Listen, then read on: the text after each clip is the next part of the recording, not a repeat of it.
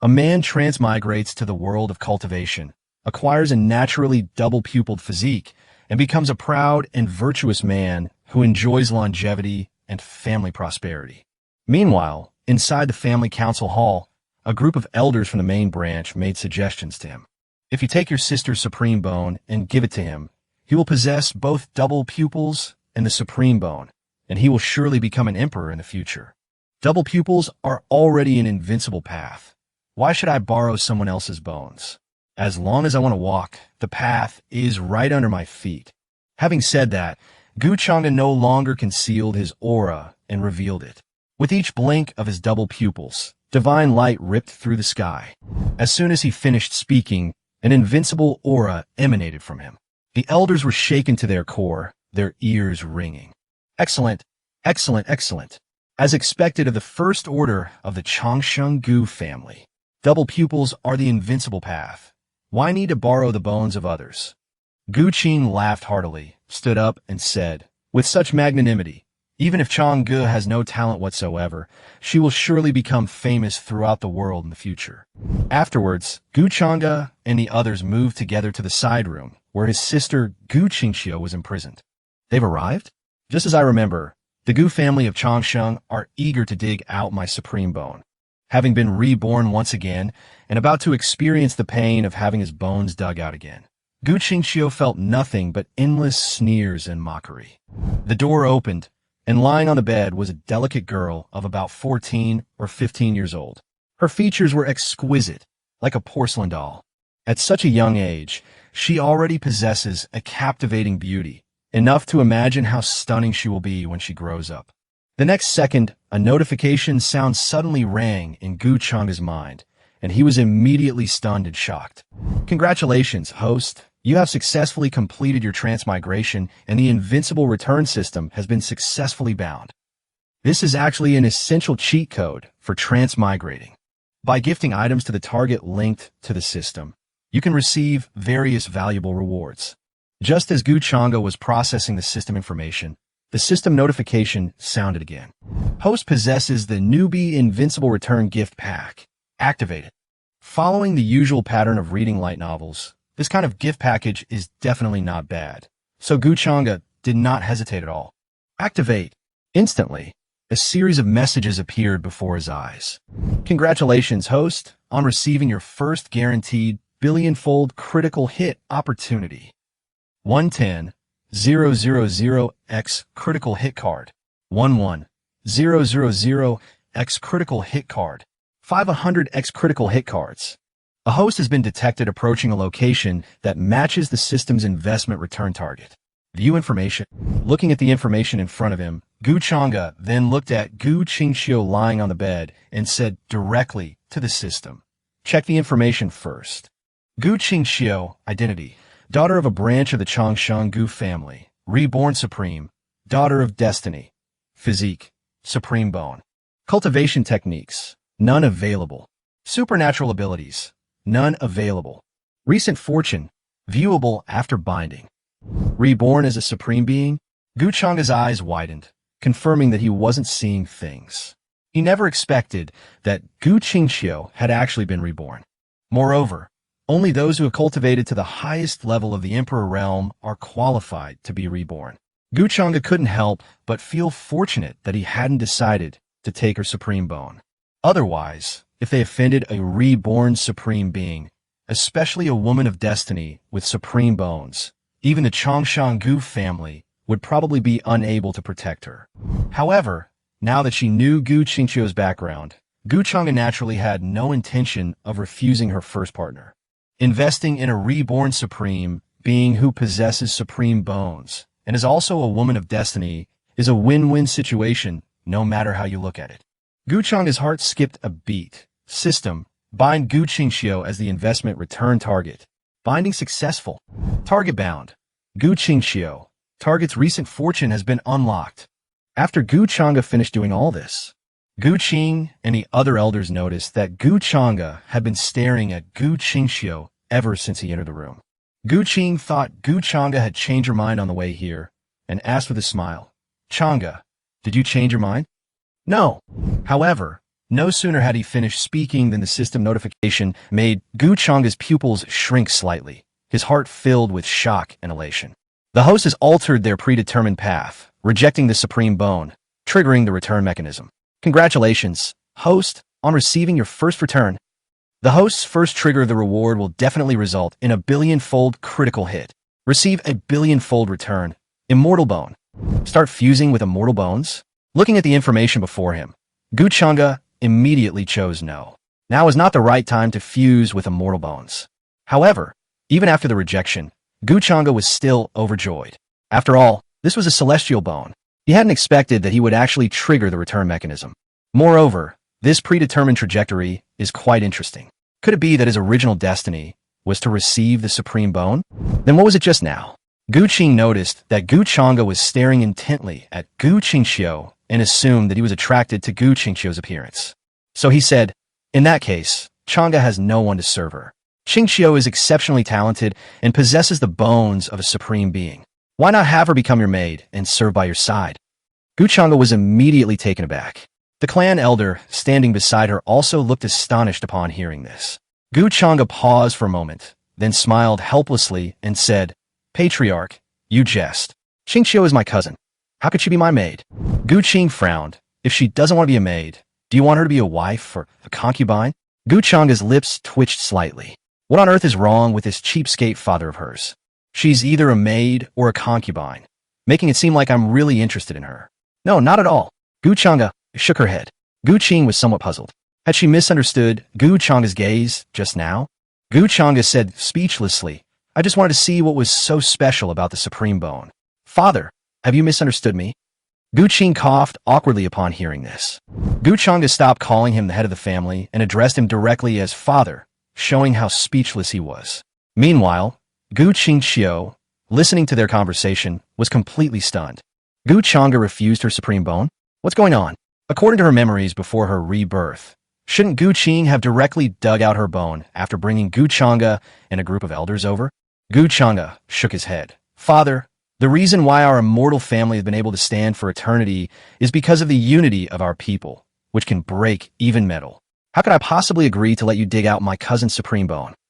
Gu Qing was taken aback, then gave a bitter smile. Of course I know. The elders were also embarrassed upon hearing this. But, after all, this was a supreme bone. Whether it's the divine double pupils or the supreme bones of the innate supreme, either one represents an earth-shattering and invincible talent and foundation. Gu Chang'e looked at Gu Qingxiu and said, Qingxiu comes from a branch family. Her parents are dead, and she has no one to rely on. She also possesses the supreme bone. Father, why don't you let Qingxiu be my sister? I will take good care of her. Gu Chang'e has once again dropped a bombshell decision. He's going to make Gu Qingxiu his younger sister? Is this still the same Gu Chang'e who is solely focused on cultivation and somewhat indifferent to his clan members? Everyone felt that Gu Chang'e's personality seemed to have changed a lot since he became a member of the First Order. But his consideration for his family and his loyalty were things they wanted to see. Gu Qing nodded upon hearing this. All right, since that's the case, let her be your younger sister. The Supreme Bone will at least reach the Saint Realm in the future, so it's good to build a good relationship from a young age. Gu Chang'e nodded, then said to Gu Qing and the elders, after Qingxiu wakes up, Father, please arrange for her to stay at my first-rank mansion. I'll take my leave now. Go. Gu Qing smiled. After Gu Chang'e left, only the quiet Gu Qing and a group of clan elders remained in the side room. Some of the clan elders still looked reluctantly at Gu Qingxiu on the bed, who seemed to be sleeping peacefully. Patriarch, are you really not going to let Chang'e fuse with the Supreme Bone? That's double pupils plus the Supreme Bone, another elder said. With double pupils and the Supreme Bone, Chang'e will surely achieve the Supreme Emperor position. Gu Qing said calmly, didn't Chang'e already say that double pupils are an invincible path? Why would we need to borrow someone else's bones? Since Chang'e already has her own plans, it might not be a good thing for us to force her. The elders sighed, and then Gu Qing led everyone away. A quarter of an hour later, after confirming that no one was left in the room, Gu Qingxiu opened her eyes, her gaze filled with astonishment. What's going on? Things aren't going as I remember? Gu Chang'e doesn't want my Supreme Bone? Could it be that I wasn't reborn, but just having a dream? Gu Qingxiu looked at the door in confusion. Could it be that I opened it wrong? And Gu Chang'e actually said something as awe-inspiring as double pupils are the path to invincibility. Why need to borrow someone else's bones? He didn't have such a spirit in his previous life. It was only when he fused with the supreme bone, combined with the double pupils, and competed with the geniuses of the 3,000 Tao domains that he gradually cultivated it. Moreover, that spirit wasn't very strong, which shows that his Tao heart wasn't that firm. Not only that, he even offered to protect me and make me his sister. Things had completely taken an unexpected turn. Shouldn't the next step have been to dig out the bones? Gu Chengda's words and actions left her somewhat at a loss. Even though she had once been the supreme ruler, she found it difficult to cope with this sudden closeness and kinship. Just as Gu Qingxiu was dumbfounded, Gu Chengda had already returned to her room in the first-rank mansion. Sitting upright on the bed, Gu Chengda looked at the information in front of her, her face showing anticipation and a hint of excitement. This trip was incredibly fruitful. I not only bound myself to a reborn female supreme clanswoman, but I also received immortal bones as a return. Host has received immortal bones a billionfold in return. Begin fusion. Without hesitation, Gu Chengda said directly to the system, fuse with the immortal bone. The moment his voice fell, an inexplicable aura of divine transcendence flashed from his body, which was sitting upright on the bed. A celestial light seemed to be brewing within his chest, beginning to emanate a soft glow through his flesh and skin. In an instant, the entire Changshenggu family was enveloped in a mysterious aura, as if a sacred being had descended.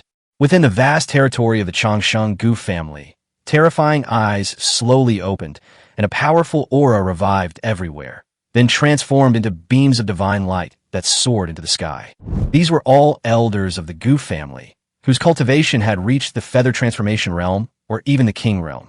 They stood under the clear sky, looking around and communicating with each other through the vibrations of their divine souls. What's going on? What happened? Why does this aura give me a sense of dread? Where is it coming from? Why can't I see any unusual phenomena? Could it be that another true dragon prince of my Changshenggu family is about to awaken? The elders exchanged thoughts through divine resonance. Some members of the Changshenggu family also looked up at the sky in shock. They had never seen so many elders appear in their clan at once. These elders held high positions of power and possessed extraordinary cultivation. Aside from the core members of the clan, they were rarely seen on ordinary days. Today, however, so many family elders have been alerted and appeared. Gu Qing, the patriarch of the Changshenggu family, also opened his eyes. At the same time, within the ancestral land of the Changshenggu family, amidst numerous dilapidated mounds of earth, or even in the coffins placed in the open, and even on those corpses with hair as dry as straw, faces devoid of flesh and blood, and only skeletons remaining, all of them now emanated an astonishing aura. The aura emanating from the ancestral land deeply shocked countless members of the Changshenggu family. This mysterious aura even alarmed the patriarchs within the ancestral land. It should be known that the ancestors within the ancestral land of the Changshenggu family were at least at the quasi-saint realm. Above them, there were even saints whose achievements rivaled those of creation, and even half-step emperors, just as countless members of the Changshenggu family were in shock. Suddenly, a magnificent beam of immortal light pierced through the heavens, surging across billions of miles. Countless voids in the central heaven Tao domain seemed to explode at that moment. The vast immortal light rippled outwards, and in an instant, countless wondrous phenomena appeared. True dragons and phoenixes roared and soared, while auspicious beasts like unicorns roamed the heavens and earth. Even within 300 million miles of the Changshenggu family, purple qi came from the east, celestial light shone, fairy maidens danced, and illusory figures of immortals and gods soared into the sky, manifesting signs of ascension. This sudden commotion shocked and horrified countless beings throughout the central heaven Tao domain. The supreme experts of the various immortal holy lands and longevity families also stood in mid-air, gazing into the void, their eyes falling in the direction of the Gu family of longevity. Within the ancient nest, a true dragon at the 9th level of the king realm, about to step into the quasi-saint realm, roared in shock. Impossible! How could such a strange phenomenon originate from the Changshenggu family? The human race has actually gained another invincible prodigy. On Mount Shengling, a holy spirit stood atop the mountains, gazing in the direction of the Changshenggu family, and said in a deep voice, "Guards, we must nip this person with such talent in the bud. The balance between humanity and us must not be broken."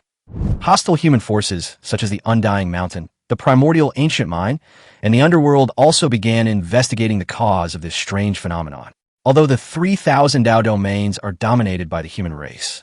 However, besides the human race also has other formidable enemies.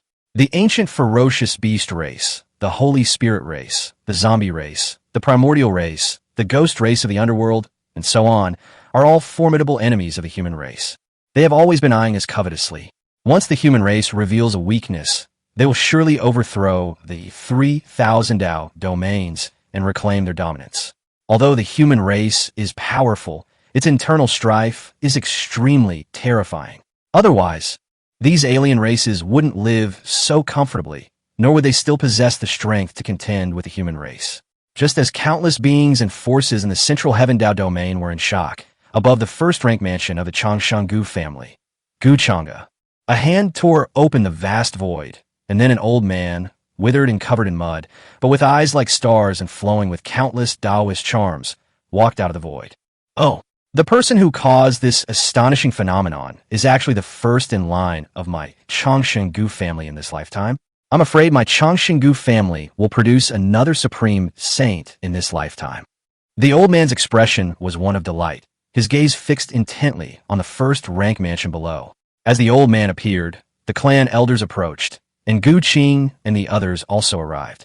When they saw the old man clearly, their bodies trembled and their eyes narrowed sharply. This was actually a sage ancestor. This strange phenomenon had actually alarmed a sage ancestor. Chapter 6. A Divine Child? My son possesses the potential to become an emperor. The old man stood tall, his robes fluttering in the wind, exuding an air of nonchalance and extraordinary talent. But that wasn't the point. What truly shocked everyone was that, despite not releasing any divine power, he exuded an oppressive aura of a blazing sun, as if he himself were that scorching sun. Upon witnessing this aura, the assembled elders exclaimed in astonishment. Judging by this aura, could it be Ancestor Guyang? Ancestor Guyang? Could he be the ancestor who, 1,000 years ago, used the power of the great sun to burn down a sea of blood spanning 10,000 miles and slay the blood demon of the central heaven Dao domain? The clan scriptures record that when Ancestor Guyang was born, the sun shone brightly in the sky. The true Yang burned the heavens and boiled the sea, and the phantom of the golden crow appeared. Even after 1,000 years, the central heaven Dao domain still remembers his divine might. The elders were shocked and discussed among themselves, and Gu Qing's respectful worship completely confirmed their suspicions. Greetings, Ancestor Guyang. Gu Qing bowed his head towards Guyang, who seemed like the sun in the heavens, his tone extremely respectful. The other elders, realizing what was happening, immediately knelt down as well. Greetings, Ancestor Guyang. The voices of the Gu family elders resounded through the heavens, leaving the Changshan Gu family disciples speechless with shock. My God, truly an ancestor. It's actually Ancestor Guyang. He's a saint realm cultivator. I actually witnessed the birth of a saint ancestor. Who exactly caused this strange phenomenon that could alarm a saint ancestor? This time, he's definitely going to soar to great heights. Guyang looked down at everyone, nodded slightly and smiled. Not bad. My Changshangu family has gained another invincible prodigy, and a first-order one at that. Truly remarkable. As soon as he said this, the entire Changshangu family fell silent. What? That terrifying phenomenon just now was caused by the first sequence? Isn't the first sequence young Master Chengda? Wasn't he born a saint and possessed double pupils? How is this possible? He already possesses double pupils, yet he can still awaken such a magnificent phenomenon. The disciples of the Changshangu family were all shocked, and all the members of the various sequences looked towards the direction of the first sequence mansion. Gu Qing and the elders were equally astonished. No wonder the ancestor tore through the void and appeared above the first sequence mansion. It turns out this astonishing phenomenon was actually created by Gu Changda. Gu Changda already possesses double pupils, and this phenomenon is no less powerful than the manifestation of his double pupils back then. No one knew what kind of talent he had awakened this time. Gu Changda was unaware of the situation outside. At this moment, he had already fused with the immortal bones. He sensed his chest with his divine sense, and saw a wisp of misty, immortal light flowing within it. It was as if a celestial being was being conceived, containing immense terror. It seemed that as long as a wisp of it was opened, it could sweep across the world. In addition, when he fused with the immortal bones, his physical body was also tempered by the power of the immortal bones, and his physical strength alone reached 1,000,000 gene, comparable to a cultivator in the Rainbow Bridge realm. His cultivation had even broken through the Rainbow Bridge, triggering the manifestation of his life wheel within his dantian. The first 4 realms of cultivation are opening meridians, nurturing spirit, transforming liquid, and Rainbow Bridge, all of which are fundamental realms for refining one's foundation. As the first-rank member of the Changsheng Gu family, Gu Chengda's foundation was naturally flawless. Next comes the stages that truly nurture the power of a great cultivator: the Wheel of Fate, Divine Connection, Enlightenment, and Ascension. At this moment, Gu Chengda has already activated his Wheel of Fate. Above his dantian, a 9-patterned Wheel of Fate slowly rotates, continuously grinding and refining spiritual energy, transforming it into even purer cultivation spiritual energy. There are 9 life wheels. The more lines there are, the stronger one's aptitude. I now have 9 life wheels, which makes me an invincible genius. But the immortal bones can also help me nurture my life wheels and subtly strengthen my physical body. 9 runes don't seem to be the limit. Could it be that I can continue to generate life runes and strengthen my foundation? Gu Chengda was shocked. If that were the case, this ability alone would be enough to live up to the name of Immortal Bones. Moreover, his immortal bones were still developing, and who knew what astonishing abilities they would give rise to in the future. Gu Chengda was extremely satisfied with his immortal bones. He had naturally noticed the commotion outside, but he was in no hurry to go out. Instead, he waited until he had fully digested the opportunities brought by the immortal bones before opening his eyes. After Gu Chengda's immortal bones were fully awakened, Gu Yang, the ancestor above the sky, also sensed something and laughed. It seems that the awakening is complete. As soon as the words fell, a streak of light flew out from the first-rank mansion. At the Destiny Wheel realm, one can already tread on the void, transform into a streak of light, travel 1,000 miles in a day, and fly through the sky and escape into the earth. This is the symbol of a great cultivator. Gu Chengda appeared as a streak of light, instantly dazzling the disciples of the Changsheng Gu family. He transformed into a streak of light. Young Master Chengda has broken through to the Destiny Wheel. Young Master Chengda seems to be only 16, right? A Destiny Wheel at 16? My God! Not only that, he also possesses double pupils, and just now he awakened an unparalleled talent. Our Changsheng Gu family is truly about to produce an invincible dragon. Gu family members exclaimed in astonishment. Gu Qing saw Gu Chengda transform into a stream of light and stand shoulder to shoulder with everyone. Then he was overjoyed. As expected of Gu Qing's son, my son has the potential to become an emperor. Gu Chengda greets the ancestor, the clan head, and all the elders. Gu Chengda remained calm and composed, bowing to Gu Yang, Gu Qing, and the other elders in turn.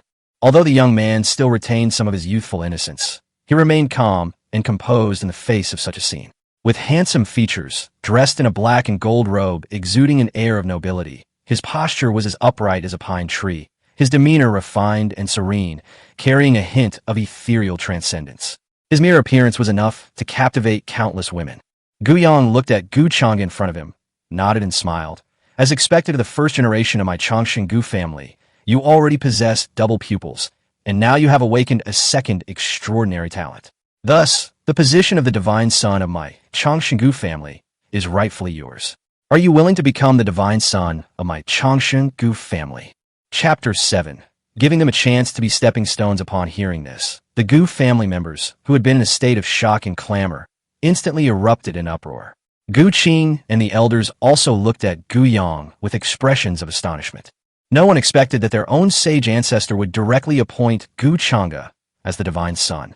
Gu Chengda was slightly taken aback, but his expression remained calm as he looked at the ancestor Gu Yang before him. Gu Yang's face was kind, his eyes full of admiration. Although he didn't know what Gu Chengda's second awakening talent was, the magnificent phenomenon just now was enough to show that it was definitely a supreme talent. Gu Chengda already possessed double pupils, and now he has awakened a second, heaven-defying talent. Furthermore, he is already in the first tier, which is why Gu Yang directly proposed making him a divine child. What do you think? Gu Yang asked again. Gu Chengda was about to answer, but the elders of the branch clans beside him couldn't sit still. They knew that the position of the divine child was not yet truly decided, and the other sequences supported by their branch clans were not entirely without a chance. But now, with Patriarch Gu Yang's words, he wants to hand over the position of divine child to Gu Chengda.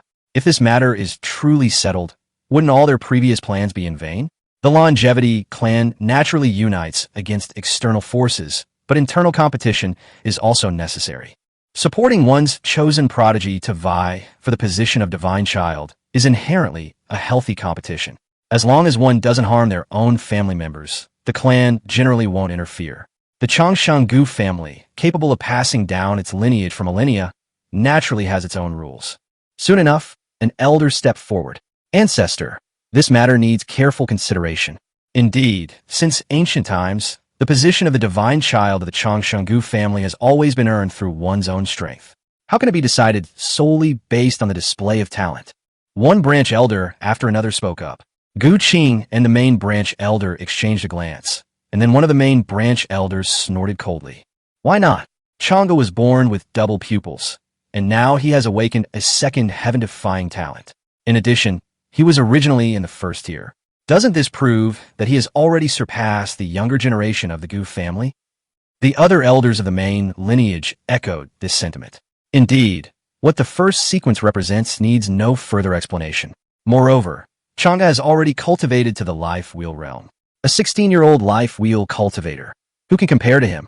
Seeing this, Gu Yang smiled faintly and looked at the elders who objected, saying, since that's the case, is there anyone in the current sequence who is at the life wheel realm? If so, let him come out and fight Gu Chengda. If he wins, the ancestor can also appoint him as the divine son of the Longevity Gu family. Upon hearing this, the entire hall fell silent. The faces of the branch clan elders twitched, for there truly was no one at the life wheel realm in the sequence. Guiyang glanced at them and said calmly, since there isn't one, then we'll follow my arrangements. After speaking, he smiled and looked at Gu Chengda. Gu Chengda bowed to Guiyang and said calmly, I am deeply grateful for the ancestor's favor. Since the ancestor has appointed me as the divine child, I naturally have no reason to refuse. Good. Guiyang laughed heartily upon hearing this. But the next second, Gu Chengda's next words caught everyone present off guard. However, if Chengda becomes the divine child just like that, there will probably still be people in the clan who are not convinced, and it will be difficult to make the entire Changshangu family truly convinced. In this way, it will not be of any benefit to those who will take charge of the Changshangu family in the future. After saying this, Gu Chengda turned to look at the branch elders who looked astonished, and then looked in the direction of the various sequences, and spoke loudly. In that case, I, Gu Chengda, will give my cousins a chance. If any of them can defeat me before the previous divine child competition, I will resign from the position of divine child and will not continue to hold it. These words were like a boulder thrown into the Changshangu family, instantly creating a huge uproar. Everyone understood. Gu Chengda was declaring war on the younger generation of the Gu family, aiming to make all the geniuses of this generation submit wholeheartedly. If they are not convinced, then let them fight. In a courtyard of the Changshangu family, a young man with a stern face and a long spear held a burning fighting spirit in his eyes. All right, Gu Chengda, I will definitely avenge myself during the sequence competition. In another courtyard, a plain-looking boy carrying a ruler on his back murmured to himself, is this an opportunity for us to become stepping stones? But who will be the stepping stones in the end is still uncertain. Similar scenes unfolded in other courtyards of the Changshangu family. These people were all prodigies who had distinguished themselves in the grand competition. Upon hearing Gu Chengda's words, they not only did not back down, but their fighting spirit intensified. Guiyang watched this scene with even greater admiration. As expected of the true dragon son I have chosen, you are insightful and composed. You already possess the demeanor to lead the next generation of my Changshangu family. Chengda, the future of the Changshangu family will depend on you. As soon as he finished speaking, Guiyang laughed loudly, transformed into a flying rainbow, and flew towards the ancestral land of the Gu family.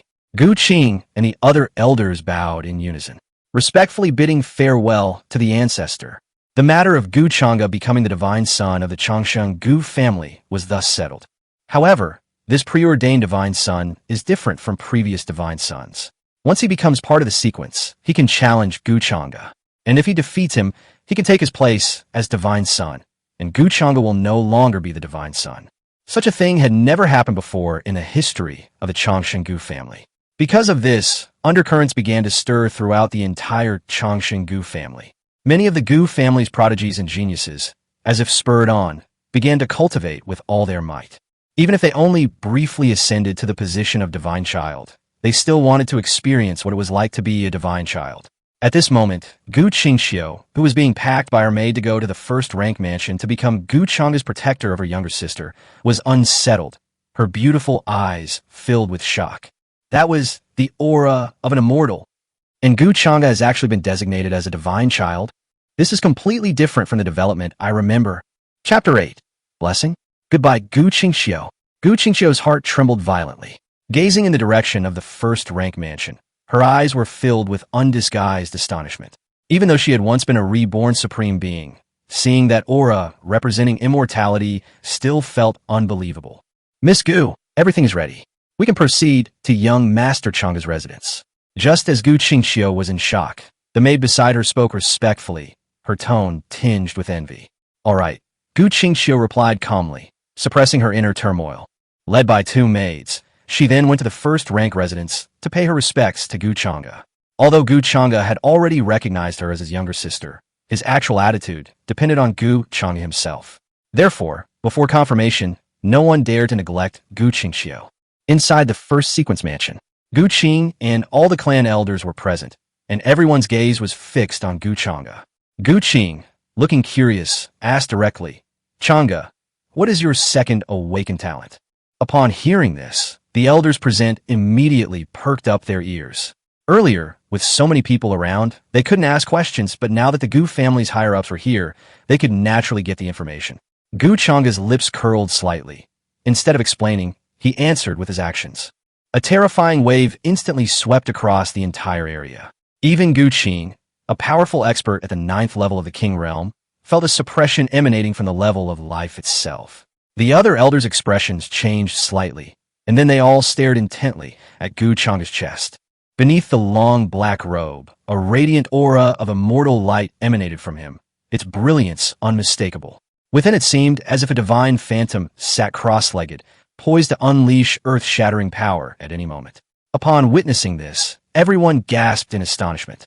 Gu Qing was even more incredulous, exclaiming excitedly, Chang'e, could this be the Supreme Bone? The scene was so strikingly similar to when Gu Qingxiu awakened her Supreme Bone. The other elders were also extremely excited, some even rubbing their eyes vigorously. Looking at the stunned crowd, Gu Chang'e suppressed his joy and smiled. According to the information I received from the inheritance, this should be the legendary Immortal Bone. These words exploded like thunder in the ears of Gu Qing and the elders. Immortal Bone? It's actually an immortal bone. Gu Qing murmured, and the other elders trembled, then overjoyed. Yes, only immortal bones can trigger such a magnificent phenomenon. When Qingxiu awakened the Supreme Bone, it only manifested a phenomenon spanning 100,000 miles. Compared to Chang'e's immortal bones, it's not even in the same league. That's right, only immortal bones make sense. At this moment, everyone's gaze towards Gu Chang'e changed. Double pupils plus immortal bones. What terrifying talent is this? Gu Qing and the main branch elders were filled with wild joy, their hearts burning with excitement. Gu Chang'e did not strip his cousin of her Supreme Bone. In the blink of an eye, she awakened an even more terrifying immortal bone. Could this be a blessing? The elders couldn't help but burst into laughter. Even the elders of the branch clans who supported other sequences were happy, but they felt somewhat bitter. After all, Gu Chang'e already overshadowed the younger generation with his double pupils alone. Now, with the addition of his immortal bones, what chance do the other sequences have? Of course, they certainly wouldn't tell those sequences this news. It would be too discouraging and easily discourage the young people. He looked at Gu Chang'e with satisfaction and said, Chang'e, you have just awakened your immortal bones, and the resources you need are probably unimaginable. Since Ancestor Gu Yang has already appointed you as a divine child, the family will provide you with resources according to the standards for a divine child, and will increase them by another 20%. After speaking, Gu Qing looked at the elders behind him. What are your opinions? Of course, the divine son of Chang'e is qualified to use these resources. I agree as well. Almost all the elders of the main lineage nodded in agreement. Gu Chang'e's talent is already evident. It would be truly foolish to be unwilling to allocate resources to him. Healthy competition within the clan is acceptable, but when faced with such a peerless prodigy, the Chongqing Gu family's attitude has always been unified. Give him whatever he wants. In that case, thank you very much, Patriarch and all the elders.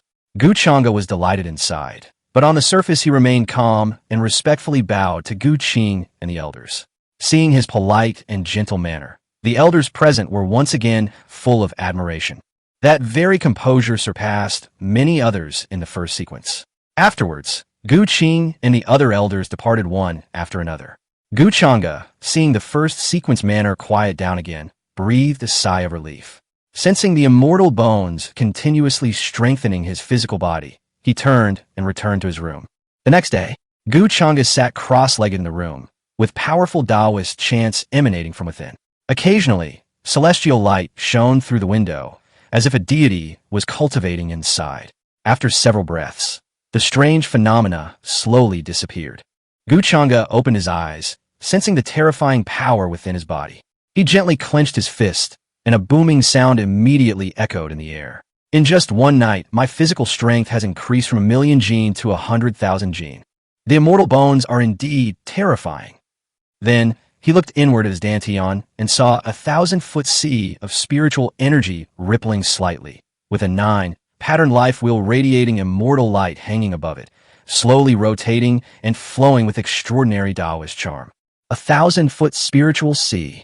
Overnight, I have completely consolidated my cultivation at the first level of the life wheel realm.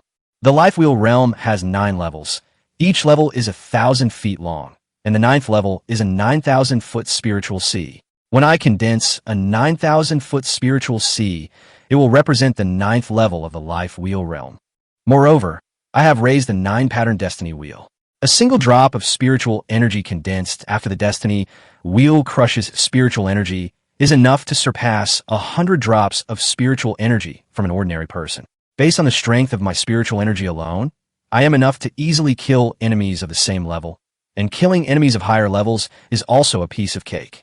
With the addition of my physical strength, my current foundation is dozens of times stronger than before. After saying this, Gu Chang'e got up from his bed, preparing to go out for some fresh air and practice his supernatural abilities.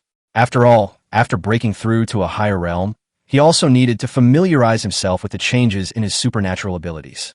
However, as soon as he opened the door, he saw a beautiful maid waiting outside. The maid immediately bowed respectfully and said, "Greetings, Divine Prince." "Divine Prince, Miss Qingqiu came to pay her respects last night, but seeing that you were consolidating your cultivation, she dared not disturb you. Would the Divine Prince like to see Miss Qingqiu now?" Chapter 9. Dragon Elephant Skill. He tricked his supreme cousin into calling him brother. Gu Qingqiu? She arrived at the First Order Mansion last night? Gu Chang'e thought to himself, this reborn supreme cousin is quite clever. Not only did she come to pay her respects first, but she also had her maid wait outside the door all night. He smiled slightly. "Qingqiu, my cousin, is here? Take her to my courtyard." "Yes, your highness." The maid nodded, glanced at Gu Chang'e shyly, and then quickly left. Gu Chang'e recalled the panel he had seen yesterday, and a thought struck him. He immediately checked Gu Qingqiu's recent fortune. In his view, this function was definitely one of the keys to her future success. Nickname: Gu Qingqiu. Identity: daughter of a branch of the Changshan Gu family, reborn supreme. Strength: 9th level of the Meridian Opening Realm. Physique: Supreme Bone. Cultivation Technique: Void Scripture. Supernatural Power: Void Great Handprint. Upon seeing this, Gu Chang'e's eyes widened in shock. No way. In just one night, Gu Qingqiu had actually reached the 9th level of the Meridian Opening Stage? Is this the heaven-defying power of a reborn supreme being? Cultivation is as easy as eating and drinking. As for her mastery of the Void Scripture and the Void Great Handprint, Gu Chang'e wasn't surprised. After all, she was a supreme being in her previous life, so it was normal for her to have mastered the emperor-level techniques of the Changshan Gu family ahead of time. What was truly outrageous was the change in her strength. Compared to the previous day, it was a complete upheaval. Then, Gu Chang'e's gaze fell upon her recent fortunes. A fallen and reborn empress, originally destined for a life of hardship, and having her foundations exposed, as in her previous life. But fate is unpredictable, and unforeseen changes had already occurred. With the supreme bones still within him, coupled with the insights gained from his previous life as a supreme being, his strength will continue to surge. A month later, He will participate in the coming-of-age ceremony trial alongside the Changshan Gu family's divine son and obtain the saint-level dragon elephant technique in the Void Secret Realm. After seeing the words dragon elephant skill, no further information could be displayed. But even this brief overview was enough for Gu Chang'e to process. The return targets bound to the system are all extraordinary. Just from recent fortune alone, I can see a saint-level body tempering technique. There might be even more amazing opportunities ahead. Even the Gu family of Changshan only has about 10 copies of saint-level body tempering techniques in their collection. The fact that this dragon elephant technique has caught the eye of Gu Qingxiu and the system means it is definitely not simple. If I intercept it first and then give it to Gu Qingxiu to trigger the return, Gu Chang'e thought, his heart burning with excitement. He already possessed immortal bones nurturing his physical body, making his physical strength far surpass that of ordinary people. If he were to cultivate a top-tier body tempering technique, wouldn't he be on the path to physical invincibility? Reviewing Gu Qingxiu's information, Gu Chang'e sensed that the maid had brought Gu Qingxiu to the courtyard. He sat down at the jade table made of radiant jade in the courtyard, looked at the courtyard gate, and said with a faint smile, "Come in." Outside the courtyard gate, the maid bowed slightly, indicating that Gu Qingxiu could enter. Although Gu Qingxiu had seen Gu Chang'e countless times in her previous life, even fighting and defeating him and ultimately killing him with her own hands, everything that happened in this life was somewhat incomprehensible to her. She composed herself and stepped into the courtyard. The courtyard was small, yet brimming with spiritual energy. As the morning sun shone down, a misty haze enveloped the courtyard, and within the hazy clouds, a young man sat at a jade table, smiling at her. As she drew closer, the young man's features gradually became clearer. He was dressed in a long black and gold robe, exuding an air of unparalleled nobility. Even when simply sitting, his posture was impeccably upright. His features were handsome, and although still somewhat youthful, he already hinted at a future of unparalleled brilliance. His hair was lustrous, his aura radiant, and that ethereal quality made him seem otherworldly. Gu Qingxiu knew almost immediately that the Gu Chang'e before her was completely different from the Gu Chang'e she remembered from her past life. Not only had Gu Chang'e's demeanor changed drastically, but she could even sense a terrifying force hidden within him, one that even she, a reborn supreme being, found difficult to fathom. Of course, this was also related to her current low cultivation level. But regardless, Gu Chang'e now is absolutely extraordinary. Greetings, divine child. Gu Qingxiu approached Gu Chang'e, bowing respectfully, her voice like a clear spring, her tone carrying a faint chill. She was sizing up Gu Chang'e, and Gu Chang'e was naturally looking at her as well. After dressing up, Gu Qingxiu looked even more striking than she had in the side room yesterday. Her black hair was piled high, reaching her waist, adorned with a white jade hairpin. She had bright eyes and white teeth, and her skin was as smooth as jade. She possessed a cool and elegant demeanor, yet also retained a touch of youthful innocence. Just by looking at her now, one can imagine how stunningly beautiful she will be when she grows up. "You're too kind, clan's sister Qingxiu." Gu Chang'e shook her head, gesturing for her to sit down, and smiled. "I was busy consolidating my cultivation last night and couldn't see you in time. Please forgive me, clan sister." "You flatter me, divine child. I must thank you for your protection, allowing me to serve under your command." Gu Qingxiu did not sit down but bowed to Gu Chang'e again, saying, "Thank you, divine child." "Wait," Gu Chang'e interrupted, raising his hand. Gu Qingxiu was taken aback, looking at him with a puzzled expression. Gu Chang'e smiled, his handsome face beaming. "Didn't I say yesterday that you're going to be my little sister from now on? No need to be so polite. If you don't mind, I'll call you Qingxiu from now on. You can call me Brother Chang'e or Brother Shinsi. Either is fine." Gu Qingxiu's pure and innocent face froze instantly. "No, are you really Gu Chang'e? Are you still the selfish, self-serving Gu Chang'e she remembered? What? Is it not allowed?" Gu Chang'e frowned at her. Although Gu Qingxiu didn't understand what was going on, she had no reason to refuse, so she simply shook her head. Seeing this, Gu Chang'e nodded in satisfaction. "All right, from now on I'll call you Qingxiu sister, and you can call me Chang'e brother or Shinsi brother, it's fine." Chapter 10. A thousandfold return of the superior grade sacred weapon, the Starfall Bow. Faced with Gu Chang'e's sudden enthusiasm, Gu Qingxiu was momentarily at a loss. She had originally thought that Gu Chang'e's statement about recognizing her as his younger sister was just a casual remark, or perhaps they simply valued her talent and wanted to win her over. But now it seems Gu Chang'e was serious. After having her bones dug out and being exiled to the birthplace of the Changshan Gu family in her previous life, Gu Qingxiu hadn't called anyone by such an intimate name in far too long. Unexpectedly, after being reborn in this life, she had to call the person who dug out her supreme bone in the previous life brother. Gu Chang'e was unaware of the complicated thoughts in Gu Qingxiu's heart and simply continued to smile. Sister Qingxiu, I haven't prepared any good gifts for our first meeting. Your cultivation level is not high right now, so even if I give you a high-grade magic weapon or a holy weapon, you won't be able to use it. I happen to have a mid-grade magic weapon, the 7-colored umbrella, which has amazing defensive power, no less than a high-grade magic weapon. It's perfect for protecting you in the early stages. As he spoke, Gu Chang'e's storage ring flashed, and a shimmering, multicolored umbrella appeared before him. The umbrella radiated colorful light, its surface sparkling, and as the light fell, it directly formed a cylindrical energy barrier. This is what it looks like after activation. Gu Chang'e demonstrated thoughtfully, then waved his hand, causing the 7-colored umbrella to float in front of Gu Qingxiu. Gu Qingxiu looked at the 7-colored umbrella before him, his eyes flickering slightly. This kind of special protective artifact was far more precious than ordinary artifacts. Moreover, although it is only a mid-grade magic weapon, its defensive power is comparable to that of a high-grade magic weapon, and its true value is probably even greater than that of an ordinary high-grade magic weapon. This magic umbrella will not be outdated even when used by people at the Rainbow Bridge realm or the Lifefull realm. Isn't this too valuable? It's not valuable, please accept it. Gu Chang'e looked at her, but in his heart he was urging her, if you don't accept it, how will I trigger the return?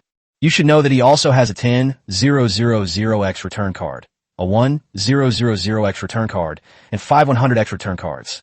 Oh, right? And these pills and supernatural abilities, see if you need anything. Gu Chang'e said, taking out another pile of things and placing them on a jade table. Gu Qingxiu's heart surged as she watched this scene.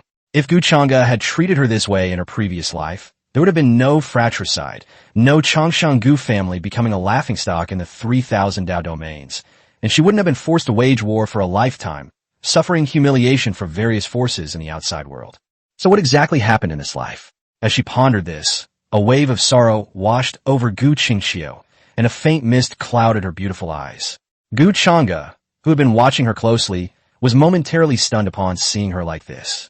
Seriously? You're already moved to tears? A reborn supreme being shouldn't be so easily swayed. What's wrong? Gu Chang'e stood up and walked to her, looking closely in her eyes, and asked with a frown, is there something else bothering you? Gu Qingxiu could clearly smell the faint fragrance on him, and her heart trembled slightly. She lowered her head and said softly, no, I just didn't expect that my brother, the divine child, would treat me so kindly. I'm a little flattered. Gu Chang'e laughed and said, you possess the supreme bone, and you will surely become the pillar of the Changshan Gu family in the future.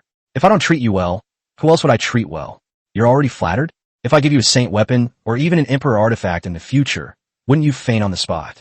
Gu Qingxiu's fair cheeks flushed slightly. She knew all too well how precious sacred weapons and imperial artifacts were. Imperial artifacts, in particular, with a foundation upon which longevity families and immortal holy lands were suppressed. But, judging from Gu Chang'e's tone, did he really intend to give them to her in the future? Gu Qingxiu found it somewhat absurd. All right, take it. Also, accept these foundation-building pills. Improve your cultivation as soon as possible, and maybe I can take you to the Void Secret Realm to see what it's like. As Gu Chang'e spoke, he placed the 7-colored umbrella directly into Gu Qingxiu's arms. Gu Qingxiu looked down at the 7-colored umbrella in her arms, her beautiful eyes sparkling, and finally nodded gently. Thank you, Divine Sun Brother. Gu Chang'e reached out and patted her head. I will protect Qingxiu well from now on. This sudden closeness caught Gu Qingxiu off guard. The affection and care she had never felt in her previous life made her heart pound. No, I can't give in so quickly. Maybe Gu Chang'e is just putting on an act. I need to confirm it again. She forced herself to calm down and then said softly, okay, thank you, Brother Shensi. I'll accept these things. Gu Qingxiu tilted her head slightly, her beautiful eyes reflecting Gu Chang'e's handsome face. Since he had given her a treasure, she should reciprocate as soon as possible to avoid any future changes that might affect her judgment. If she remembered correctly, during the coming-of-age ceremony trial in the Void Realm a month later, a dragon elephant technique would flow out from the Void Rift. In her previous life, this technique had been obtained by a member of a branch of the Gu family. After cultivating it, it caused quite a stir in the central Heaven Dao domain and was once considered to be on par with Gu Chang'e, who had seized her supreme bone. She was definitely not ordinary. When the time comes, I'll use this dragon elephant technique as a return gift. Gu Chang'e had no idea what his true identity was in the eyes of this reborn supreme clanswoman. He assumed Gu Qingxiu was like him, of the same clan, united in heart and respecting the elderly and caring for the young. But just as Gu Qingxiu accepted the seven-colored umbrella, a system notification popped up before his eyes. The host gifted the mid-grade rare artifact, the seven-colored umbrella, to the bound return target, Gu Qingxiu, triggering the return mechanism.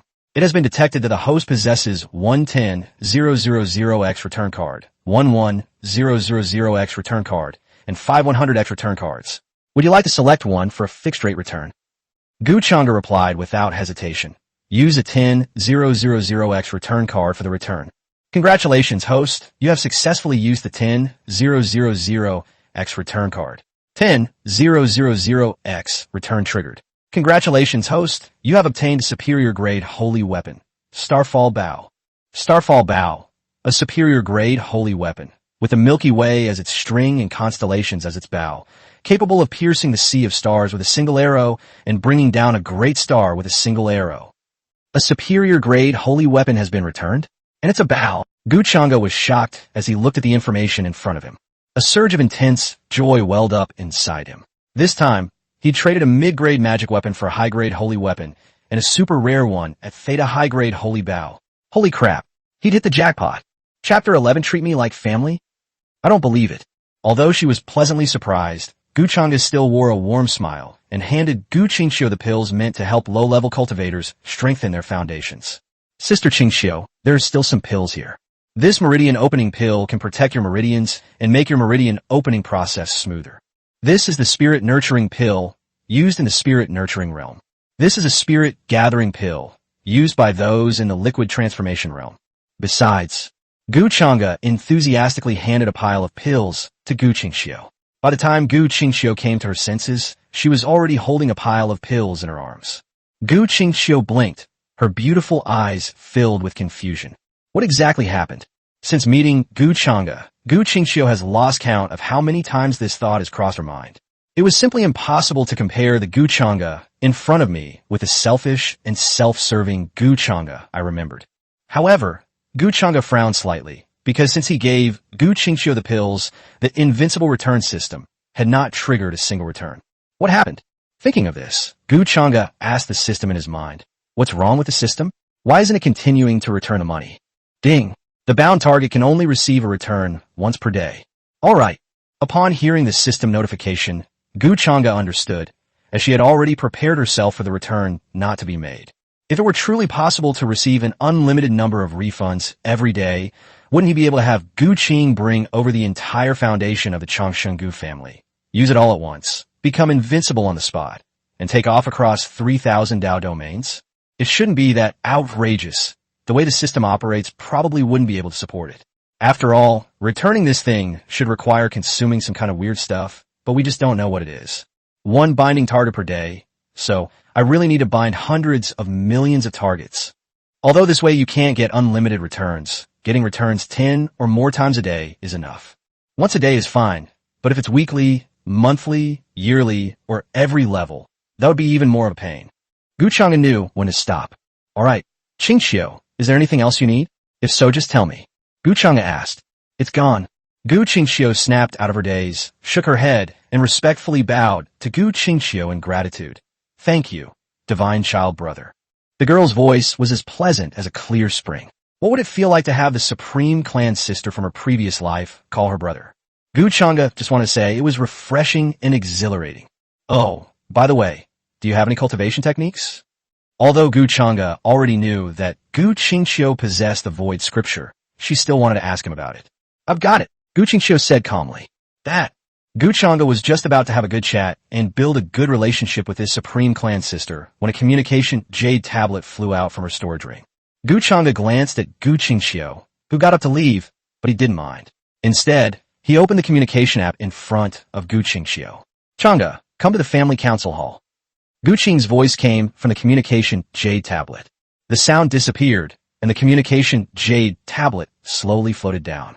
Gu Chang'e reached out and caught it, then put it back into his storage ring and looked at Gu Qingqiu, saying, "Father is looking for me, so I'll go to the council hall first."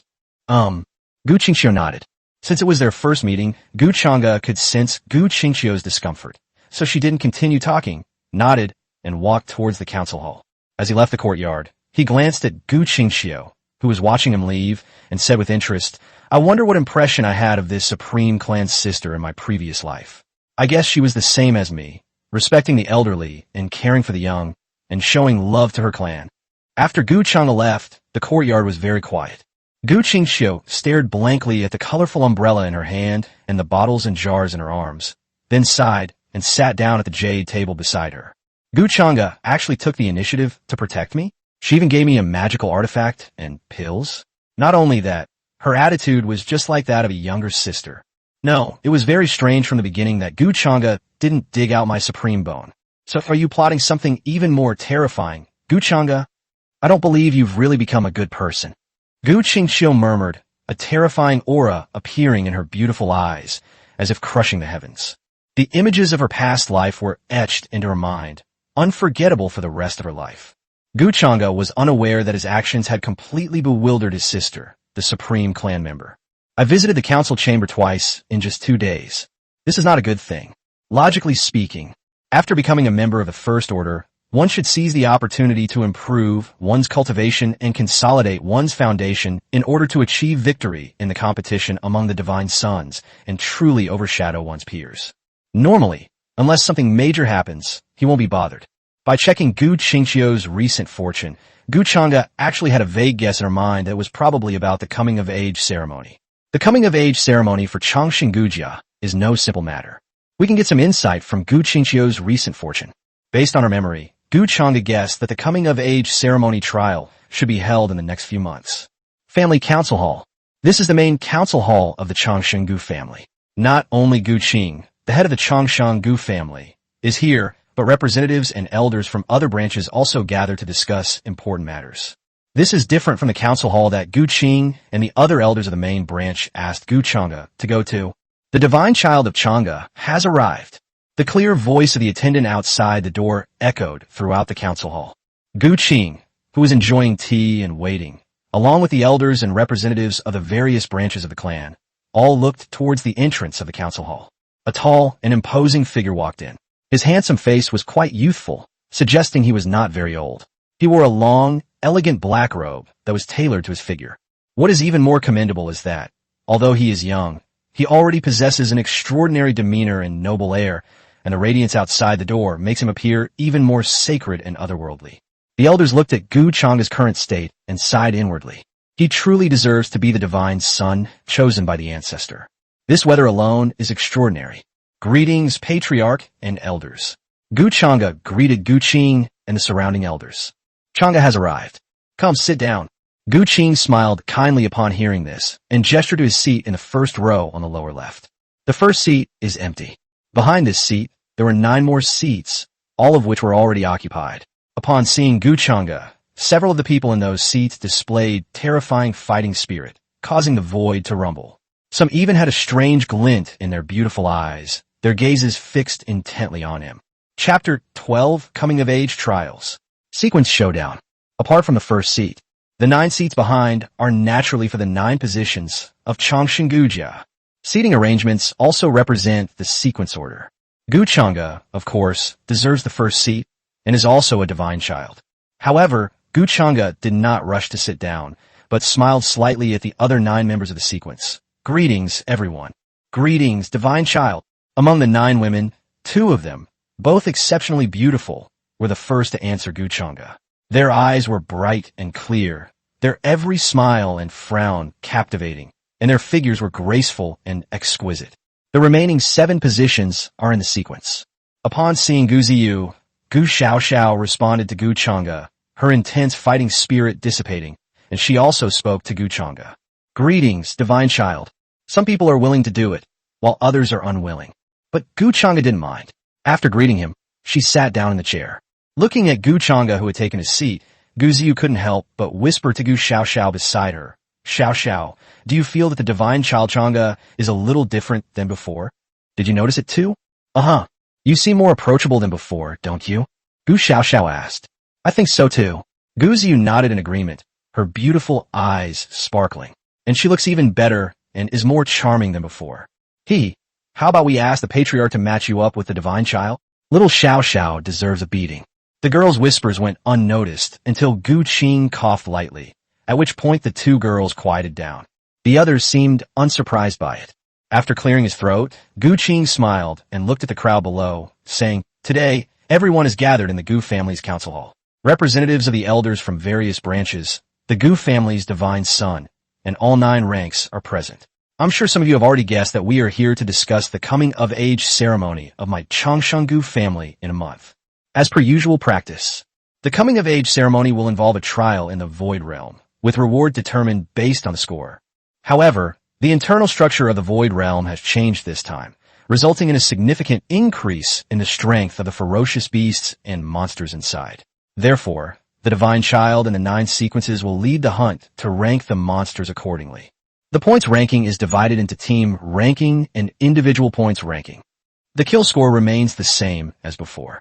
Opening Meridian Realm, ferocious beasts and monsters. 1 point, spiritual nurturing. 3 points, liquid transformation. 5 points, rainbow bridge. 10 points, life wheel. 100 points, divine connection. 300 points. As for why there are no enlightenment realm or ascension realm beyond divine transformation, that's naturally because they were all eliminated by the higher-ups of the Changshan Gu family. If there are enlightened ferocious beasts or enlightened ghosts in the Void Secret Realm, such blatant danger is something that Changshan Gujia would be crazy to ignore. Even if these prodigies are incredibly talented, they are only 16 years old, just coming of age. No matter how powerful one's cultivation is, it's impossible to reverse the Tao Enlightenment Realm at this age. After finishing his speech in one breath, Gu Qing looked around and smiled. Does anyone have anything to add or anything they'd like to say? An elder spoke up, saying, Patriarch, is it inappropriate to allow the clan members to freely choose between the Divine Child or one of the 9 major sequences? After all, this would likely lead to everyone choosing the Divine Child or a higher sequence, which would be unfair to the other sequences. Upon hearing this, the other clan elders all nodded in agreement. After all, the Gu family members vary in strength, with some even being only slightly weaker than the ranks below them. If these people were to come together, they would be even more formidable than the sequence. All join one side.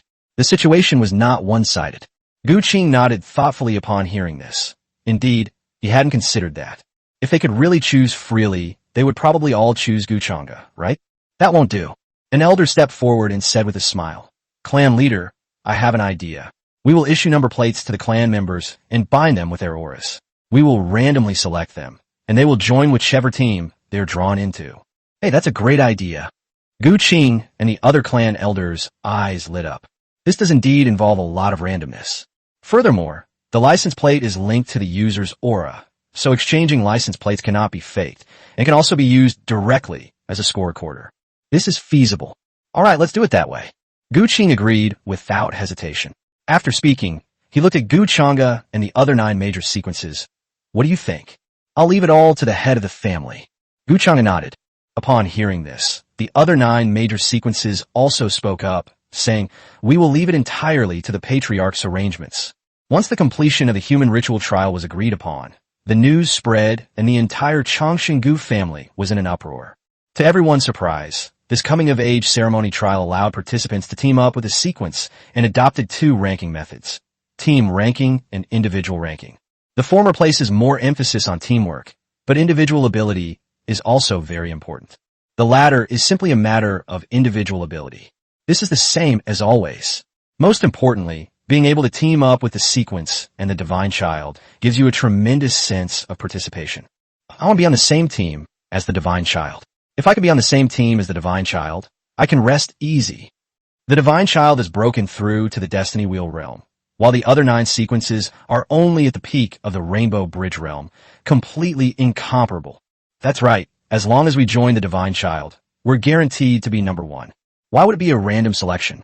There's absolutely no possibility of any behind-the-scenes manipulation. Some lamented, some looked forward, and some rejoiced. Well, Gu Chengda didn't care much about the specifics, because in his eyes, his only opponents were himself and the opportunities mentioned in Gu Qingxiu's fortune from the Void Secret Realm. From the moment Gu Chengda awakened his immortal bones and raised his 9-pattern life wheel, his goal was no longer within the Chongqing Gu family, but rather in the Zhongqiandao domain outside. There's still a month left. Gu Chengda plans to continue cultivating diligently, striving to expand his Dantian spiritual sea to 2,000 feet and break through to the second level of the life wheel. The difference between the first and second floors is already quite obvious when the spiritual sea expands by one time. At the same time, he also wants to take this opportunity to improve himself in all aspects. In terms of supernatural abilities, offensive supernatural abilities, defensive supernatural abilities, and movement techniques all need to be updated and adapted to the amplification after breaking through to the life wheel realm. These past 2 days' breakthroughs have not only consolidated the gains. There's absolutely no time to cultivate. Thinking this, Gu Chengda returned to his residence. As soon as he arrived at the courtyard, he saw a young girl sitting in the courtyard. She looked young, but was exceptionally beautiful and had a temperament like a lotus flower. Huh, you're still here, Qingxiu's sister. Gu Chengda looked at Gu Qingxiu in surprise. Having just given the other party some resources, shouldn't you go back and improve your cultivation level? After all, judging from the fact that the other party improved to the 9th level of the Meridian Opening Realm overnight, this is definitely not the other party's limit, right? I have something for the divine child brother. Although he had called him brother several times, Gu Qingxiu still felt very awkward. So every time I call out brother, I pause for a moment. What is that? Gu Chengda asked, puzzled. Give. Gu Qingxiu did not speak, but handed Gu Chengda a jade talisman, which emitted an extremely strong Taoist aura. Chapter 13 Void Qi. You waited here for me just to give me this. Gu Qingxiu nodded. Then, as if remembering something, continued. I brought this jade from the branch. I don't know what it is, but I feel that this jade must be very extraordinary. Brother Shenxi gave me so many things, so consider this my return gift. Gu Chengda was a little surprised, not expecting Gu Qingxiu to actually prepare a return gift for her so seriously. And, upon closer inspection, he discovered that Gu Qingxiu's soul seemed somewhat weak. The things given by the Reborn Supreme being must be extraordinary. Gu Chengda thought for a moment, and without being polite, took the jade pendant from Gu Qingxiu's hand. Okay, thank you, Qingxiu's sister. By the way, the coming-of-age ceremony trial will begin next month. Qingxiu's sister, try to improve your strength this month. Entering the top 100 on the individual points list can get you a lot of resources. I will guide you. Gu Chengda gave a subtle hint. Let's take it.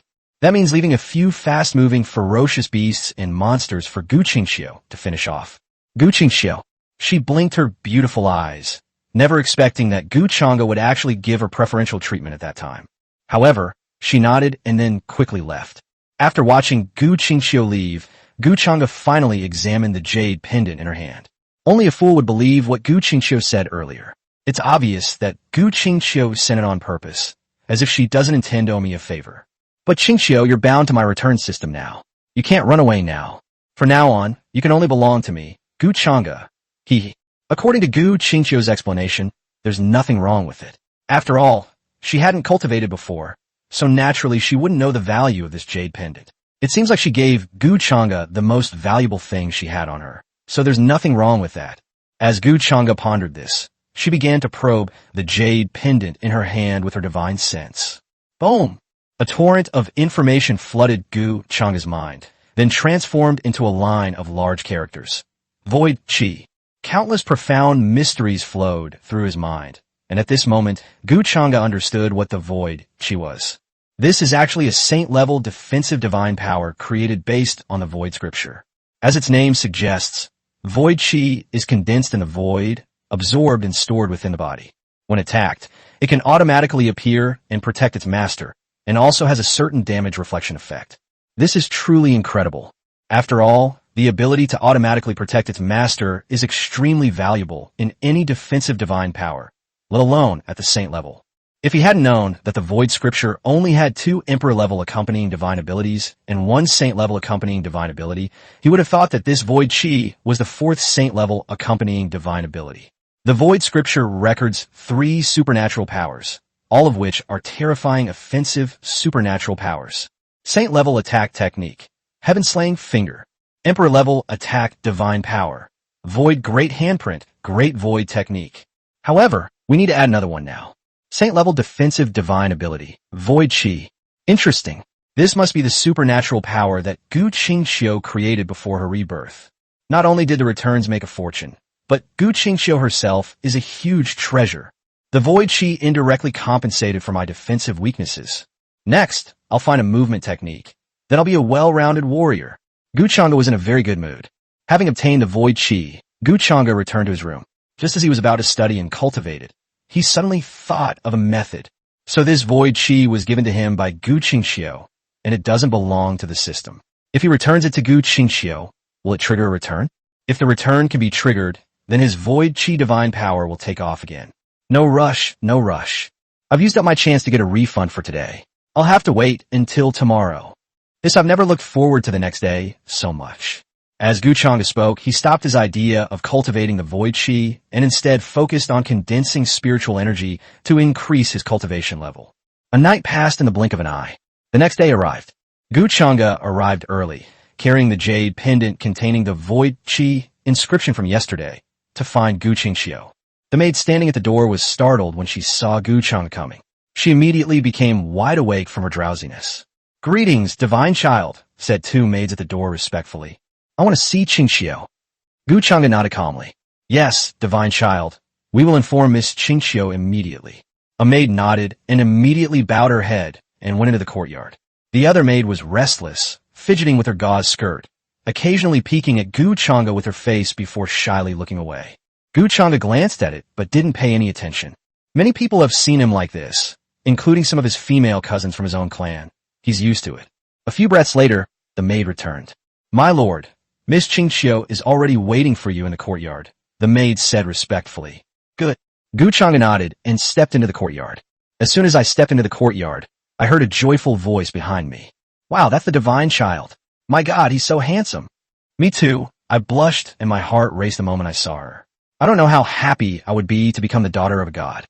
Hearing the voice behind her, Gu Chang'e remained calm and looked at Gu Qingxiu, sitting in the courtyard. Gu Qingxiu quickly stood up to greet him, saying, "Good morning, brother Shensi." "Good morning, don't be so formal. Didn't I tell you before? Please sit down." Gu Chang'e smiled and sat down on the other side of the stone table. Gu Qingxiu nodded and sat down, then looked at Gu Chang'e curiously and asked, "I didn't know that brother Shensi came to see me so early." "This is it." Gu Chang'e raised the jade pendant of void chi in his hand to indicate. "Is there a problem?" Gu Qingxiu's heart skipped a beat. She thought Gu Chang'e had come to ask her about the origin of her jade pendant, but she had already prepared her answer the night before. "Sister Qingxiu, this jade pendant you gave me is extremely precious. Do you know that there are records inside? And the records are extraordinary." "Have no idea." Gu Qingxiu pretended not to know and shook her head. "I only wore this jade pendant because I noticed it occasionally flashed and thought it was quite special." Edited. "You keep making things up." Gu Chang'e nodded in agreement. "Is that so? Then let me tell you the value of this jade pendant, Sister Qingxiu. It contains a saint-level defensive divine power that can automatically protect its owner. Saint level, and it's a defensive divine power. Automatic protection. Now you know how precious it is, right?" Chapter 14. A thousand-fold return of innate primordial chi. 100-fold return of the great Dao pill. Upon hearing this, Gu Qingxiu's face showed a look of shock. Of course, this is fake. After all, she burned this thing into the hard drive. How could she not know? This was all just an act. Seeing the shock on Gu Qingxiu's face, Gu Chang'e couldn't help but find it amusing. Goodness, was the Supreme being also an actor in his previous life? But it makes sense. Although she was an empress in her previous life, she is now just a cultivator at the 9th level of the Meridian Opening Realm. Her status in the Changshingu family was something she gave herself. That's precisely why it's an opportunity to cultivate goodwill towards others. He wouldn't call himself a simp, but the fact that the system can bind him to Gu Qingxiu shows that Gu Qingxiu's character is definitely good. At the very least, he knows how to repay kindness.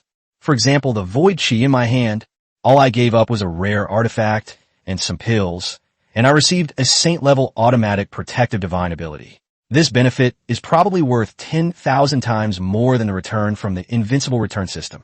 Take this, I've already learned how to do it. Ignoring the shock on Gu Qingxiu's face, Gu Chang'e handed the void chi in his hand to Gu Qingxiu. These words shocked Gu Qingxiu, who stood up abruptly. She stared at Gu Chang'e in surprise and said, "What? God, brother, you've learned this saint-level divine ability?" Gu Chang'e nodded. Gu Qingxiu murmured, "How is this possible? Even a saint would need many days to master a saint-level divine ability. Yet he mastered it in just one night. Could such talent be related to his second innate ability? What's wrong, Qingxiu?" Gu Chang'e looked at Gu Qingxiu with a smile. Gu Qingxiu immediately realized her own abnormality, quickly adjusted her mindset, and congratulated Gu Chang'e, saying, "Then congratulations, divine son brother, on obtaining another supreme divine power. This is all thanks to you. Take it. You'll be able to cultivate in the future too." Okay. Gu Qingxiu did not refuse. After all, she also knew Void Chi and could use it as a shield when she used it in the future. Ding! The host has gifted the bound return target, Gu Qingxiu's saint-level defensive divine ability, Void Chi. Would you like to use the return multiplier card? Whether. Seeing this, Gu Chang'e was overjoyed. It worked. He then thought to himself, "Yes, use the 1000x return card." Host has successfully used the 1000x return card.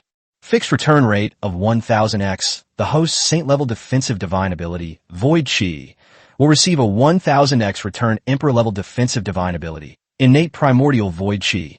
As the system notification sounded, a surging chaotic sea of energy appeared in Gu Chang'e's mind. A wisp of innate primordial energy tore through the chaos, as if blessed by the great Tao, and instantly exploded in Gu Chang'e's mind. Countless profound mysteries surfaced in my mind. Gu Chang'e's heart stirred, and she opened her information interface. Character, Gu Chang'e. Strength, level 1 of Fate Wheel, 5%. Physique, double pupils, immortal bones. Cultivation technique, Void Scripture, 5th level 1%. Supernatural abilities, Heaven Slaying Finger, minor success 30%. Void Great Handprint, minor success 30%. Great Void Technique, entry level 1%. Innate Primordial Void Chi, entry level. Bound object, Gu Qingxiu. This information interface was discovered by Gu Chang'e when he was pondering it. It clearly and completely displays his own information. Gu Chang'e felt that even without the return function, he could have a smooth path of cultivation in the future with this panel. After all, this is a panel that can display progress. You can clearly see your own progress. I'm not afraid of not making progress. I'm afraid of not knowing whether my training is effective. As for the information in the section on supernatural abilities, he is the first in line of the Changshen Gu family. The various supernatural abilities he has learned are naturally the direct inheritance of the Void Scripture. After all, if he were to master just these few supernatural abilities, he would be able to roam freely in the 3,000 Tao domains. The last one, Innate Primordial Void Chi, is the Emperor-level protective divine power that was returned 1,000-fold earlier. Having acquired another Emperor-level protective divine ability, Gu Chang'e was in a wonderful mood. Her expression softened even more as she looked at Gu Qingxiu. This reborn supreme being was truly her greatest treasure. After returning the Void Chi divine power to Gu Qingxiu, Gu Chang'e bid farewell to Gu Qingxiu, telling her to come to him if she needed anything, and then return to her own courtyard. He sat cross-legged on the bed. Gu Chang'e, sensing the wondrous power of the innate Void Chi in his mind, nodded slightly. As expected of an Emperor-level defensive divine power, unlike Void Chi, which is directly condensed from the void, it requires the condensation of a wisp of primordial innate Void Chi from the 5 elements heavenly treasures. Only then can it be condensed from the void to continuously enhance its origin. Its defensive power is extremely terrifying. Under the same realm, it is probably impossible to break through its defenses within 3 or 4 layers, and one might even be seriously injured by the backlash. Even if it is stronger, it is still extremely difficult to break through. As expected of an Emperor-level divine power, even after mastering it, one can use the innate Tai Su Gang Chi to kill enemies, which is no weaker than an Emperor-level attack technique. Gu Chang'e let out a soft breath, her eyes sparkling. As for the 5 elements heavenly treasures used to condense the primordial Void Chi, as the divine son of the Changshan Gu family, he naturally didn't need to search for such things himself. He only needed to tell his father, and someone would deliver them to him. After taking out Gu Qing's communication Jade token and telling Gu Qing his request, Gu Chang'e stopped. After obtaining the 5 elements heavenly treasures, it is best to condense a wisp of primordial Void Chi before the coming-of-age ceremony trial to enhance one's invincible foundation, although one may not necessarily encounter fatal danger. However, judging from Gu Qingqiu's recent fortune, it is likely that something will change in the Void Realm. Alright, there are also 5 100x return cards. Returning it once a day for 5 days, I'll just give you some pills. I wonder what good things you can get back with a 100-fold return. Ideally, it would be a pill without any poison or side effects that can quickly improve my strength. In the afternoon, Gu Chang'e obtained the 5 elements heavenly treasures for condensing innate void qi from Gu Qing. They are Golden Spirit Divine Sand, Wood Spirit Sacred Fruit, Water Spirit Pearl, Fire Cloud Essence, and Earth Spirit Jade Marrow. Each of these is a priceless treasure that would be worth a fortune in the outside world. Now, Gu Chang'e has only asked a few questions, and the Changshingu family has already sent it over without any further inquiries. This is the terrifying foundation of the Changsheng family. Golden Spirit Divine Sand is a mineral containing the ultimate metal-type spiritual power. Its color is as brilliant as gold, and it is extremely hard. It can absorb the metal-type spiritual energy in the world on its own. It is an excellent material for refining top-level metal-type magic treasures and weapons. Weapons refined with Golden Spirit Divine Sand are exceptionally sharp and indestructible. The spirit fruit grows atop ancient trees that are thousands of years old, absorbing the essence of the sun and moon and the spiritual energy of heaven and earth. Its exterior is emerald green like jade, and its interior contains a rich wood-based life force.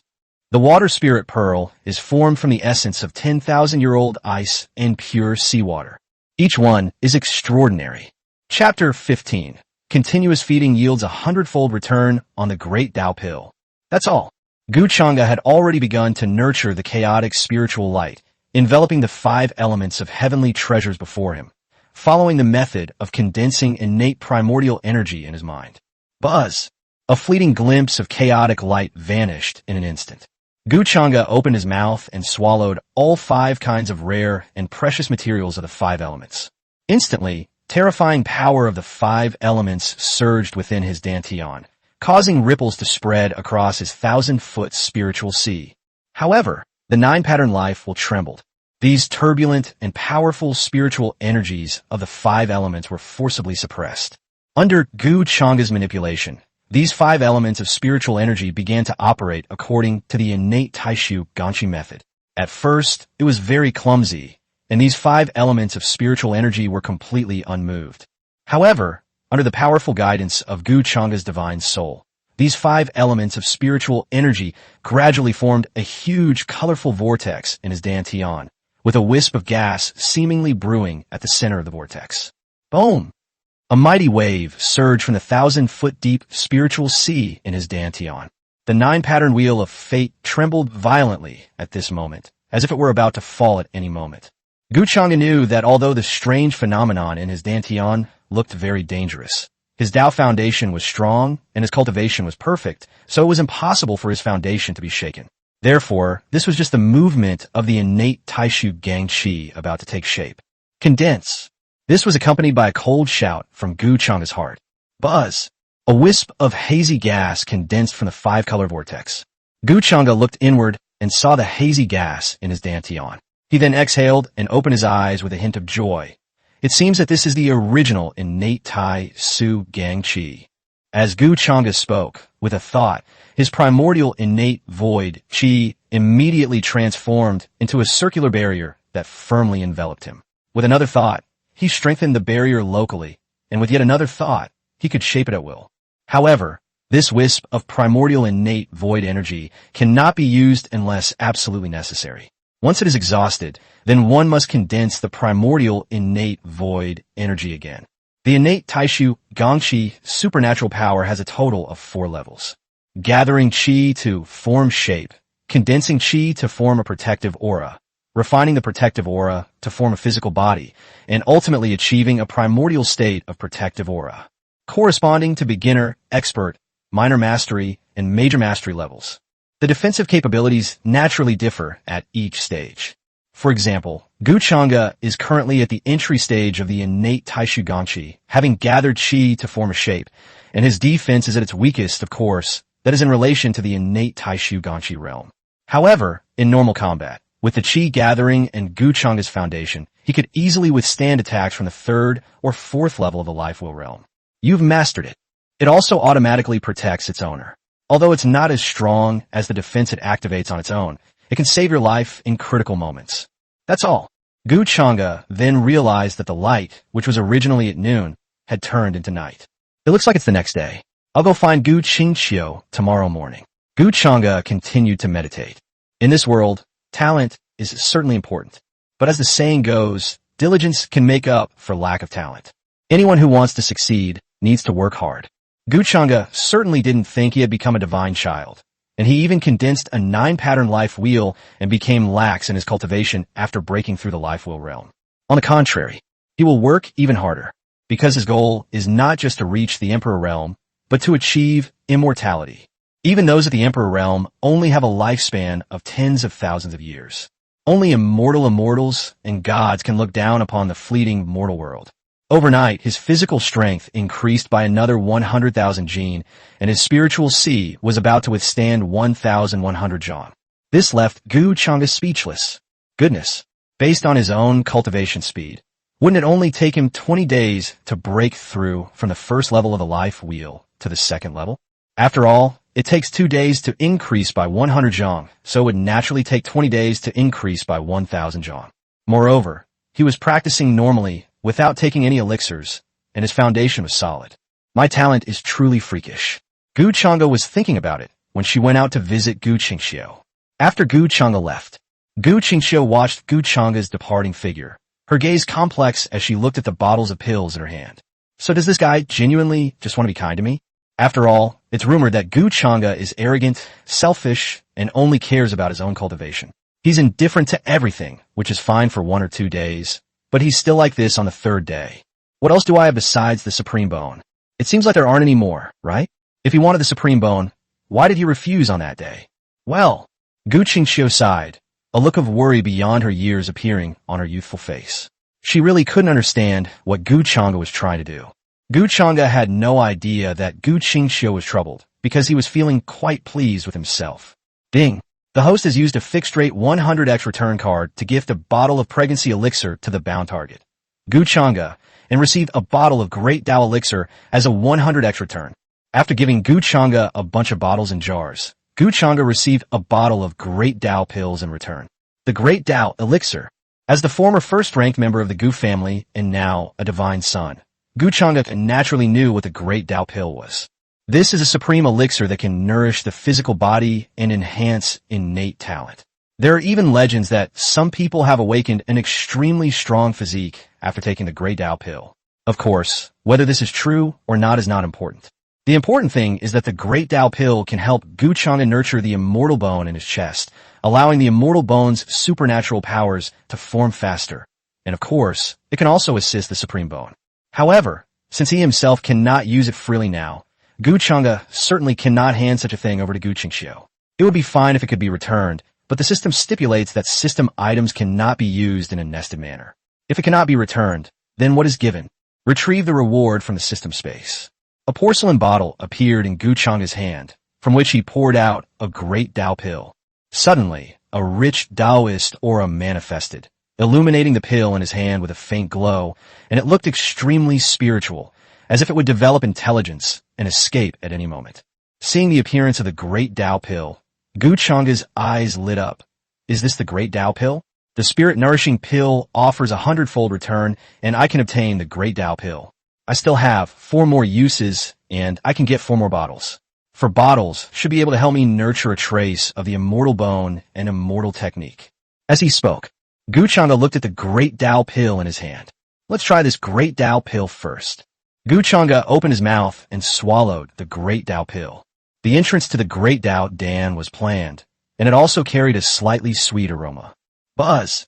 The moment Gu Chang'e swallowed the Great Dao pill, he felt his head go blank, and a surge of pure energy rushed up to his divine soul palace. Moreover, the immortal bone in his chest, which had been silent since his awakening, suddenly emitted a suction force. Immediately afterwards, the clear-headedness in Gu Chang'e's mind vanished, bringing him back to his senses in an instant. He knew that this was because the immortal bone had absorbed the Taoist essence contained within the Great Tao Pill, and he immediately sensed the immortal bone. However, a single Great Tao Pill could not change his immortal bones, nor did he sense any transformation in them. Even a single Great Tao Pill probably couldn't change the Supreme Bone, right? Immortal bones are even more impossible. Continue to swallow. Gu Chengda's eyes narrowed as he continued to consume the Great Tao Pill to nourish his immortal bones. Chapter 16, entering the second level of the Fate Wheel in 1 month. A celestial king is born from the breastbone. For the next 4 days, while Gu Qingxiu was lost in thought and feeling conflicted, Gu Chengda would visit Gu Qingxiu every day without fail, bringing him pills, divine weapons, and spirit stones, and would also have his maid bring some precious pastries along with him. Well, Gu Qingxiu could actually give the orders herself, but she didn't do that. After all, she was now staying at Gu Chengda's request and was under someone else's roof. Naturally, she didn't really think that she had changed her status and treatment because of her own abilities. Therefore, apart from his daily food, clothing, and other necessities, and his diligent cultivation, Gu Qingxiu never asked the Changshengu family for anything. Even so, in just 3 days, she has advanced from the 9th level of the Meridian Opening Realm to the 1st level of the Spirit Nurturing Realm. Spiritual light is growing within her body. Once the spiritual light is full, she can draw spiritual energy to liquefy it, thereby breaking through to the liquid transformation realm. Gu Chengda was no longer in the First Order Mansion. As for why there was no Divine Sun Mansion, it was because the Gu family, who were in charge of the construction of the Divine Sun Mansion, had ordered people to build it.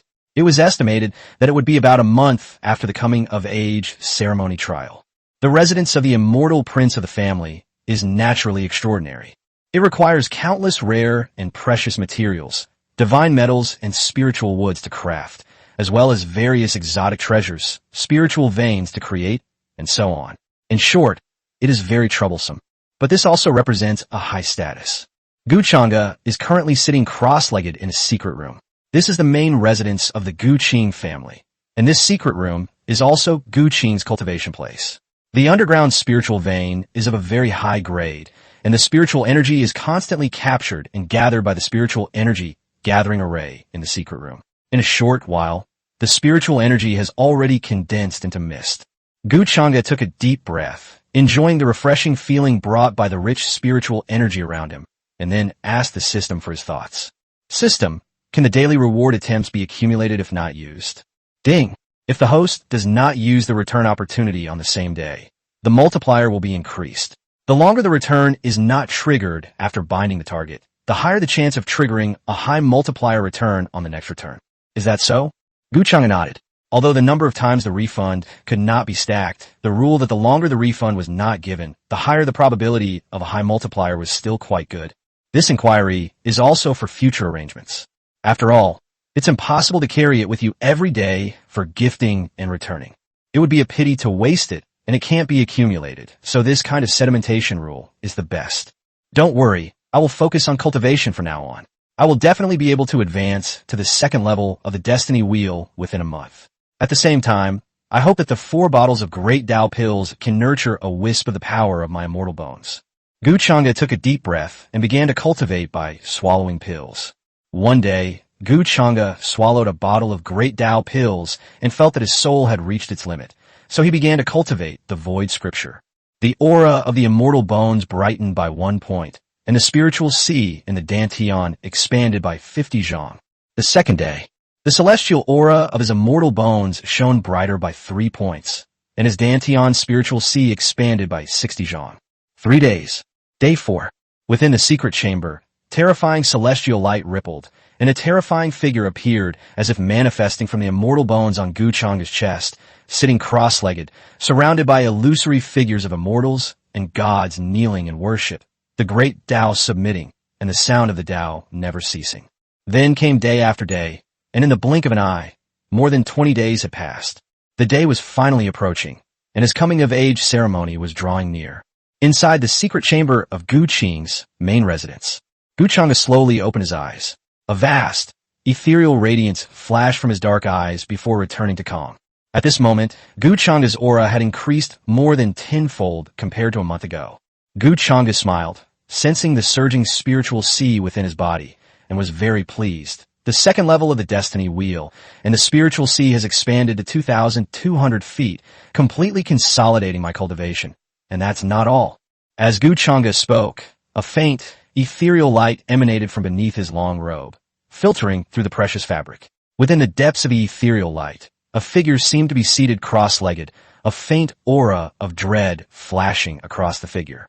This is the change that occurred in Gu Chengda's immortal bones after he consumed 4 bottles of DOUBLE pills. Originally, there was only immortal light brewing within the immortal bones, nothing else. However, as Gu Chengda continued to consume the great DOUBLE pill, the outline of a human figure gradually appeared in the immortal light. After consuming 4 bottles of DOUBLE pills, the figure fully materialized, and he began to wonder what kind of immortal technique this figure, born from the immortal bones, was. The Celestial King descends upon the 9 heavens. Once activated, it can summon the phantom of a Celestial King for blessing, and every move it makes contains supreme power. However, since he has only activated a trace of the immortal bones accompanying immortal technique, this immortal king's ascension to the 9 heavens will most likely only be able to amplify his combat ability across 4 or 5 minor levels. But once he reaches a higher level within the same realm, he can fight beyond his own realm. Overall, it's an all-around amplification immortal technique. Gu Chengda's gaze was intense. They were very satisfied with the immortal king descending to the 9 heavens technique. This means that his combat power has been greatly enhanced. If the immortal king descends to the 9 heavens and combines with the double pupil killing technique, then he will definitely be able to fight beyond his realm. When Gu Chengda mentioned crossing realms, he wasn't referring to the cultivation realm of ordinary people, but rather to geniuses of the same level, holy sons, Dao sons, divine sons, and so on from the same power. He would directly kill the weaker ones. He sat up cross-legged. Gu Chengda straightened his long robe, exhaled a breath of stale air, and his eyes shone brightly. It's been a month. It's time to go find Gu Qingxiu to return the favor. I wonder how many times the return will be triggered after such a long period of accumulation. Maybe I should give her the spirit-nourishing pill. Wait, we might not have enough spirit-nourishing pills. In a month, she might have already broken through to the liquid transformation stage. Gu Chengda had clearly witnessed the formidable power of the reborn Supreme Empress.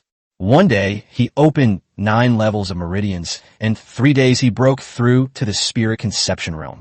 He completed the transformation realm in 1 month. It's not surprising that she's a reborn female supreme being, is it? But if it were someone else, they would probably be considered an even more monstrous genius than Gu Chengda. I just stepped out of the secret room. Before Gu Chengda appeared a middle-aged man who still possessed his former charm and had a refined and mature appearance. Gu Qing looked at Gu Chengda as he walked out. His eyes narrowed slightly, and his smile deepened. Second level of the Destiny Wheel, breaking through from the first level in just 1 month. TSK, and the progress in nurturing your immortal bones seems extraordinary. At this moment, Gu Chengda's skin was as smooth as jade, and he exuded a faint celestial light, just like a child of the great Tao. This appearance is a sign of the initial awakening of immortal bones. Gu Chengda originally possessed double pupils and was born with divine and extraordinary qualities. Now, with the addition of immortal bones, she is even more ethereal and beautiful. Even Gu Qing had to admit that his son's charm was so captivating that he could live a life of ease just by relying on his looks, even without his cultivation. That being said, but in this kind of world, strength is still the most important thing. With double pupils and immortal bones, it would be strange if he broke through slowly. Gu Chengda smiled and then said, "Father, I'm going back to the Sequence Mansion to see Qingxiu. I don't know how she's doing after a month." "All right, go ahead, but remember to participate in the coming-of-age ceremony trial tomorrow." "Good." Gu Chengda waved his hand and walked towards his own residence. Chapter 17, 9th grade, True Dragon Blood Pill. A force of tens of millions of gene. A side courtyard of the mansion. On the bed, a woman of unparalleled beauty sat cross-legged, exuding an aura that commanded the submission of all beings. This aura was like that of an unparalleled supreme being, causing all races to prostrate themselves in worship. Gu Qingxiu slowly opened his eyes, a ray of golden light flashing from them. 1 month, 6th level of the liquid transformation stage. Not bad. Tomorrow is the coming-of-age ceremony trial in the Void Secret Realm. With my current cultivation level, I can barely participate in the opportunity of the Dragon Elephant technique. After Gu Qingxiu finished speaking, she looked at the family mansion again. It's been a month. I don't know if Gu Chengda has broken through to the second level of the Fate Wheel, but there's no difference between the first and second levels. He entered the Fate Wheel alone and has already temporarily created a gap. In his previous life, Gu Chengda broke through the Destiny Wheel, which seemed to be a month after the coming-of-age ceremony trial. This is a huge change. Not only that, Gu Chengda has also awakened a second talent, and this second talent is related to immortality. As Gu Qingxiu spoke, he suddenly seemed to sense something, and the liquid aura around his body gradually disappeared, replaced by the fifth level of the spirit nurturing realm. A month ago, Gu Qingxiu broke through from the Qi refining stage to the spirit nascent stage in 3 days. Now, she has shown the strength of the fifth level of the spirit nascent stage from the first level. Breaking through 4 levels in a month is extremely heaven-defying. But Gu Qingxiu's true strength is at the 6th level of the liquid transformation realm. Rebirth as a supreme being is no joke. After finishing all this, Gu Qingxiu got up and walked out of the room. A young man with a youthful appearance but already showing signs of otherworldly talent stood in the center of the courtyard with his hands behind his back. When he saw Gu Qingxiu come out, a gentle smile appeared on his handsome face. Gu Chengda looked at Gu Qingxiu. After a month apart, the girl seemed to have matured a bit from her initial naivety, and her temperament had become more noble and refined. Such a big change in just 1 month. Gu Chengda felt that Gu Qingxiu was already extremely extraordinary, and with a thought, he opened Gu Qingxiu's panel. Nickname, Gu Qingxiu. Identity, daughter of a branch of the Changshan Gu family, reborn supreme. Strength, level 6 of the liquid transformation realm. Physique, supreme bones. Cultivation technique, void scripture. Supernatural powers, void great handprint. Void chi, great void technique, void slicing, void solidification. Recent fortune. After scanning through Gu Qingxiu's panel, Gu Chengda's eyes widened slightly when he saw Gu Qingxiu's strength section. No, he broke through from the first level of the spirit nurturing realm to the 6th level of the liquid transformation realm in just 1 month. 1 major realm, 6 minor realms?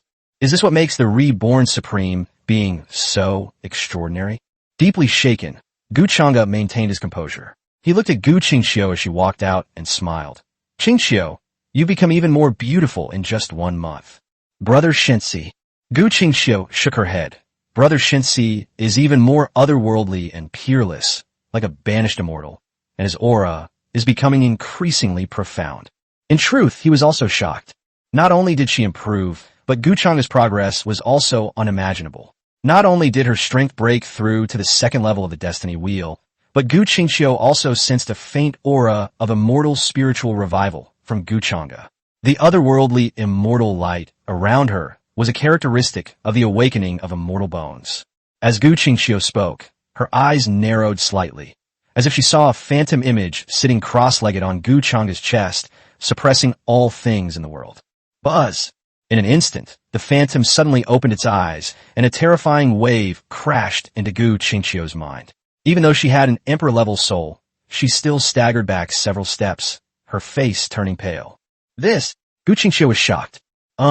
Seeing Gu Chengda take several steps back, her face pale and looking like she was still in shock, Gu Chengda raised an eyebrow, then glanced at her chest and understood. Immortal Bone has already given feedback. It seems that Gu Qingxiu has discovered something. Are you alright?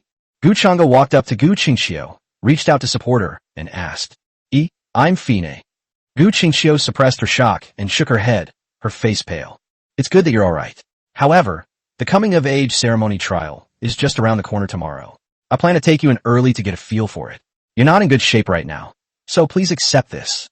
Gu Chengda nodded without asking any further questions, and instead took out a bottle of 7th grade pills. Rejuvenation pills. It can repair the soul, replenish soul power, and is also effective for physical injuries. Seeing Gu Chengda casually give her a bottle of 7th grade pills, Gu Qingxiu shook her head repeatedly. No need. I just suddenly feel a little unwell. I'll be fine after resting for a while. Elixirs of grade 7 or above. Even the Changshan Gu family's divine son only receives a few bottles a month. 2 bottles of 7th grade pills, 1 bottle of 8th grade pills, and 1 bottle of 9th grade pills. Elixirs are classified into 9 grades, with grade 1 being the lowest and grade 9 the highest. There are also rumored imperial elixirs. Imperial grade elixirs have not appeared for countless years, except in ancient times. Keep it. Gu Chang'e didn't give Gu Qingqiu a chance to refuse and directly stuffed the pill into her hand. If you don't accept it, how can you trigger the refund yourself? As the pill was placed into Gu Qingqiu's hand, the voice of return that Gu Chang'e had been waiting for rang out. It hasn't been returned in a month. I wonder how many times the reward will be this time, and what the prize will be. Ding! The host has gifted a bottle of grade 7 spirit recovery pills to the bound return target, Gu Qingqiu, triggering a 600x return and obtaining a bottle of grade 9 true dragon blood pills. 600 times the return.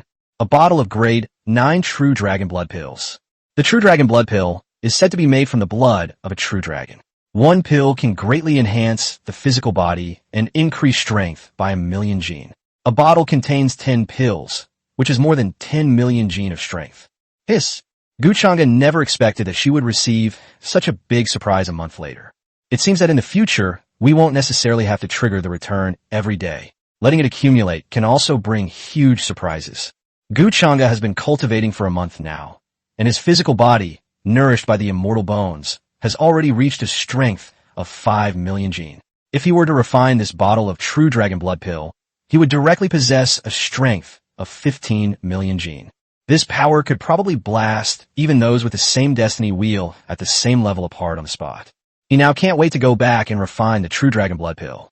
However, Gu Chang'e restrained himself to prevent any abnormalities from appearing. After comforting Gu Qingqiu, he instructed her to take the rejuvenation pill before immediately returning to his courtyard and activating the isolation formation. With a wave of the hand, Gu Chang'e produced a bottle of blood-red pills that emitted a faint red glow even when concealed by a flask. Pour one out and place it in your palm. This was a perfectly round pill, like a red agate, with a small blood-red dragon swimming inside. It was incredibly mystical, and Gu Chang'e felt an intense longing as soon as he looked at it. Seeing this, Gu Chang'e swallowed it without hesitation. Roar! As soon as the pill entered his stomach, a dragon roared in his blood and chi surged like a rushing river, beginning to strengthen his physical body. Chapter 18, the second level of the Wheel of Fate. Who can withstand the immense force of 15 million gene? Nothing was said that night. Gu Chang'e refined all 10 true dragon blood pills. At this moment, his blood and chi surged, and even the slightest movement caused thunderous roars, as if thunder was exploding within his body.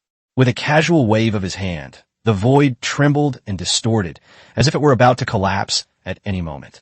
The overwhelming power gave Gu Chang'e the feeling that he could easily pierce through the void and shatter the starry sky. However, he knew that this was just the feeling of his power surging, and he couldn't actually do something so exaggerated when he actually used it. But a force of 15 million gene is indeed capable of shattering mountains and rivers and smashing the earth. Coming of age ceremony trials. At the second level of the destiny wheel, with a physical body possessing the strength of 1,500 gene, who can rival him? Gu Chang'e stood up, her face full of arrogance. At this moment, Gu Qing's communication jade token flew out of his storage ring, telling Gu Chang'e that they could meet in front of the void secret realm. Seeing this, Gu Chang'e put away the communication jade token, then walked out of the courtyard and headed towards the courtyard where Gu Qingqiu was. He is ready. Seeing this, Gu Chang'e smiled and said, "Let's go." Gu Qingqiu's beautiful eyes were sparkling like autumn water. She wore a light blue undergarment and a white gauze skirt. Her stunning beauty, coupled with her supreme aura that suppressed all things, made it impossible for anyone to take their eyes off her. However, when Gu Qingqiu stood next to Gu Chang'e, she didn't stand out as much. Gu Chang'e's ethereal and otherworldly aura, like a bonfire in the darkness, was all the more striking. In front of the Void Realm was a huge plaza. At this moment, the younger generation of the Changsheng Gu family all gathered together. The Void Realm opens once every 3 years and contains various rare and exotic beasts exiled by the Changsheng Gu family. These rare and precious materials are useless to the elders, but extremely valuable to the younger generation. Even though the coming-of-age ceremony trial is held only once every 3 years, the Void Realm not only retains its profound foundation, but also becomes more and more refined. With this continuous inheritance, rare and precious materials that even kings would covet occasionally emerge from the Void Realm. The coming-of-age ceremony trial, which takes place every 3 years, has finally arrived. The rules for this trial have changed, and there are 2 ranking methods. One is the previous individual points ranking, and the other is the team ranking. I really hope I can be assigned to the same team as the Divine Child. Speaking of the Divine Child of Chengda, he is truly defying the heavens. He had only been in the First Order for a short time when he awakened his second talent, which attracted the appearance of the ancestor and appointed him as the Divine Child. Many members of the Gu family of Changsheng were discussing the matter, naturally focusing on Gu Chengda, who had caused a stir a month earlier. Suddenly someone exclaimed, "Second sequence. Gu Yuan has arrived." Gu Yuanshu reached the 9th level of the Rainbow Bridge realm a month ago. I wonder if he has stepped into the destiny wheel. Gu Yuanshu possesses 108 king bones, making him a born king. Every move he makes carries an overbearing true intent, easily causing people to lose their fighting spirit and their will to sink. He used to be a formidable rival of the Divine Child Chengda. I wonder what sparks will fly when we meet again in the coming-of-age ceremony trial. As soon as some people opened their mouths, others exclaimed in surprise. The third sequence, Frostsword Prince, has also arrived. Frostsword Prince is born with a sword body, a type of holy body. He had already shown the sword intent of the heroes of Gaia in the previous sequence competition. If it weren't for the mysterious power of the Divine Child Chengda's double pupils and the fact that Frostsword Prince's strength was only at the 7th level of the Rainbow Bridge, I'm afraid that the first sequence would not necessarily be the Divine Child Chengda at that time. What terrifying sword intent! Just one glance feels like my eyes have been blinded.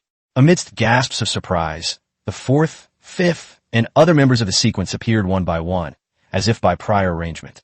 When they arrived at the center of the square, the disciples of the Changsheng Gu family began to stand behind the group they favored. Besides, a large number of people were still watching with eager eyes, frequently glancing towards the entrance of the Void Secret Realm Plaza, hoping to catch a glimpse of that otherworldly, noble figure. Finally, in the next second, at the entrance to the Void Realm Plaza, the clouds swirled, and two figures immediately attracted everyone's attention. The first person to step into the Secret Realm Plaza was a young boy who looked quite young and had a rather youthful face. This young man was extraordinary, with features as beautiful as a painting and an indescribable noble temperament, as if he were a child of immortals. And every move he made seemed to attract the creation of the world around him. Beside the boy was a girl of equally stunning beauty, whose beauty already showed signs of captivating charm at a young age. These are Gu Chengda and Gu Qingxiu. When everyone present saw Gu Chengda, they were all stunned. This is the Divine Child of Chengda? Is that going to be such a big change after just 1 month? Such demeanor, such dazzling style, is too awe-inspiring and terrifying. The Divine Child of Chengda has been absent for a month. Perhaps he has received some extraordinary fortune, perhaps due to the awakening of his second divine power. All the disciples of the Changsheng Gu family were utterly shocked.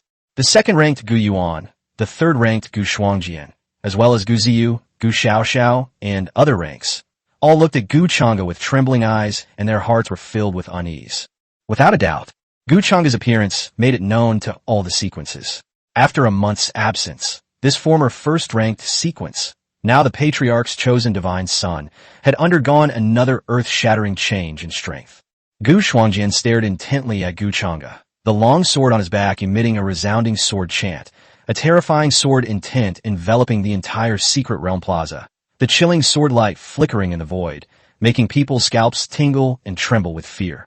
Gu Yuan also exuded an aura of dominance, like a king ruling the world, riding his horse across the universe and stars, making people want to kneel down and submit. Gu Chengda looked at Gu Yuan and Gu Shuangjian with great interest. Before he awakened his immortal bones, his innate wisdom, and his lineage, the two of them might have put some pressure on him, but now there is no pressure at all. Gu Qingxiu has also attracted attention.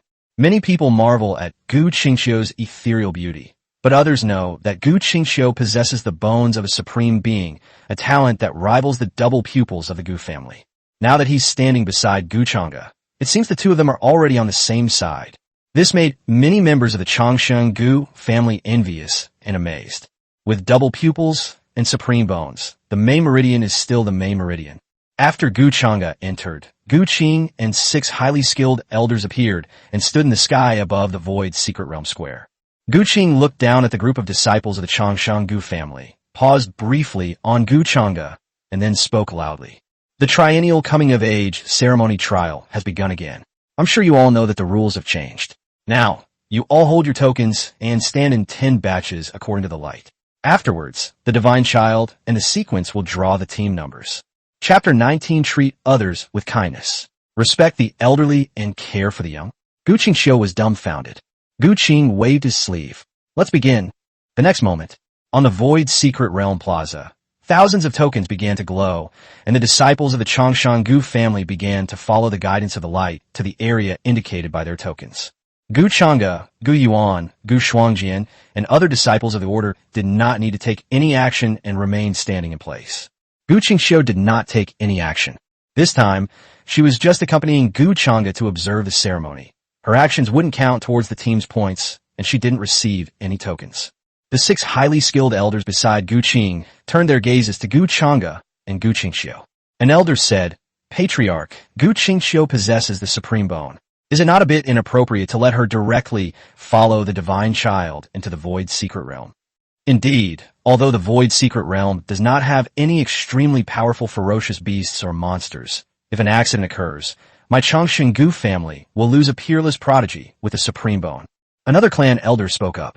Gu Qing remained calm upon hearing this, looked down at Gu Qingxiu standing with Gu Chang'e, and said indifferently, "It's all right, Chang'e has her own plans, and what unexpected things could happen if we just watch? Didn't the Void Realm experience some turmoil a while ago? Better safe than sorry." The third elder sighed and said, "No, besides, since Qingxiu came with Chang'e, Chang'e must have already asked her, and she agreed." All right. After Gu Qing said that, the elders couldn't say anything more. As for not being old enough to enter, that's just because they haven't reached the point of trampling on the rules yet. Even though the Changshan Gu family is a high and mighty family that looks down on the mortal world, there are still distinctions of nobility and lowliness within its ranks. Where in the world is this not the case? The teams were quickly divided into 10 groups, perfectly preventing anyone from trying to follow the powerful group. Chang'e, draw a number. A wisp of light floated down in front of Gu Chang'e and the others. Without hesitation, Gu Chang'e reached out and grabbed at the ball of spiritual light in front of him. The next moment, the light transformed into a white jade token with a prominent number 10 engraved on it. Clearly, Gu Chang'e would be leading the 10th team into the Void Secret Realm for the coming-of-age ceremony trial. As Gu Chang'e drew his name, the members of the Changshan Gu family from the 10 teams behind him held their breath, waiting for the results to be revealed. When they saw Gu Chang'e take charge of Team 10, all the members of the Gu family and Team 10 cheered and laughed wildly. The members of the Gu family who were not selected by Gu Chang'e were quite disappointed. However, they quickly rallied their spirits. There was no use in being disappointed. Since they couldn't get the Divine Child's help, Gu Yuan and Gu Shuangjian from the 2nd and 3rd ranks were no less capable than the Divine Child. Soon, Gu Yuan and Gu Shuangjian also finished drawing their number plates. Whether by chance or not, the team numbers they drew were the same as their ranking in the sequence, namely the 2nd and 3rd teams. This made the Gu family members of these 2 teams cheer with excitement. 15 minutes later, Gu Qing looked at the 9 individuals standing in front of each of the 10 teams and nodded in satisfaction. All right, you may now freely enter the Void Realm. The tokens have life-protecting effects. If you are in danger, you will be sent out of the Void Realm. Your points will be locked at that time, and your individual rankings will be compiled after the event. Okay, go in. Teams entered the Void Realm one by one. Gu Qing and the other 6 elders with extraordinary cultivation also conjured a spiritual mirror to examine the situation inside the Void Secret Realm. Gu Chang'e led 10 teams into the Void Secret Realm. As soon as you step into the Secret Realm, the rich spiritual energy fills the surroundings, making you feel refreshed and relaxed with every breath. The young men from the Changshan Gu family in the 10th team also showed expressions of enjoyment. At the same time, their gazes also fell on Gu Chang'e and Gu Qingxiu. Although Gu Chang'e was the leader of their 10th team, the huge difference in their status made them dare not casually step forward to talk to him. Standing beside Gu Chang'e, Gu Qingxiu could also sense the unease of the Gu family members from Changshan behind her. Given Gu Chang'e's past selfishness, he would probably abandon the team and fight for first place, both individually and as the team's leader, right? Now let's see what you do. It's time to expose the disguise these past few days. Gu Qingxiu thought to herself that, for some reason, the thought that Gu Chang'e's actions over the past few days had all been a pretense made her feel slightly uncomfortable. But it doesn't matter anymore. Once I obtain the opportunity to learn the Dragon Elephant skill, I will give it to him, thus settling all scores. I will also go to the origin of the Changshangu family as soon as possible to obtain that item. Once I get my hands on that item, my cultivation will surely advance by leaps and bounds, and I will be better able to seize various opportunities in the future. Just as Gu Qingxiu was thinking this, suddenly, Gu Chang's gentle voice rang in my ears. Everyone, although I am a divine son, I was also a member of the Changshangu family before this, so there's no need for you to be so reserved. Gu Chang'e spoke first, his gentle voice like a breeze, smoothing out the abnormal feelings that had arisen in many people's hearts. In the 10 teams, many of the women of the Changshangu family, upon hearing Gu Chang'e's voice and seeing his current attitude, all looked at him with delight and admiration in their beautiful eyes. His Royal Highness the Son of God. A woman from the tribe boldly spoke up. I wonder what His Highness the Divine Child's plans are next, and how we should act. The others nodded in agreement, all turning their gazes toward Gu Chang'e with great interest. Although Gu Chang'e previously possessed double pupils, fought his way to the top tier, and even became a divine son, shining brightly, many members of the Changshangu family had some knowledge of him. They are the newly promoted divine sons of the Changshangu family. They seem to have an indifferent personality, not caring about anything, and only want to walk their own invincible path. Looking at it now, however, things are completely different. Rumors are indeed misleading. Gu Chang'e looked at the clanswoman who had spoken first, smiled and nodded, and said, "This is the first time we have entered the Void Secret Realm.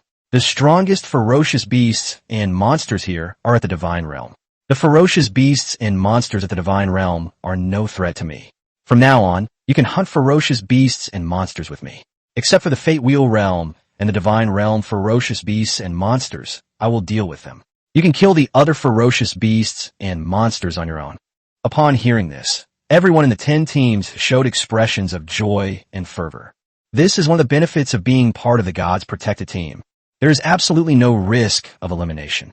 In front of our Divine Son, the Wheel of Fate and the Divine Communicator are like clay chickens and earthenware dogs, posing no threat whatsoever.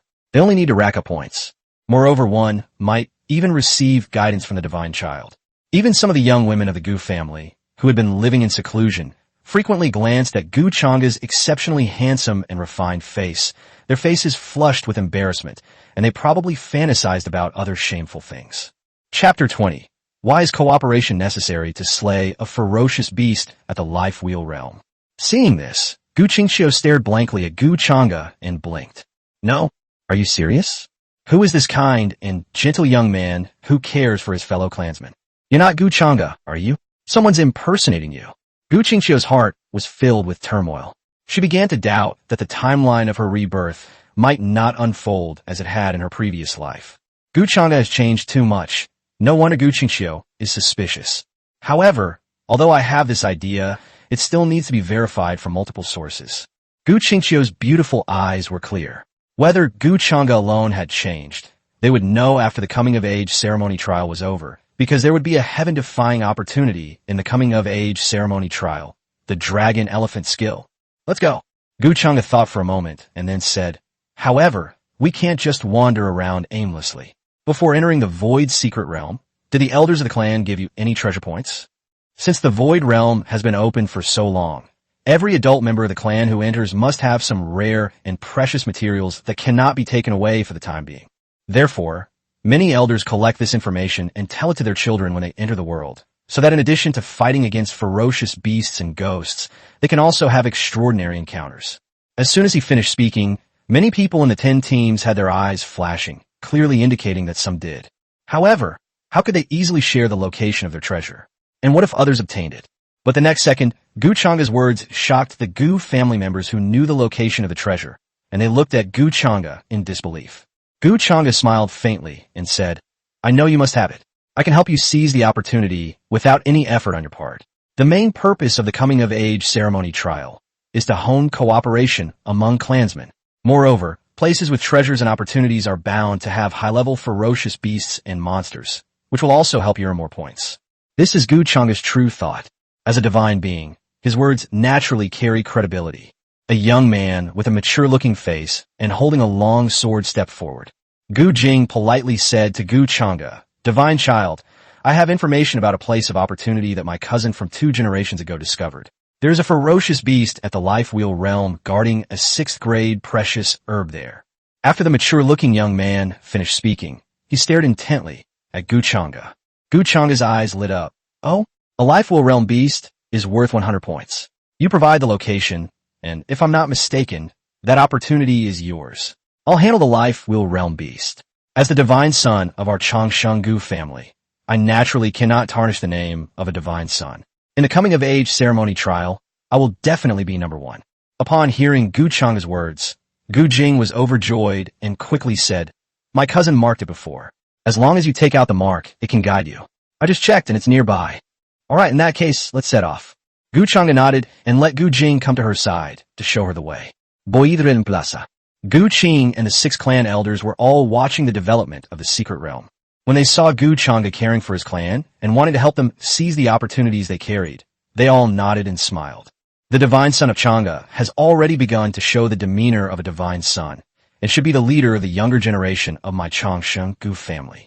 An elder stroked his white beard and said with a faint smile, "Chengda Divine Child's move is a win-win situation. Not only can it help his clan seize opportunities, but can also kill high-level ferocious beasts and monsters and gain a lot of points.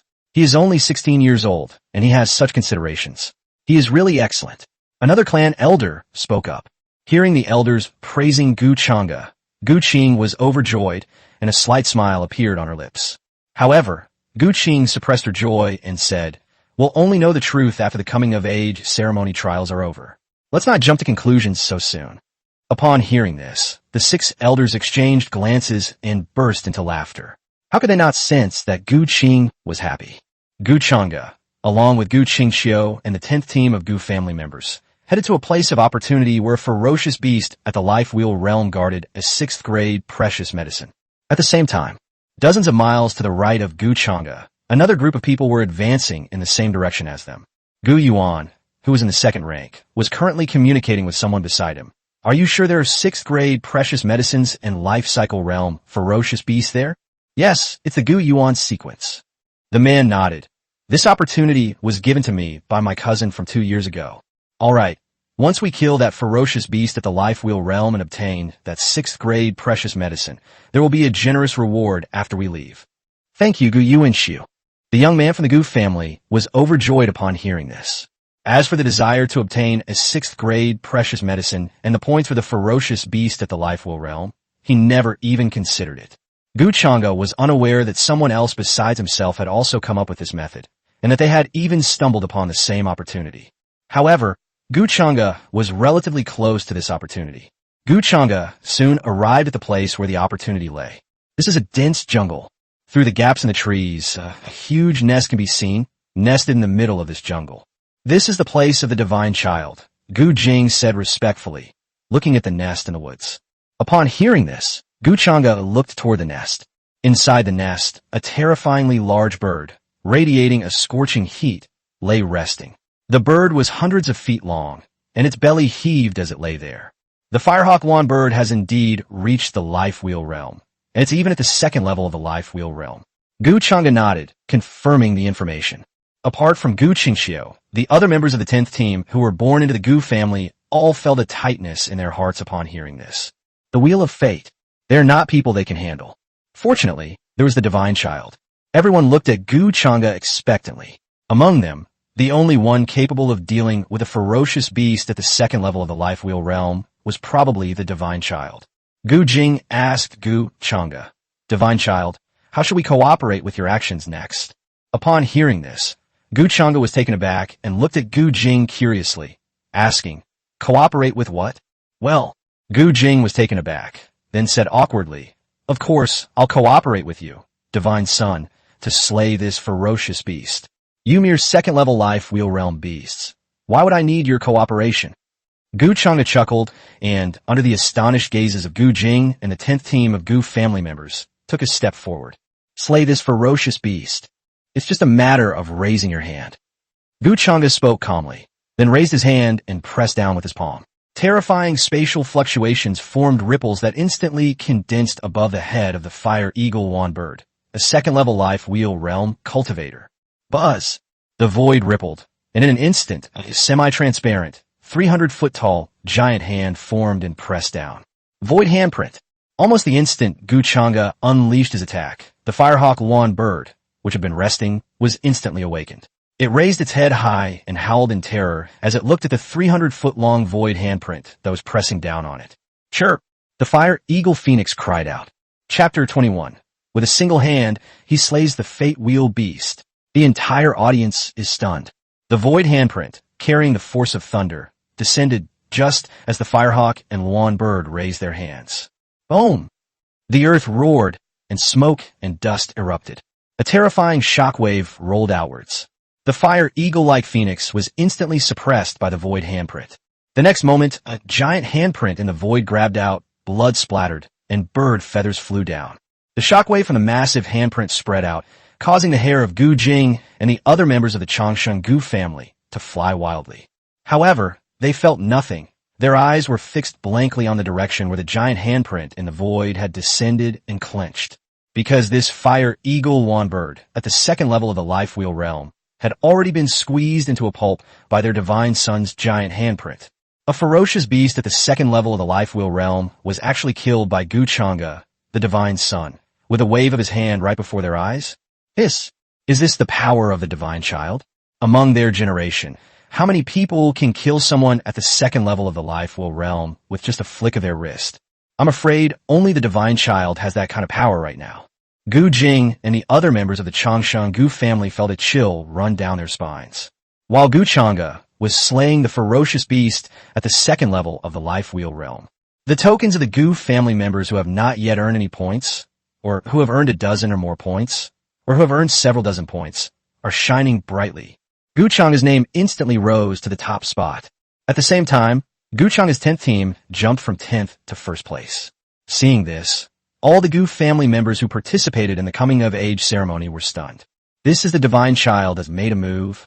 Holy crap, a whopping 100 points. Did that mean I killed a ferocious beast or monster at the life wheel realm? This, as expected of a divine child. So powerful. Gu Shuangjian, ranked 3rd, killed a ghost at the 6th level of the Rainbow Bridge realm with a single sword strike. He glanced at Gu Chang'e, who ranked 1st on both lists on the token, and said coldly, "You killed a life wheel realm expert? I'll go find one and kill it too." After speaking, Gu Shuangjian turned to look at the team he was leading. His initial thought of leaving immediately subsided slightly, and he sighed helplessly. He actually wanted to act alone, but reality doesn't allow it. If he leaves, the 3rd trial team will fall apart. How did the clan view him at that time? However, Gu Shuangjian found it strange. Given Gu Chang'e's personality, he should have the same idea as him. But the team points were only calculated when the tokens were gathered nearby to kill ferocious beasts and monsters. That meant that Gu Chang'e got 100 points, and all the Gu family members in the team were there. Unable to understand, Gu Shuangjian simply ignored it and led the others to quickly hunt down ferocious beasts and monsters. Gu Ziyu, Gu Xiao, and the others also had their eyes flickering, each with their own thoughts. Gu Yuan is in the 2nd sequence. At this moment, he could already hear the booming sound coming from the direction where Gu Chang'e had killed the ferocious beast at the life wheel realm. At the same time, Gu Yuan also saw on the token that Gu Chang'e and the 10th team had climbed to the top of both leaderboards. Was it Gu Chang'e who made the move just now? Hurry up and keep up, Gu Yuan said to the 2nd trial team behind him. On Gu Chang'e's side, he raised his hand and killed the firehawk-like beast at the 2nd level of the destiny wheel without any emotional fluctuation. His current cultivation level is the 2nd level of the life wheel realm, and it is the 2nd level of the 9-pattern life wheel. Not to mention that his cultivation technique is the Great Emperor Realm Inheritance, Void Scripture. His actions are naturally extraordinary. Cultivation level alone. He, at the 2nd level of the life wheel realm, could suppress and kill ordinary life wheel realm beasts like the firehawk and lawnbird. If he added his physical strength, he could probably fight against those at the 8th or 9th level of the life wheel realm. If one uses the immortal techniques within the double pupils and immortal bones, one is invincible in the fate wheel realm, even against geniuses of the same level. This is the invincible foundation that double pupils and immortal bones bring to Gu Chang'e. To cause him trouble, one would need to be at least a pure-blooded ferocious beast descended from a 6th or 7th level of the destiny wheel. Even ferocious beasts come in different species. ordinary ferocious beasts, and pure-blooded ferocious beasts. These pure-blooded ferocious beasts are one of the greatest enemies of the human race in the 3,000 Dao domains, but we'll talk about that later. Alright, Gu Chang'e withdrew his hand, looked at the firehawk lawn bird that he had squeezed into a ball of flesh, and turned to Gu Jing, saying, I have dealt with this fate wheel realm ferocious beast. You can go and get your opportunity now. Gu Jing snapped back to reality upon hearing this. Oh, thank you, divine child. Gu Jing, still in a daze and with a look of shock lingering on his face, walked toward the nest of the firehawk phoenix. A short while later, Gu Jing, with a joyful expression, grabbed a fiery red spiritual herb that resembled the tail feathers of a fire eagle or phoenix and walked to Gu Chang'e's side. Fire eagle treasure herb. This red color is probably already very close to that of a 5th grade treasure herb. Seeing this, the other members of the Gu family looked at Gu Jing with envy. A 6th grade precious medicine. Aside from those of high rank and divine beings who might occasionally obtain such a precious herb, ordinary disciples like them would probably only see a handful of these plants in their entire lives. Precious medicines are naturally classified into different grades. Like elixirs, there are grades 1 through 9, and above that are immortal divine medicines. Gu Jing noticed the gazes of the other members of the Changshan Gu family. His joy faltered for a moment, and after hesitating for a few breaths, he gritted his teeth and handed the fire eagle treasure medicine in his hand to Gu Chang'e. Divine child, if it weren't for your help, I wouldn't have been able to obtain this grade 6 treasure medicine. This treasure medicine should belong to you.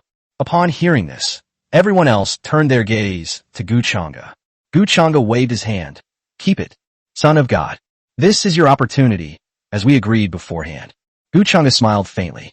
Finally, Gu Jing confirmed that Gu Chang'e had no intention of accepting the precious medicine, and only then did he accept it with a relaxed expression, followed by a look of wild joy on his face. Seeing Gu Chang'e like this, some disciples with special opportunities couldn't sit still any longer. Divine child, I know of an opportunity in the life wheel realm. I have one here too. Divine child, I have an extraordinary opportunity here, guarding a ferocious beast at the divine realm. A dozen or so people stepped out from the group and approached Gu Chang'e with expressions of fervor and admiration. Gu Chang'e heard about the opportunity to reach the divine realm among these people. Gu Chang'e raised her hand. Upon hearing this, the Gu family scions, each possessing a unique destiny, fell silent, gazing with longing at Gu Chang'e's handsome, otherworldly face. The person who mentioned having the opportunity to reach the divine realm, Gu Chang'e, was about to ask the Gu family member with the opportunity to reach the divine realm to come out and talk to him in detail, but he stopped halfway through his sentence and instead looked at the back of the group. As if sensing something, Gu Qingxiu was the second to look in the direction of Gu Chang'e's gaze. The next moment, a figure exuding an aura of dominance, like a king walking among men, led the 3 trial teams. Gu Yuan's sequence. Gu Chang'e looked at Gu Yuan, her face still calm. Gu Chang'e remained calm, but the others were not. Gu Yuan's sequence. Oh my god, Gu Yuanshu has always been at odds with the divine child Chang'e. Are they going to fight? I'm really looking forward to it. Given Gu Yuanshu's personality, there's no way he wouldn't spar with the divine child of Chang'e. Chapter 22, second sequence, One Punch. It really was you. Gu Yuan stared intently at Gu Chang'e. Chang'e, the divine child. After speaking, he looked at the Firehawk Phoenix nest, which had been reduced to ruins. When he saw the Firehawk Phoenix turned into mincemeat on the ground, his pupils contracted. It seems you've already obtained the opportunity here, divine child Chang'e, Gu Yuan said confidently. Good. Gu Chang'e nodded. So you also have information about the opportunities here? Nature. Is there anything else? If not, I'll take my team and leave now. If we take action, it could have a significant impact on you. Gu Chang'e's voice was gentle, without any hint of sharpness or arrogance. The divine child doesn't actually want to compete with Gu Yuanshu. Are you scared? Chang'e has changed a lot since he was promoted from a high-ranking member to a divine child. Is this because he has taken into account the issue of harmony among his clan? After all, he will be leading our Changshan Gujia clan in the future. Maybe a little, but those who say they're afraid, are you blind? Didn't you see that a fate wheel realm ferocious beast died over there? It was clearly killed in one strike. The strength of a divine child is beyond our imagination. The second team, led by Gu Yuan, was the subject of much discussion. The same was true of the Changshan Gu family members in the 10th team. However, unlike the Changshan Gu family members in the second team who were skeptical, they had unwavering faith in Gu Chang'e's abilities. After all, the scene of annihilating a life wheel realm expert with a single blow was extremely shocking, and it could not possibly be out of fear. All I can say is, as a divine son, Gu Chang's vision has broadened considerably. Gu Yuan had no idea what others thought, but when he heard what Gu Chang'e said to him, his fists clenched immediately. What do you mean?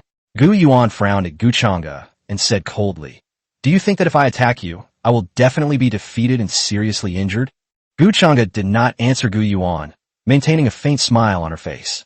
This very demeanor, without uttering a single word, already conveyed to Gu Yuan what Gu Chang'e was thinking. Gu Yuan's expression changed, a hint of anger rising in his heart. He took a step forward, and the domineering aura of the 9th level of the Rainbow Bridge realm erupted from his body. Gu Chang'e, do you think that by awakening your second talent, becoming a divine child, and breaking through the destiny wheel, you can suppress everyone in our Chongqing family? When vying for the first sequence, don't forget that I will also be competing with you. Boom! A terrifying and domineering aura spread outwards, causing leaves to flutter and dust to drift. Even the entire Chongqing family, without prior agreement, felt as if a mountain was pressing down on their chests, and their breathing became rapid. Gu Yuan possesses 108 king bones, making him a born king. Although they are both at the Rainbow Bridge realm, the difference in their abilities is so vast that these disciples of the Gu family, who are of longevity, have almost no thought of resisting. It's terrifying. All right, then let's finish this quickly so you can recover from your injuries faster. Gu Chang'e, how dare you look down on me? Gu Yuan roared in anger, and with a stomp of his foot, he instantly transformed into a terrifying stream of light, crashing into Gu Chang'e. The space seemed to have been cut open. In an instant, a streak of light rushed to Gu Chang'e's front, and with a punch, the void shattered, like a wild tiger crashing into Gu Chang'e. It's Gu Yuan's Overlord Tiger Fist. When Gu Yuanshu tested his fist power in the training ground before, his Overlord Tiger Fist could already generate 8 million gene of force, right? Now it's probably going to reach 10 million gene of force. You know, Gu Yuanshu is a born king. With the saint-level Overlord Tiger Fist, it's like adding wings to a tiger. His power is even greater. 10 million gene of force is definitely possible. Gu Yuan's strength has increased again. He's probably not far from the Fate Wheel realm. In the Gu family of Chongqing, which of the younger generation can unleash a punch with a force of 8 million gene. Even Gu Chang'e in the past couldn't do it. Not to mention that Gu Yuan's punch at this moment could unleash nearly 10 million gene of force. Unmatched. However, just as everyone was marveling at the terror of Gu Yuan's Tiger Fist, the originally fierce and terrifying savage tiger was instantly shattered by a fist light, and a crisp crack sound echoed in the void. The sudden, crisp cracking sound drew the attention of all the disciples of the Chongqing Gu family present, and the void fell silent. Then came a roar. In everyone's sight, a dark figure flew backward from the dust of the explosion, crashing into and collapsing several towering trees. Boom! The giant tree collapsed, and its leaves flew everywhere. Those who expected a fierce battle were stunned by the sudden turn of events, their mouths agape in disbelief. How is this possible? Blood trickled from the corner of Gu Yuan's mouth, his eyes filled with disbelief. His right hand was shattered and hung limply at his side. It's just a comminuted fracture of my right hand. I'll be fine in a few days. I'll be going now. Gu Chang'e smiled and nodded at the incredulous Gu Yuan, then turned and walked towards the dumbfounded Gu Jing and the others. A glint flashed in Gu Qingqiu's beautiful eyes, her heart filled with shock. That punch had a force of at least 15 million gene.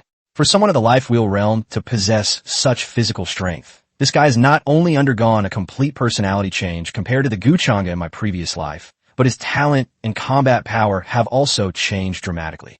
Gu Qingqiu was all too aware of the immense power of 15 million gene at the second level of the Life Wheel realm.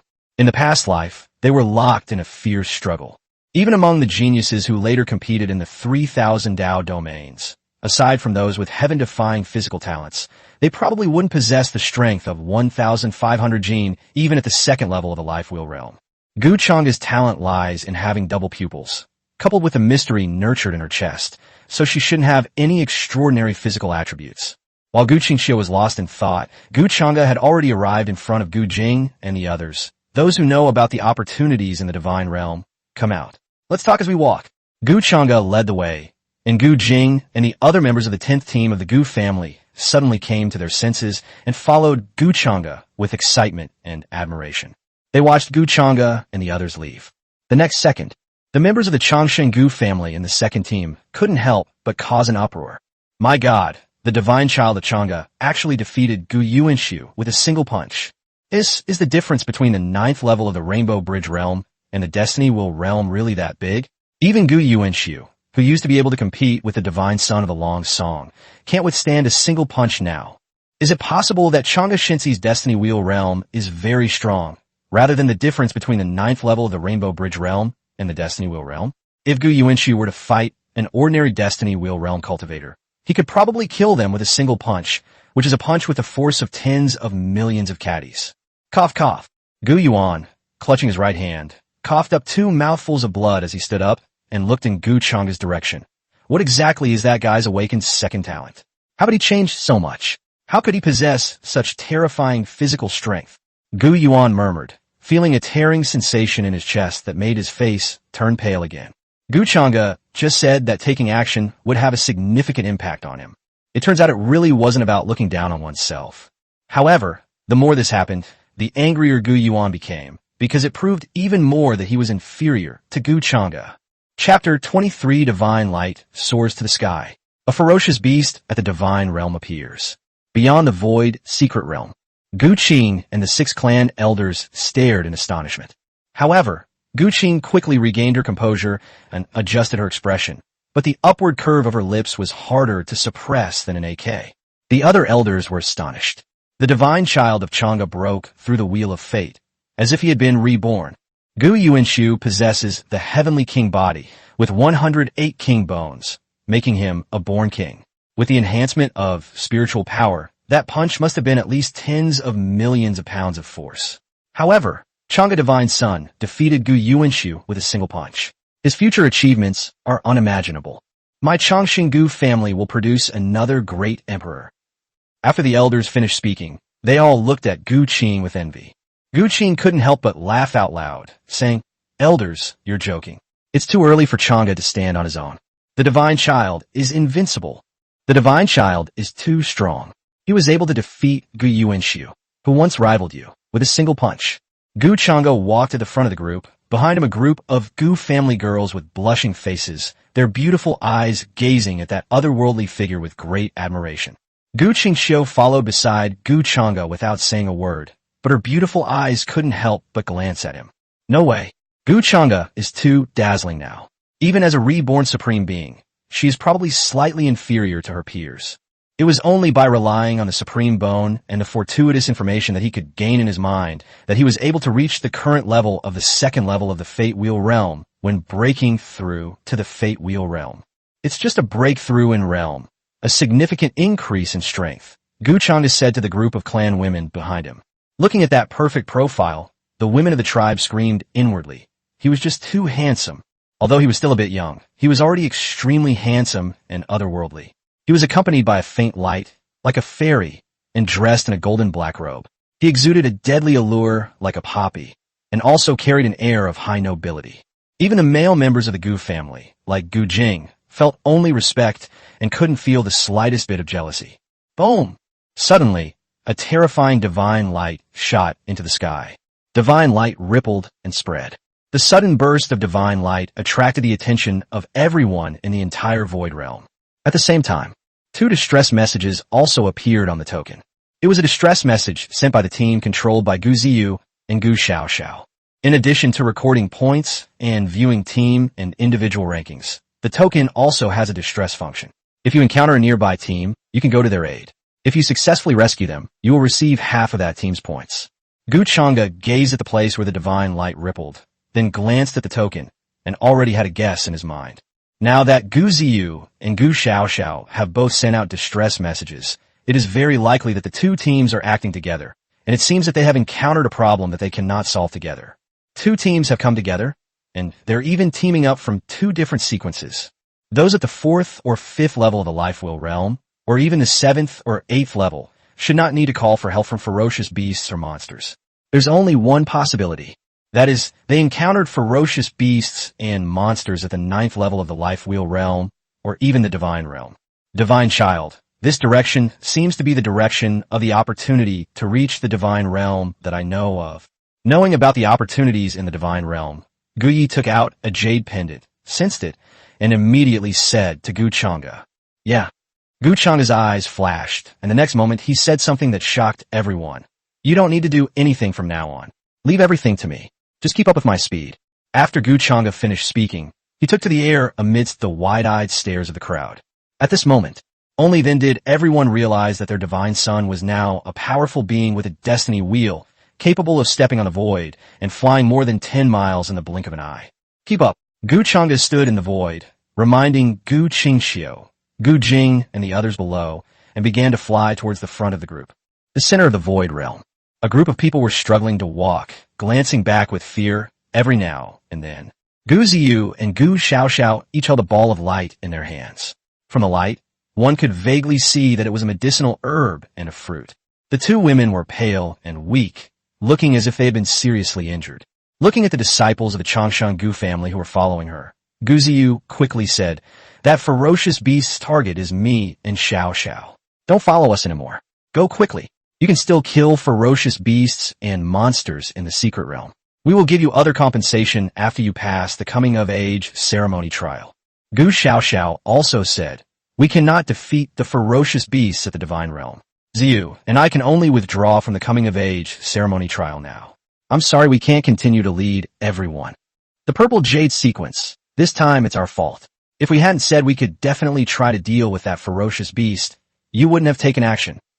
Yes, the purple jade sequence, the Xiao Xiao sequence. It's all our fault. Please don't apologize. Gu Ziyu glanced back at the direction of the roar, her expression turning serious. "You guys need to split up quickly, or we'll be caught up. Xiao Xiao and I will lure that divine realm beast away, and then we'll retreat." "Xiao Xiao." Gu Ziyu called out to Gu Xiaoxiao.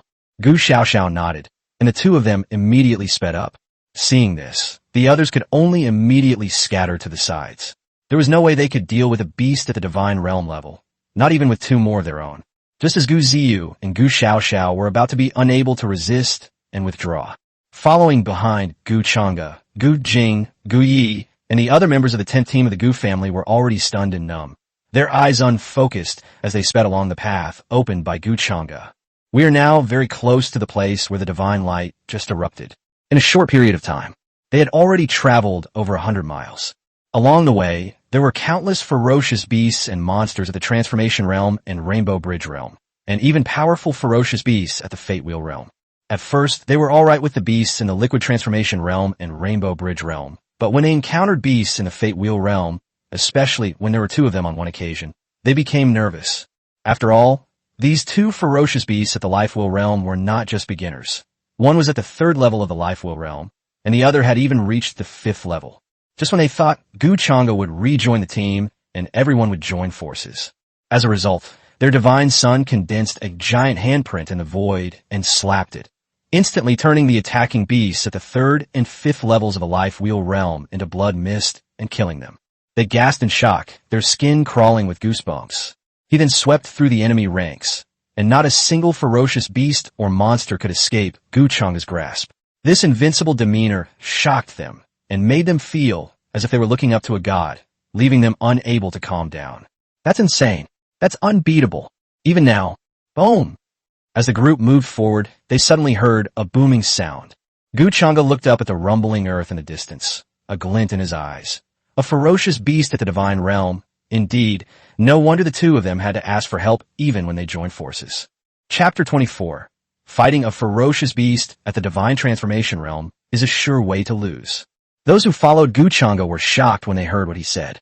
It's truly a ferocious beast at the divine realm level. Oh my god. Moreover, it seems they are hunting down Gu Ziyu and Gu Xiaoxiao.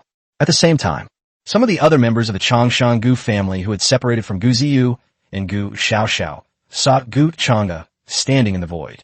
Upon seeing Gu Chang'e, they all showed surprise and delight. It is the divine child of Chang'e. Great. It's the divine child of Chang'e. We're saved. Immediately afterwards, members of the Changshan Gu family approached. Seeing this, Gu Chang'e asked them, "Are you from the Gu Ziyu sequence and the Gu Xiaoxiao sequence teams?" "Yes, divine child of the long song." A member of the Gu family from the 9th floor of Hongxiao stepped forward and spoke. "Where are Gu Ziyu and Gu Xiaoxiao?" Gu Ziyu and Gu Xiaoxiao lured away the divine realm beast themselves so as not to implicate us. The Gu family member who stepped forward said quickly, "All right, you all stay with my team for now. I'll be leaving for a bit." After Gu Chang'e finished speaking, he looked at Gu Qingxiu, Gu Jing, and the others. "Wait for me here for a moment and send some people to call Gu Ziyu and Gu Xiaoxiao's team here together. It is the child of the gods." Gu Jing and the others nodded. Standing in the crowd, Gu Qingxiu gazed at Gu Chang'e's figure towering in the sky with her beautiful eyes slightly lowered, her heart filled with awe. Has this guy really changed?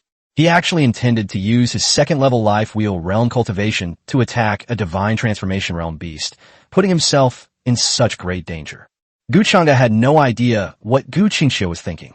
Now he's just doing what he thinks is right. As the divine son of a family of immortals, he naturally has to shoulder the responsibilities of a divine son. Certainly, the premise is that there is no danger to life. After all, no matter how much you want to take responsibility, you still have to save your life. Reaching the divine realm might not necessarily threaten one's life. Not to mention that during the coming-of-age ceremony trials, there are elders from the Changsheng Gu family watching over them outside.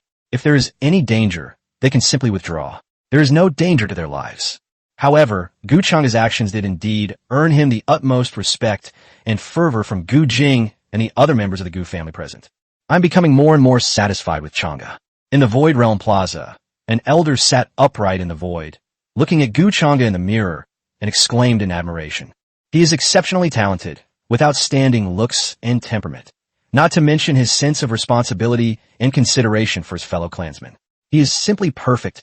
Another clan elder spoke up. Gu Qing stared intently at Gu Chang'e's reflection in the mirror.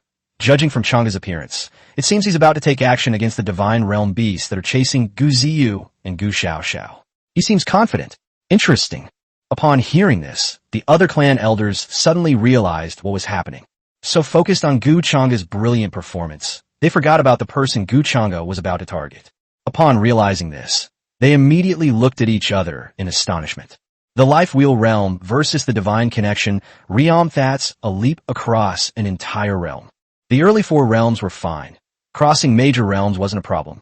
But starting from the Life Wheel realm, each realm was a different level altogether. The Life Wheel realm condenses the life wheel, grinding spiritual energy into spiritual liquid. A single drop of spiritual liquid is more terrifying than the total spiritual power of a 9th-level Rainbow Bridge realm expert. Therefore, the life wheel completely crushes the Rainbow Bridge realm. The same applies to the Divine Realm and the Life Wheel realm. The Divine Realm has already nurtured innate divine abilities, which are divided into minor and major divine abilities. The Great Divine Power is derived from the 3,000 Great Daos, while the Lesser Divine Power consists of various minor divine powers of the 5 elements. These divine powers already involve the power of heaven and earth, and are a crushing blow to those in the Life Wheel realm. Now Gu Chang'e is going to make a move against the Divine Realm, and he's only just entered the Life Wheel realm. If he were at the 6th or 7th level of the Life Wheel realm, it might be possible, but at the 1st or 2nd level, it's as difficult as ascending to heaven. The clan elder who had just praised Gu Chang'e frowned and said, "It's good that Chang'e is willing to take on challenges, but I'm afraid that he might be defeated and it will affect his physical and mental health." Just as Elder Yun Kai said, with us here, Changji's life is naturally not a concern. The only fear is that he might encounter his setbacks so early, which could affect his Dao heart. Another clan elder spoke up. Gu Qing frowned slightly. It's all right. How could Chang'e's Dao heart be so easily affected? He dared to attack a divine realm beast, while only at the early stage of the Life Wheel realm. He has already surpassed everyone else in the coming-of-age ceremony trial. The 6 elders in charge did not have a high opinion of Gu Chang'e, feeling that Gu Chang'e would inevitably lose to a beast at the divine realm. Even Gu Qing didn't think Gu Chang'e could win. However, I expect they'll be proven wrong soon. Gu Chang'e dared to attack someone at the divine realm, naturally because he had the confidence. And that's the source of their confidence. It was his double pupils and immortal bones that he possessed. Even though he was only at the 2nd level of the Life Wheel realm, he still had the power to fight back against a ferocious beast at the divine realm. With a thought, Gu Chang'e transformed into a streak of light and flew towards the divine realm beasts that were chasing Gu Ziyu and Gu Xiaoxiao. At this moment, Gu Ziyu and Gu Xiaoxiao were in grave danger. The terrifying aura of the divine realm beast behind them almost suffocated them.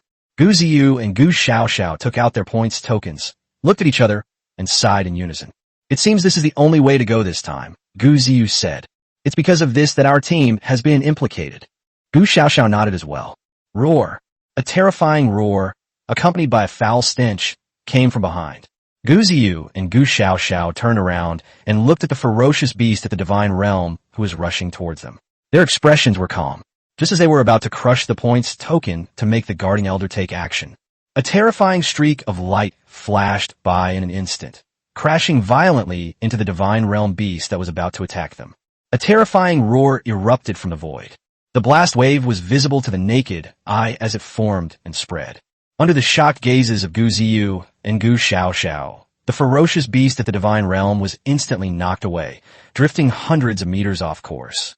The sudden scene made Gu Ziyu and Gu Xiaoxiao's eyes widen in surprise. What's going on? Gu Ziyu exclaimed in surprise. Gu Xiaoxiao was also shocked. During the coming-of-age ceremony trials, which of the younger generation of our Chengda family could fight a beast at the divine transformation realm? This isn't the life will realm, is it? Suddenly, a figure as ethereal as a fairy appeared in Gu Xiaoxiao's mind. Gu Ziyu understood instantly. Gu Chengda. At the same time, Gu Chengda crashed into the divine realm beast, and the deafening roar echoed for hundreds of miles around. The leaders of the nearby groups all looked in the direction from which the roar came.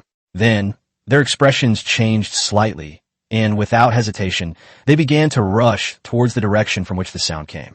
Gu Yuan, Gu Shuangjian, second and third in rank, are also on their way. The light manifested, and the aura dissipated. As Gu Ziyu and Gu Xiaoxiao watched in astonishment, they gradually realized who had rescued them. Just as I guessed. A figure dressed in black with gold trim, exuding an air of nobility and otherworldly grace, came into their view. The young man possessed an ethereal and noble air, with slightly immature but extremely handsome features. He radiated confidence and invincibility, remaining unfazed even when facing a ferocious beast at the divine realm. It really is Gu Chengda. Gu Ziyu and Gu Xiaoxiao were shocked when they saw Gu Chengda's figure. Chapter 25 Infernal Flame Spider. Although they guessed who had saved them. However, when they actually saw the figure, Gu Ziyu and Gu Xiaoxiao couldn't help but be shocked. This scene was truly impactful. After all, Gu Chengda had only just entered the life wheel realm, yet now, for their sake, he actually fought against a ferocious beast at the divine transformation realm. For a moment, a strange feeling filled the two women's hearts. After all, they had always had a good impression of Gu Chengda, who was suppressing the younger generation of the Chengda family, and now they saw Gu Chengda standing in front of them like a savior. That feeling, how could their hearts not be stirred? Roar. This ferocious beast, which had reached the divine realm, roared angrily after Gu Chengda interrupted its attack. She was almost able to devour these two ants who stole her opportunity to protect her, but Gu Chengda unexpectedly interfered. Standing before Gu Chengda was a ferocious beast that had just entered the divine realm, the Purgatory Flame Spider. The Purgatory Flame Spider was covered in bright red, blood-like patterns. Its body was enormous, several meters tall, and was surrounded by billowing black energy. Its aura was so strong that the air currents in the void seemed to freeze. Its attack method can spew out a mouthful of flame containing terrifying fire poison.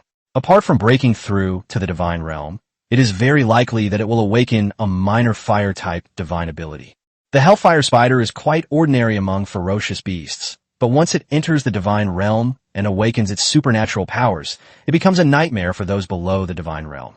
Gu Chengda quietly observed the Hellfire Spider. He certainly knew its origins. Come on, let me see what a divine realm expert is capable of, Gu Chengda said calmly, his hands behind his back. Roar! The infernal flame spider roared, and its massive body moved, transforming into a streak of fiery red light. In an instant, it rushed in front of Gu Chengda, its terrifyingly sharp spider legs like a long knife, slicing through the air with silver light and fiercely slashing at Gu Chengda. Gu Chengda remained calm as he unleashed a punch. His internal energy roared, and spiritual power enveloped his fist. With a single punch, a force of 1,500 Jin, approximately 650 kilograms, exploded forth. Thump! The fist and the spider's leg collided.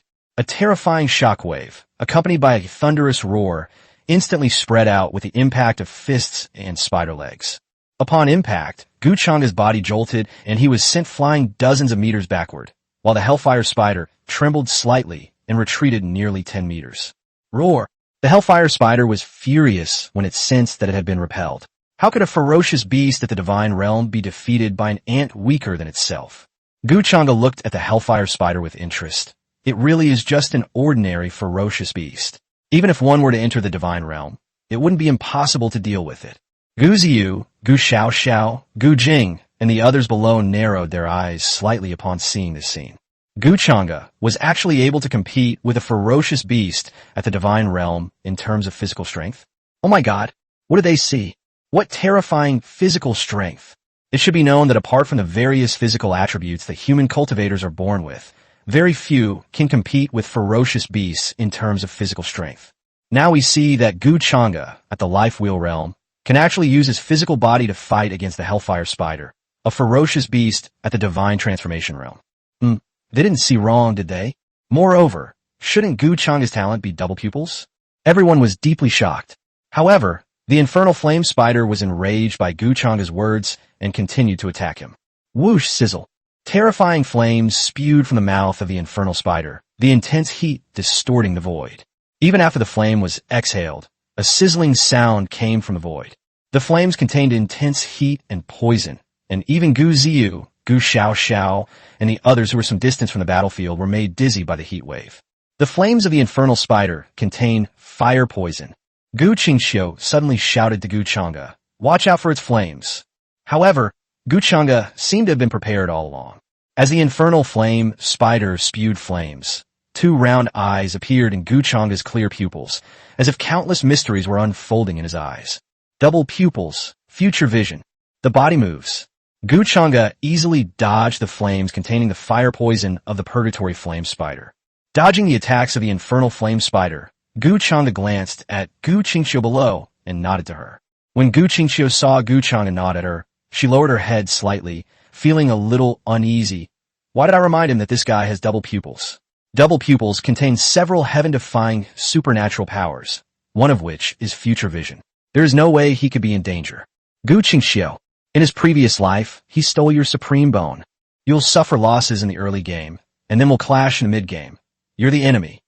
That reminder I just gave him is a way of repaying him for the favors he's done for me recently. Gu Qingxiu comforted herself. However, Gu Chang'e had no time to guess what Gu Qingxiu was thinking. He dodged the attack of the Infernal Flame Spider, which roared to the sky again. The next moment, a force of heaven and earth enveloped the area within 1,000 feet. Tumultuous. A blazing field of flames instantly covered an area of 1,000 feet in radius. This power made Gu Chang'e frown slightly as he looked at the surrounding flame domain. Is this the Divine Realm ability awakened by this Hellfire Spider? It looks like a flame domain, but I wonder what its specific ability is. Roar. The Infernal Spiders, wielding their supernatural powers, enveloped Gu Chang'e, roaring with excitement as if celebrating victory. It was accompanied by its roar. Terrifying fireballs, carrying thick fire poison, condensed in the void. Blink. Dozens of fireballs filled with terrifying fire poison gathered around Gu Chang'e's body. Watch out! Gu Ziyu, Gu Xiaoxiao, and the others exclaimed. Each of those fireballs possessed a suffocating power, clearly extraordinary. Roar. The Infernal Spiders issued an attack command, and fireballs filled with terrifying fire and poison immediately attacked Gu Chang'e. Boom boom boom. Fireballs struck Gu Chang'e's location, causing spectacular explosions. Upon seeing this scene, Gu Ziyu and Gu Xiaoxiao turned pale. Dozens of such terrifying fireballs, all concentrated in one place, would make even a cultivator at the same level of the Divine Realm extremely cautious. Gu Chang'e. Even Gu Qingxiu felt a pang of worry for him at this moment. Flames roared and poison raged. The Infernal Flame Spider, seeing that all its attacks had hit Gu Chang'e, let out a deafening roar of excitement, feeling that Gu Chang'e was doomed. This move is always effective, because in the past, as long as he used this move and hit his prey, the prey would surely die. However, as the smoke from the explosion dissipated, everyone present stared wide-eyed, their faces filled with disbelief. After the flames dissipated, the scene that everyone had imagined Gu Chang'e severely injured or in a sorry state did not appear. Instead, she remained standing in the same spot, as elegant and ethereal as before, even more like a deity than before. That's absolutely terrifying. Chapter 26, 80,000-Foot Immortal King's Phantom Image. The light of double pupils slays a god. A huge phantom stood behind Gu Chengda. The phantom was extremely sacred, surrounded by a hazy, celestial light, and there were even mysterious phantoms kneeling in worship, like a celestial king descended to earth. At the same time, Gu Chengda was enveloped in a faint light, forming a sphere. Faced with the divine attacks of the hellfire spiders of the divine realm, Gu Chengda used his double pupil future vision to see the scene of countless hellfire spiders attacking him. He immediately used Immortal King, descending to the 9 heavens, and innate void chi to defend and break through the attack. That's why we see this scene now. The young man stood tall in the void, like a banished immortal in the wind, serene and otherworldly. Gu Qingxiu, Gu Xiaoxiao, Gu Ziyu, and the others below stared wide-eyed, utterly shocked. My God, how did the divine child do that? A cultivator at the Fate Wheel realm withstood an attack from a ferocious beast at the divine transformation realm level without sustaining a single injury? How is that possible? The infernal spider hissed, unable to hold back any longer upon seeing that Gu Chengda was unharmed. Insignificant ants. How could one possibly be completely unharmed after being attacked by one's own supernatural powers? Roar. The infernal flame spider roared, its supernatural power beginning to coalesce once more. A massive fireball gathered above the infernal flame spider's head, and even more terrifying flames coalesced. The sphere of purgatory. This is the most powerful attack method in the fire domain. It didn't believe that this ant could stop it this time. I won't shed a tear until I see the coffin. Gu Chengda glanced at the purgatory sphere condensed by the purgatory flame spider, snorted coldly, and a great terror was brewing in his eyes. Countless mysteries converged within the double pupils. The next moment, Gu Chengda's eyes suddenly widened slightly. A vast, tangible beam of light instantly pierced through the void. Boom! This materialized light was extremely terrifying, even distorting the void and causing ripples. Its destructive and sacred power made everyone present shudder. The light of double pupils. Gu Qingxiu's heart trembled. He can actually use it in this life while still in the Fate Wheel realm. Surrounding Gu Qingxiu, members of the Chongqing family also exclaimed in surprise. What kind of supernatural power is this? It's terrifying. Could it be the power of double pupils? What terrifying light? Could it be that this beast at the divine transformation realm was killed on the spot by the divine child? The words fell. The infernal flame spider was struck by the light of the double pupils, and didn't even have time to unleash the divine fireball it had condensed. Thump! The void trembled, ripples spreading endlessly. Almost the instant the light from the double pupils struck the infernal flame spider, its massive body exploded on the spot, turning into a cloud of blood mist, with bits of flesh flying everywhere. Divine realm, ferocious beast, purgatory flame spider. Fun. Watching all that was happening in the sky, the disciples of the Chongqing family below were prepared, and some even said that Gu Chengda would kill the purgatory flame spider. However, when this scene actually happened, they were all stunned. The impact of saying it is different from the reality. Gu Qingxiu lowered his head slightly. The demeanor of a king of geniuses, and the king of geniuses among geniuses. At least before a king of geniuses awakens his divine power, he would never be able to defeat a god in the second level of the Destiny Wheel realm. Yet he was able to use the double pupil divine power in the Destiny Wheel realm. How'd he do it? Compared to his previous life, he was a whole major realm faster. Gu Qingxiu's mind was in turmoil. However, Gu Qingxiu quickly calmed the chaos in her heart. No matter what Gu Chengda was like, she was a reborn supreme being. As long as she followed the steps, she would eventually stand at the top of the 3,000 Dao domains. No one knew what Gu Qingxiu was thinking, but the scene erupted in chaos. At the same time, the Gu family members who had just arrived to observe were also finding it difficult to remain calm. Gu Yuan was on a small hill a few miles away from the battle. The battle waves between Gu Chengda and the Hellfire Spider swept across hundreds of miles, and what happened could be clearly seen from several miles away. Therefore, when Gu Yuan saw Gu Chengda use the Immortal King descending to the 9 heavens technique to kill the divine transformation realm Hellfire Spider with a single beam of double pupil light, his pupils shrank sharply. How could this be? A Fate Wheel realm cultivator defeating a divine transformation realm cultivator? How is this possible? The true difference between geniuses only becomes apparent when they reach the divine realm, where the difference in the level of their awakened supernatural abilities becomes immediately apparent. However, Gu Chengda was able to defeat a ferocious beast in the divine realm while still in the Destiny Wheel realm. One can imagine how terrifying he would become once he entered the divine realm and awakened his supernatural powers. The fact that Gu Yuan is backed by the Changshan Gu family is also unbelievable. My God, the divine child actually killed a ferocious beast at the divine transformation realm, while only at the life wheel realm. Wow, that's too powerful. Gu Shuangjian also arrived. He watched as Gu Chengda slayed the divine realm purgatory flame spider. His long sword trembled behind him, and he withdrew its blade, saying calmly to those around him, "Let's go." Seeing this, some of Gu Shuangjian's supporters couldn't help but ask questions. Frost Sword Sequence, didn't you say you want to challenge the divine child? With so many people around, this is the perfect opportunity to make a name for ourselves. Gu Shuangjian shook his head coldly. I am no match for him. I cannot defeat a divine transformation realm cultivator from a fate wheel realm cultivator. At this moment, a life wheel resembling a long sword shone brightly in Gu Shuangjian's dantian.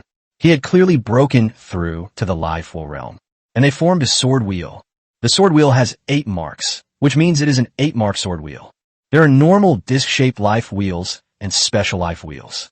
Special life wheels are generally associated with people with exceptional physical constitutions. An 8-pattern sword wheel is no less powerful than a normal 9-pattern life wheel.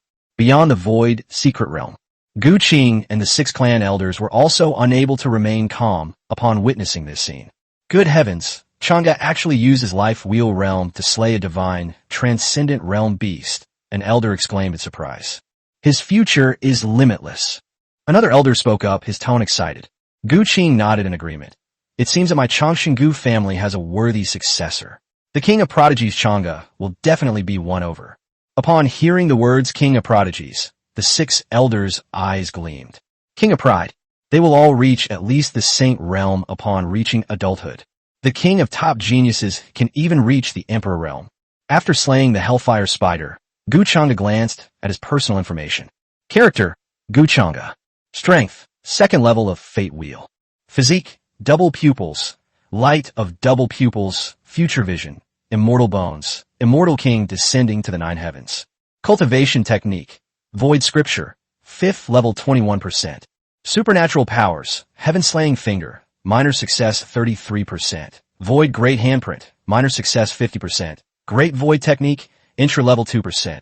Innate primordial void chi, entry level 2%. Bound object, Gu Qingxiu.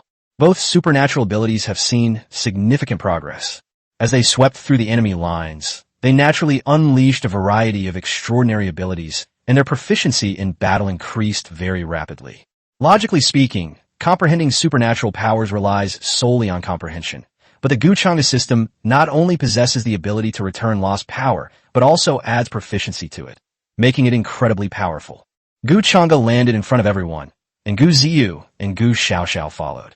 The 2 women's beautiful eyes sparkled, and they couldn't help but want to get closer to Gu Chengda. Gu Ziyu and Gu Xiaoxiao's pretty faces showed gratitude, and they were about to speak when, roar! Suddenly, a terrifying elephant roared and exploded. Chapter 27, Dragon Elephant Skill Acquired. 1,000-fold return of the Dragon Elephant suppressing prison force. The sudden, terrifying elephant roar startled everyone present. The next moment, suddenly, a crack appeared in the clear sky.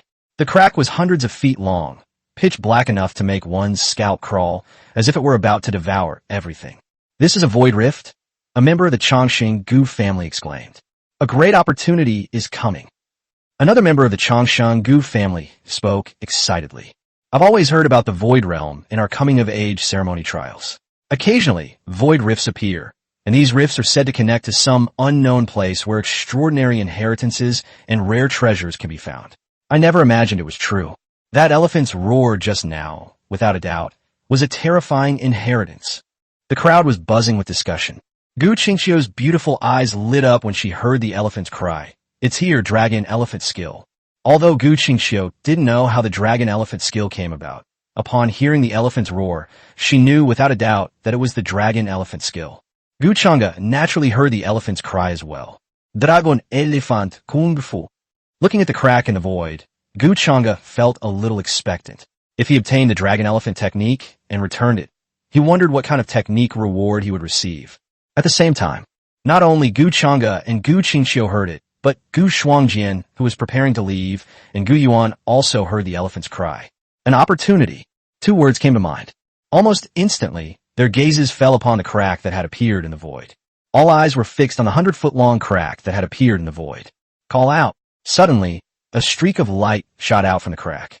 In an instant, Gu Yuan, Gu Shuangjian, and some other members of the Gu family who were eager to seize the longevity pillage made their move. Whether they used teleportation techniques, soared directly into the sky, or used some rare treasures, their eyes were fixed on that single streak of light. The light streamed down. It is closest to Gu Yuan. Gu Yuan was overjoyed and instantly took to the air. At the same time, some people in the group behind Gu Yuan also took flight. Get down! Gu Yuan stood on a large sword, channeling his spiritual power into it and rising into the air. Immediately afterward, a terrifying and domineering aura swept out, shaking back some of the Gu family disciples who wanted to snatch the flowing light. Gu Shuangjian flew through the void. Seeing that Gu Yuan was about to approach Lu Guang, the long sword flew out from behind and landed in his hand, and then a sword light slashed out instantly. Just as Gu Yuan shook off the approaching Changshen Gu family, he felt the sword light unleashed by Gu Shuangjian. A sense of danger was palpable. Gu Yuan sensed the threat of the sword light. His expression changed, and he instantly guessed who it was. Gu Shuangjian. Great! Gu Yuan let out a cold shout, turned around, and punched the incoming sword light. Boom! Ripples spread through the void. The moment Gu Yuan's fist made contact with the sword light, his face turned pale, and he was blasted away. A sword mark was clearly visible on his fist, flowing with blood. Life Wheel Realm. Gu Yuan roared, his body flying backward. The opportunity is mine. Gu Shuangjian looked at Gu Yuanfang and spoke calmly, just as he was about to reach out and grab Liu Guang. However, the next second, buzz! Suddenly, ripples spread through the void, and then a giant finger shot straight out from the void towards him, freezing the void as if imprisoning him in place, leaving him only to wait for death. Heaven-slaying finger. This time, it was Gu Shuangjian's turn to change his expression. After Gu Shuangjian was shocked, a beam of light approached the stream of light even faster than him. Gu Chengda missed Gu Shuangjian and smiled, saying the opportunity is mine. That's all. He had already seized the opportunity that had fallen from the void. Soaring sword light. Gu Shuangjian shouted coldly. His long sword rippled with a blazing white light, and a terrifying sword intent pierced through the sky, slamming into the descending thumb. Boom! Puff! Gu Shuangjian severed his thumb, but the recoil caused him to spit out a mouthful of blood on the spot, and his aura became somewhat weak. One strike. Minor injury. Gu Shuangjian was shocked and looked at Gu Chengda, who had seized the opportunity, in disbelief. Despite both being at the Fate Wheel Realm, he was injured even after failing to withstand a single finger strike from Gu Chengda. How could that be? The Changshen Gu family below could hardly believe what they were seeing. The divine child of Long Song defeated the Frost Sword sequence with a single finger? Wow, I'm not seeing things, am I? They just reached the Frost Sword sequence and began flying through the void, which means they must have broken through to the Fate Wheel Realm. I thought the Frost Sword sequence was about to obtain an opportunity, but I didn't expect to be defeated by the Long Song Divine Son with a single finger. Gu Yuan had recovered by this time. Turning around, Gu Yuan saw Gu Shuangjian defeated by Gu Chengda with a single finger, which made Gu Yuan laugh out loud. Ha, Gu Shuangjian, do you think you're invincible just because you broke through the destiny wheel? In Gu Chengda's eyes, none of us are a match for him. The divine child is supremely powerful. His defeat is not unjust. Gu Shuangjian wiped the blood from the corner of his mouth and turned his gaze to Gu Yuan, who was laughing loudly. I have now broken through to the destiny wheel, while you have not yet broken through. Is there any need to say who is worse? Gu Qingqiu originally wanted to use her supernatural powers to intercept the Dragon Elephant skill, but seeing Gu Chengda suppress Gu Yuan and Gu Shuangjian obtain the Dragon Elephant skill, she decided not to make a move. However, she never expected that the Dragon Elephant skill would appear in this way. If the Dragon Elephant skill cannot be used to repay the debt of gratitude to Gu Chengda, then it seems that some other opportunity will be needed to make up for it. Gu Chengda praised the Dragon Elephant skill and ignored the argument between Gu Yuan and Gu Shuangjian. When Lu Guang grabbed it just now, Gu Chengda saw that it was a small Dragon Elephant phantom, and in the center of the phantom was a scroll, which was a scroll in his hand. Dragon Elephant skill acquired. This coming-of-age ceremony trial was a complete success. Gu Chengda smiled gently and stored the Dragon Elephant technique into her storage ring. The next few days, As expected, Gu Chang'e successively killed ferocious beasts of the life wheel realm and the divine realm, firmly occupying the top spot on both lists. Amidst everyone's astonishment, the coming-of-age ceremony trials came to an end. Many people received substantial resources, and Gu Chang'e was no exception. In addition, he received a sacred weapon as a reward. Gu Chang'e chose a sacred bell, which possesses powerful defensive capabilities and the ability to intimidate the mind. Brother Shensi, Gu Qingxiu arrived at Gu Chang'e's courtyard and asked in confusion, "What brings you here?" Gu Chang'e stood with his hands behind his back beside the stone table in the courtyard, looking at a green tree. He was dressed in a black robe with gold trim, exuding nobility. He was surrounded by melodious fairy music, and under the faint fairy light, he was noble and otherworldly. Hearing Gu Qingxiu's voice, Gu Chang'e nodded, turned to look at Gu Qingxiu and said, "Indeed, something is wrong. The supreme bone is born supreme, which can not only cultivate supreme divine power, but also nourish the host and strengthen the physical body. The dragon elephant technique that I obtained in the coming-of-age ceremony trial is a technique to strengthen the physical body, and it is better than the flesh-refining technique in the family."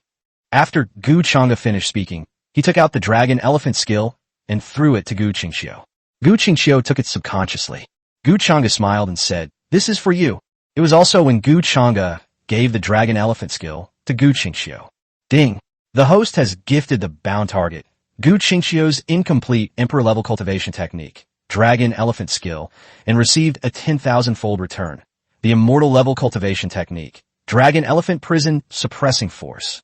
Chapter 28 Yi Chun, the chosen one, the chicken-like saintess, 10,000 times the return. Immortal-level martial art, dragon elephant suppressing prison force.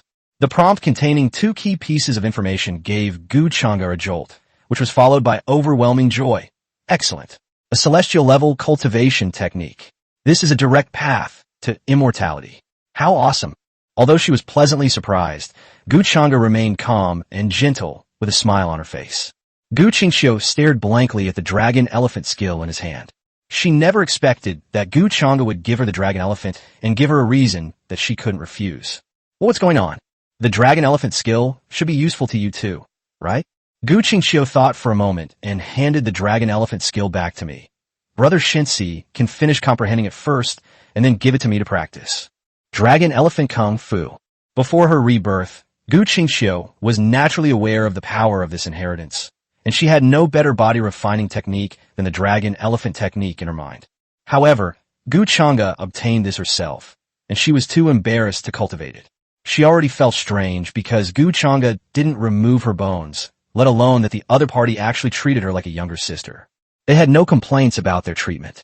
This strange feeling made it increasingly difficult for Gu Qingxiu to maintain her composure, as her mind was filled with thoughts of revenge.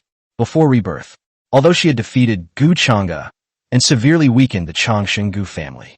But now that she's been reborn, Gu Qingxiu might very well want to suppress Gu Chang'e again, even more severely than in her previous life, since according to the current situation, she'll also have her bones dug out in this life. Who would have thought? As a result, things are developing less and less according to memory. I have grasped the essence. Gu Chang'e pointed to his head. The dragon elephant technique is already in my mind. So fast. Gu Qingxiu was taken aback. Gu Chang'e raised an eyebrow. Sure enough, this Gu Qingxiu knew how to cultivate the dragon elephant technique. Gu Qingxiu realized there was something wrong with her words and quickly said, "I didn't mean anything else, Brother Shensi. It's just that when I obtained the dragon elephant technique in the Void Secret Realm, the strange phenomenon indicated that the dragon elephant technique was extremely extraordinary. Everyone knows that it usually takes a lot of time to comprehend a profound inheritance. However, Brother Shensi said that he has comprehended it in such a short time. So, I was a little surprised." Listening to the reasons Gu Qingxiu gave herself, Gu Chang'e chuckled inwardly. This brat probably doesn't know that her identity has been completely exposed by her brother Tongzi. And the dragon elephant skill in my mind is infinitely more powerful than the one in your hand. So, Gu Chang'e nodded knowingly. The dragon elephant technique is indeed very profound. When you comprehend it, you need to visualize a dragon and an elephant. You are currently in the spirit nurturing realm, so you need to be prepared to break through. Gu Qingxiu's true strength is at the 6th level of the liquid transformation stage. Gu Chang'e didn't point it out, but simply asked a question out of concern. Hearing Gu Chang'e's concern, Gu Qingxiu felt a warmth in her heart and nodded, saying, I know. Oh, by the way, remember to tell me if you need any resources. Good. Having already accepted so much kindness from Gu Chang'e, Gu Qingxiu made up her mind that she would repay the favor once she knew what Gu Chang'e needed next. Watching Gu Qingxiu's departing figure, Gu Chang'e smiled. Reborn female supreme, I should have gotten pretty good favor with her now, right? After saying that, Gu Chang'e didn't pay any attention and said to the system in his mind, receive the dragon elephant suppressing prison force. Gu Chang'e finished speaking. Roar. Suddenly, he realized that his surroundings had changed. Standing in an endless wild land, an ancient, desolate atmosphere pervades the air. The next moment, accompanied by that terrifying roar, a 10,000-foot-tall dragon elephant stood tall on the desolate land, roaring to the sky. In an instant, the void shattered, the desolate land trembled, stars fell, and the sky darkened. This terrifying scene shocked Gu Chang'e. This is the dragon elephant that evolved from the dragon elephant suppressing prison force. Gu Chang'e exclaimed in surprise. As soon as Gu Chang'e finished speaking, the towering dragon elephant, roaring towards the sky, suddenly transformed into countless tadpole-like characters, which poured into his body before he could even react. A torrent of information flooded Gu Chang'e's mind. In a short span of a breath, Gu Chang'e has already mastered this immortal-level technique, dragon elephant suppressing prison force. The dragon elephant suppressing prison force is a terrifying body-refining technique that leads directly to the end of the path of power. This technique is divided into 3 parts. The first layer, giant elephant particles, the second layer, primordial elephant particles, the third layer, dragon elephant particles, and the fourth layer, divine elephant particles. According to the description of Longxiang Town Prison Force, the human body is composed of a total of 840 million particles, all of which can be transformed into the 4 types of particles mentioned above according to the dragon elephant suppressing prison technique. Giant particle. A single particle can exert the force of 100 pounds. Yuanxiang weighs 1,000 jin, a dragon weighing 10,000 catties. The divine elephant weighs 100 million catties. Simply by converting all the particles in one's body into giant particles, one can obtain a force of 840 billion jin. This kind of power is probably enough to break through all laws with one's own strength.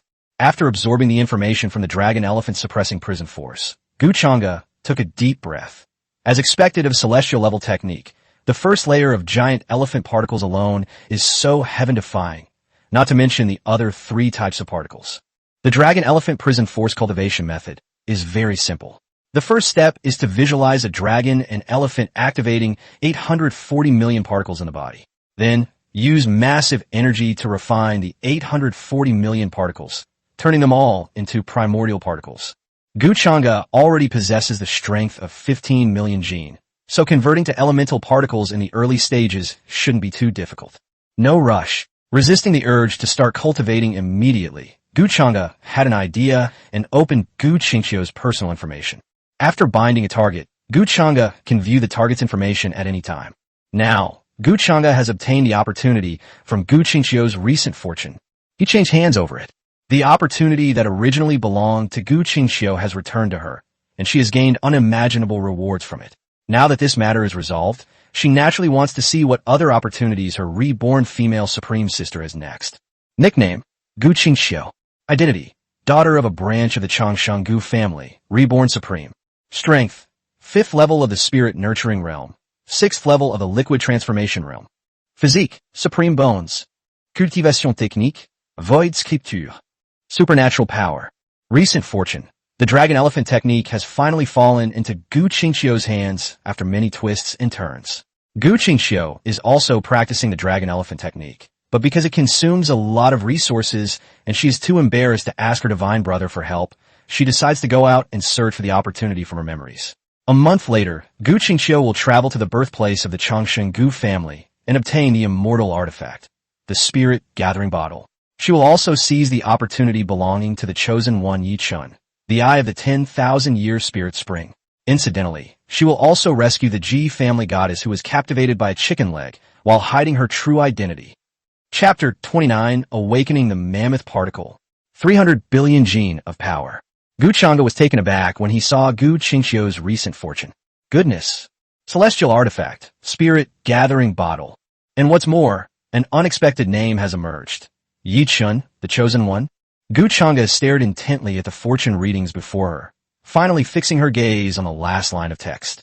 A goddess from the Ji family, hiding her true identity, is captivated by a chicken leg? That really fits the pattern of the chosen one, Gu Chengda thought to himself. However, no sooner had he finished complaining than the system notification appeared again. Ding! Target detected. Ji Ryu, the goddess of the Ji family. Location information has been synchronized. Target binding can be performed when the host approaches within 100 meters. Oh, a second target? Gu Chengda looked at the mission prompt with great interest. But then he suddenly paused. Ji Ryu. If I remember correctly, it was my cousin? Because Gu Chengda's mother was the apple of the eye of the previous generation of the Ji family patriarch. The Gu family and the Ji family of Changsheng have always been on good terms. Gu Qing, the father, even married Ji Mingyue and had a son named Gu Chengda. I haven't seen my mother, Ji Mingyue, recently because she went back to the Changsheng Ji family to reconnect. I never expected this.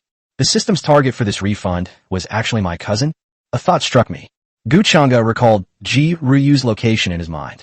She was very far from the Changsheng Gu family, and, judging from the huge map overlooking the Zhongtiandao domain, was located in the southwest. It seems that my cousin Ji Ryu did not leave home. However, if they were able to run into Yi Chun a month later, it must mean they had sneaked out. 1 month later. This is a perfect opportunity to practice the dragon elephant suppressing prison technique. Back in the room, Gu Chengda began to sense the 840 million particles in his body. Following the visualization method of the dragon elephant suppressing prison force, he felt as if he were sitting in the deep and boundless universe, surrounded by countless twinkling stars. These stars are vast and boundless, resembling tiny particles of the human body. Gu Chengda was sensing it. Stars, radiating starlight, twinkled and multiplied, growing ever more numerous and denser. In the next instant, a divine inspiration struck, and one of the stars transformed into a colossal elephant roaring through the starry sky. Roar! The colossal elephant roared in the starry sky, and a sense of power surged within me. Awakening successful. The first human microparticle transformed into a giant elephant particle. Continue. Then came the second, the third, and the fourth. One by one, the stars transformed into giant elephants, standing tall and roaring in the starry sky. Gu Chengda's physical strength also increased by 100 jin at a time. At the same time, the surging spiritual energy formed a huge funnel that converged above the first sequence mansion. The massive amount of spiritual energy poured back into Gu Chengda's location, all of it becoming his nourishment. The spiritual energy of the Changsheng Gu family itself is comparable to that of a blessed land. Not to mention that the first-rank mansions also come with their own spirit-gathering formations, making the spiritual energy even more concentrated. Place it outside. Cultivating in the first-tier academy is no less than devouring rare and precious treasures. Now, that Gu Chengda is cultivating the dragon elephant suppressing prison technique, coupled with his unparalleled talent, his speed of attracting spiritual energy is simply terrifying. Roar! The enormous funnel of spiritual energy was already eye-catching, not to mention that the next second, a huge dragon elephant roared to the sky from within the funnel, and terrifying sound waves spread for hundreds of miles around. The entire Gu family of Changsheng heard the elephant's cry and looked in the direction of the first-rank mansion. What kind of heaven-defying divine power is the divine child cultivating now? What a terrifying elephant's roar. Its aura is ancient and majestic. Is this the inheritance that the divine child obtained while cultivating in the void's secret realm? The divine child has become even stronger. The young men of the Changsheng Gu family discussed it amongst themselves. The younger generation of the Changsheng Gu family all knew about the opportunity Gu Chengda obtained in the void's secret realm. Therefore, upon hearing the elephant's cry, they all thought of the opportunity that Gu Chengda had obtained by suppressing Gu Shuangjian and Gu Yuanshi in the void's secret realm on his own. Many of the elders of the Changsheng Gu family also descended with divine thoughts. However, I paid attention to it for a short while, and then stopped paying attention to it.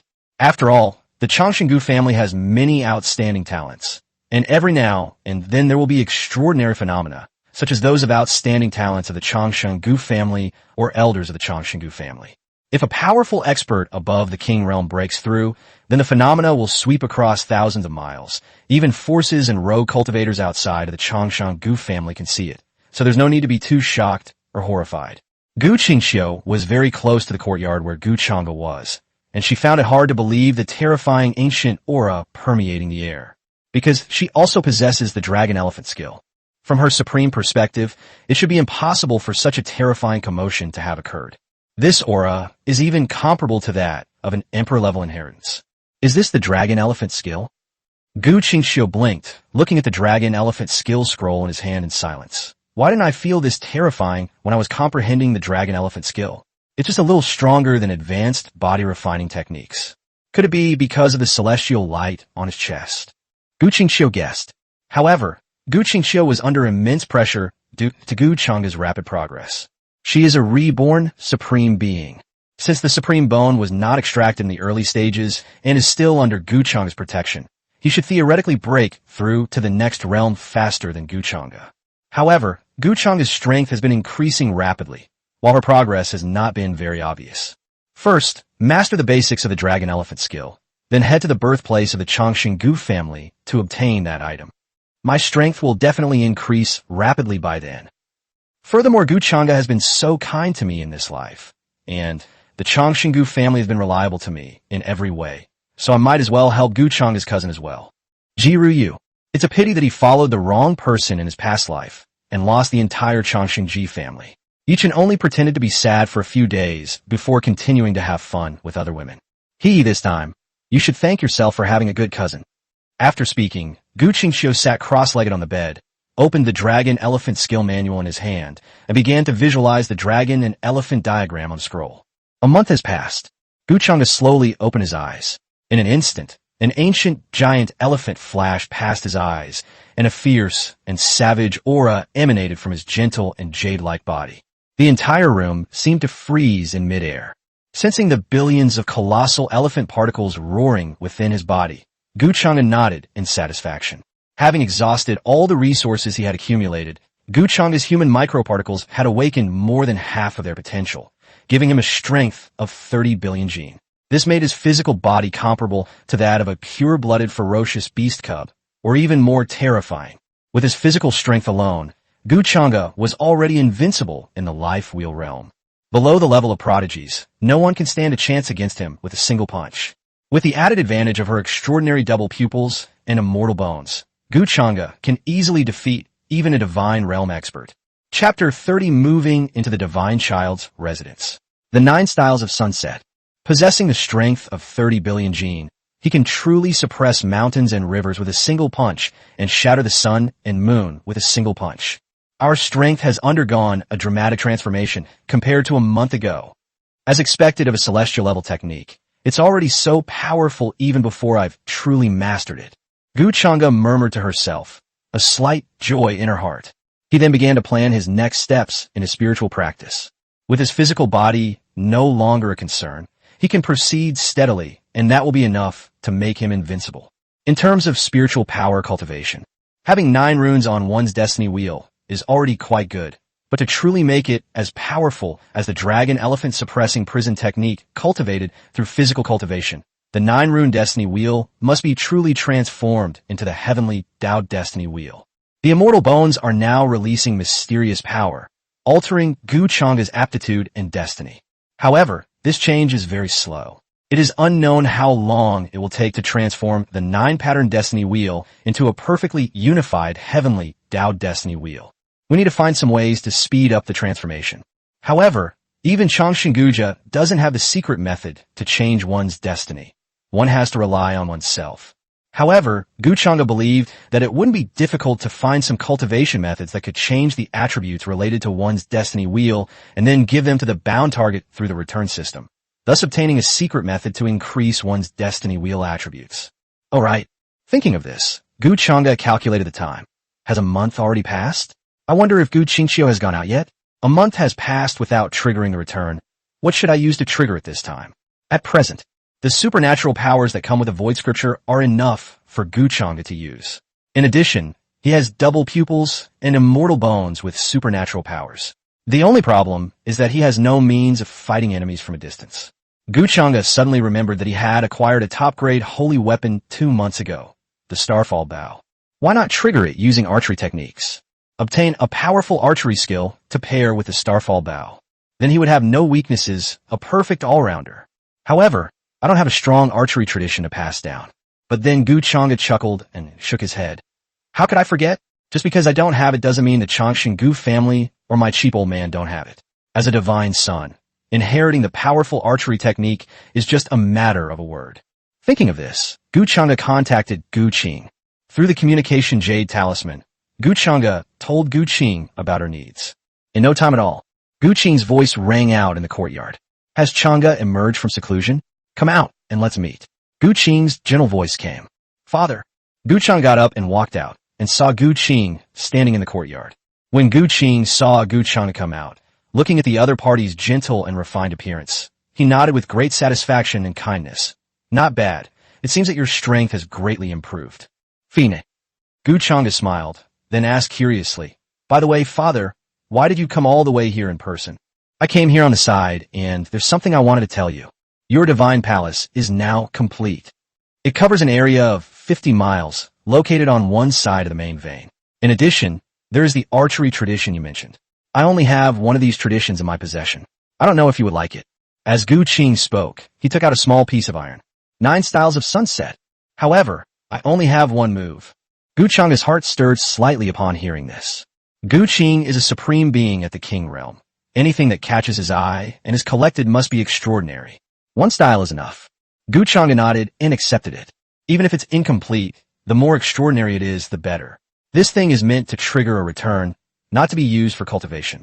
Seeing Gu Chengda accept the Sunset 9 forms, Gu Qing asked curiously, Why are you interested in learning archery? Since we currently lack ranged attack methods, I've become somewhat interested in archery. It's alright, as long as you know your limits. Gu Qing chuckled and was about to leave when he suddenly remembered something and said, Oh right, your maternal grandfather invited you to visit, and your mother misses you too. Go over there sometime. Okay. Gu Chengda was taken aback, nodded, and walked towards the courtyard where Gu Qingxiu was. A month has passed.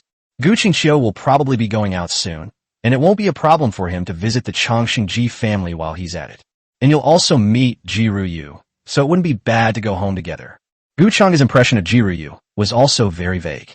All I remember is that when I was little, Jiruyu liked to follow behind me, calling me cousin in a soft, sweet voice. However, it seems that before he awakened his innate wisdom, he was only focused on cultivation and didn't pay much attention to this little cousin. I'm actually looking forward to meeting this cousin. Gu Chengda murmured, before arriving at Gu Qingxiu's courtyard. Gu Qingxiu's maid was already standing at the door waiting. Upon seeing Gu Chengda approach, the two maids' beautiful eyes immediately lit up, and they bowed their heads respectfully to Gu Chengda, saying, Greetings, divine child. Is Qingxiu here? Gu Chengda smiled and nodded as he inquired. Miss Qingxiu is here. I will go and inform the divine child right away. Good. A short while later, Gu Qingxiu then came out with a maid to greet Gu Chengda. Upon entering the courtyard, Gu Qingxiu proactively brewed tea for Gu Chengda. Gu Qingxiu looked at Gu Chengda, whom she hadn't seen for a month, and felt a slight chill in her heart. Gu Chengda has been forced again. Even with her supreme knowledge, she could sense a profound depth in the other person, like an abyss. Brother Shinsi, what brings you here so suddenly? Gu Qingxiu asked, puzzled. It's nothing, I just have something good. Come on over and get it for you. With a smile, Gu Chengda handed the iron plate of the first move of the Sunset 9 styles, which he had just received and hadn't even warmed up yet, to Gu Qingxiu. Gu Qingxiu was taken aback, then decisively shook her head. Brother Shinsi has already given me the dragon elephant skill. I can't accept it anymore. Gu Qingxiu didn't understand why Gu Chengda had always been so good to her. Does she really see me as her younger sister? Or did he figure something out? Even if he possesses the supreme bone and grows up to be a pillar of the Changshan Gu family, isn't this a bit too much? Now that she receives the Changshan Gu family stipend, she is already on par with some ranks. She has no worries about ordinary resources, but she lacks top-tier resources. Take it if it's given to you. Ignoring Gu Qingxiu's refusal, Gu Chengda grabbed her hand and, to Gu Qingxiu's astonishment, stuffed the piece of iron into her soft little hand. Joke! If you don't accept it, how will you trigger the refund? The warm, smooth touch of the man's large hand was clearly felt by Gu Qingxiu. Previous life. No man touched her hand or stood beside her. However, Gu Chengda suddenly grabbed her hand, and the feeling was like being electrocuted, causing 2 blushes to appear on Gu Qingxiu's fair and delicate face.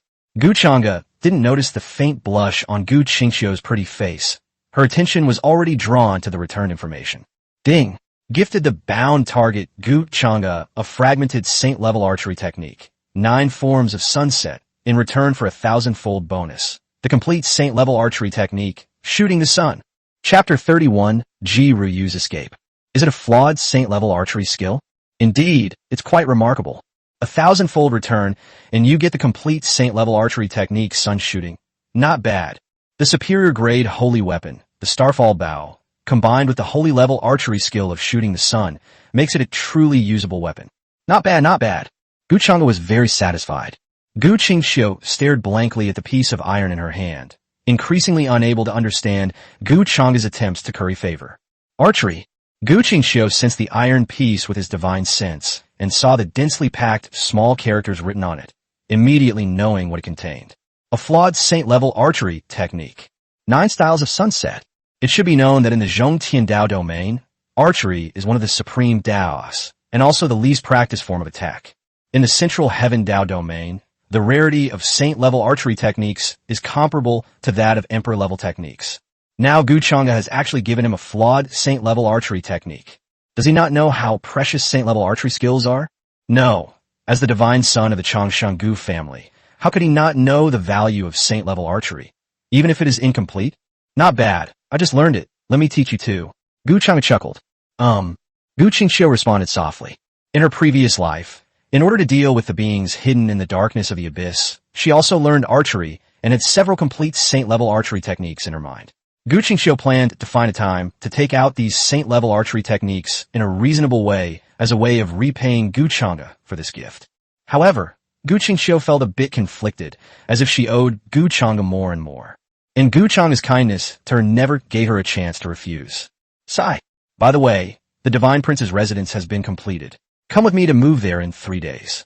Gu Chang'e was about to leave when he suddenly remembered something, and said to Gu Qingxiu, "This is the residence of the Divine Child." The fact that he went to live in the first-rank residence has already caused a lot of gossip. If we go to the Divine Child's palace again, Gu Qingxiu wanted to refuse.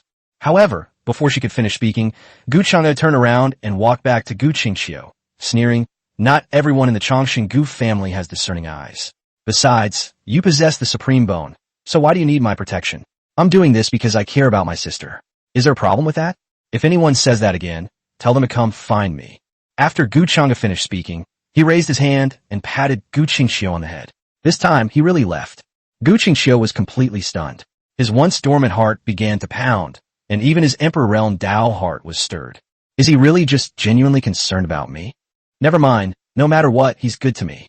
When I reach the top again, I'll just be good to him too. Gu Qingxiu breathed a sigh of relief, not thinking about it too much for the time being. Soon, a piece of news that surprised all the members of the Changshan Gu family spread from the main branch. That is, Gu Qingxiu is the supreme daughter of the heavens who possesses the supreme bone, and the divine son Gu Chang'e has long recognized Gu Qingxiu as his sister, treating her like his own sister. If anyone spreads rumors in the future, they will be punished according to the clan rules for slander. This news sent shockwaves through the entire Changshan Gu family. After all, Gu Qingxiu possessed the supreme bone, a fact known only to the upper-level elders and some geniuses of the Gu family who had achieved immortality. It had not been spread to the lower levels. However, Gu Chang'e's proactive clarification immediately caused a stir among the crowd. Gu Qingxiu, who spends all his time with the Divine Child, actually possesses the supreme bone. It's no wonder he was chosen by the Divine Child. He is a prodigy with the supreme bone. Speaking of which, the supreme phenomenon that appeared in the branch lineage years ago was the awakening of the supreme bone. Our Changshan Gu family has produced another daughter of heaven with the supreme bone, coupled with the Divine Child double pupils. Our generation of Changshan Gu family is too strong. The main branch of the family and the main residence. Thank you, Father. Gu Chang'e smiled slightly at Gu Qing. It's all right. It was our concealment of information that caused some people below to misunderstand. Gu Qing waved his hand and teased Gu Chang'e, but you actually came all the way here to talk about such a small matter. You don't happen to like Gu Qingxiu, do you? If you really do, your father has no objection. After all, she possesses the supreme bone. If she can combine with your double pupils, your offspring will surely be unparalleled in the future. Upon hearing this, Gu Chang'e shook his head repeatedly and gave another reason. Father, gossip is a fearsome thing. Some careless rumors could cause me, a proud and invincible daughter of the Gu family, to have ulterior motives. Besides, I really do treat Xingqiu like a younger sister now. Alright, I was just saying. It would be great if it worked out, but it's okay if it doesn't. She has always been someone I, Changsheng, and Gujia have always cared for. It's good that father understands. Gu Chang'e chuckled and then took his leave. On Gu Qingqiu's side, at this moment, in her courtyard, the two maids serving Gu Qingqiu were looking at Gu Qingqiu with envy and respect. Miss Qingqiu, the divine child Chang'e is really too good to you.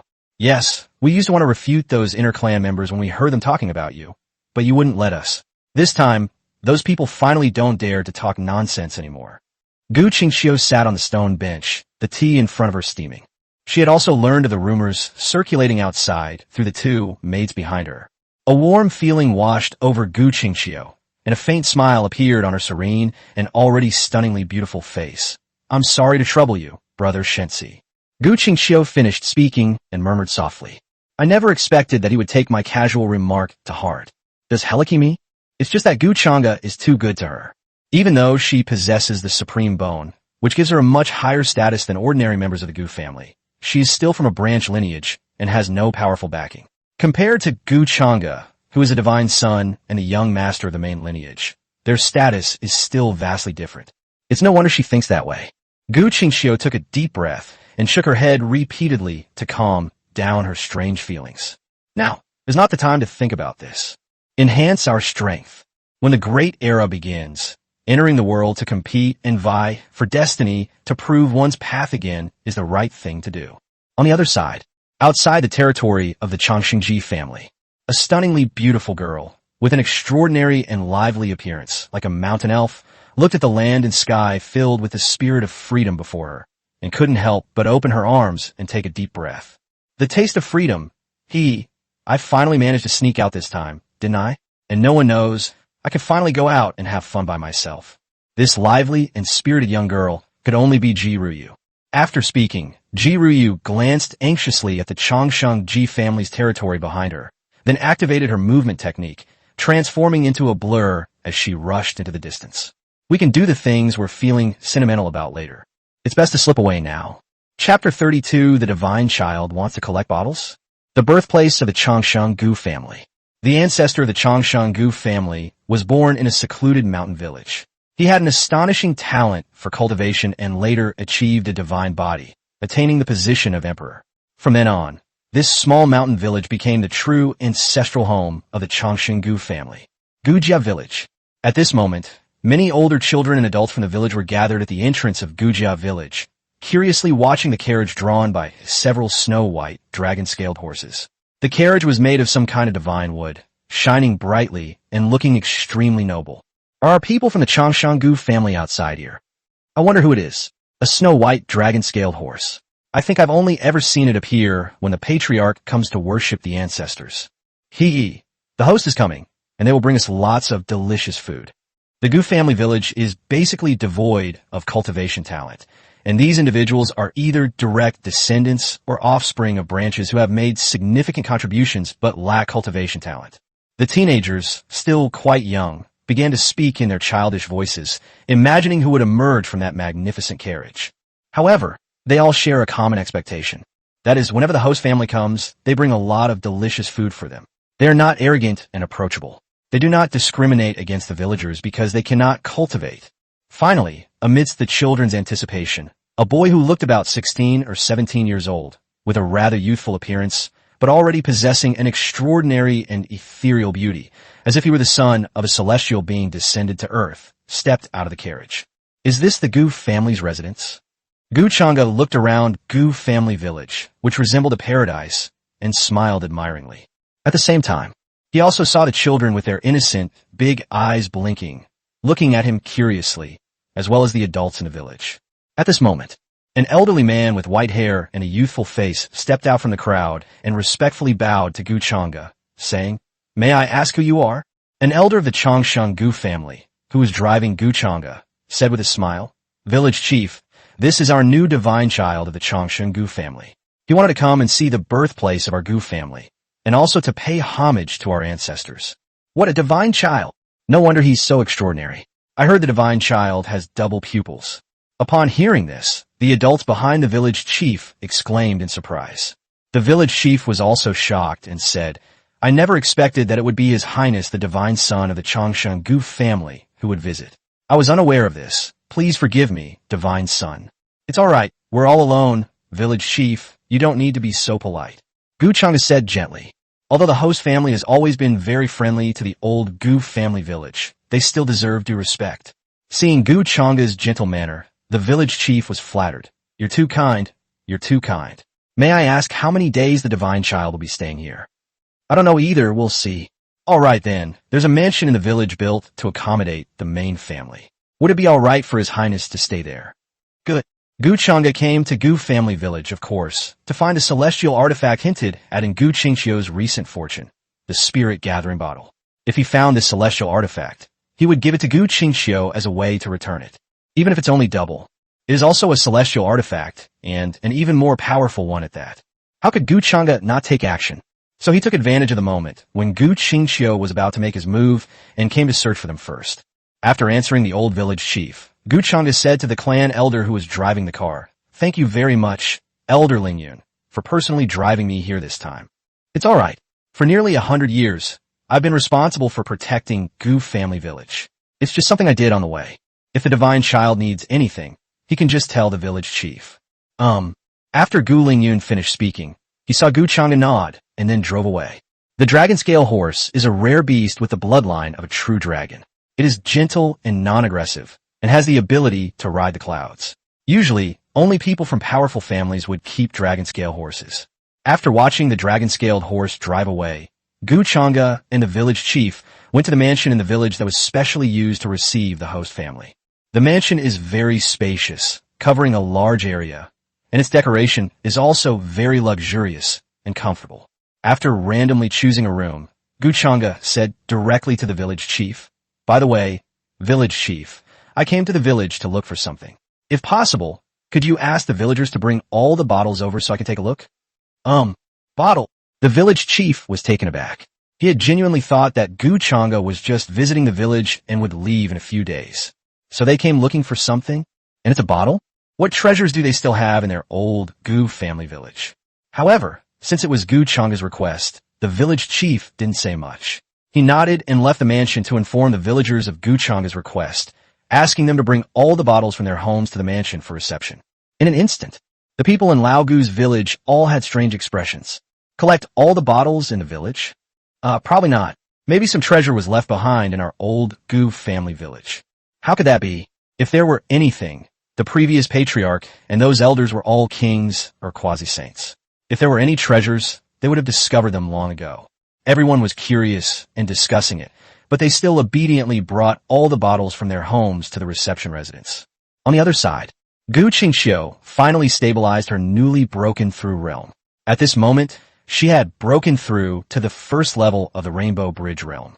However, as the technique to conceal her aura was activated, Gu Qingqiu's aura gradually weakened, and she became the first level of the liquid transformation realm. If Gu Chang'e saw this here, she would definitely say, as expected of the protagonist template, he's pretending to be weak to deceive others, isn't he? In the Rainbow Bridge realm, I can finally fly briefly and use the divine power of the Void Scripture. I can even fight against the Fate Wheel. I finally feel a bit safer. Gu Qingqiu walked out of the room. Now I should go get the Spirit Gathering Bottle. In my previous life, the Spirit Gathering Bottle played an unimaginable role in Gu Qingqiu's rapid progress and his ability to catch up with the geniuses of the Central Heaven Dao Domain or even the 3,000 Dao Domains. Gu Qingqiu arrived at the courtyard, intending to go find Gu Chang'e. Two maids followed. However, after arriving at Gu Chang'e's courtyard, Gu Qingqiu triggered the restriction, but the result was that no one was inside. A maidservant said, Miss Qingqiu, the divine child has already left. The other day when you were breaking through, he said that if you had something to do, you could just do it yourself, and there was no need to tell him. Have they left? When? About 3 days ago. Is that so? Gu Qingqiu blinked. The Zhongtian Dao Domain's Flood Dragon ranking and True Dragon ranking hadn't appeared yet, so it shouldn't be time to enter the world and compete. Logically speaking, Gu Chang'e should be seizing the time to improve her cultivation. She didn't expect that Gu Chang'e would not cultivate, but instead leave the Changsheng Gu family. However, Gu Qingxiu was only slightly surprised before she stopped paying attention. It's better that he's not here. She was free to move around. If you're going to Gujia village, you need to inform the clan beforehand. Chapter 33, The Immortal Artifact Spirit Gathering Bottle, is obtained. Gu Qingxiu is already preparing to come to Gu family village. At this moment, Gu Changda was touching each bottle in the village, channeling spiritual energy into each one and sensing them with his chest bone. If it's a celestial artifact, since he possesses immortal bones, if the two come into contact and spiritual energy is activated, then both the immortal bones and the immortal artifact should react. These past few days, Gu Changda has already screened 4 or 5 batches. At first, they were all bottles that people in the village usually used. Everyone thought that this was just a special little quirk of Gu Changda's, so naturally they all picked the pretty and beautiful ones at first. After Gu Changda had sifted through the bottles and discovered this, he immediately told the villagers not to worry about whether they were clean or dirty and to bring over any bottles they could find. That's not it either. Gu Changda carefully examined each bottle, his brow furrowing as he looked at the various dirty, dark bottles that looked like they had been buried in the mud or had been gathering dust for a long time. If this batch doesn't include it either, then it can only mean that the immortal artifact has a spirit, and it's not my destiny to obtain it. Gu Changda said this. He reached out and grabbed a clay bottle with 2 handles and a long neck. He skillfully channeled a stream of spiritual energy and activated the immortal bone within his chest. The next moment, buzz! A strange fluctuation emanated from the immortal bones. And, as spiritual energy was channeled into the bottle, a faint glimmer of light seemed to flicker on the mud-covered surface, accompanied by wisps of spiritual energy being drawn away and disappearing. Noticing this change, Gu Changda was startled, and a look of joy appeared on her face. This it should be it. As Gu Changda spoke, he picked up the long-necked bottle with 2 handles in his hand, and with a burst of spiritual energy, he cleaned away all the mud, dust, and grime that were attached to the bottle.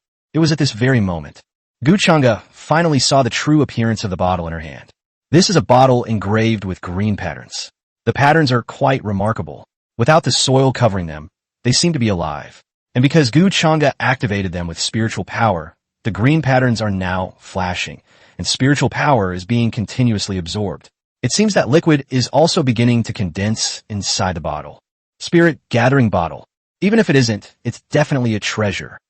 Gu Changda toyed with the bottle in his hand, thinking to himself. However, just to be on the safe side, Gu Changda checked all the bottles again to confirm that only the bottle in his hand was extraordinary.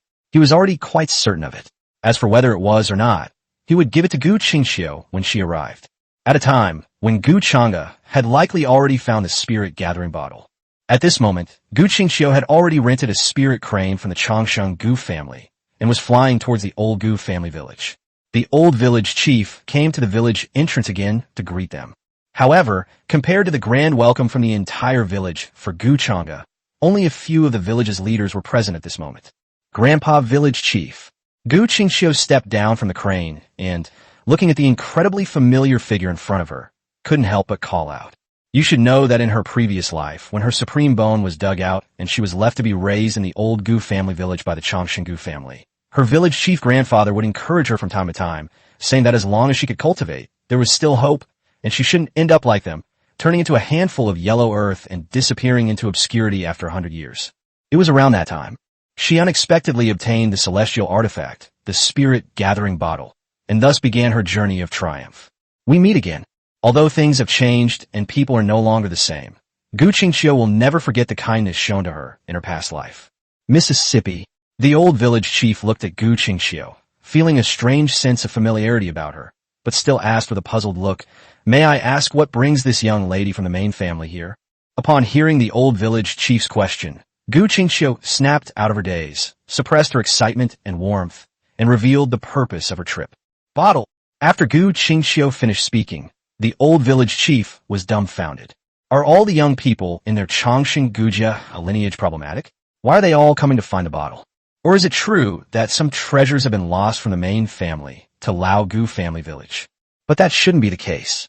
Aside from the occasional visit of the main family during ancestral worship ceremonies, the main family has never visited any other world. Now, not just one divine child has arrived. Just a few days ago, the divine child told them they no longer needed to look for the bottle. And now another one has come looking for it? Gu Qingxiu noticed the surprise on the old village chief's face, which made her heart tighten. She quickly asked, "What's wrong, Grandpa Village Chief?" "It's all right, miss. You don't need to call me Grandpa. I don't have that title." "Miss, please don't be so polite." The old village chief respectfully answered Gu Qingxiu, and then said, "I don't know the name of the young lady. As for my shock, it's because when the young lady arrived, someone had already come looking for the bottle, and it was His Highness the Divine Child.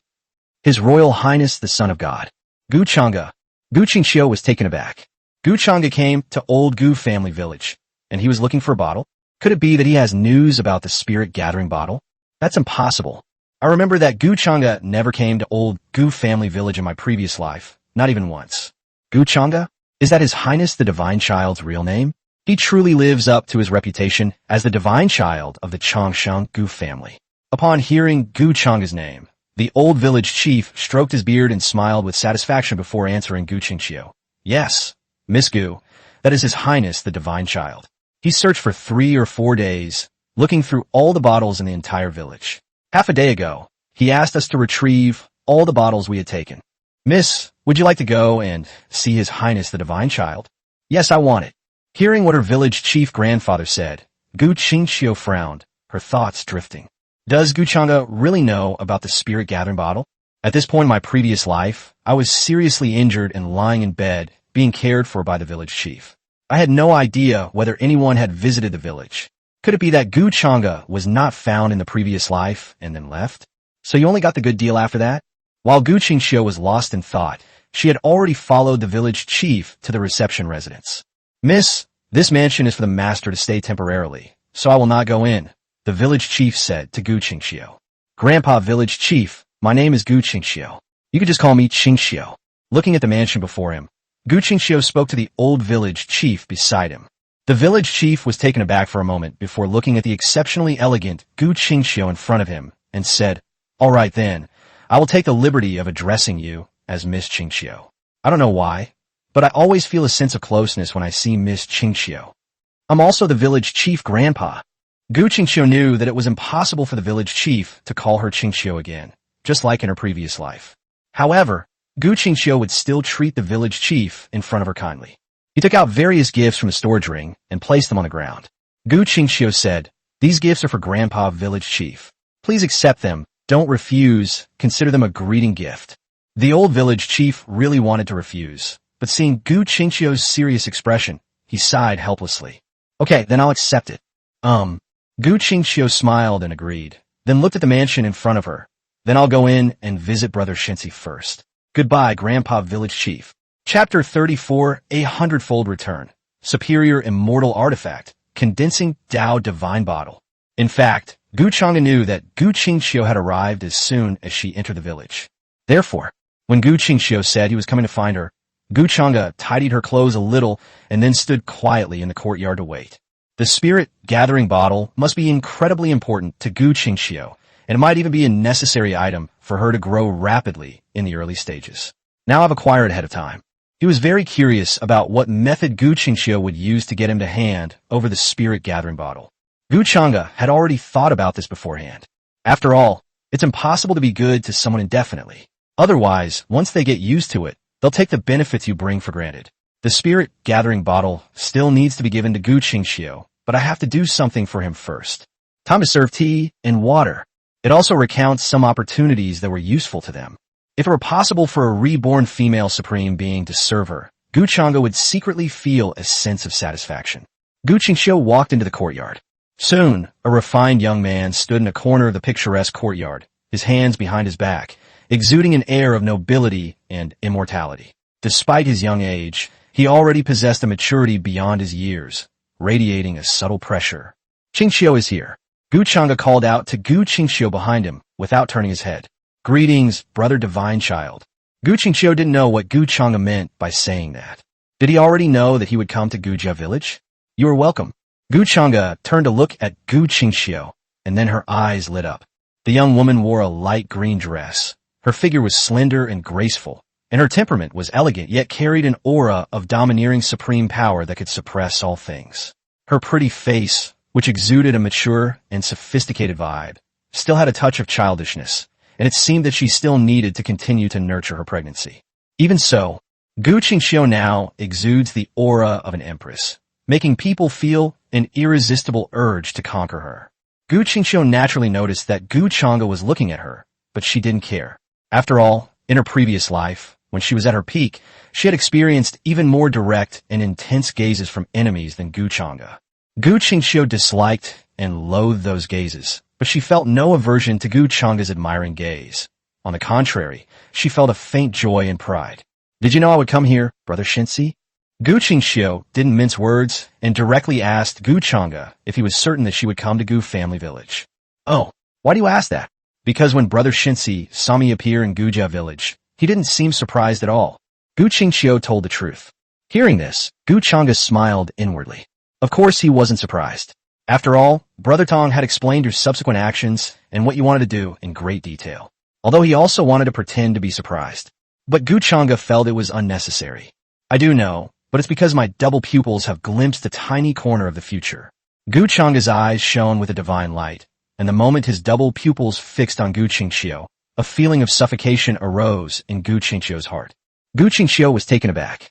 Double pupils can actually possess this supernatural ability to see the future? Why didn't she see Gu Chang'e use it in her previous life? In that future, I saw you being ripped out of your bones, thin and pitiful, struggling to survive in Gujia village, until you obtained a mysterious bottle and your condition gradually improved. So, out of curiosity, I came here to find out and give it a try. As it turns out, it seems we really did gain something. Gu Chang'e made it up on the spot. Anyway, since the double pupils are on his body, he can make up whatever he wants. The most important thing is to make Gu Qingxiu, this reborn supreme being, feel good about him. It would be even better if he fell in love with him. After all, even though it was a system-bound target, Gu Chang'e didn't want to waste so many of his resources and let others benefit from them. Gu Qingxiu was unaware of Gu Chang'e's thoughts, and Gu Chang'e was even more oblivious. He casually made up an excuse and ended up revealing everything about Gu Qingxiu's past life that she was familiar with. After Gu Chang'e finished speaking, Gu Qingxiu remained silent for a long while before raising her face and saying, "Really? I didn't expect that Brother Shinsi would see me in such a miserable state. But that's only a glimpse into the future. I did not dig out Qingxiu's supreme bone, nor did I ever have that idea from the beginning." Gu Chang'e smiled faintly. After her rebirth, Gu Qingxiu felt that Gu Chang'e in front of her was becoming increasingly incomprehensible to her. Furthermore, during her time with Gu Chang'e, she discovered that he was unbelievably perfect, possessed unparalleled talent, and terrifying combat power, and even his conduct and actions were as radiant as the moon in her memories of him from her past life. Just as Gu Qingxiu was lost in thought, a small green bottle was suddenly thrown at her. Gu Qingxiu took it subconsciously. When Gu Qingxiu saw what it was, she was stunned, because what Gu Chang'e threw to him was a spirit-gathering bottle. Gu Qingxiu was shocked and looked at Gu Chang'e in disbelief. Since Gu Chang'e had already obtained the spirit-gathering bottle, he should know that this thing was a celestial artifact. This is a celestial artifact. Even though countless years have passed in the 3,000 Dao domains, the number of immortal artifacts that have appeared is extremely limited, something that even Emperor Realm experts would go crazy for. Now Gu Chang'e has just casually tossed it to me? In the 3,000 Dao domains, countless loving couples have turned against each other when they encountered extraordinary opportunities and heaven-defying inheritances, becoming sworn enemies. Unbelievable. Gu Chang'e gave him the spirit-gathering bottle directly. I went through a lot of trouble to find this, so I can't give it to you for free. You'll have to compensate me with something, whether it's a heaven-defying treasure or an extraordinary opportunity. Also, I'm planning to travel around for a while to relax. How about you take care of me for a few days, Qingxiu? Consider it payment for your bottle. Gu Chang'e spoke calmly, without any hint of being pressured or intimidated. Instead, he sounded like a brother doting on his sister, and he naturally let bygones be bygones about the little green bottle. Gu Qingxiu's heart pounded. The small green bottle, a magical artifact, felt extremely hot to the touch. What could she possibly offer Gu Chang'e in return for a celestial artifact? Even offering herself in marriage wouldn't be enough, would it? Using someone else's destined opportunity to capture the heart of a reborn female supreme, being only Gu Chang'e, could pull off such a feat. Alright, no answer means you agree. Now, Qingxiu, let's get started. Gu Chang'e chuckled at Gu Qingxiu. Okay, alright. Gu Qingxiu was stunned for a moment, then nodded. The little green bottle is really important to her, Gu Changa's request is practically a free gift. From this moment on, Gu Changa will hold a special place in Gu Qingxiu's heart because of the little green bottle she uses all the time. And at the moment, Gu Qingxiu nodded in agreement and accepted the little green bottle. Gu Changa immediately saw the notification message from the invincible return system. Ding! Gifted to bound target. Immortal artifact spirit gathering bottle. Get 100 times your money back. You have obtained a superior grade immortal artifact. The condensing Dao divine bottle. Superior immortal artifact. Dao condensation divine bottle. Contains the essence of yin and yang. Exposure to sunlight yields yang fluid, while exposure to moonlight yields yin fluid. The fusion of yang and yin fluids produces a drop of Dao condensation divine water. Consuming one bottle is equivalent to a year of arduous cultivation and a year of enlightenment. A very simple introduction. But this simple introduction contains content that seems utterly outrageous.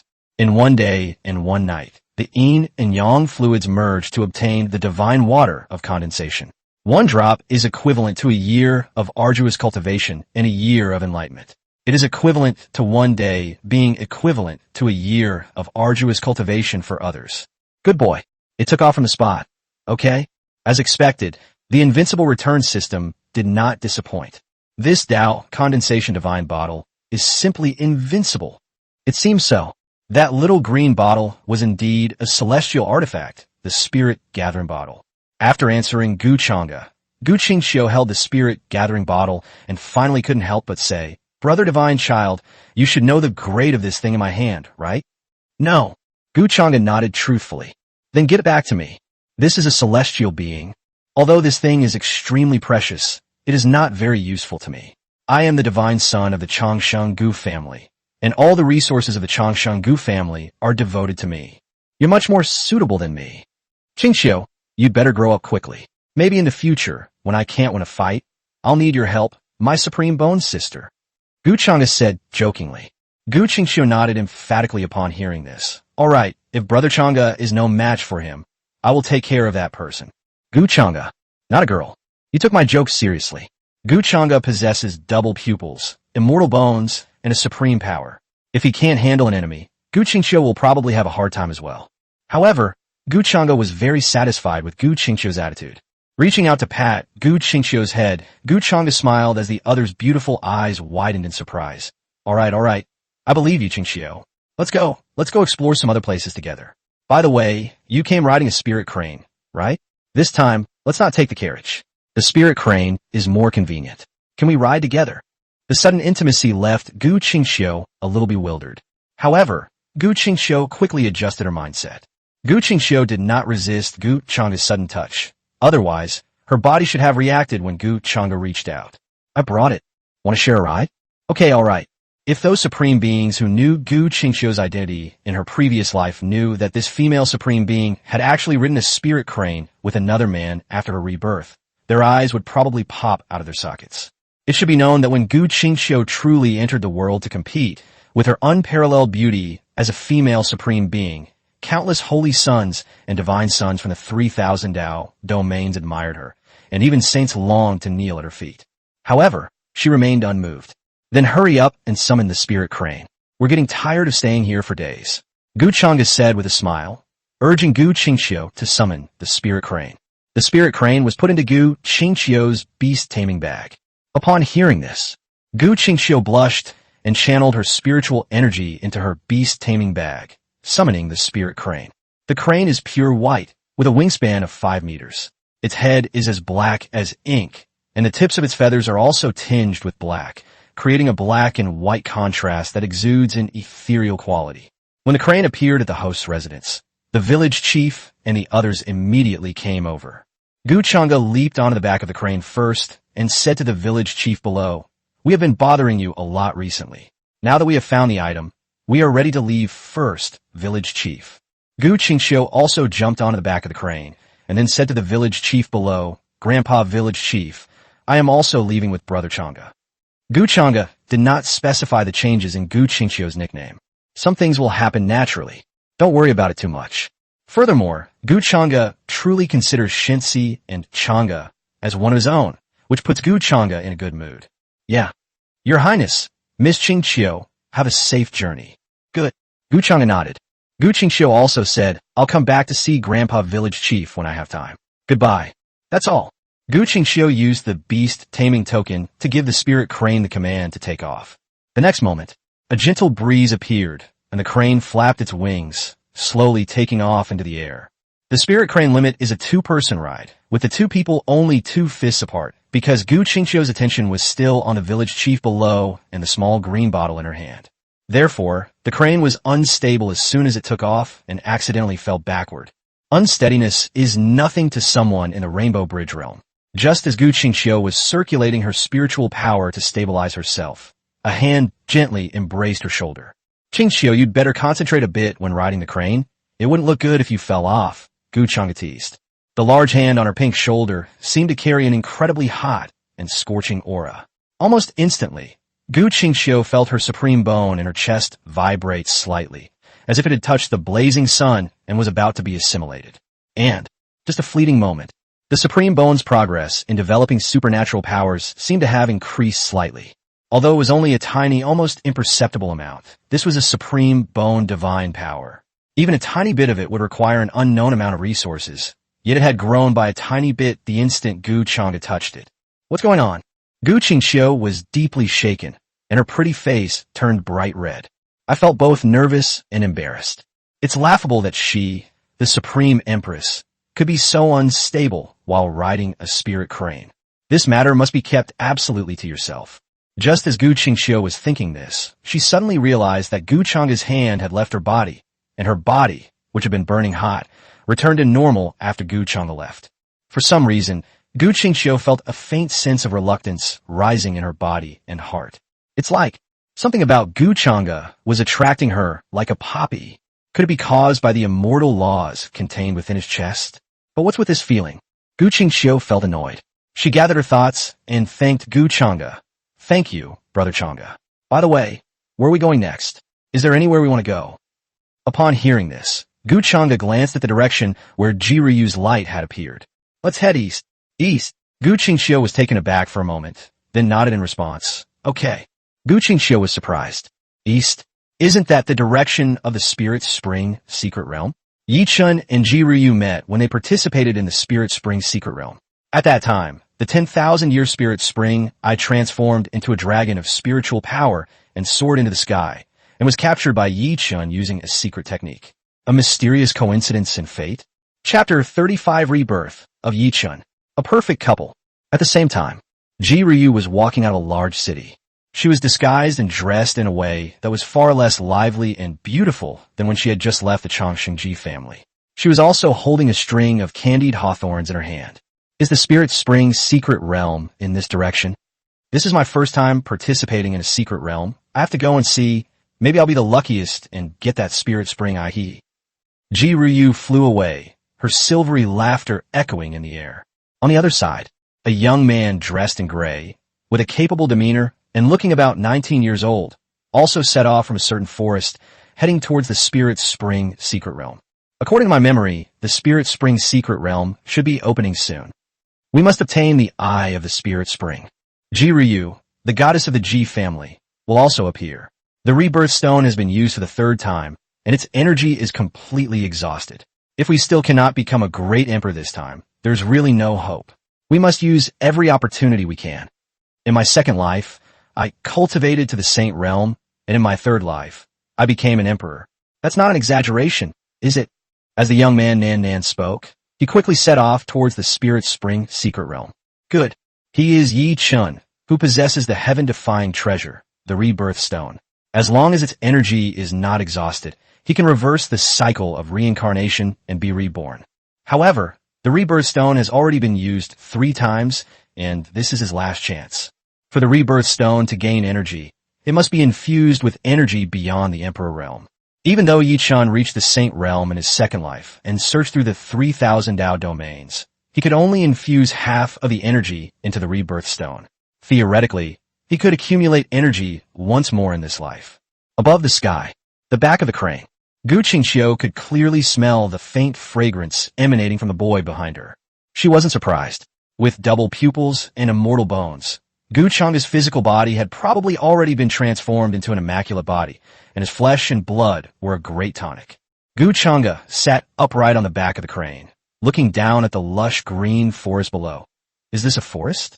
Qingqiu, is there anywhere you'd like to go? No. Gu Qingqiu shook her head. It's not bad to keep going forward like this. This is the place she wanted to go. Gu Qingqiu silently recited in her heart. Oh. Gu Chengda nodded, his expression unchanged. As they got closer to the light, Ji Ruyu stopped in that spot for some reason. While Gu Chengda was thinking, boom! A terrifying burst of spiritual light shot into the sky in an instant. The next moment, a massive mountain loomed in the distance, bathed in a divine light, resembling a mountain of immortals. Is this a blessed land or secret realm? Gu Chengda was stunned when he saw this scene. That's right. Gu Qingqiu feigned surprise. I didn't expect to be so lucky. We just randomly picked a direction and stumbled upon the opening of the blessed land's secret realm. There are two types of secret realms. Small space secret realms are called Cave Heaven's secret realms, and then there are Blessed Land's secret realms. The most mysterious places are the caves and secret realms, which may hold extraordinary opportunities or lead to certain death. Blessed Lands and secret realms are various blessed lands appearing in the world. For example, the Spirit Spring secret realm this time is a blessed secret realm that rogue cultivators flock to. The area is rich in spiritual energy and produces a variety of precious medicines and divine metals, making it a veritable resource-rich land. The greatest danger comes from humankind. Of course, top-tier forces like the Changshingu family have little interest in the little blessed land secret realm, so they let the independent cultivators do whatever they wanted. Beyond the secret realm of Lingquan, a group of powerful figures descended here as streaks of light, while other independent cultivators who had arrived earlier also joined the festivities. The highest cultivation level among all was only a 9th level expert in the divine realm. This small blessed land secret realm caused very little commotion, and with the local forces controlling it, the news did not spread. That's why only experts at the highest level of the divine realm, the 9th level, arrived. The Spirit Springs secret realm has opened. The natural restriction hasn't disappeared yet. If you just open it and go in, you'll only get lost in the blessed land. Wait another half hour, and it should be fine. This is a stroke of good fortune for the cultivators of Yunlong City. A blessed land and secret realm have appeared so close to the city. Ha ha ha. The various independent cultivators discussed the matter with great delight. Certainly, everyone is on their own guard. Once you enter the Spirit Springs secret realm, the person you talk to will be the one who stabs you in the back. Ji Ruyu had an ordinary appearance, but as she stood in the crowd looking at the mountain that had manifested in the Spirit Springs secret realm, her beautiful eyes sparkled. A blessed land, a secret realm. It's a blessed land, a secret realm. And this is the first time I've actively participated. The freedom and joy are amazing. Oh wow. On the other side of the crowd, Yichin carefully observed everyone's expressions, searching for Ji Ruyu's disguised appearance in his memory. In fact, if it weren't for a guy at the 9th level of the divine realm provoking Ji Ruyu at the last moment, Yichin would never have known that the darling of the Changshangji family, this supreme power, had actually sneaked out to participate in this small secret realm. This caused quite a stir in the Zhongtiandao domain at the time. Many who returned from the Spirit Springs secret realm were furious. If they had recognized the goddess of the Ji family back then and made even the slightest connection, they might have risen to great heights later on. Regarding the rebirth relationship, Yichun was reborn normally, using his cultivation level to go through all the experiences of his previous 2 lives to arrive at the 3rd life, while Gu Qingqiu went through the entire timeline of the 3rd life and then returned to the beginning of the 3rd life. Yichun scoffed at this, thinking that no ordinary person could possibly attract the attention of a goddess. Only Yichun, who has been reborn 3 times, could accurately cater to the preferences of the Ji family's goddess. According to information from the 2nd life, Yichun knew that Ji Ruyu yearned for freedom and longed for it. She was an exceptionally beautiful and captivating girl, like an elf. Just give her the freedom she likes. Then I will definitely leave a deep impression on her, and it is even possible to take things further. Unfortunately, Yichun searched through the crowd, but did not see the disguised face that Ji Ruyu remembered. He sighed. Once the Spirit Springs secret realm opens, she will compete for a precious herb and will use a King Realm Jade Talisman. That's when I'll be able to meet him. Just as Yichun was muttering to himself. Chirp! A crane's cry suddenly drew everyone's attention. The next moment, a crane descended from the sky. In an instant, All the rogue cultivators present changed their expressions and looked at Lingi with vigilance. Spirit cranes are not something that ordinary forces can possess. At least a first-rate or even a long-lived family force can own them. In other words, the person who came is very likely from first-rate force. This made it impossible for the scattered cultivators present to be in a good mood. Yi Chen's expression also changed. What's going on? No spirit crane appeared in the previous life. The crane descended slowly. Everyone finally saw the two figures on the crane's back. When people saw their faces clearly, they were instantly stunned, and the phrase "a perfect couple" slowly came to mind. Two young men and women, who looked quite young but possessed an extraordinary and noble air, stood on the back of the crane. It appears to be primarily aimed at teenagers. Chapter 36 Inyang Divina Badi. He was exceptionally handsome, otherworldly, and ethereal, dressed in a black robe with gold trim that exuded nobility. His body seemed to be surrounded by celestial light, and the sound of Taoist chants echoed around him, leaving a deep impression on anyone who saw him. The other was a young girl in a blue dress who, despite her young age, already possessed stunning beauty. Her black hair cascaded down her back. Her fair skin was like solidified cream, and her features were exquisitely beautiful. She was like a lotus, rising from the mud, untainted by its surroundings. This pair of men and women, regardless of their cultivation level or social standing, clearly come from distinguished backgrounds. Gu Chengda and Gu Qingqiu landed on the spirit crane, ignoring the gazes around them. They glanced at everyone present, then smiled and nodded to them. In the crowd, when Yi Chen saw Gu Chengda and Gu Qingqiu descending together on a spirit crane, his pupils contracted sharply. Yi Chen's scalp tingled, and he quickly lowered his head to hide the shock in his eyes. What's going on? Gu Chengda and Gu Qingqiu, the people from the Changshingu family, are here too. This didn't happen in my previous life. And aren't Gu Qingqiu and the Changshingu family mortal enemies? How come they're going out together with Gu Chengda? Yi Chen was shocked and very puzzled. He knew Gu Chengda and Gu Qingqiu all too well. When the True Dragon ranking and the Flood Dragon ranking appeared, top-tier forces, immortal families, and their divine sons, daughters, saints, and saintesses entered the world to compete. Among them, the most dazzling were only a few people, including Gu Chengda, who possessed double pupils and the supreme bone, and suppressed the younger generation of Zhongtian Dao domain. Another was Gu Qingqiu, who also possessed the supreme bone, and her supreme bone was even more terrifying than Gu Chengda's. When Gu Chengda achieved the position of saint, she had already become a great emperor, and she was someone he could only admire from afar and could not get close to. However, upon further reflection, a crazy idea sprouted in Yi Chen's mind. He is a reborn person, having been reborn twice. Although he didn't know much about Gu Qingqiu's experiences as a reborn empress, he still knew some key things. If he could establish a connection with this future female supreme ruler, he might be able to become an emperor, just like her in this lifetime. In fact, in his second life, Yi Chen used some information he had learned in his first life to obtain the support of several saintesses and goddesses from first-rate forces, and then cultivated to the saint realm. He dared not covet the goddesses and saintesses of the immortal families and top holy lands, as such beings were beyond his reach.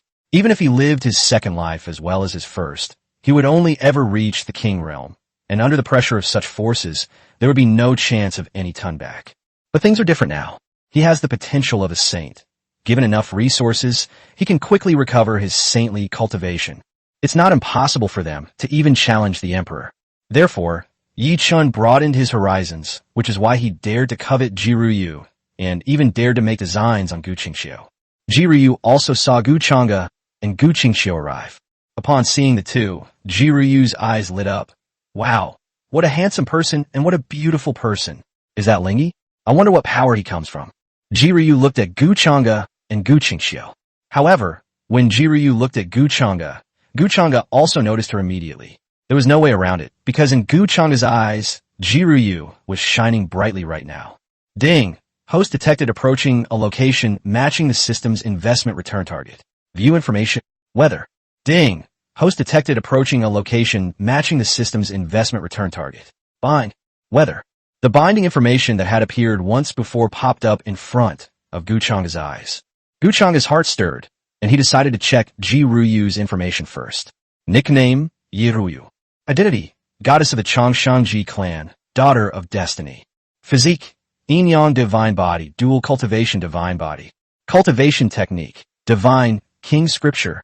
Divine powers. Divine King's eye, Divine King's finger, Divine King's sigh, Divine King's illusion. Recent fortune forecast. View after binding. Looking at Ji Ruyu's information, Gu Chang'e finally settled on the identity section. As expected, all the targets bound to the system are women of destiny. Moreover, my cousin actually possesses the yin-yang divine body, a divine body coveted even by saints. Cultivating both yin and yang is extremely beneficial to both. Fine. After thinking it over, Gu Chang'e decided to target Ji Ruyu as his second investment return target. Binding successful. Ji Ruyu's recent fortune reveal. Upon hearing the system notification, Gu Chang'e checked Ji Ruyu's personal information again, his gaze falling on her recent fortune. Nickname, Yi Ruyu. Recent fortune. You have been schemed against by another chosen one, Yi Chun. Originally, you intended to make the Changsheng Ji family an ally of this chosen one, and even engage in an immortal war with another holy land, exhausting your resources. However, you encountered an unknown person who eliminated the hidden danger. But the chosen one, Yi Chun, is not giving up. In 3 days, he will select a stone with a surface full of pits at the Yunlong City Stone Gambling Hall, and open it to reveal a yin-yang spirit jade, thus regaining Ji Ruyu's favor. Goodness. Looking at Ji Ruyu's recent fortune, Gu Chang'e narrowed his eyes. He truly deserves to be called the chosen one of destiny. I just wonder what his special ability is. The old man also possessed some extraordinary abilities. However, it is quite obvious that the other party may have seen through Ji Ruyu's identity, which is why they went to great lengths to gain her favor. It's not just that the other party is my target for the return. Just because she's my cousin doesn't mean I can let your scheme succeed. Yi Chun, is that right? Yeah. Let me see how many secrets you know. Gu Chang'e was thinking to herself when Ji Ruyu happened to see Gu Chang'e looking at her. This made Ji Ruyu quickly lower her head. Is he looking at me? Did you see through my disguise? No way. My disguise pill is a sacred grade, and I'm also wearing a secret treasure that isolates divine sense. How could it be seen through? Ji Ruyu thought to herself. But the next second she realized that she had indeed been noticed by the man who had just arrived and attracted everyone's attention. Because Gu Chang'e, in full view of everyone, led the curious Gu Qingxiu to stand in front of her. Gu Qingxiu also looked at Gu Chang'e with curiosity, and then examined the disguised Ji Ruyu. However, upon closer inspection, she noticed something amiss. A saint-level disguise pill. There are also secret treasures that can isolate divine sense from detection. Yi Ruyu. Gu Qingxiu guessed the identity of the woman in front of him. After speaking, Gu Qingxiu looked at Gu Chang'e with slight surprise. She wondered how Gu Chang'e had discovered it. As a reborn supreme being, she wouldn't have noticed anything unless she looked closely. But Gu Chang'e walked straight up to Ji Ruyu. What causes double pupils? Gu Qingxiu had no idea how powerful Brother Tong was. Chapter 37, The Immortal Family. As Ji Ruyu looked at Gu Chang'e walking up to her, she saw his handsome and otherworldly face grow more and more striking as she got closer, and her heart began to pound. However, she was puzzled. After I disguised myself, I should have looked completely ordinary, so why did the other person walk right up to me? I didn't expect to see you here, cousin. Did you sneak out? Gu Chang'e's gentle voice rang in my ears. Ji Ruyu looked at the ethereal young man before her, noticing the faint smile on his handsome face, and her head buzzed. From those eyes, which were like black holes, she seemed to see another kind of eye, mysterious and sacred. Double pupils? These two words flashed through Ji Ruyu's mind. The next second, she suddenly remembered that she did indeed have a cousin in a top family in another distant 3,000 Dao domain. Furthermore, the other party was born divine and possessed double pupils. In the past, when I occasionally visited the Gu family in Changsheng, I often liked to follow my cousin around and play. But later, for some reason, this cousin often went into seclusion, and over time, she stopped going to Changsheng to take care of the family. This must be the first time we've seen each other in several years. Looking at Gu Chang'e in front of her, Ji Ruyu felt as if she were seeing the older brother she used to love. Brother Chang'e? Ji Ruyu asked subconsciously. I knew I wasn't wrong. Gu Chang'e nodded and smiled. Although you've grown a little, you're not much different from before. Upon hearing this, Ji Ruyu felt a slight surge of joy. It turned out that her cousin, whom she had liked before, still remembered her. Ji Ruyu raised her little face and said happily, Brother Chang'e, what are you doing here? And you saw through my disguise? Certainly. My eyes don't lie. Gu Chang'e pointed to his eyes. As for why I'm here, I suddenly felt like going out for a walk and sightseeing, and I happened to see that a blessed land had been born here, so I came to take a look. What a coincidence. Ji Ryu covered her mouth in surprise. Yi Chun watched Gu Chang'e, Gu Qingxiu, and Ji Ryu in front of them. When Yi Chun saw Ji Ryu's disguised appearance, his heart sank. It was Ji Ryu. He didn't expect that Ji Ryu and Gu Chang'e knew each other. Oh right, the Changsheng Gu family and the Changsheng Ji family are related by marriage. It's perfectly normal for Gu Chang'e to know Ji Ryu. However, with Gu Chang'e around, it would be difficult for him to gain Ji Ryu's favor. After all, if he deliberately created some chance encounters or accidents, both Gu Chang'e and Gu Qingxiu would probably notice. We need to think this through carefully. As Yi Chun pondered this, the Li family patriarch, a 9th-level transcendent realm expert from Cloud Dragon City, descended from the void and approached Gu Chang'e and his companions, who were conversing. He frowned and respectfully inquired, "May I ask where the three of you come from? And what brings you to this blessed land? Don't worry about us." Gu Chang'e turned to look at the Li family patriarch and said calmly, "You can continue to compete for opportunities as before. We'll each rely on our own abilities." Well, okay. Judging from Gu Chang'e and Gu Qingxiu's demeanor, there are probably beings that Yunlong City cannot afford to provoke. Ji Ryu, who stands beside Gu Chang'e and Gu Qingxiu, may look ordinary, but the fact that he can call Gu Chang'e a cousin suggests he must have an extraordinary background, and his current appearance might even be fake. The other independent cultivators from Yunlong City, seeing this, had a flicker of excitement in their eyes and felt a slight sense of joy.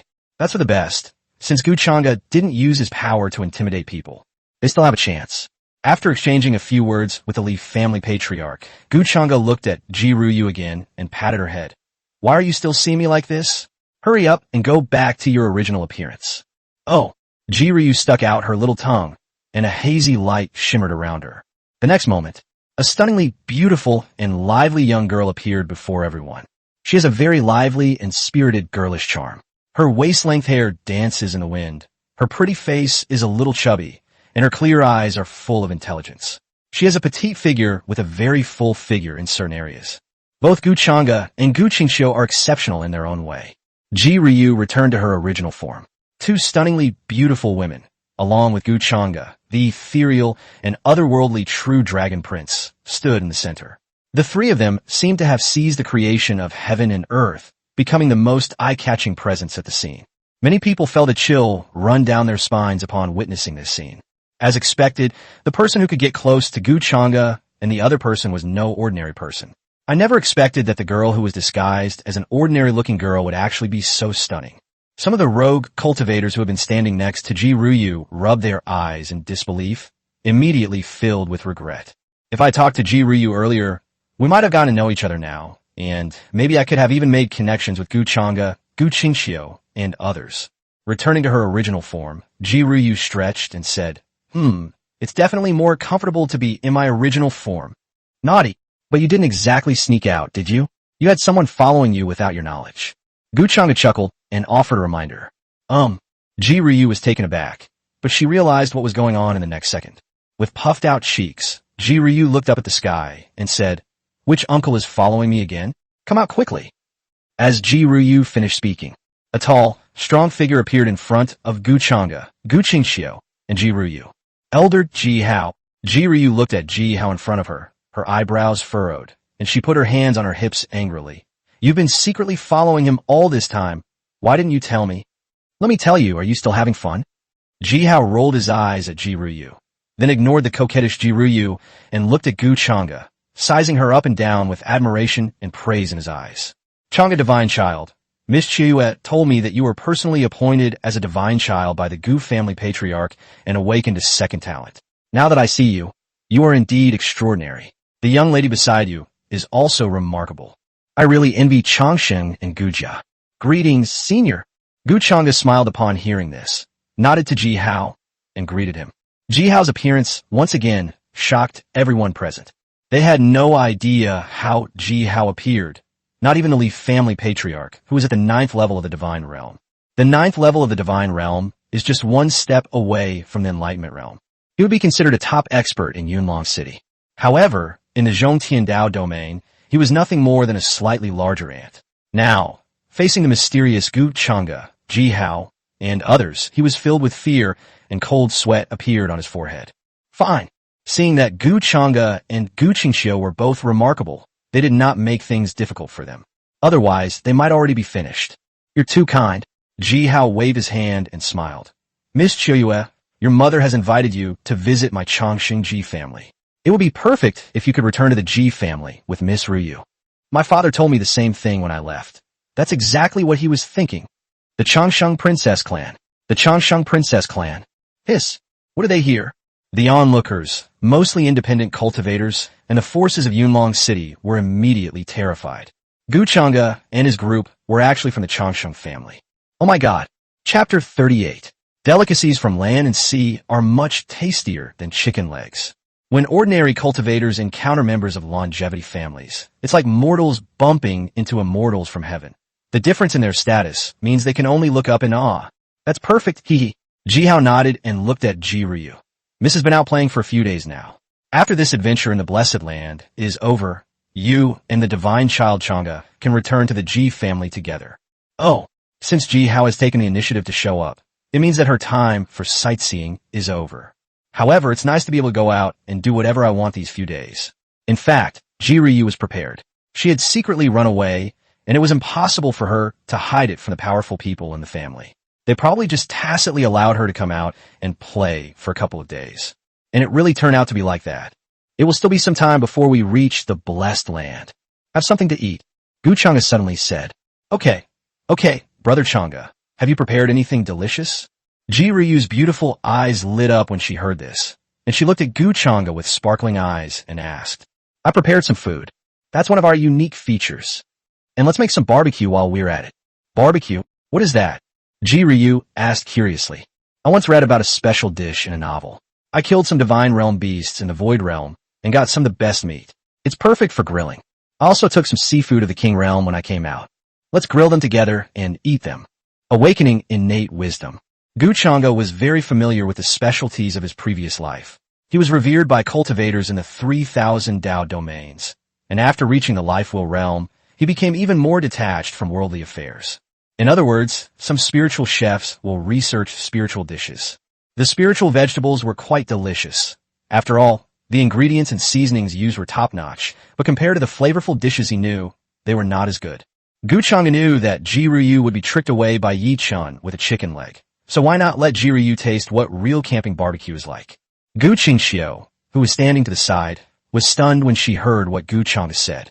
How come she didn't know Gu Chengda knew these things before? He only knew how to cultivate and dominate the world before.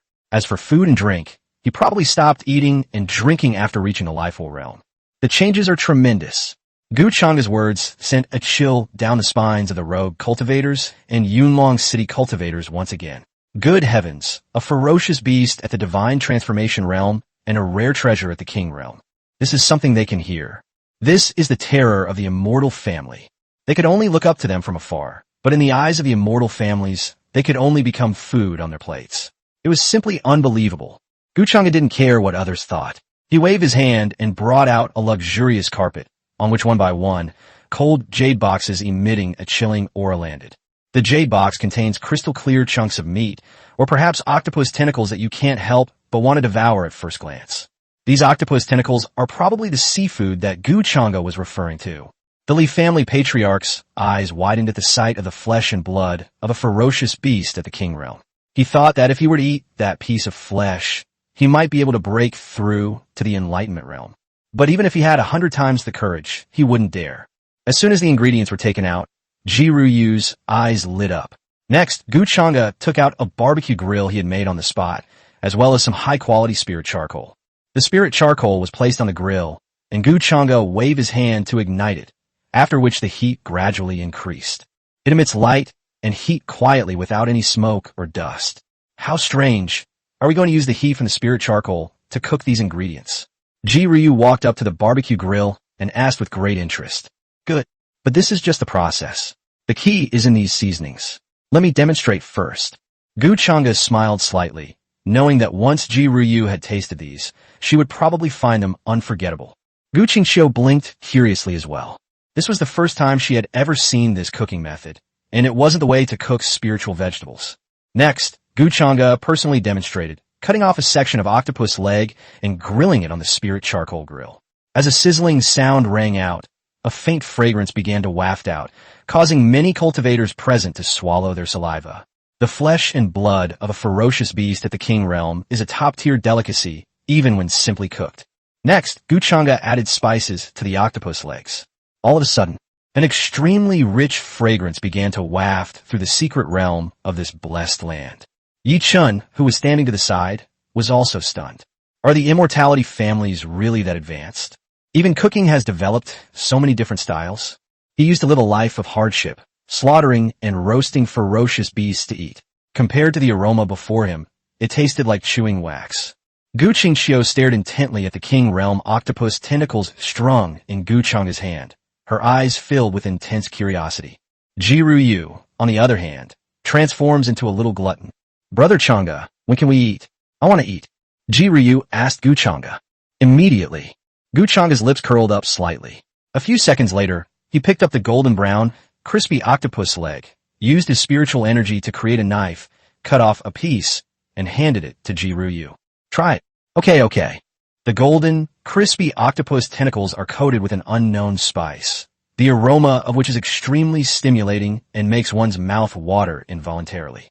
Ji Ruyu looked at the steaming hot octopus tentacles and ate them in one bite. The next moment, an incredibly rich and intensely flavorful aroma, unlike anything she had ever experienced before, exploded in her mouth. Ji Ruyu let out a muffled groan, her fair face instantly flushing crimson. Her large eyes became incredibly moist, and she involuntarily exclaimed, so delicious. Seeing Ji Ruyu's expression, Gu Qingxiu's lips twitched. Gu Chengda cut a piece and handed it to Gu Qingxiu. You should try it too, Qingxiu. Good. Gu Qingxiu was also curious whether it tasted that good, so she took a bite. Like Ji Ruyu, after taking a bite, the stimulating aroma exploded on her taste buds, enveloping Gu Qingxiu in an indescribable feeling. Gu Qingxiu's rosy cheeks twitched, and a strange light appeared in her beautiful eyes. It's really delicious. Seeing this, Ji Hao was eager to try it. In fact, he really wanted to eat it too. But as an elder, you can't just get involved in the younger generation's affairs, can you? I'm too embarrassed to speak up. However, Gu Chengda naturally didn't forget Ji Hao, and cut a piece for him as well. After taking a bite, Ji Hao completely fell in love with this thing called barbecue. Then, there was a very strange scene at the scene. Outside a blessed land that was about to be born, attracting many cultivators, a group of people watched enviously as a few people barbecued. The aroma of the food wafted for miles, but no one dared to go up and ask for some or disturb them. Gu Chengda ate a little, then looked at Ji Ruyu, who was happily grilling, and said with a smile, Ryu, aren't delicacies from land and seem much tastier than chicken legs? What chicken leg? Is it the kind of chicken leg that's just grilled over a regular flame? Of course, it can't compare to Brother Chengda's barbecue at all. Ji Ruyu's cheeks puffed out as she stammered and spoke haltingly. Upon hearing this, Gu Qingxiu paused while eating the octopus leg, then looked at Gu Chengda with a strange expression. Could it be that Gu Chengda's double pupils saw something again? Chapter 39, True Fire Chicken Leg. A casual remark resolves fate. That's right. Here, have another bite. Thank you, Brother Chengda. Seeing Gu Chengda hand over a new piece of meat from a divine realm beast, the spices on it made Ji Ruyu's eyes crinkle with joy, and she took a bite. Ji Hao had just finished eating a piece and said with lingering satisfaction, I never expected Chengda to have such culinary skills. I tinkered with it when I was bored. That's good. Remember that cultivation is the most important thing. Don't let your energy be scattered in other areas. I understand. Thank you for reminding me.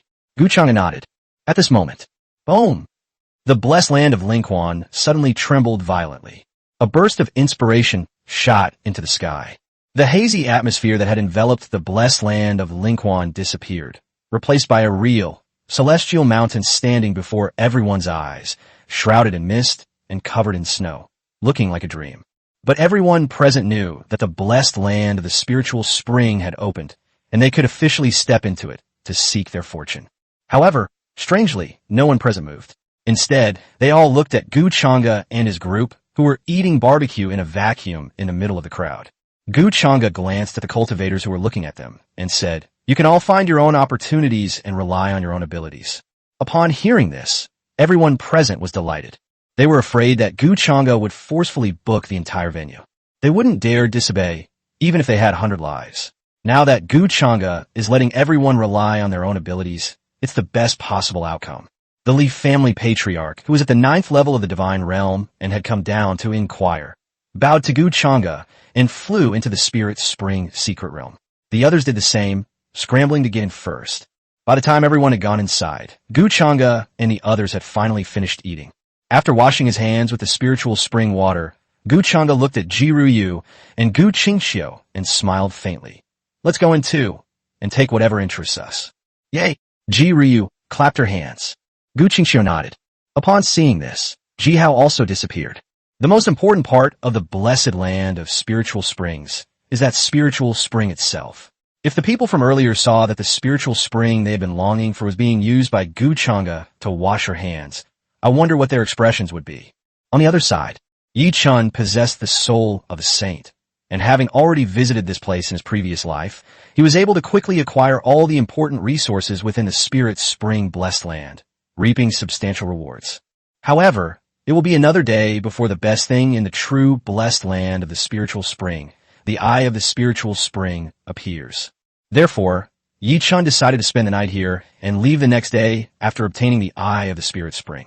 As for Gu Chang'e, Gu Qingxiu, and Ji Ruyu, with Gu Chang'e by their side, it would be very difficult to get close to the two women.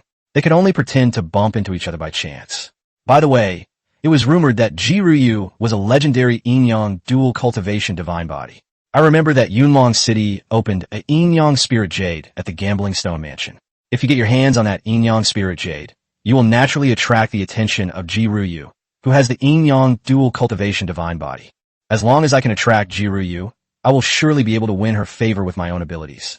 Just as Yi-chan was planning his next move, a surprised yet familiar, light voice suddenly rang out from the side. Brother Chang'e, there are people here. Yi-chan was taken aback and looked in the direction of the sound. 3 figures were seen approaching in his direction. Wait until you get close to the fire.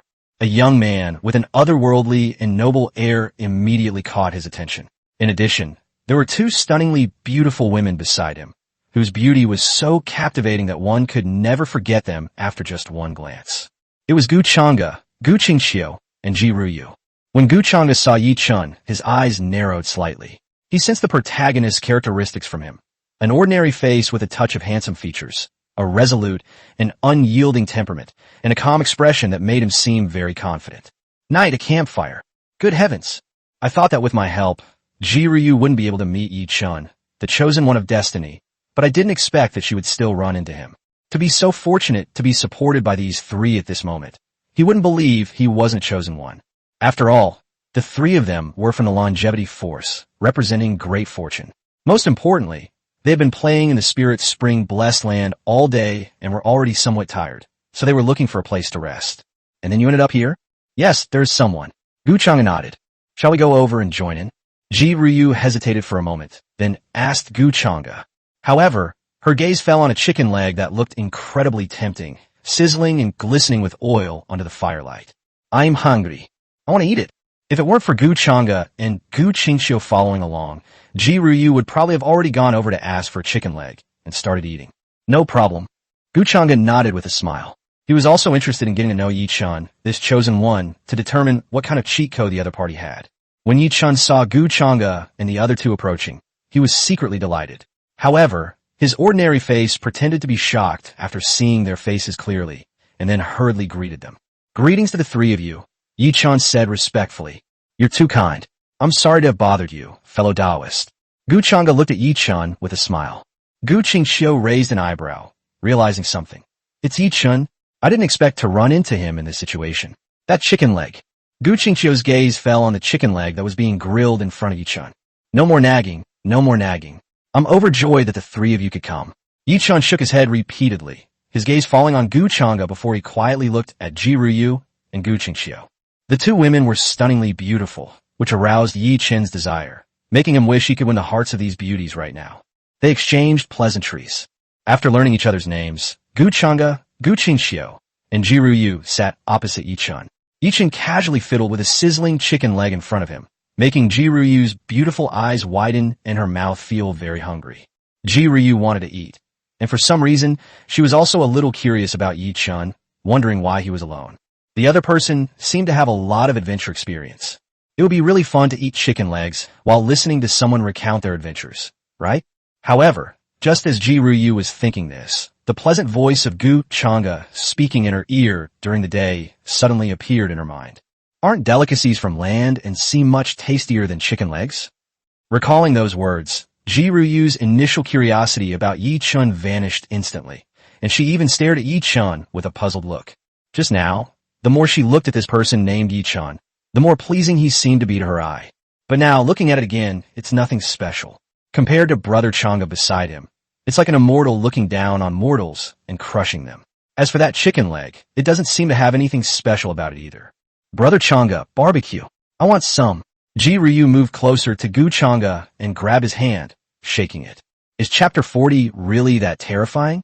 Yichen had noticed that Ji Ryu was staring at the chicken leg he had just grilled. He was about to give the chicken leg to Ji Ryu when she suddenly asked Gu Chang'e to grill it for her instead. That won't do. How could I miss such an opportunity to talk? Miss Ji, my chicken leg is freshly grilled. You could try it if you're hungry. Although it's not as good as young Master Gu's barbecue, it's still edible. Yi Chun picked up the glistening chicken leg and handed it to Ji Ryu. When Yi Chun handed the chicken leg to Ji Ryu, he wore what he considered a handsome and appropriate smile. However, Ji Ryu glanced at the chicken leg Yi Chun offered, her delicate brows furrowing. Just now she was a little curious about Yi Chun, but now that she had calmed down, she clearly realized that he had probably been paying attention to her since earlier, and now that he saw that she wanted to eat something, he couldn't wait to offer her the chicken leg in an attempt to curry favor. Especially in Ji Ryu's mind, as she looked at the chicken leg in front of her, the words Gu Chang'e had told her at the beginning kept echoing in her mind. Where can I find chicken drumsticks that taste as delicious as delicacies from land and sea? Not to mention comparing Brother Chang'e's barbecue to Brother Chang'e's. No need. Ji Ryu waved her hand and looked at Gu Chang'e. I don't like chicken legs. Brother Chang'e will make me barbecue. Okay, I'll make it for you. Gu Chang'e looked at the chicken leg Yi Chun handed to Ji Ryu, a slight smile playing on her lips. She then took out a piece of meat from a divine realm beast from her storage ring and began to roast it. Seeing this, Gu Qingqiu became even more certain that Gu Chang'e must have seen something again. But this is for the best. She doesn't need to do anything. This Yi Chun, haha, he's really a toad, trying to eat swan meat. Before his rebirth, he caused the Chongqingji family a lot of trouble, but he only managed to cultivate to the Saint Realm by getting support from a Chongqing family. His talent is really trash. It's only a naive young girl like Ji Ryu, who has just come from a family of immortals, that would be initially attracted to this kind of person. Leave it outside. People like that are everywhere. With Gu Chang'e standing in front of him for comparison, Yi Chun is nothing. Gu Chang'e was naturally unaware of Gu Qingqiu's thoughts. Yi Chun was extremely embarrassed when he heard Ji Ryu reject him, and a shadow fell over his heart at the same time. I'll win you over myself. We'll let you know later whether you like chicken drumsticks or not. Soon, a rich and delicious aroma began to waft through the air, and Ji Ryu's beautiful eyes sparkled as she looked at the skewer of grilled meat in Gu Chang'e's hand. Give. Thank you, Brother Chang'e. Ji Ryu took the meat skewer, kissed Gu Chang'e on the cheek before starting to eat. Gu Chang'e was a little taken aback when she was suddenly kissed. Gu Qingqiu, who was standing to the side, was also a little stunned when she saw this scene. I don't know why. Seeing this scene, she suddenly felt a pang of bitterness and unease. This is yours. Gu Chang'e handed another string of pearls to Gu Qingqiu. Okay, thank you, Brother Chang'e. Gu Qingqiu took it, looked at Gu Chang'e's handsome face, and thought of Ji Ryu's actions just now, and couldn't help but blush slightly. Gu Qingqiu wondered if she should also make a gesture, but the idea was fleeting, and she dismissed it immediately. To replace it, Gu Qingqiu handed the skewer she had just grilled to Gu Chang'e. Brother Chang'e, you can have mine. Good. Yi Chun, who was on the other side, felt a pang of sympathy upon seeing this scene. What the heck? These three guys came to him just to show off their love, right? And then there's Gu Chang'e, who actually enjoys the favor of two stunningly beautiful women, Gu Qingqiu and Ji Ryu, and obtains the rebirth stone. Yi Chun feels like he is the chosen one. Now that Gu Chang'e is so dazzling, he immediately felt hostility towards her. Gu Chang'e naturally saw Yi Chun's situation. Seeing the look of disgust on his face and the subtle hostility emanating from him, she had already sentenced him to death in her heart. Let's squeeze every last drop of opportunity out of this guy. Just kill him. Thinking this, Gu Chang'e took a bite of the barbecue that Gu Qingqiu handed her. However, Gu Chang'e didn't notice that Gu Qingqiu was staring blankly at the barbecue in his hand. After handing the barbecue to Gu Chang'e, Gu Qingqiu realized that she had already eaten some of it. In other words, just now. Yichen found the meal extremely unpleasant. He even felt that it would be better not to encounter Gu Chang'e and the other two than to run into them. He seemed more like an outsider in front of the three of them. But Yichen didn't realize that he was indeed an outsider. Compared to Gu Chang'e, Gu Qingqiu, and Ji Ruyu, he was utterly crushed. Thinking so much is just his own arrogance. Just as Gu Chang'e and the other two finished eating and were about to drink some spiritual wine and eat some spiritual fruit. Roar! Suddenly, a dragon's roar resounded throughout the entire blessed land of Lingquan. Upon hearing the dragon's roar, Gu Chang'e, Gu Qingqiu, Ji Ruyu, and Yi Chen's eyes lit up. Is it the awakening of the dragon from the eye of the spirit spring in the blessed land of spirit springs? Ji Ruyu said excitedly. Gu Qingqiu, the eye of the spiritual spring transforms into a dragon, which is at least 10,000 years old.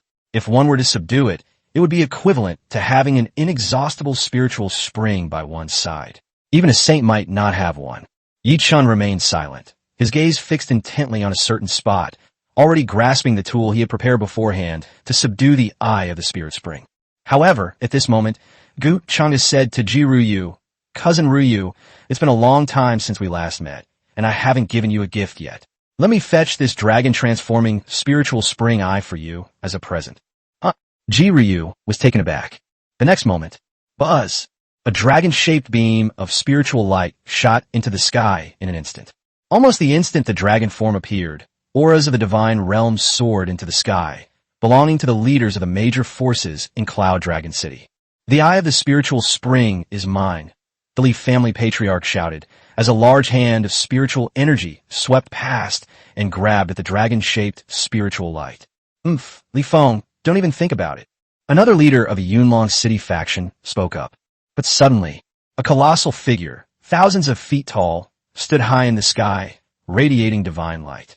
Around it, it seemed as if celestial beings and gods were kneeling and prostrating themselves in worship.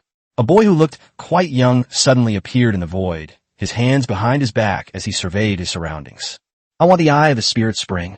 Gu Chang'e stepped into the void, his body filled with immortal light, and the illusory image of the immortal king stood behind him.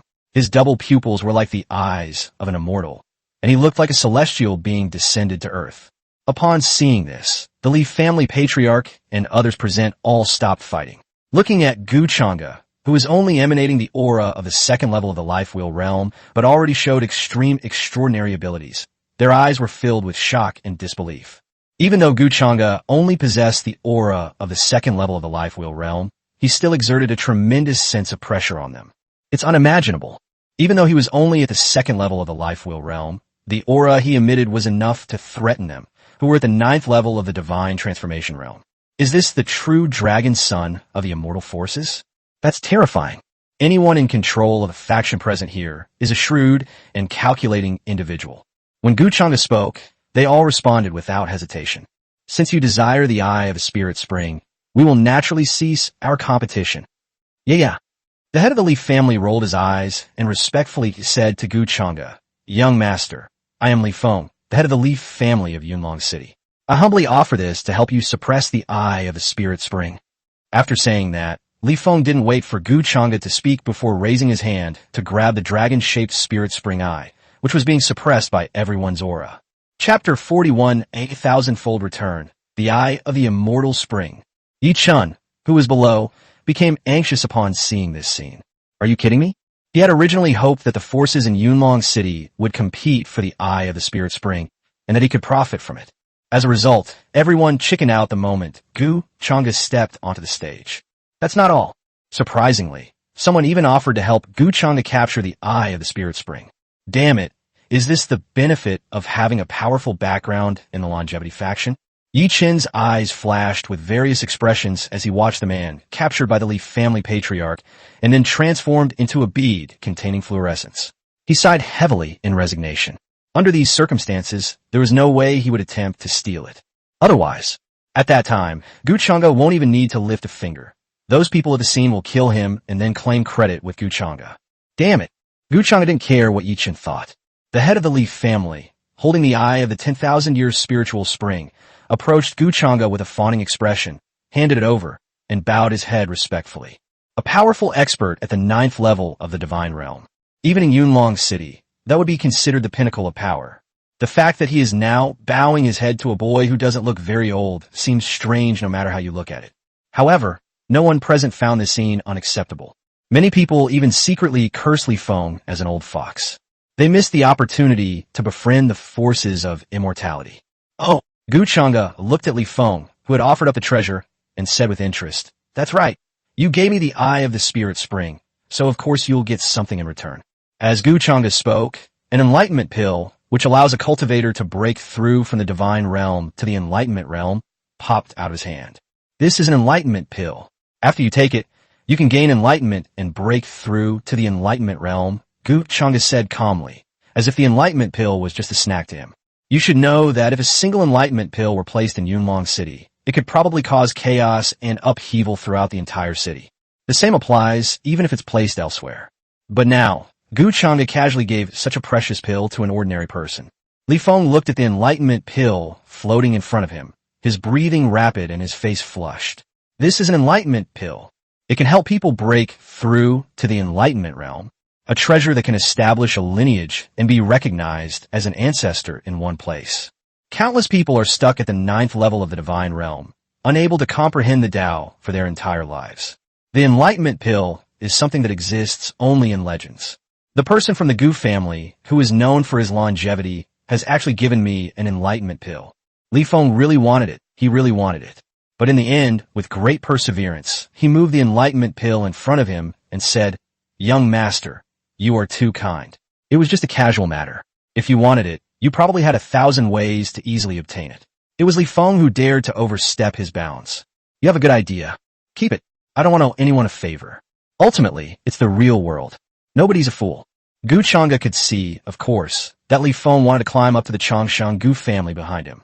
But it's not something you can just accept from any Tom, Dick, or Harry who offers it to you. A mere major city power. Giving them the enlightenment pill is already considered repaying a huge favor. One should be content. "Thank you, young master." Li Feng sighed inwardly before accepting the enlightenment pill. The people around them were green with envy. Damn it. Helping someone acquire a surefire spirit spring, I can actually be exchanged for an enlightenment pill. It's no wonder they're envious. Gu Qingxiu and Ji Ruyu, who were standing to the side, were not surprised at all. As a man of noble birth and family background, once his identity is exposed, it's no surprise that many people want to curry favor with him, and even beautiful women throw themselves at him. As for being enemies with the Chongqing Gu family, believe it or not, it can find and wipe out even your ancestors for 18 generations.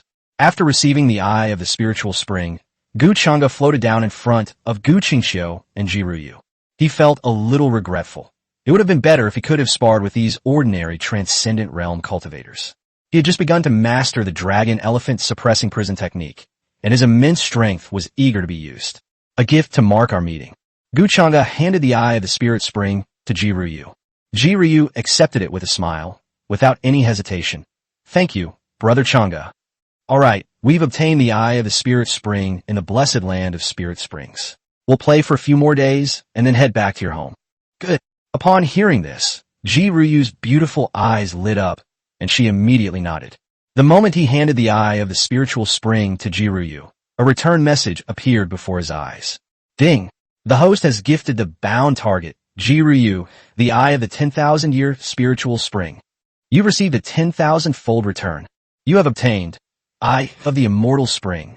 Eye of the Immortal Spring. Originating from the mortal spring in the upper realm, it contains mysterious power. Prolonged use of this spiritual spring can subtly enhance one's physique and alter one's cultivation aptitude. The Eye of the Immortal Spring. Gu Chengda was shocked when she saw the contents of the returned information. This is yet another thing that represents immortality. Immortal bones are already extraordinary, and so is this Eye of the Immortal Spring. It can not only enhance the physical body, but also improve one's aptitude. No wonder it offers a 10,000x return. Awesome. Turning his gaze away from the returned information, Gu Chengda smiled at the two women and said, Let's go for a stroll in Yunlong City." As Gu Chengda left, the great cultivators of Yunlong City in the Spirit Spring Blessed Land looked at each other, and finally all their eyes were fixed on Li Feng. This time, Li Feng undoubtedly reaped the greatest rewards. One enlightenment pill. However, They didn't dare to make a move in broad daylight. After all, it was given to Li Feng by Gu Chang'e. Who knew if something happened to Li Feng in front of everyone, and Gu Chang'e would take his anger out on them? A young master from a powerful, immortal family. If you anger them, a single word could wipe out Yunlong City. Yichen watched the three leave and slowly loosened his clenched fists. There's still a chance. If we can get that yin-yang spirit jade, we might be able to attract Ji Ruyu. A cold glint flashed in Yichen's eyes. Gu Chang'e, you better not interfere this time, or else. Yichen already disliked Gu Chang'e. If Gu Chang'e hadn't come here, Ji Ruyu would definitely be by my side, giving me time to properly win her over. Night falls. They stayed at the Cloud Tower. Gu Chang'e began to tally up today's gains. The condensing Dao Divine Bottle and the Eye of the Immortal Spring, these two items would be fought over even by the Eternal Life Clan and the Immortal Holy Land in the outside world. And now he has obtained them in a single day. Brother Tongzi is simply invincible. Most importantly, we now have another recipient for the refund, which is great news. The Judgment of Condensation contains the creation of yin and yang. When exposed to sunlight, it yields yang fluid. When exposed to moonlight, it yields yin fluid. When yang and yin fluids are combined, a drop of divine water of condensation is obtained. Swallowing one drop is equivalent to a year of arduous cultivation and a year of enlightenment. The Eye of the Immortal Spring comes from the mortal spring in the upper realm. It contains mysterious power. Long-term use of the spiritual spring can subtly enhance one's physique and change one's cultivation aptitude. With these two treasures, it's no wonder my cultivation level is advancing by leaps and bounds. Moreover, it can enhance physical fitness and improve natural talent. Good. Gu Chang'e used the Eye of the Immortal Spring to retrieve a pot of immortal spring water, then heated the water with her spiritual power, added divine tea, and began to taste it with her eyes closed. Chapter Kurk Ikiyechen Repipers. Origin Heaven Book. As soon as Gu Chang'e took a sip of the immortal spring tea, he felt a surge of heat enter his body. Upon internal inspection, he noticed that his qi, blood, and physical body seemed to be subtly increasing due to this heat. And cultivating at this time seems to be twice as effective with half the effort, and in addition, the mind is clear. Good heavens! Is this effect comparable to the enlightenment tea? Truly worthy of being called a celestial spring. Gu Chang'e looked down at the teapot filled with spring water beside her, her eyes filled with surprise. This fairy spring is infinitely more precious than the sacred spring. Next up is the condensing Dao Divine Bottle. Gu Chang'e glanced at the long-necked jade bottle next to her, which was about the same size as the spirit gathering bottle, and a hint of anticipation flashed in her eyes. It's a pity that it's inconvenient to release the condensing Dao Divine Bottle to absorb the essence of the sun during the day. Otherwise, even if it's nighttime now, it would be released to absorb the essence of the moon. But that's enough. Nothing was said that night.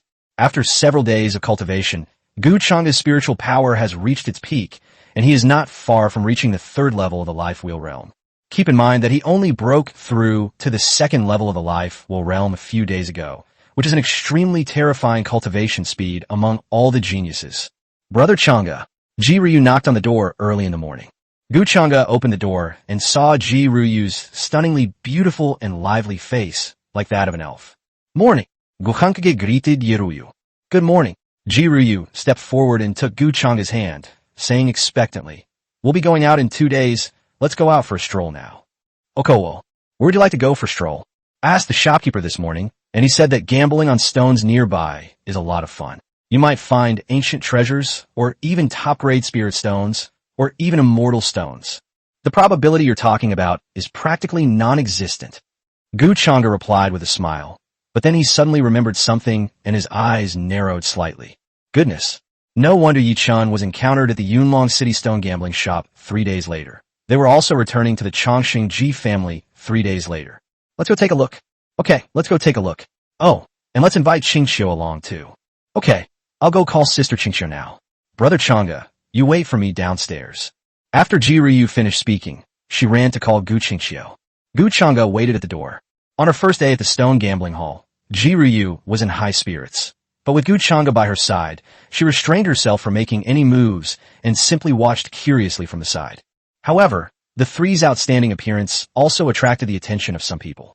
Then the next day, finally, Ji Ruyu could no longer hold back. Gambling on stones is a losing proposition, You'll lose every time. Gu Chang'e looked at Jiruyu with amusement. I have a feeling you'll lose money. I'm not afraid. I have plenty of spirit stones. Brother Chang'e, do you want to play? No, thank you. Gu Chang'e shook his head because he had been looking for gambling stones with pits and bumps on the surface, as indicated by Jiruyu's recent fortune at the gambling stone shop for the past 2 days, but he hadn't found any. Gu Chang'e felt, it's very likely they won't be back until the 3rd day. The next day, Jiryu lost tens of thousands of mid-grade spirit stones. The 3rd day finally arrived. This time I'm sure I'll get something good. Jiryu had been muttering to herself all day. However, on the 3rd day, when the 3 of them stepped into the gambling stone shop, someone unexpectedly appeared. It was Yi Chun, whom I had met once in the blessed land of spiritual spring. When Yi Chun saw Jiryu arrive here as before, a hint of surprise flashed in his eyes. Gu Qingxiu, standing next to Jiryu, also caught his eye. As for Gu Chang'e, Yi Chun had no intention of paying attention to the other party, but the other party's outstanding temperament and noble air made it difficult for him not to notice. What a coincidence! I've met the 3 of you before. Yi Chun took the initiative to step forward and strike up a conversation. It's the person I met at the Spirit Spring Blessed Land. Jiryu looked at Yi Chun in surprise. You're here to gamble on stones too? I know a little bit. Yi Chun nodded slightly. At this moment, the owner of the gambling stone shop walked up with a smile. He had noticed the 3 people, Gu Chang'e and Gu Chang'e, who looked extraordinary in the past 2 days. He also knew Yi Chun, and when he saw Yi Chun talking with Gu Chang'e and the other 2, his eyes lit up, and he quickly struck up a conversation. Brother Yi Chun doesn't just know a little bit. He possesses the inheritance of origin techniques. He's an expert in jade gambling, no less. Before the arrival of these 3 distinguished guests, Yi Chun was making a fortune at our stone gambling hall, and he was even a guest retainer of our stone gambling hall. Wang Qingxia of the stone gambling shop smiled and established a connection with Yi Chun. She then introduced herself to Gu Chang'e and the other 2, saying, Greetings, esteemed guests. I am Wang Qingxia, the manager of the stone gambling shop. I am honored to meet you all. He's that amazing. Jiryu looked at Yi Chun in surprise again. Gu Chang'e, standing to the side, understood immediately. No wonder he was able to obtain the Yin-Yang Spirit Jade. It turned out he possessed the origin technique. Source arts are like feng shui masters from another world, possessing various mysterious powers. Gambling on stones is just one of their abilities. Seeing that Jiryu was paying attention to him, Yi Chun tried his best to show his best side. However, no matter how he acts, that ordinary face remains just as ordinary. Even without making any move, Gu Chang'e managed to draw everyone's attention to him after they finished speaking. Jiryu looked at Gu Chang'e. She had been kneeling for 2 days in a row. Shouldn't she find a source master to help her? I received an introduction from the owner of the gambling stone shop. Yi Chun said confidently, Gentlemen, Manager Wang flatters me. My origin technique is only SOSO, but I can offer some suggestions. Yi Chun would like to humbly offer to select some origin stones for you. After Yi Chun finished speaking, he looked at Jiryu. He knew there was an Yin-Yang Spirit Jade inside the stone gambling shop, and since he possessed the origin technique, he was sure he could find it if he looked around. I'll find an excuse to give this source stone to Jiryu later. He couldn't believe that Jiryu wasn't grateful to him. However, as soon as Yi Chun finished speaking, Gu Chang'e, who had been quiet for a while, suddenly laughed and said, No need to trouble brother Yi Chun. I can also use origin techniques. After Gu Chang'e finished speaking, he took out a jade slip containing the inheritance of origin technique from his storage ring and smacked Jiryu on the head with his smack. Ugh! The sudden pain made Jiruyu's cheeks flush, and she covered her head, looking at Gu Chang'e in confusion. Here, this is the inheritance of origin technique. We can't keep bothering others in the future. If you like it, you can practice it. Source technique inheritance. Great. Jiruyu's eyes lit up, and she immediately took it. Gu Chang'e smiled as Jiryu accepted the reward from the system and waited for it to be returned. Ding! The host has gifted the bound target, Jiryu, a king-level origin technique inheritance. You received a 10,000-fold return. Congratulations on obtaining the Emperor-level source technique inheritance. Sourcebook. As the system notification appeared, a torrent of information flooded into Gu Chang'e's mind. He could instantly understand the cultivation techniques and supernatural abilities rewarded by the system, but he would need to practice them if he wanted to. Source techniques are different. Once you understand their subtleties, you can use them. Therefore, Gu Chang'e can directly use all the abilities in the sourcebook without any hindrance. except for the limitation of insufficient cultivation. In other words, in a short moment, Gu Chengda had already become an emperor-level being with a profound understanding of origin techniques. Chapter 43, You Think You're Worthy to Compete with Me? Besides, Gu Chengda also inherited a divine power from the Source Heaven book, Source Heaven Divine Sense. It can sense the general trend of heaven and earth and see through the source stones. If combined with double pupils, it would be absolutely perfect, flawless. Hearing Gu Chengda's words, Yi Chen frowned immediately. Your Highness also knows origin techniques? Yi Chen had never heard of Gu Chengda possessing any source techniques in his previous life. I learned it when I had some free time. Gu Chengda said calmly. Wang Qing, who was serving at the gambling stone shop, was stunned when he saw this scene. It seems that Yi Chen and Gu Chengda are not the friends they imagined. On the contrary, Gu Chengda directly rejected Yi Chen's attempts to be attentive, and not only that, Gu Chengda's attitude towards Yi Chen was also lukewarm. Could it be that I made a mistake in my judgment? Yi Chen and Gu Chengda were not familiar with each other at all. Actually, Wang Qing was slightly right about the rest of the story. Gu Chengda wasn't just unfamiliar with Yi Chen. They didn't even know each other. Your Highness, the origin technique I inherited is a king-level origin technique, which Your Highness occasionally studies in your spare time. Yi Chen subtly reminded him, while also showing off his own abilities. Are king-level source techniques really that powerful? Gu Chengda glanced at Yi Chen indifferently. Wang Qing listened from the side, sweat pouring down his forehead. Of course, it was amazing. If a king-level origin technique inheritance were to be revealed, top-tier forces and longevity families would probably be scrambling to acquire it. Brother Chengda gave me a king-level source technique. It doesn't seem that precious. I have several at home. At this moment, Ji Ruyu suddenly spoke, and her tone made Wang Qing sweat even more. A master who can casually unleash a king-level source technique. Its origins are truly terrifying. Wait a minute, could these three be the young prodigies from the Chongsheng Gu family and Chongsheng Ji family who appeared at the Spirit Spring Blessed Land a few days ago? OMG, my God. Gu Qingxiu, who was listening from the side, couldn't help but chuckle. She had already seen Yi Chen's face darken. Yi Chen felt a surge of anger. Damn it, just because someone comes from a good family doesn't mean they're superior. As expected, the two fairies are extraordinary, coming from a family of immortals. Their king-level source techniques could probably cause a bloodbath in the central heaven Dao domain. Yi Chen took a deep breath, suppressing his anger, and said, but having inherited resources is one thing, but lacking skill is another. Since Your Highness is so confident, why don't we have a competition? Want to have a match with you? Gu Chengda glanced at Yi Chen indifferently, a hint of indifference flashing in her dark pupils. Unfortunately, Yi Chen didn't notice. Good. Yi Chen nodded, his gaze fixed intently on Gu Chengda. He is a reincarnated individual. He had already mastered the king-level source technique in his previous life. Gu Chengda is merely a prodigy from a family of immortal beings. What is there for him to fear in a contest of origin techniques? But the next second, Gu Chengda's words almost made Yi Chen burst out with violence. Who do you think you are, to dare to challenge me?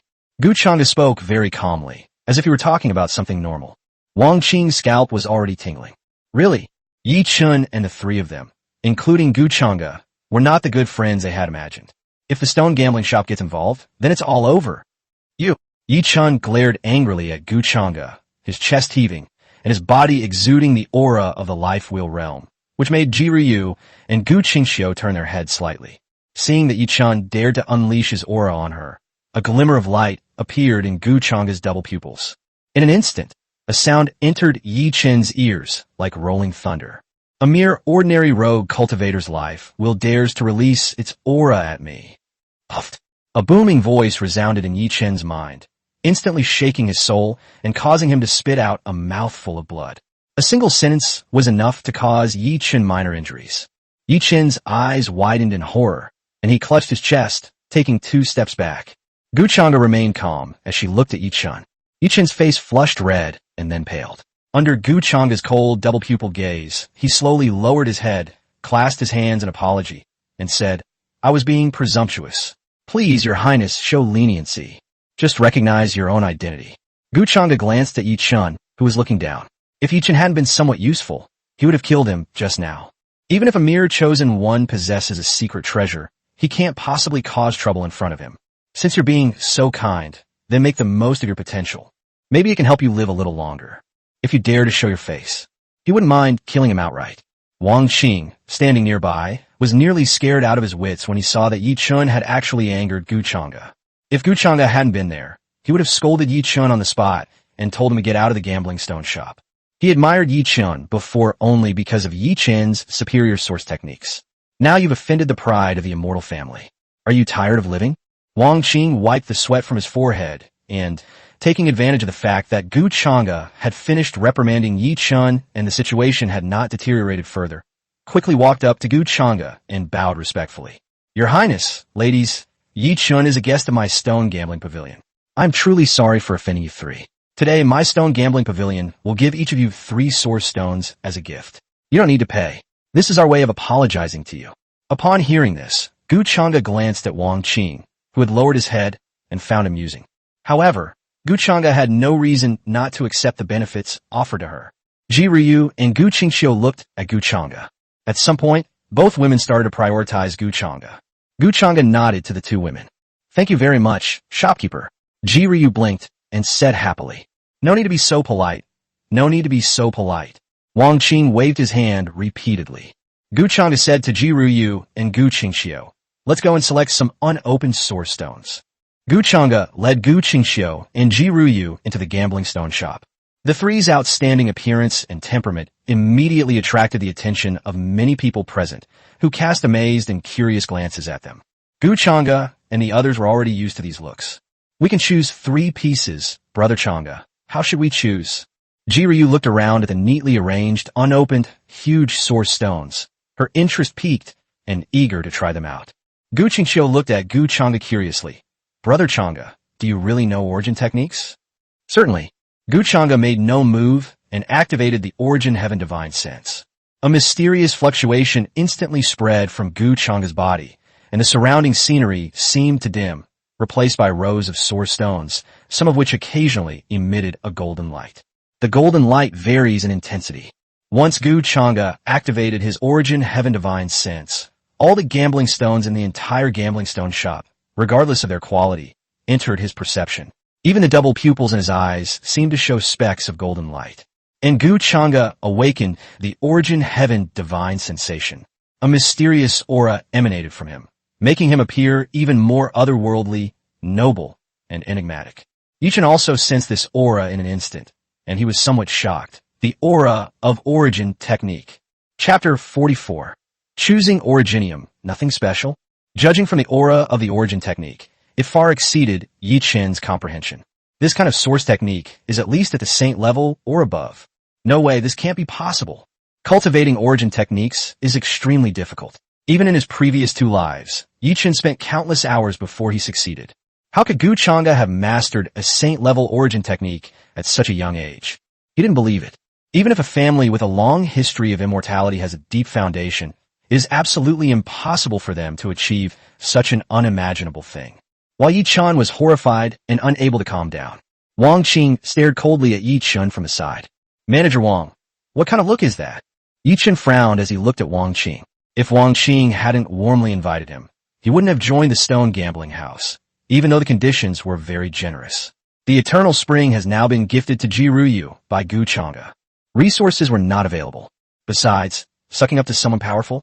Ji Ryu seems to be out of options right now. No, not really. He can still get the Yin-Yang Spirit Jade. He's sure to get it with his king-level source technique. Getting to know Ji Ryu might be more troublesome than I imagined. But before he could act, Wang Qing's cold gaze made Yi Chen's heart sink. Brother Yi Chun, you were too impulsive just now. I thought you were friends with these 3 when I saw you talking to them, so I came here to support you. I never expected that you would dare to defy that prince. This is even more of a reckless and provocative statement. Wang Qing said coldly, his tone filled with deep displeasure. Oh, what a snob. Yi Chun inwardly mocked Wang Qing, but this was not normal.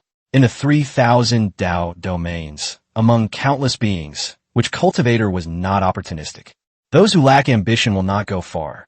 They may not even leave behind any bones. So what does Manager Wang mean? The cooperation we discussed before may have to be canceled.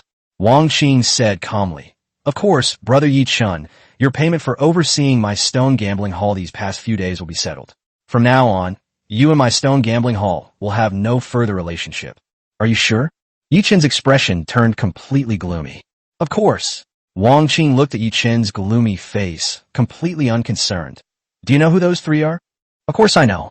You're going to terminate our cooperation just because we're from a family with a long history of immortality. After a few words of conflict, Yi Chen said coldly.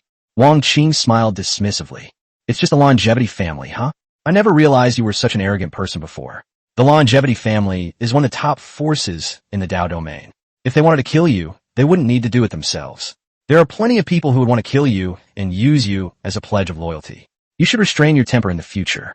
I know you have something to rely on, but your reliance is nothing but an ant in the face of the longevity family. That's all I have to say. Please leave the gambling stone shop. Okay. Yi Chen was truly enraged. I never expected that Manager Wang was nothing more than an opportunist. I, Yi Chen, possess a king-level origin technique, and I will never lack people to win me over wherever I go. Gambling stone shop, you'd better watch yourself. After saying this, Yi Chen left angrily. Having been so humiliated, Yi Chen no longer cared about the yin-yang spirit jade. He only wanted to leave this shameful place immediately. He had already remembered this humiliation and would repay Gu Chang'e and the stone gambling house tenfold or 100-fold in the future. Oh, Wang Qing sneered disdainfully. Yes, possessing a king-level source technique is indeed extraordinary, but you're not the only one who knows source technique. Once the news spreads that you have offended the Changshan family today, who would dare to take you in? Yi Chen. After Yi Chen disappeared, Wang Qing looked in the direction of Gu Chang'e, Gu Qingxiu, and Ji Ruyu. Wang Qing quickly went up to greet the three of them. Your Highness, ladies, which source stone have you taken a fancy to? Would you like me to make a recommendation for you three? Although I'm not proficient in source magic, I do know which source stones are better. Wang Qing said solicitously. Gu Chang'e had witnessed everything that had just happened on Wang Qing's side. Gu Qingxiu was naturally observing as well. He was very satisfied with Wang Qing's actions. Gu Chang'e is right. Yi Chen is a scoundrel. How dare Amir and invite my brother Chang'e to a duel? Ji Ryu had already run to a pile of originium, her eyes constantly glancing at the expensive ones. The most expensive originium may not be the most pricey, but it is definitely the best looking. For example, source stones that appear to be covered with divine patterns, or even faintly radiate spiritual light, some high-quality spirit stones that reveal a little bit of their inner quality, and source stones with the highest prices, etc. Which one should we choose? The more expensive the better, right? Yeruyu murmuret. Wang Qing's lips twitched slightly. However, sacrificing a little bit of flesh is nothing in order to please these three important figures. But at this moment, Gu Chang'e came to Wang Qing's rescue. The more expensive the better, that's true, but not all expensive items are good. You could take the third item from the left in front of you, the first item in the second row above, and the fourth item in the third row. Huh, really? Ji Ryu looked at the three source stones and found them to be unremarkable in appearance, not worth mentioning compared to other source stones that radiated spiritual light. But since Gu Chang'e said he knew this source technique, Ji Ryu took it. No need to pay, freebies, awesome. It was Gu Qingxiu's turn. Gu Chang'e looked at Gu Qingxiu and smiled. On the west side, the fourth and sixth pieces in the first row, and the 10th piece in the third row. Soon, Gu Qingxiu also took down the source stones that Gu Chang'e had chosen. Finally, it was Gu Chang'e's turn. Under the strange gazes of Ji Ryu and Gu Qingxiu, he took a pitted and uneven source stone, which looked to be only the size of a palm, from the last corner of the first row on the right, and then returned. Seeing this, Wang Qing felt grateful and thought Gu Chang'e was a really good person. It prevented him from bleeding heavily. However, Wang Qing still respectfully said to Gu Chang'e, Your Highness, would you like to choose two more better ones? No need, one piece is enough. Gu Chang'e narrowed his eyes slightly and smiled inwardly. After these originium are activated, I wonder if you'd still want me to choose two.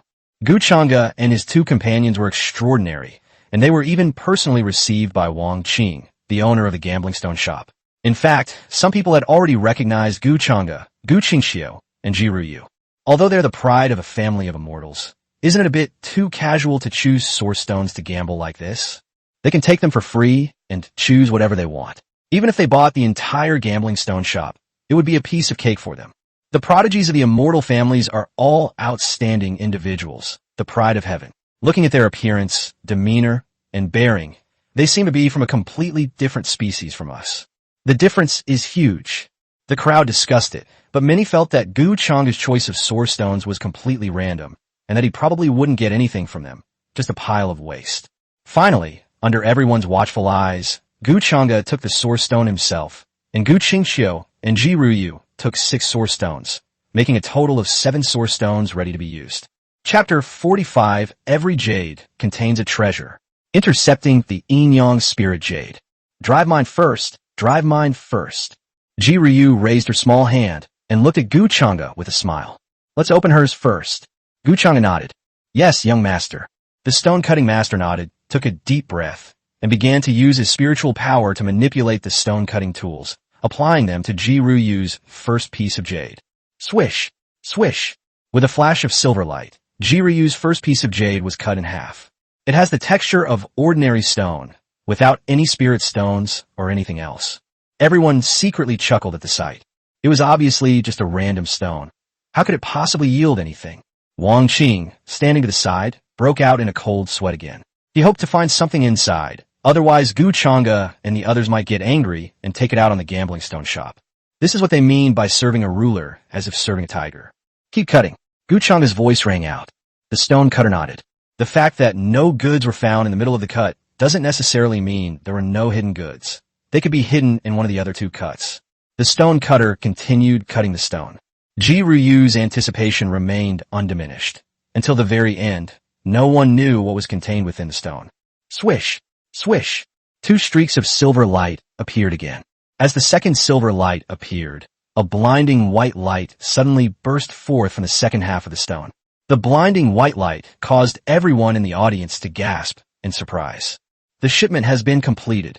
Amidst the gasps of the crowd, the white light suddenly changed, replaced by wisps of smoke emanating from the stone, which looked quite mystical.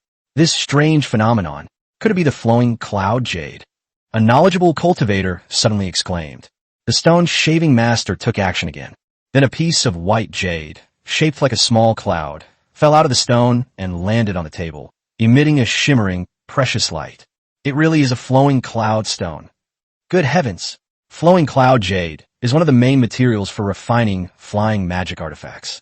This piece of flowing cloud jade is the size of a palm and is worth at least 100,000 mid-grade spirit stones. Flowing cloud stone.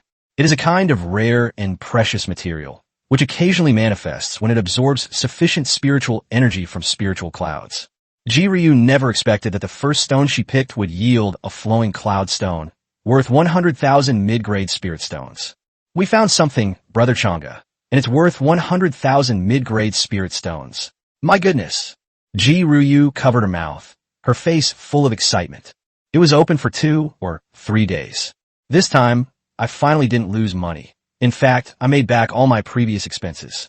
Seeing this, Gu Chengda couldn't help but smile. This was just the beginning. There were more surprises to come. Gu Qingqiu's beautiful eyes sparkled when she saw this scene. Gu Chengda, what exactly has changed about you? Not only has his personality changed drastically, but he also knows so much. Even his source techniques are so advanced. The first stone was shipped, and the cultivator who thought Gu Chengda had chosen randomly was immediately proven wrong. Their faces were embarrassed as they exchanged glances, but this was quickly replaced by an even stronger curiosity, and they all looked at the spirit stones that Gu Chengda had just chosen. We found something. Great! Wang Qing wiped the cold sweat from his forehead.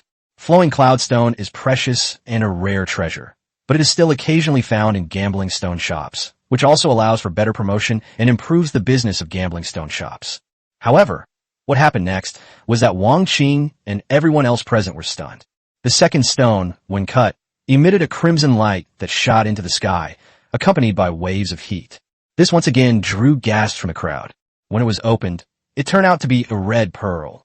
Using it to forge fire-type divine weapons would be like adding wings to a tiger, and it would undoubtedly be a valuable item worth at least tens of thousands of mid-grade spirit stones. Next, the third stone. It's likely to be a good product again. Ground jasmine bamboo. A great item for crafting wood-based divine weapons. All 3 stones have been shipped. At this, the people in the gambling stone shop couldn't sit still any longer, and they all looked at Gu Chengda in utter shock. After all, these stones were chosen by Gu Chengda for Ji Ryu. Wow!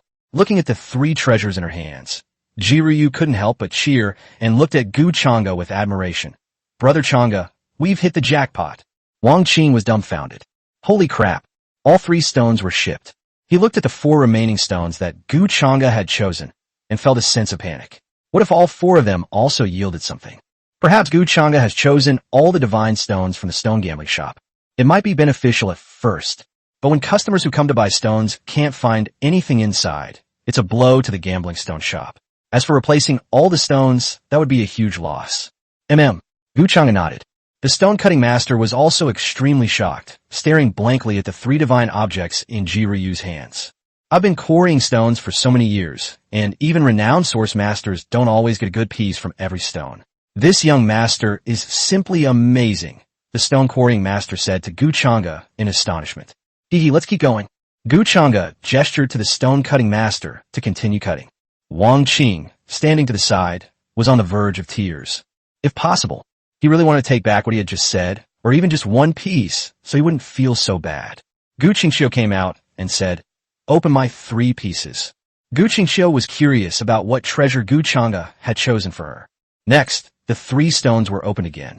As time went by, 3 beams of light shot up from the stone gambling house one after another, once again attracting the attention of all the cultivators in Yunlong City. After all, when you add them together, that's 6 spiritual lights. Is this some big shot opening stones at a gambling stone shop? The area outside the gambling stone shop was now crowded with people. Gu Qingxiu's gains were no less than Ji Ruyu's. The 2 women and 6 stones alone yielded treasures worth 7 or 800,000 mid-grade spirit stones at the stone gambling hall. Keep in mind that these are mid-grade spirit stones. That's equivalent to 7 or 8 million low-grade spirit stones. Spirit stones are graded as low-grade, medium-grade, high-grade, and top-grade. The ratio is 1:10.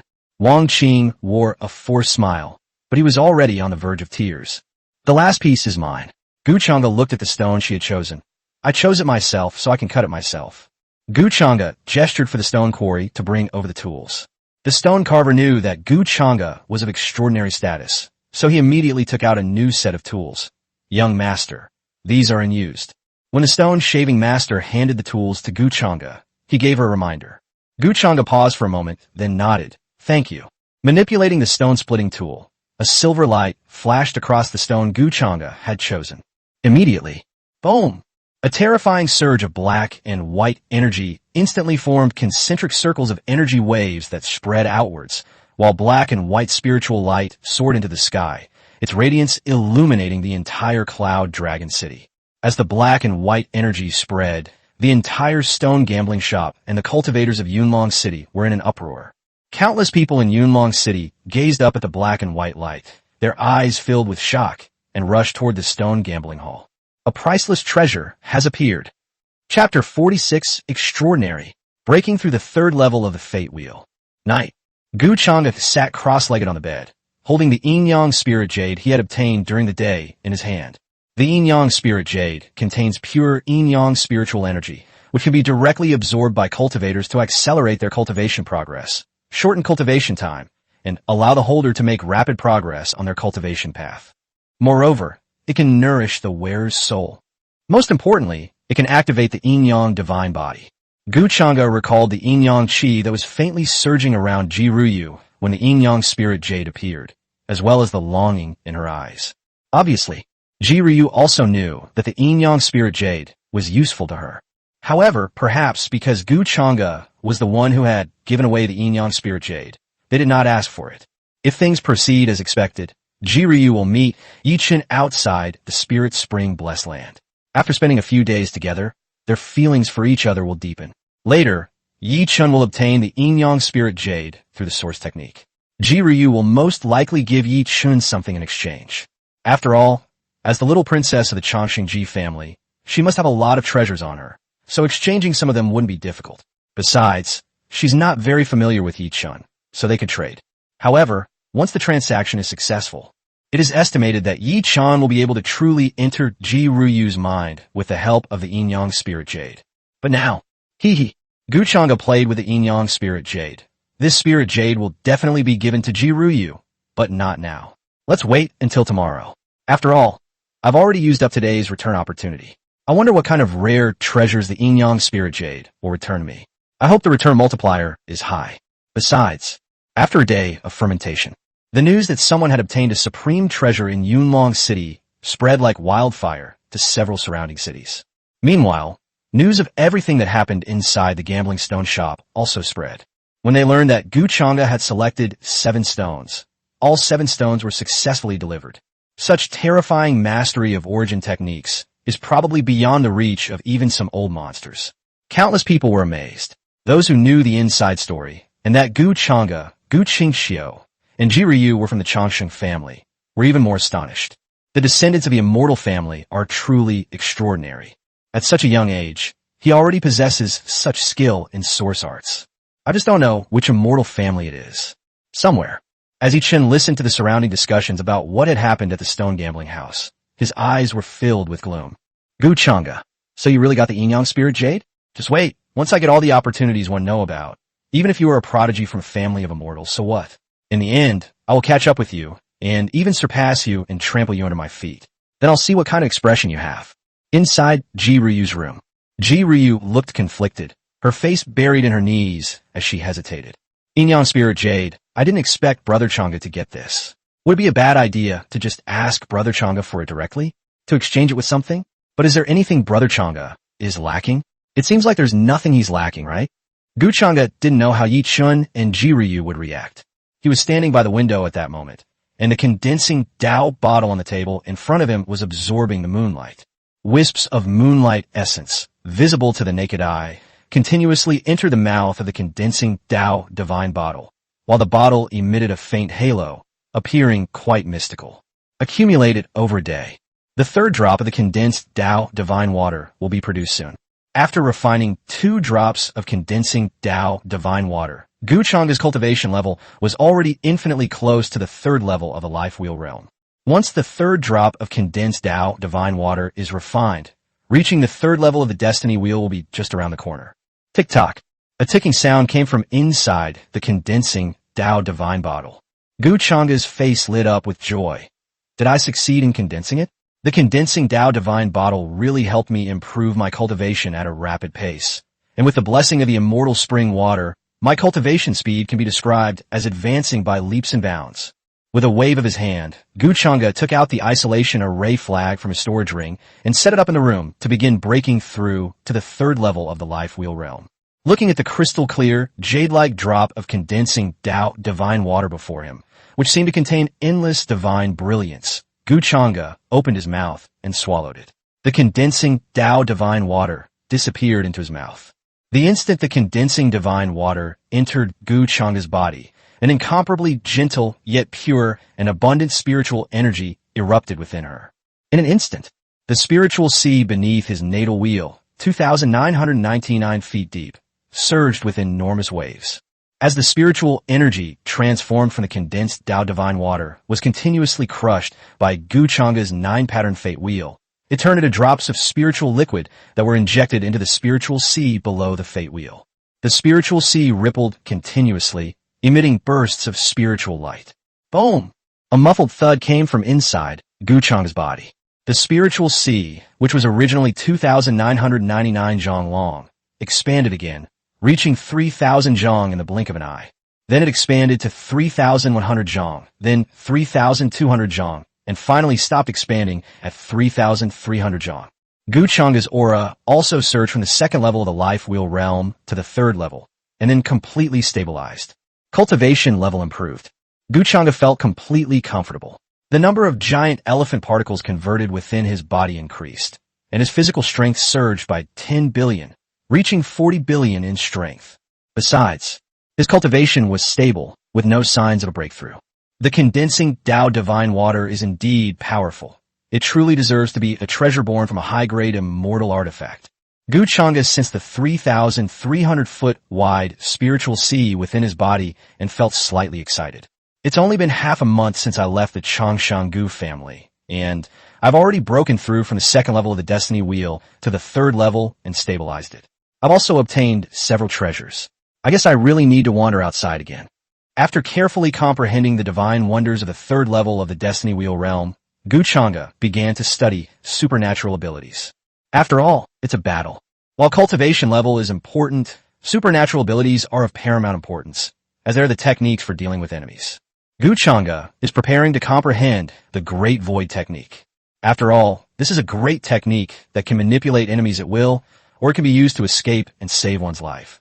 Although he is the divine son of an immortal family, who knows if some old monsters or mortal enemies will turn their backs on him when he enters the world to compete. Gu Chengda didn't want to entrust her life and fortune to someone else. Nothing was said that night. With his immortal bones in his chest, Gu Chengda's figure, sitting cross-legged within the immortal light, solidified slightly. His spiritual energy circulated within his body, his blood flowed, and a series of wondrous scenes appeared in his room. Morning. Gu Chengda opened his eyes. His double pupils were incredibly sacred. In addition, he was surrounded by immortal light and Taoist sounds, making him look like a banished fairy sitting on the bed. System, view information. Gu Chengda opened his personal profile to take a look and then got out of bed. The refund has been updated. It's time to give the Yin-Yang Spirit Jade to Ji Ruyu. Character, Gu Chengda. Strength, level 3 of Fate Wheel. Physique, double pupils. Light of double pupils, future vision, immortal bones, immortal king descending to the 9 heavens. Cultivation techniques, void scripture, 5th level 30%. Dragon elephant suppressing prison technique, giant elephant 60%. Origin heaven book, origin heaven divine sense. Supernatural powers, heaven slaying finger, minor success 30%. Void great handprint, minor success 30%. Great void technique, entry level 1%. Innate primordial void chi, entry level 2%. Sun shooting, entry level 1%. Bound objects, Gu Qingxiu, Ji Ruyu. Chapter 47, A heaven-defying opportunity. A thousandfold return of the 5 elements Tao fruit. My personal abilities have definitely changed dramatically compared to before. 2 more supreme techniques have been added. The divine elephant suppressing prison force and the origin heavenly book. The same applies to supernatural powers. Their combat capabilities underwent a complete transformation. With a strength of 40 billion gene, double pupils, immortal bones, and the 3rd level of the destiny wheel, he can fight even a god. With such steady improvement, and by further comprehending the supernatural powers to the point of mastery, minor accomplishment, or even major accomplishment, one might even be able to fight at higher levels. All of this is thanks to my own hard work. Tongzi Gu. Gu Chengda got up and walked out of the room. After giving the Yin-Yang Spirit Jade to Ji Ruyu, I will go to the Changshangji family to see my mother. Besides that, I also need to check on Gu Qingxiu and Ji Ruyu's recent fortunes. They should have been updated by now. I wonder what kind of opportunities they might have. I just stepped out of the room. Gu Chengda saw Gu Qingxiu coming towards him. Dressed in a blue robe, with flowing black hair, she possessed stunning beauty. Her pretty face was still quite youthful, but she already showed signs of being incredibly beautiful. Good morning, Brother Chengda. Gu Qingxiu greeted him in surprise when she saw Gu Chengda come out. Where are you headed? Tell the people below to prepare breakfast. I was originally planning to call Brother Chengda after the innkeeper had finished preparing it. Gu Qingxiu offered an explanation. In that case, there's no need to call them up. Let's call Ji Ruyu and go downstairs to eat together, and then head to the Changshangji family. Gu Chengda then remembered to ask Gu Qingxiu, by the way, do you want to come along? If it were before, Gu Qingxiu would most likely have gone with Gu Chengda. But the spirit gathering bottle was obtained. Her strength has reached the critical point of the 1st level of the Rainbow Bridge realm, and she is preparing to break through. That's not the main reason. The main reason is that the place is about to open, and to have a chance of survival there, one's strength needs to break through to the 9th level of the Rainbow Bridge realm. I should not travel with Brother Chengda anymore. I should return to the Changshang Gu family to focus on cultivation and try to catch up with Brother Chengda. Oh, Gu Chengda's heart stirred, and he opened Gu Qingxiu's personal information to view it. Nickname, Gu Qingxiu. Identity, daughter of a branch of the Changshang Gu family, Reborn Supreme. Strength, level 1 of the Liquid Transformation realm, level 1 of the Rainbow Bridge realm. Physique, Supreme Bones. Cultivation technique, Void scripture. Supernatural power. Recent fortune, smooth sailing, rapid progress, with the blessing of the spirit gathering bottle, breaking through to the 9th level of the Rainbow Bridge realm in a month, and starting to condense the destiny wheel. Gu Qingxiu remembered that she had not yet obtained one of the heaven-defying opportunities she knew from her previous life, the destiny wheel enhancement technique, and will go to the chaos rift that appeared in the Tianlan sect in the northern region of Zhongtian to retrieve it. After returning from serious injuries, she successfully broke through the destiny wheel, and the supreme bone condensed into a 9-pattern destiny wheel. The destiny wheel enhancement technique did not play a role. She gave the destiny wheel enhancement technique to you. The chosen one, Yi Chun, knows that the female supreme Gu Qingxiu has the heaven-defying destiny wheel enhancement technique, and he must obtain this technique. He will make his move when Gu Qingxiu goes to the Bronze Immortal Palace to collect the Taoist essence to nurture the supreme bone. The first floor of Rainbow Bridge. You wouldn't believe it until you see it, and what you find is astonishing. Gu Qingxiu has only been cultivating for a few months, right? It seems to have started from when I obtained the Tongzi brother. The result is that I've actually reached the first level of the Rainbow Bridge realm, which is incredibly unexpected. Is this the cultivation speed of a reborn female supreme? In addition, Gu Chengda also pays close attention to Gu Qingxiu's recent fortune. After reading it carefully, the first paragraph left him speechless. Breaking through 9 levels from the first level of the Rainbow Bridge realm in a month is indeed outrageous. But in another month, he could probably break through to the 5th level of the Fate Wheel realm as well. After the Rainbow Bridge comes the Wheel of Fate, and advancing through the Wheel of Fate is much more difficult than advancing through the Rainbow Bridge. I'm afraid Gu Qingxiu's breakthrough speed will be slower then. Compared to himself, his breakthrough speed was by no means slow. He broke through from the first level of the Destiny Wheel to the 5th level in 2 months, which was astonishing. Next is the Life Wheel Enhancement method. Seeing this, a question mark appeared above Gu Chengda's head. Could there really be such a heaven-defying method? If such a secret method really existed, the immortal families and the immortal holy lands would probably have to fight to the death and start an immortal war. At last, seeing Gu Qingxiu head to the Bronze Immortal Palace to collect Taoist essence to nourish the supreme bone, Gu Chengda frowned. The main issue was that Yi Chun, the chosen one, had been intercepted by her, hindering his acquaintance with Jiruyu, and now he had set his sights on Gu Qingxiu. There is already a way to die. But this chosen one is really amazing. He actually knows the same information as Gu Qingxiu. Could he also be a reincarnated person? Moreover, he will enter the Bronze Immortal Palace with Gu Qingxiu. Dao Yun can also be of great use to me, and I will act together with Gu Qingxiu then. No matter how powerful you are as the chosen one, with Brother Tongzi's X-ray vision, you will be exposed no matter what you do. What's wrong? Gu Qingxiu asked curiously when she saw Gu Chengda say, "Oh," and then fall into thought. "Fine. Let's go call Jiruyu." Gu Chengda waved his hand and led Gu Qingxiu to Jiruyu's room. The two arrived at Jiruyu's door, and Gu Chengda knocked twice, but received no response. Seeing this, Gu Chengda opened the door and went inside. The room was quiet and elegant, with wisps of white incense smoke rising from it. On the bed not far away, Jiruyu was hugging a quilt, her cute, slightly chubby face filled with happiness. She pursed her lips from time to time, clearly still having a sweet dream. Gu Qingxiu chuckled softly upon seeing this scene. She was quite envious of Jiruyu's carefree life. The more you know, the harder it is to relax. Gu Chengda found it amusing, walked to Jiruyu's bedside, and patted her cheek. "Get up." "Oh no. I want more, Brother Chengda. I want roast meat with lots of spices." Jiruyu turned over. Upon seeing this, Gu Qingxiu immediately reached out and touched the collagen on her face. Feeling the movement on her face, Jiruyu groggily opened her eyes in her sleep and immediately saw a handsome and ethereal man with exquisitely perfect features. "Brother Chengda," Jiruyu called out sweetly, her voice soft and gentle, making one want to cherish her. "Good morning. Get up, have some breakfast, and then we'll go back to the Chongqing family." "Ah, you're going back so soon." Jiruyu immediately sobered up, and just as she finished speaking, her eyes darted around. "Could you? Cannot." Jiruyu's face fell upon hearing this. "Oh right."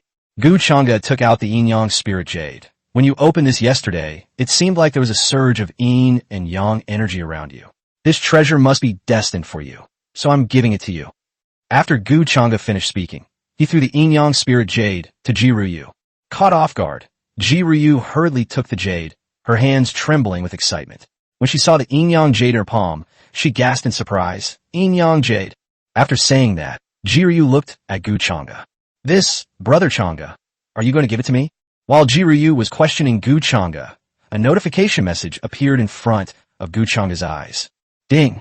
The host has granted the bound target, Jiruyu, the yin-yang spirit jade. You receive a 1,000 extra turn. You have obtained the Taoist treasure, 5 elements Tao fruit. Chapter 48 Jiruyu is in crisis again. The Chongqing family. 5 elements Tao fruit. Contains rich Taoist essence of the 5 elements, which can be absorbed by others to cultivate their physique, or used to nurture items that require Taoist essence. Gu Chengda's eyes lit up as he looked at the introduction to the 5 elements Tao fruit.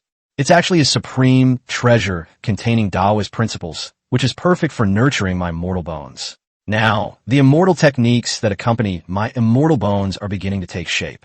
As long as I continue to nurture them, the benefits that the immortal king's descent to the 9 heavens will bring me will only grow greater. As Gu Chengda spoke, Jiruyu, standing in front of him, stared blankly at the yin-yang spirit jade in her hand. This is for me? Brother Chengda, are you sure? Even in a family with a longevity lineage, such a treasure would be extremely precious. Gu Chengda, of course, use it if you find it useful. He looked away from the return notification and nodded at Jiruyu. Wow, thank you so much, Brother Chengda. Upon hearing this, Jiruyu's chubby, adorable face immediately lit up with joy. Then, to Gu Chengda's astonishment, she walked directly in front of him, hooked her arms around Gu Chengda's neck, and gave him a big kiss on the cheek. Besides, Gu Chengda also felt Jiruyu's incredibly broad-mindedness. Gu Qingxiu was somewhat surprised to see this. She hadn't expected Gu Chengda to hand over the yin-yang spirit jade to Jiruyu. After all, in Gu Qingxiu's memory, Gu Chengda was the kind of person who was selfish. Wait, it seems he's not anymore. Unbeknownst to Gu Qingxiu, Gu Chengda's image had already changed. The things the other person has been doing lately are nothing like the selfish Gu Chengda from before her rebirth.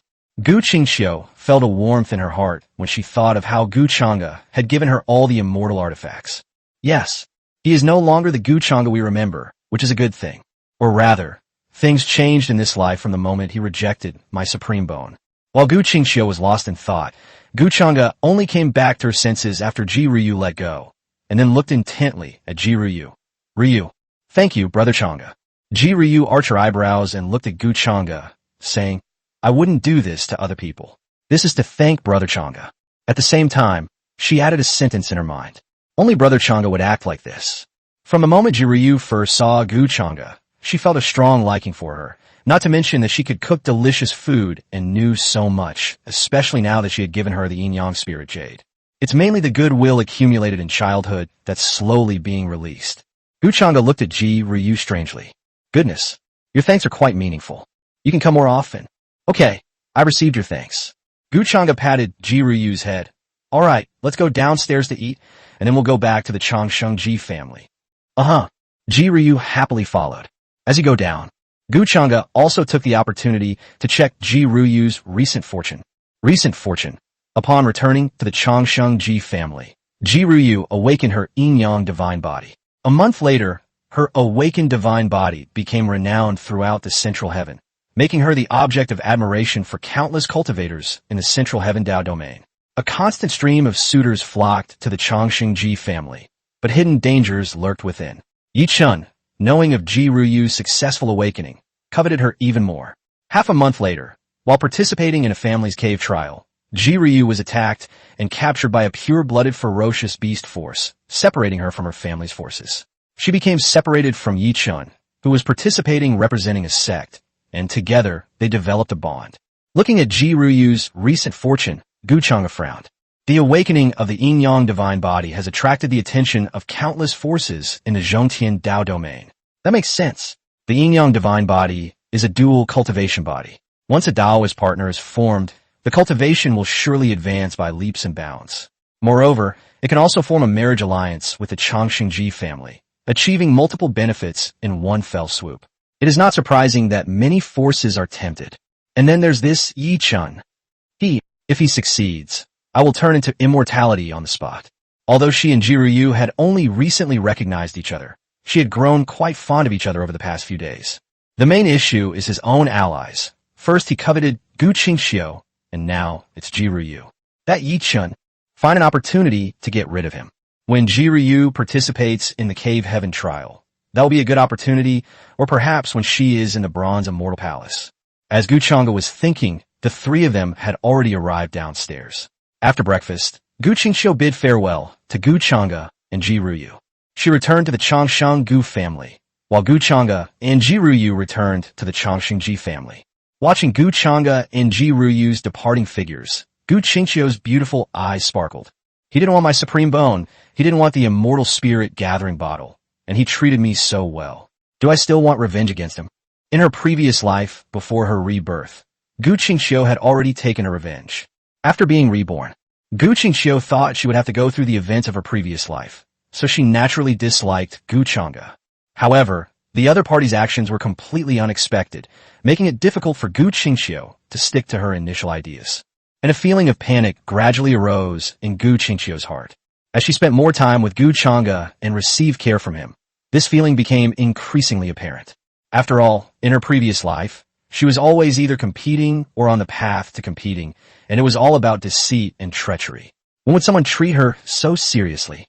Never mind, as long as he's good to me, I'll be good to him. Let nature take its course. Gu Qingxiu calmed herself down and turned to leave. Brother Chang'e, are you going to see in Shuidan this time? Gu Chang'e nodded. My mother told me to visit the Changsheng Ji family whenever I have time. She happens to be here too, so I'll go over and have some fun. No wonder. Come to think of it, Aunt Shuidan has been staying at the Changsheng Ji family for over a month. What's she doing? Gu Chang'e asked Ji Ruyu curiously. I don't know. My father and Aunt Shuidan didn't tell me. They were being very mysterious. Ji Ruyu thought for a moment, and then answered Gu Chang'e truthfully. I see. You'll know when we get there. Gu Chang'e suddenly remembered the recent events in Ji Ruyu's fortune and reminded her, by the way, when you are refining the yin-yang spirit jade, have your father protect you. Okay.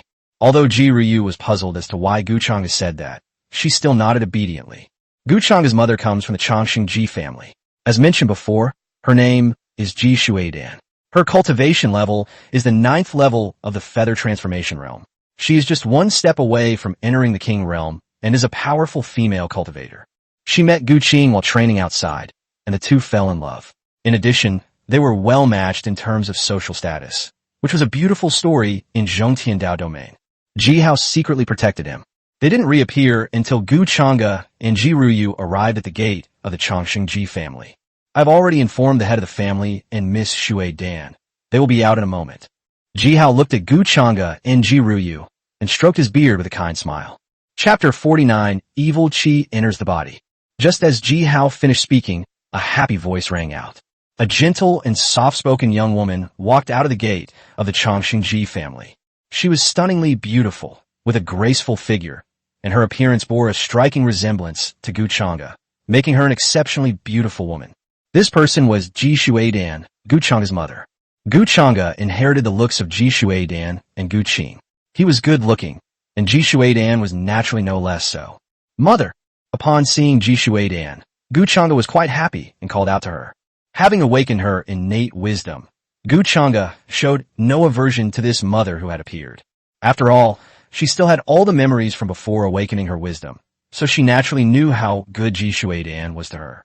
Ji Shuidan walked up to Gu Chang'e in a few steps, looked at her son who resembled a banished immortal, and felt very gratified. Our Chang'e is so handsome. I heard you shone brightly in the coming-of-age ceremony trials. Now you're a man too. No, I will always be your son. Gu Chang'e chuckled. Ji Ruyu, who was standing nearby, moved directly in front of Ji Shuidan and took her hand. And Shuidan, I'm here too. You can't just look at Brother Chang'e. You still dare to talk. If I don't keep a close eye on you, you'll run out.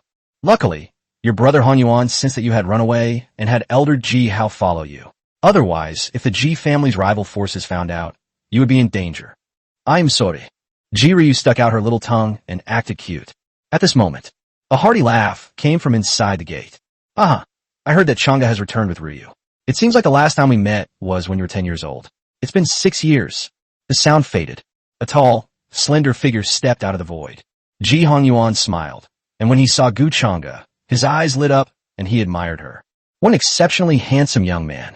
Besides, sensing the extraordinary aura emanating from Gu Chang'e, Ji Hongyuan was also surprised.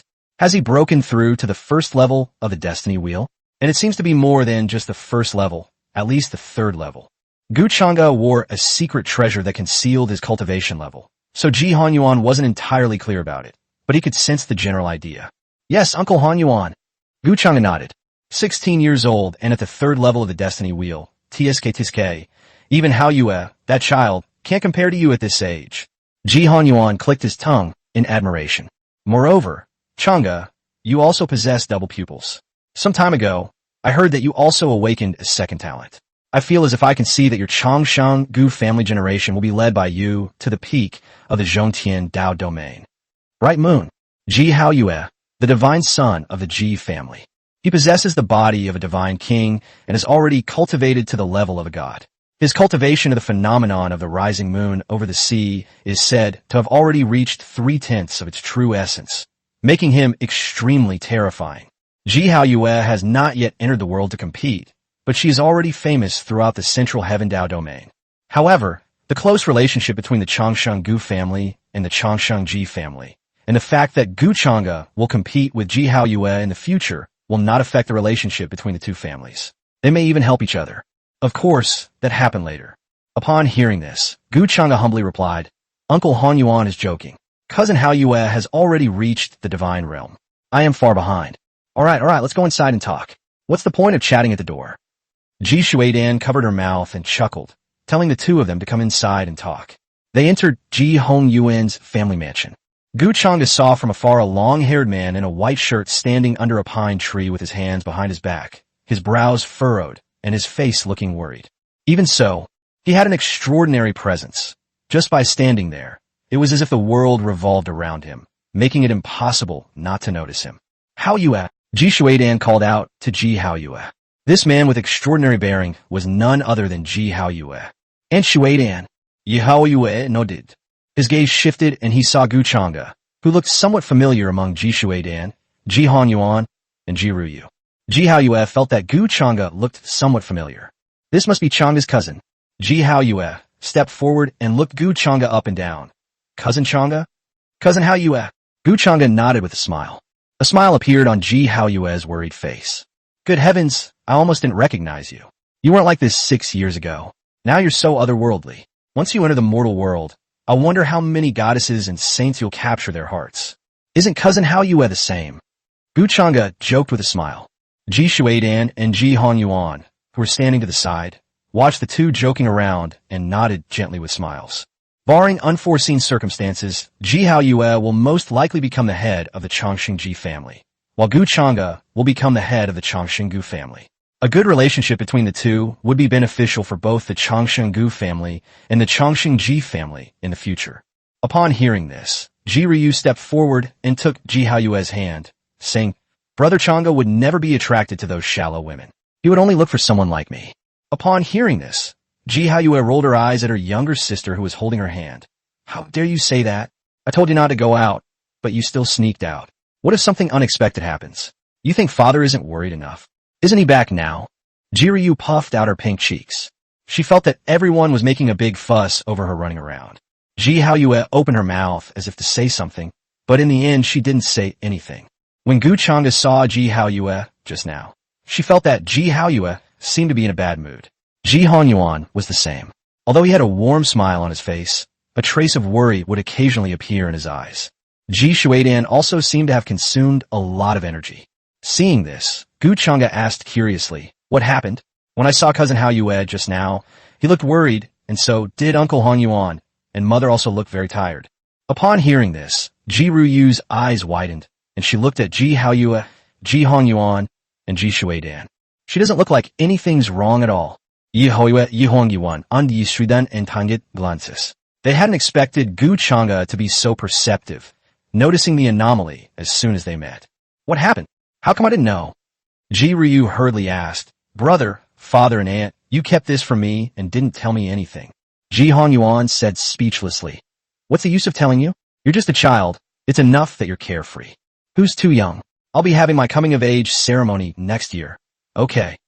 Ji Ryu said angrily. Ji Honyuan ignored Ji Ryu and looked at Gu Chang'e, saying, Something did happen, but it's not a big problem and should be resolved soon.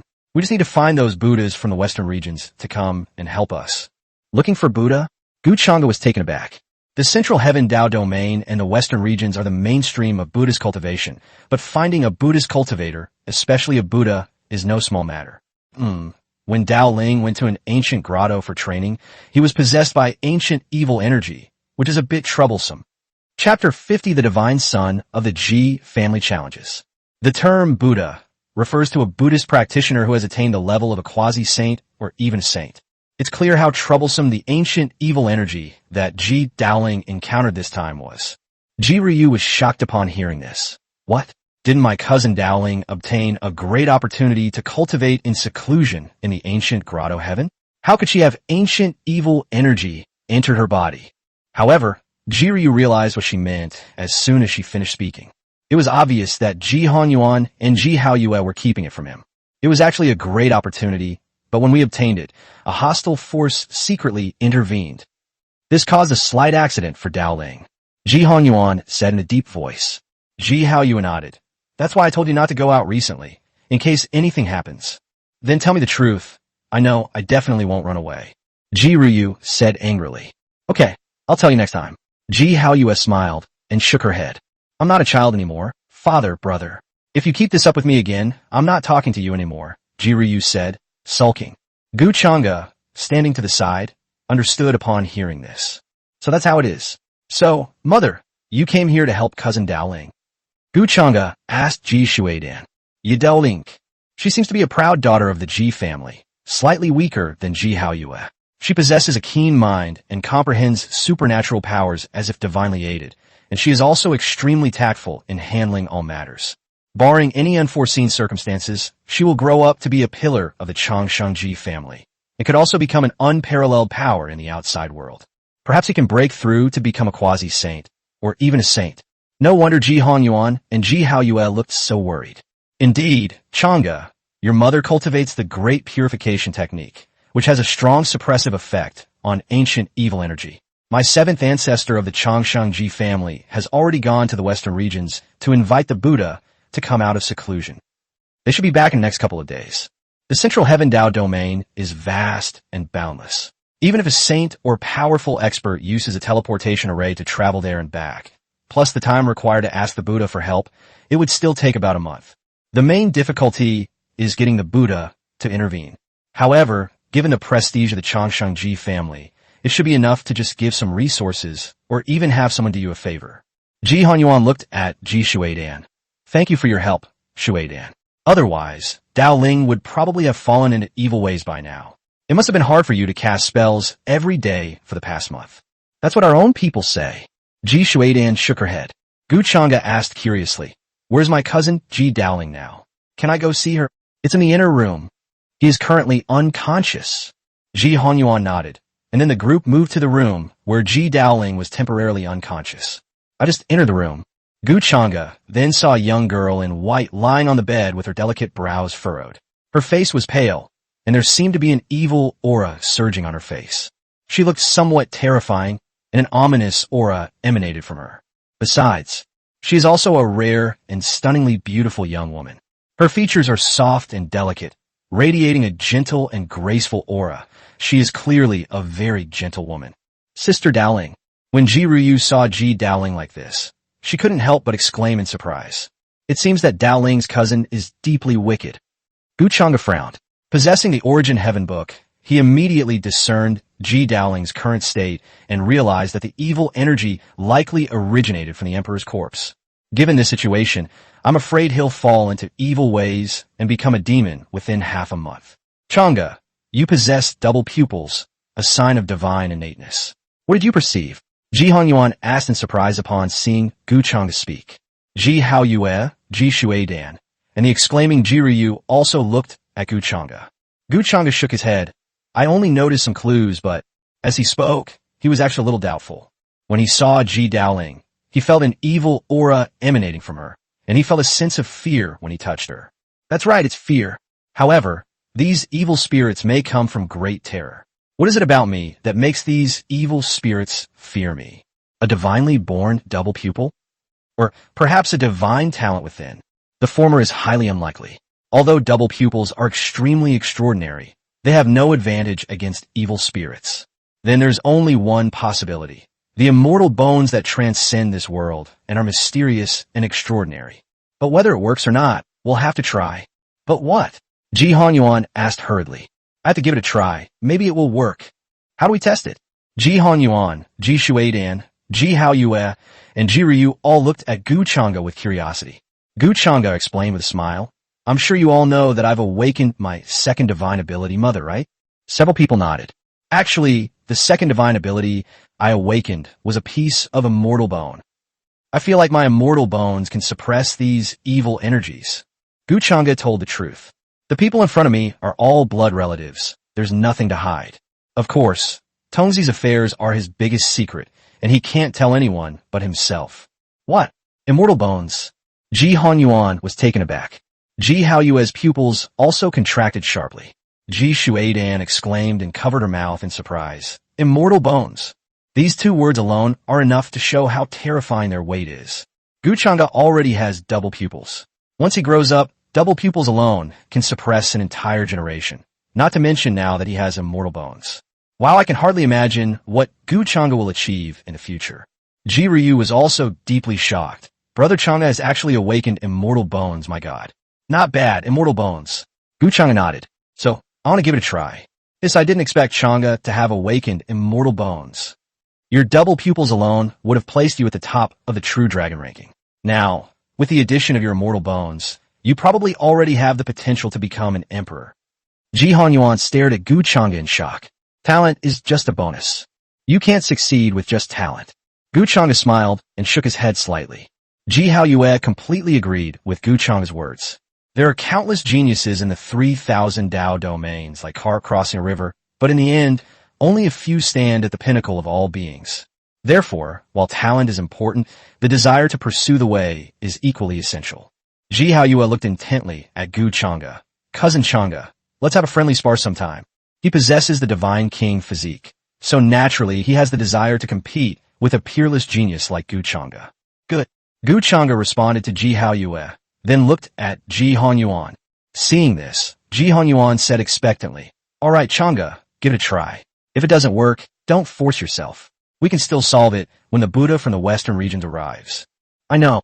As Chengda spoke, he looked at Ji Daoling, who was lying on the bed with a gentle temperament and stunning beauty, but who looked pitiful at the moment. He walked over and reached out to cover the area between her eyebrows, specifically the Naiwan point. Chapter 51 Immortal Bones Suppress Evil Spirits. Ji Daoling felt as if she were in a dark place. Here, demonic energy raged, and all was silent. Yet one could vaguely sense something terrifying lurking in the shadows, coldly watching over them. Where is this? I remember I fainted after I risked my life to return to the Changsheng Ji family. When we escaped that cave, it seemed as if we inhaled a wisp of black energy that drifted out after the seal was broken. As Ji Daoling was sorting out her thoughts. Hee. A chilling laugh suddenly rang out from all directions. Boo! Upon hearing the laughter, Ji Daoling immediately looked around warily. However, there was no response, and the eerie laughter continued. Ji Daoling frowned and said, I'm a member of the Changsheng Ji family. Aren't you afraid of being punished by the Changsheng Ji family for attacking me? The Changsheng Ji family. The sinister laughter finally disappeared, replaced by a look of incomprehension and disdain. You mere descendants of a later established immortal family dare to show off in front of me. Once I devour your soul, I will let this era witness the majesty of this emperor. Boom! As soon as that disdainful voice fell, sharp roars immediately erupted all around, accompanied by the rumble of herds of beasts moving about. Pairs of scarlet eyes appeared in the darkness, staring intently at Ji Daoling. The next second, one pair of scarlet eyes appeared first, and a huge, ferocious beast with a hideous face and foul-smelling saliva, resembling a leopard, appeared in Ji Daoling's sight. A ferocious beast.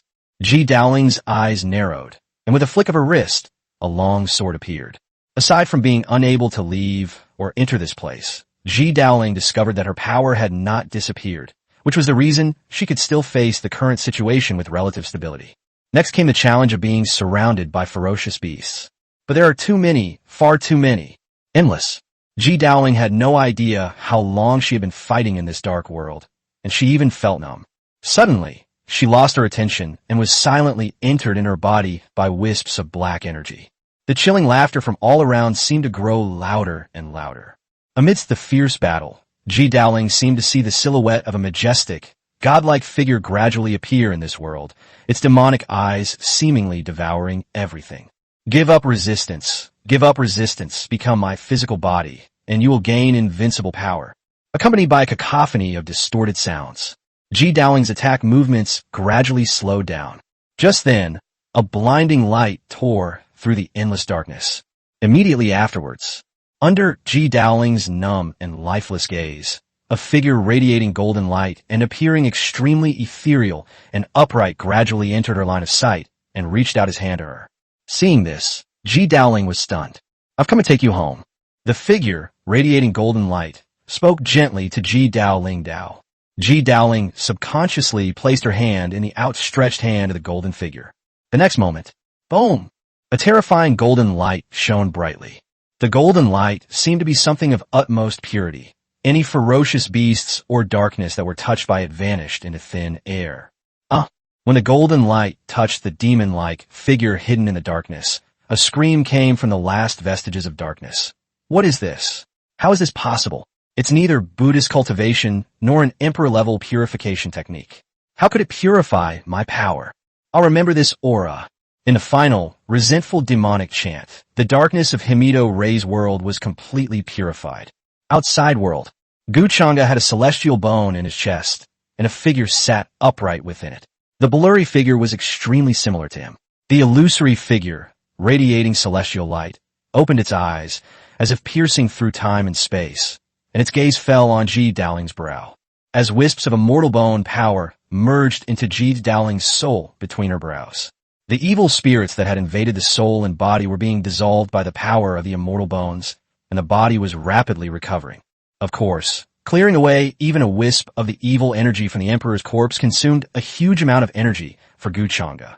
The spiritual sea, which was originally over 3,000 feet deep, is drying up at an alarming rate. As the wheel of fate spun rapidly, the surrounding spiritual energy transformed into a funnel, continuously pouring into Gu Chengda's body. The four people standing nearby were dumbfounded by what they saw. While casting the spell, he also drew upon such terrifying spiritual energy to replenish what he had consumed. Gu Chengda is just too incredible. If he were to focus on cultivation, what terrifying phenomena would he cause? However, the four were also pleasantly surprised. As Gu Chengda continued to purify the evil energy that had enveloped Ji Daoling's pretty face gradually dissipated, and her complexion visibly regained its rosy hue. A full quarter of an hour had passed. Gu Chengda finally breathed a sigh of relief. It has been completely purified. These evil energies are extraordinary and probably have a terrifying origin. Uncle Han Yuan, it would be best not to let anyone set foot in that ancient cave again. Seal it off. Okay. Seeing that Ji Daoling had returned to normal, and also noticing that Gu Chengda had consumed a great deal of energy, Ji Han Yuan quickly took out various pills to restore spiritual energy. Ji Shuidan, standing to the side, nodded repeatedly as she watched her son come in handy. Ji Hao Yue and Ji Ruyu happily expressed their gratitude. Gu Chengda smiled and nodded, and was about to withdraw his hand when Ji Daoling, who had been sleeping, suddenly reached out and grabbed Gu Chengda. It felt like being held in a ball of cotton. The sudden turn of events left Ji Han Yuan, Ji Shuidan, and the other three stunned. Gu Chengda looked at Ji Daoling in surprise, then recalled what he had said when he woke up the other party soul that was about to fall into a deep sleep. Could it be because of that sentence? Ji Daoling slowly opened her eyes. Through her blurry vision, she saw a blurry figure that looked exactly like Gu Chengda and the person who had saved her. Her cherry lips parted slightly, and her voice, tinged with joy and gratitude, rasped, "It's you. It's me." Gu Chengda nodded. At this moment, when Ji Han Yuan and the others saw that Ji Daoling had woken up, they all stepped forward. "Daoling, you're finally awake," Yi Hongyuan exclaimed excitedly. "Very good." Yi Hao Yue nodded. Ji Ruyu walked to Ji Daoling's side, leaned over the bed and looked at Ji Daoling's pale face. "Sister Daoling, thank goodness you're all right. Father and brother said you've been unconscious for over a month." "I was in a coma for over a month." Ji Daoling was startled and tried to sit up from the bed, but found that her spiritual sea was dry, her supernatural power seed was withered, and her physical body was extremely weak, looking like she was seriously injured and on the verge of death. "I recalled everything that happened in the dream, no. It shouldn't have been a dream. It seems that I have really been corrupted by the evil energy that entered my body from the ancient cave." Fortunately, someone came to his rescue. Thinking of this, Ji Daoling looked at Gu Chengda. His eyes, like those of an immortal, went straight to the heart. His eyes had double pupils, as if they contained endless holiness, and Ji Daoling seemed to see a towering and majestic figure in them. Chapter 52, Upholding the Precepts of the Buddha. Ji Zhao, the 13th ancestor of the Ji family. Almost the instant she made contact with those eyes, Ji Dowling felt as if she had been electrocuted, and her exquisite heart began to pound. When Ji Dowling looked at Gu Chang's perfect handsome face, her cheeks flushed. She then realized that she was holding his hand, and in front of everyone. Ji Dowling quickly let go. "I'm sorry. Thank you for rescuing me. Who are you?" Ji Dowling, suppressing her shyness, curiously inquired about Gu Chang's identity. "This is my cousin Changda." Ji Ryu explained to Ji Dowling. "It's Aunt Shudan's son. Aunt Shui Dan's son. Chang Sheng Gu family Gu Changda?" Gu Changda's name, Double Pupils, was known to everyone, even though he had never entered the mortal world. Ji Dowling was naturally no exception. "Yes," Yi Ryu nodded. "Dowling, how are you feeling now?" "Yi Hong Yuan Askid Yi Dowling." "The evil energy has all been cleared away by my cousin Changda." Ji Dowling sensed the condition within her body and said, "She's rather weak." Right back in the ancient grotto heaven. Just as Ji Dowling was about to speak, Ji Hong Yuan stopped her, saying, "Don't talk about these things now. You should take care of your health first. The things that happened in the ancient cave heaven will not be left unresolved by our Changshengji family. Those who plotted against our Changshengji family's peerless genius will be held accountable." Ji Dowling nodded upon hearing this. Ji Dowling would certainly not let those who schemed against her go unpunished. She was determined to settle scores with them. "Dowling, you should rest well. We can talk about the rest after you recover," Ji Haoyue chimed in. Ji Dowling nodded again. She is indeed very weak right now and needs to rest and recover her cultivation. After everyone left the room, Ji Dowling watched them go, taking a closer look at Gu Changda's back before circulating her internal energy to recover. We arrived at the courtyard. Ji Haoyue looked at Gu Changda, about to speak, when suddenly an old voice came from the void. "Oh, how we guests?" The sound faded. An old man with an air of otherworldly wisdom stepped out from the void, causing ripples to spread across the sky, their depths unfathomable. Standing beside him was an elderly monk wearing a robe, holding a string of prayer beads, who looked kind and gentle. "13th ancestor, you're back," Ji Hong Yuan exclaimed with delight upon seeing the venerable old man before him. "Good. I have invited the Buddha of 10,000 Buddhas, and this time the evil energy in Dowling's body should be completely eliminated." Ji Zhao, the 13th ancestor of the Changshengji family, said with a smile. "Amitabha." The Buddha of Precepts chanted the Buddha's name and nodded to Ji Hong Yuan and the others. Everyone present possessed an air of nobility and appeared extraordinary.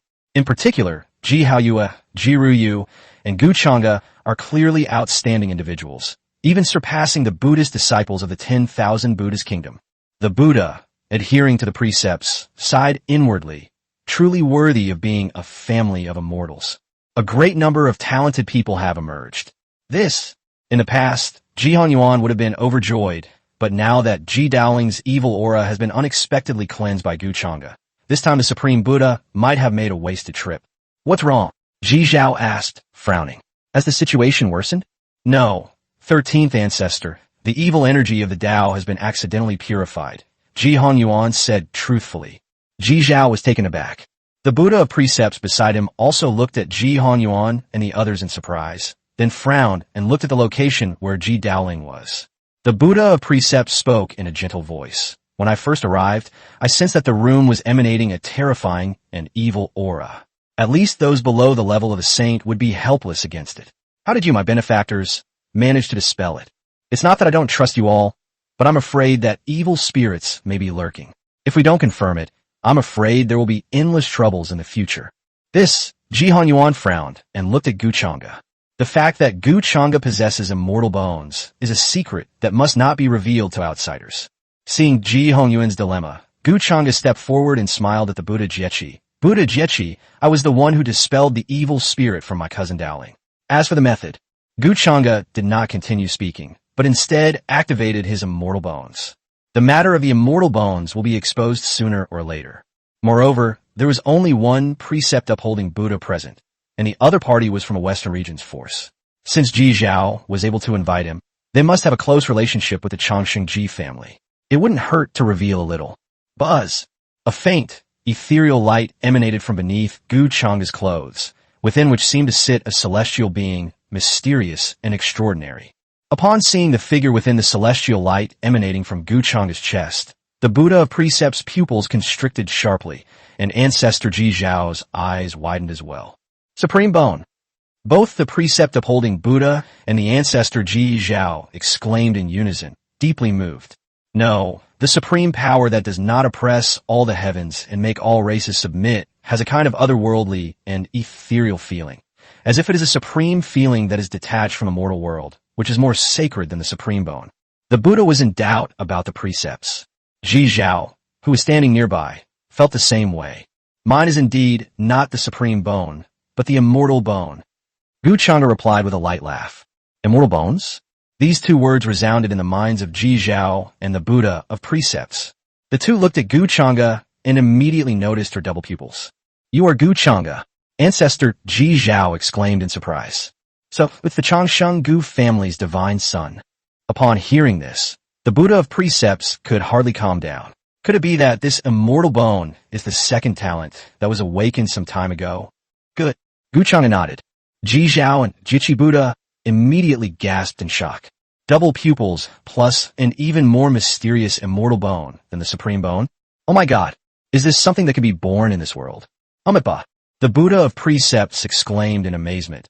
If it is truly a divine bone, then its divine power is unfathomable. It is no problem that the divine child of Long Song can purify evil energy. It seems that this humble monk will not need to expend the power of faith this time.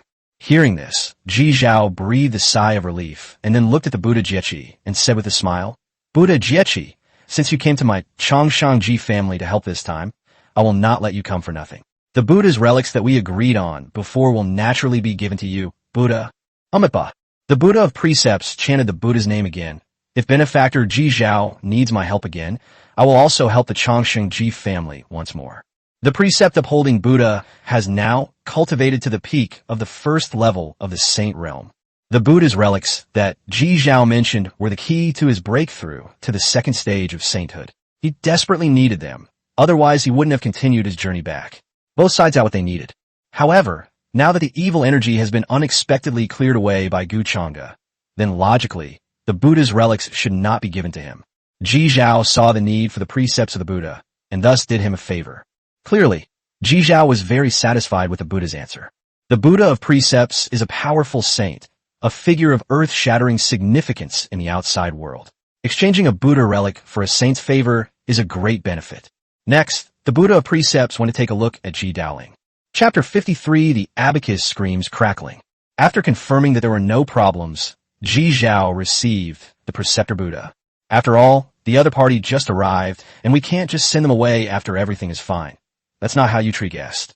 Inside the courtyard, the Buddha of Precepts looked at Ji Zhao with admiration. Your Changsheng Ji family has a divine king body, and the Changsheng Gu family is even more heaven-defying.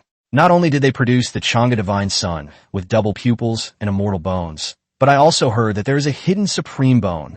What does our Changsheng Ji family's divine king body have? Just the talent that Chang'e is showing now is enough to make her the #1 talent in the 3,000 Dao domains. That's right, but a strong person's talent isn't everything. Their Dao heart is also important. While upholding the precepts, the Buddha also expressed another viewpoint. Ji Zhao smiled and said, I feel that Chang'e has a calm and steady Dao heart, and is not at all like the kind of arrogant person. Indeed, the future achievements of the divine child of Chang'e are limitless. The Buddha of Precepts fully agreed with what Ji Zhao said. At this moment, Ji Zhao said, the kingdom of 10,000 Buddhas is also quite good. It has arhats who have been reborn and even as born Buddhas. It is no less than our Changsheng Ji family and Changsheng Gu family. The Buddha of Precepts chanted the Buddha's name. Amitabha. It seems that another golden age is about to appear. Yi Zhou noted. At that moment, the two looked at each other, a strange light flashing in their eyes. Is this the Ji family's divine king physique vying with double pupils and immortal bones? The precept-bearing Buddha laughed. Who does the Buddha of Precepts think will win?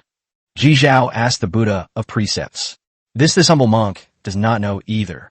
The divine king body is extremely powerful. In ordinary times, a single divine king body can suppress an entire era. But this time, the divine king physique is facing the Chang'e divine child, who has double pupils and immortal bones. The outcome is uncertain. After the Buddha of Precepts finished speaking, Ji Zhao waved his hand and said, "Speaking of miracles alone, the Buddha of Precepts already believed that Hao Yue was bound to lose, right?" Amipa. With a smile, the Buddha of Precepts called out the Buddha's name. "Under the same circumstances, I'm afraid no one can be a match for the divine child of Long Song." "Oh, then let's wait and see."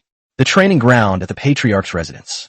Ji Hongyuan set up a binding array to protect the entire training ground, then looked curiously into the arena. Ji Ruyu, standing to the side, looked left at Ji Hao Yue and then at Gu Chang'e, unsure of who to cheer for. Ji Shuidan looked at Gu Chang'e and sighed. In the blink of an eye, Chang'e has grown into a young man.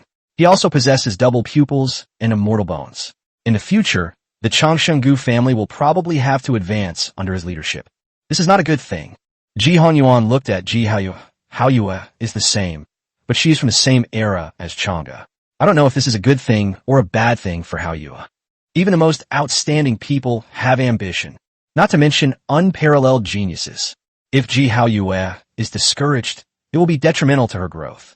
Upon hearing this, Ji Shuidan rolled her eyes at Ji Hongyuan. It's just a friendly spar. As long as it's not a life or death battle, how can it be easily affected? Haha, that's true. Hao Yue and Chang'e will definitely not have a life or death battle. Upon hearing this, Ji Ryu rolled her eyes repeatedly. "Father, are you trying to set up a flag? Go, go, go." Ji Hongyuan's face darkened, and he told Ji Ryu to shut up immediately. On the training ground, Ji Hao Yue looked at Gu Chang'e with burning eyes and high fighting spirit. "Cousin Chang'e, I will suppress my cultivation to the same level as you, the third level of the destiny wheel. There's no need to hold back. Let's stop our sparring when we've reached our limit." "Good." Gu Chang'e nodded. A fighting spirit also appeared in his eyes. This should be the first time he has faced a peerless genius of the same level since he awakened his innate wisdom and relied on Brother Tongzi to improve his strength. Gu Chang'e was naturally looking forward to it as well. "All right, then I won't stand on ceremony." Ji Hao Yue's fighting spirit surged, and an aura of unparalleled power erupted from him. Ji Hao Yue formed a hand seal, sealing her divine realm cultivation to the third level of the destiny wheel. The next moment, it seemed as if a God King sat deep within his pupils. The God King opened his eyes, and a divine light burst forth from them, carrying profound spiritual patterns. An extremely terrifying ripple attacked Gu Chang'e. Gu Chang'e raised an eyebrow upon seeing this attack. This cousin really wasn't going to hold back. He unleashed the Ji family's signature divine power right from the start. Divine King's Eye. The power of this attack would likely cause even a person at the 6th or 7th level of the life wheel realm to cough up blood, suffer severe injuries, or even die. However, this attack was terrifying, but it did not threaten Gu Chang'e. In fact, Gu Chang'e could withstand it with his physical strength alone. Roar. A terrifying surge of energy erupted within Gu Chang'e's body, like the roar of an ancient giant elephant. Nearly 40 billion giant elephant particles within his body vibrated simultaneously, unleashing unparalleled power. Facing the divine light emanating from Ji Hao Yue's eyes, he casually slapped it away. Upon hearing Gu Chang'e's blood energy surging, Ji Hao Yue was startled. This blood energy? He hadn't even finished speaking. Boom! A terrifying explosion of spiritual energy erupted, crashing into the restrictions set up by Ji Hongyuan with a deafening roar. The explosive spiritual energy blasted out. Ji Hao Yue's gaze sharpened, and the next moment 100-foot-tall phantom of a God King stood behind him. The phantom of the God King stood tall and imposing, making the entire martial arts arena look like a square. The divine power and aura of the God King Phantom were immediately sensed by the elders of the Chongqingji family. Buzz, buzz, buzz. A series of streaks of light pierced through the air, and they immediately noticed that Ji Hao Yue was fighting Gu Chang'e in the arena. Seeing this, Ji Hongyuan said to the clan elders, "Hao Yue and Chang'e are sparring. You don't need to pay attention to them. If you want to watch, then stay and watch." The elders of the Chongshengji family were stunned upon hearing this. Chang'e? Could it be Gu Chang'e from the Chongsheng family? Wow, Gu Chang'e has come to our Chongshengji family, and she's even competing with a bright moon godchild, double pupils, and a divine king physique. This is going to be amazing. After the elders learned of Gu Chang'e's identity, they immediately decided not to leave and stay to observe. Beside Ye Hongyuan, seeing Ji Hao Yue so serious, Ji Ruyu frowned deeply. "Brother, this is too much." Although he's suppressing his cultivation, the quality of his spiritual energy is still far superior to that of a true third-level life will realm cultivator, and he's still so serious. Ji Hongyuan rolled his eyes upon hearing this. He had just witnessed Gu Chang's casual move. If Ji Haoyue wasn't serious, he would probably lose miserably. Upon hearing this, Ji Shuidan turned to look at Ji Ruyu, her gentle and beautiful eyes sparkling. Ruyu, would you like to go back to the Gu family in Changsheng with Aunt Shuidan and your cousin Chengda in a few days? Huh, okay. Ji Ruyu's beautiful eyes lit up, and she immediately agreed.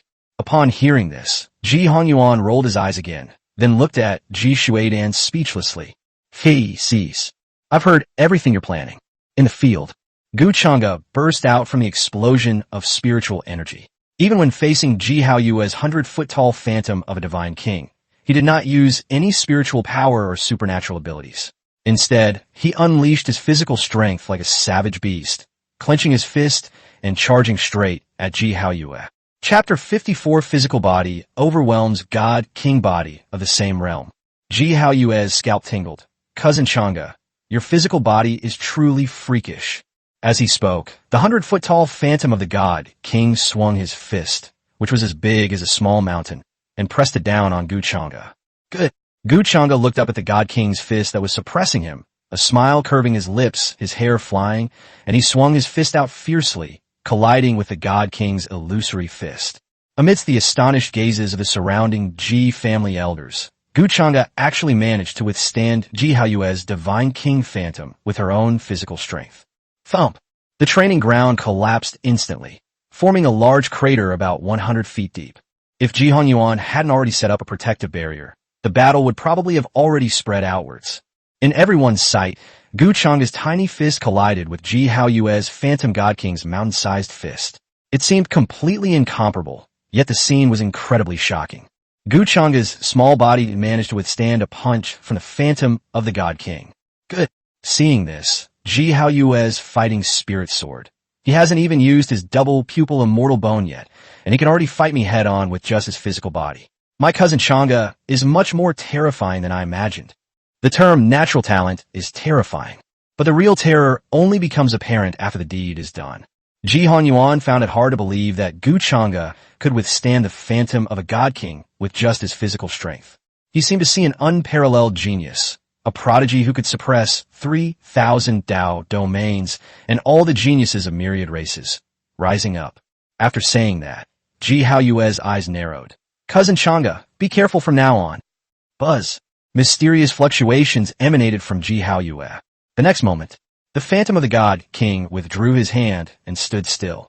As Ji Haoyue pointed out with one finger, the 100-foot-tall Phantom of the God King behind him also pointed out with one finger. Boom! The void trembled and even appeared distorted. As the Phantom of the God King descended, a terrifying divine light emanated from his finger, as if it were about to tear through the void and suppress everything with the power of the heavens. Even Gu Chengda felt the pressure when facing this move. It's just pressure, rather than danger. The elders of the Ji family, who were standing nearby, sighed repeatedly upon seeing this. I never expected that the divine child of Bright Moon would even use the divine king's finger. No matter how powerful Gu Chengda is, he'll have to take the God King's finger strike seriously when facing the phantom of the God King Haoyue divine child. As they discussed it, endless mysterious Taoist charm appeared in Gu Chengda's eyes. Double pupils. Future vision. In his vision of the future, Gu Chengda saw himself using the divine elephant-suppressing prison force to withstand a finger strike from the God King. Immediately afterward, the earth around him shattered. A trickle of blood flowed from his mouth, and he suffered minor injuries due to the shock of his blood and qi. Seeing this, Gu Chengda immediately rejected the idea of simply using his physical strength to withstand the attack, because he was confident in his invincibility and naturally wouldn't allow the battle to harm him. Since physical strength alone wasn't enough, he would simply use some supernatural abilities. That's an incredible, heaven-defying power. And it's not just Ji Haoyue who possesses it. Cousin Haoyue has a profound understanding of the divine king scripture. The power of this finger strike would probably kill even an ordinary 9th-level life wheel realm cultivator. Chengda dares not underestimate us. So, a faint ripple suddenly appeared in front of Gu Chengda, and the moment the God King's finger fell, his entire figure turned into a flash of light and disappeared. Gu Chang'e appeared beside Ji Haoyue in an instant. So, Cousin Haoyue, please take a look at my void scripture for longevity and family preservation. Billions of massive particles roared within his body. Gu Chang'e unleashed a punch that swept across the land like an ancient divine mountain. Ji Haoyue was already wary of Gu Chang'e's void scripture divine power. Almost the instant Gu Chang'e appeared beside her and threw a punch, Ji Haoyue reacted and immediately unleashed the divine king fist as well. Boom! The void resounded like a thunderclap. Almost the instant their fists touched, Ji Haoyue was sent flying like a streak of light. Bang! Ji Haoyue slammed into the barrier set up by Ji Hongyuan, his fist falling to the ground as he stared at Gu Chang'e in surprise. Ji Hongyuan, Ji Shuidan, Ji Ruyu, and the elders of the Ji family, who were watching, were stunned by what they saw. They didn't expect the battle to end so suddenly. Etc. The elders felt a chill run down their spines. Just how terrifying is Gu Chang'e's physical strength? He actually used the Great Void technique to penetrate space and arrive at Ji Haoyue's side, ending the battle with a single punch. Gu Chang'e didn't use any of the heaven-defying attack techniques in the Void scripture. For example, the Void handprint, the heaven-severing finger, and so on. It's a ghost story. You flatter me, Cousin Haoyue. Gu Chang'e walked up to Ji Haoyue, reached out to straighten her messy clothes, and smiled. Cousin Chang'e, I believe you if you said your physical body was some kind of divine or holy body. Ji Haoyue was speechless. That punch just now was probably your true physical strength. One punch must have had at least 30 billion gene of force. After saying that, Ji Haoyue looked at Gu Chang'e with a strange expression. Besides, even if you don't use the Great Void technique, you can withstand it with your physical strength alone without much harm. No, there will be a shock to the blood and qi, and a little bleeding. Gu Chang'e gave an answer that almost made Ji Haoyue vomit blood. You, a dignified God King, unleashed the heaven-defying divine power, the God King finger, at the same level, and you, with your physical body, only suffered a shock to your blood and qi and bled a little. That must be a huge blow to you, right? Ji Haoyue felt a sour taste in her mouth and felt incredibly aggrieved. Brother lost? Ji Ryu was dumbfounded. Ji Haoyue was the invincible prodigy of the Chongqing Ji family in this generation, yet he was defeated by Gu Chang'e so quickly in the same realm. How could this be? Ji Hongyuan's eyes widened as well. Ji Shudan's face was filled with surprise and joy, her beautiful eyes brimming with pride for Gu Chang'e. Look, this is my son. Invincible. Gu Chang'e and Ji Shuidan left the Chongqing Ji family. Standing at the door, Ji Hongyuan, Ji Haoyue, and Ji Ruyu watched the Chongqing Gu family's warship ascend into the sky and disappear, their expressions varying. In the end, Ji Ryu did not go to the Chongqing Gu family with Gu Chang'e and Ji Shuidan. The main reason was that she saw Ji Dowling was injured and wanted to stay with her. After all, her Dowling sister had always been the one who doted on her the most since they were little. Haoyue, did you really not hold back when you were in the same realm just now? Ji Hongyuan looked at the departing warship and asked Ji Haoyue. Upon hearing this, Ji Ryu immediately looked at Ji Haoyue, her eyes filled with curiosity and seriousness.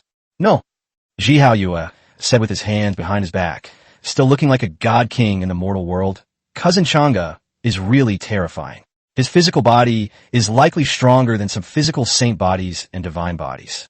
If you add the void divine power of the Chongqing Gu family and the double pupils, I don't believe that when Cousin Chang'e enters the world to compete, who will be his opponent? The future vision of double pupils. The void scripture's teleportation technique. Not to mention that Gu Chang'e also possesses immortal bones and an extremely strong physical body. This is definitely a humanoid monster. Chapter 55, the fifth level of the 1-month fate wheel. A force of 50 billion gene. Is that so? Ji Hongyuan nodded, seemingly lost in thought. According to Haoyue, Gu Chang'e's future achievements will likely be at least those of a great figure in the world, especially since he is his sister's son and the future head of his in-laws. They're like family members. Moreover, judging from what just happened, Ji Ryu also has a good impression of Gu Chang'e. Thinking of this, Ji Hongyuan smiled and said, Ryu seems to really like Chang'e. Let her visit the Chongqing Gu family more often when she has time. You should also get along well with Chang'e.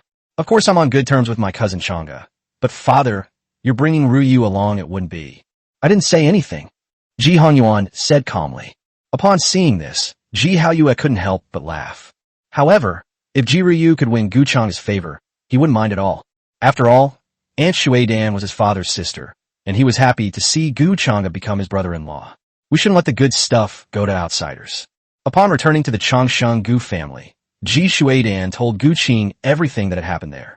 There was nothing much before, but when Guqing heard that Guchanga had actually used his physical strength to fight against the God King's body, things took a turn for the worse.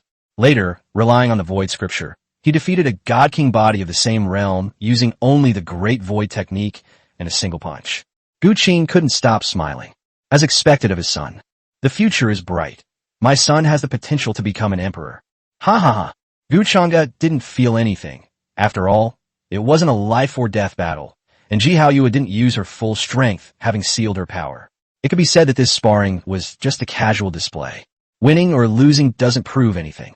A month later, Gu Qingxiu went to the Chaos Rift that appeared at Tianlan Sect to obtain the Fate Wheel enhancement technique. I wonder what I'll get in return after I hand it over to Gu Qingxiu. All I can say is this. Using other people's opportunities for others, and then taking advantage of Brother Tongzi, it's still you, Guchanga. Based on previous experience, the returned items are most likely to be of the same category. If there were a technique that could accelerate the transformation of the 9-pattern life wheel, that would be even better. Even if it costs a lot, it doesn't matter. The Wheel of Destiny. Guchanga's eyes were deep. Afterwards, he went to find Gu Qingxiu, and sure enough, the other party went into seclusion to cultivate after returning. With the blessing of the Spirit Gathering Bottle, Guchanga's cultivation is likely to advance by leaps and bounds, and she will naturally not fall behind. After all, in Guchanga's eyes, Gu Qingxiu was like his own sister. His cultivation level has surpassed his sister's, and he also has the blessing of the system. It's better for him not to be the older brother, but it's highly unlikely that it will be surpassed. Gu Qingxiu has the Spirit Gathering Bottle, but Guchanga has the even more powerful Tao Condensation Divine Bottle. In addition, there is the Eye of the Immortal Spring, and there is no shortage of rare and precious natural treasures. So much so that a month later, boom! Guchanga stood above the spiritual sea, the 9-patterned life wheel that released boundless divine radiance slowly rotating. As the last divine essence of the crushed Tao-condensing divine water was transformed into spiritual power, it dripped into the spiritual sea. In an instant, the spiritual sea, which had already expanded to 5,999 zhong, roared once again. His spiritual sea expanded. He reached a new realm. 6 layers of the Wheel of Fate.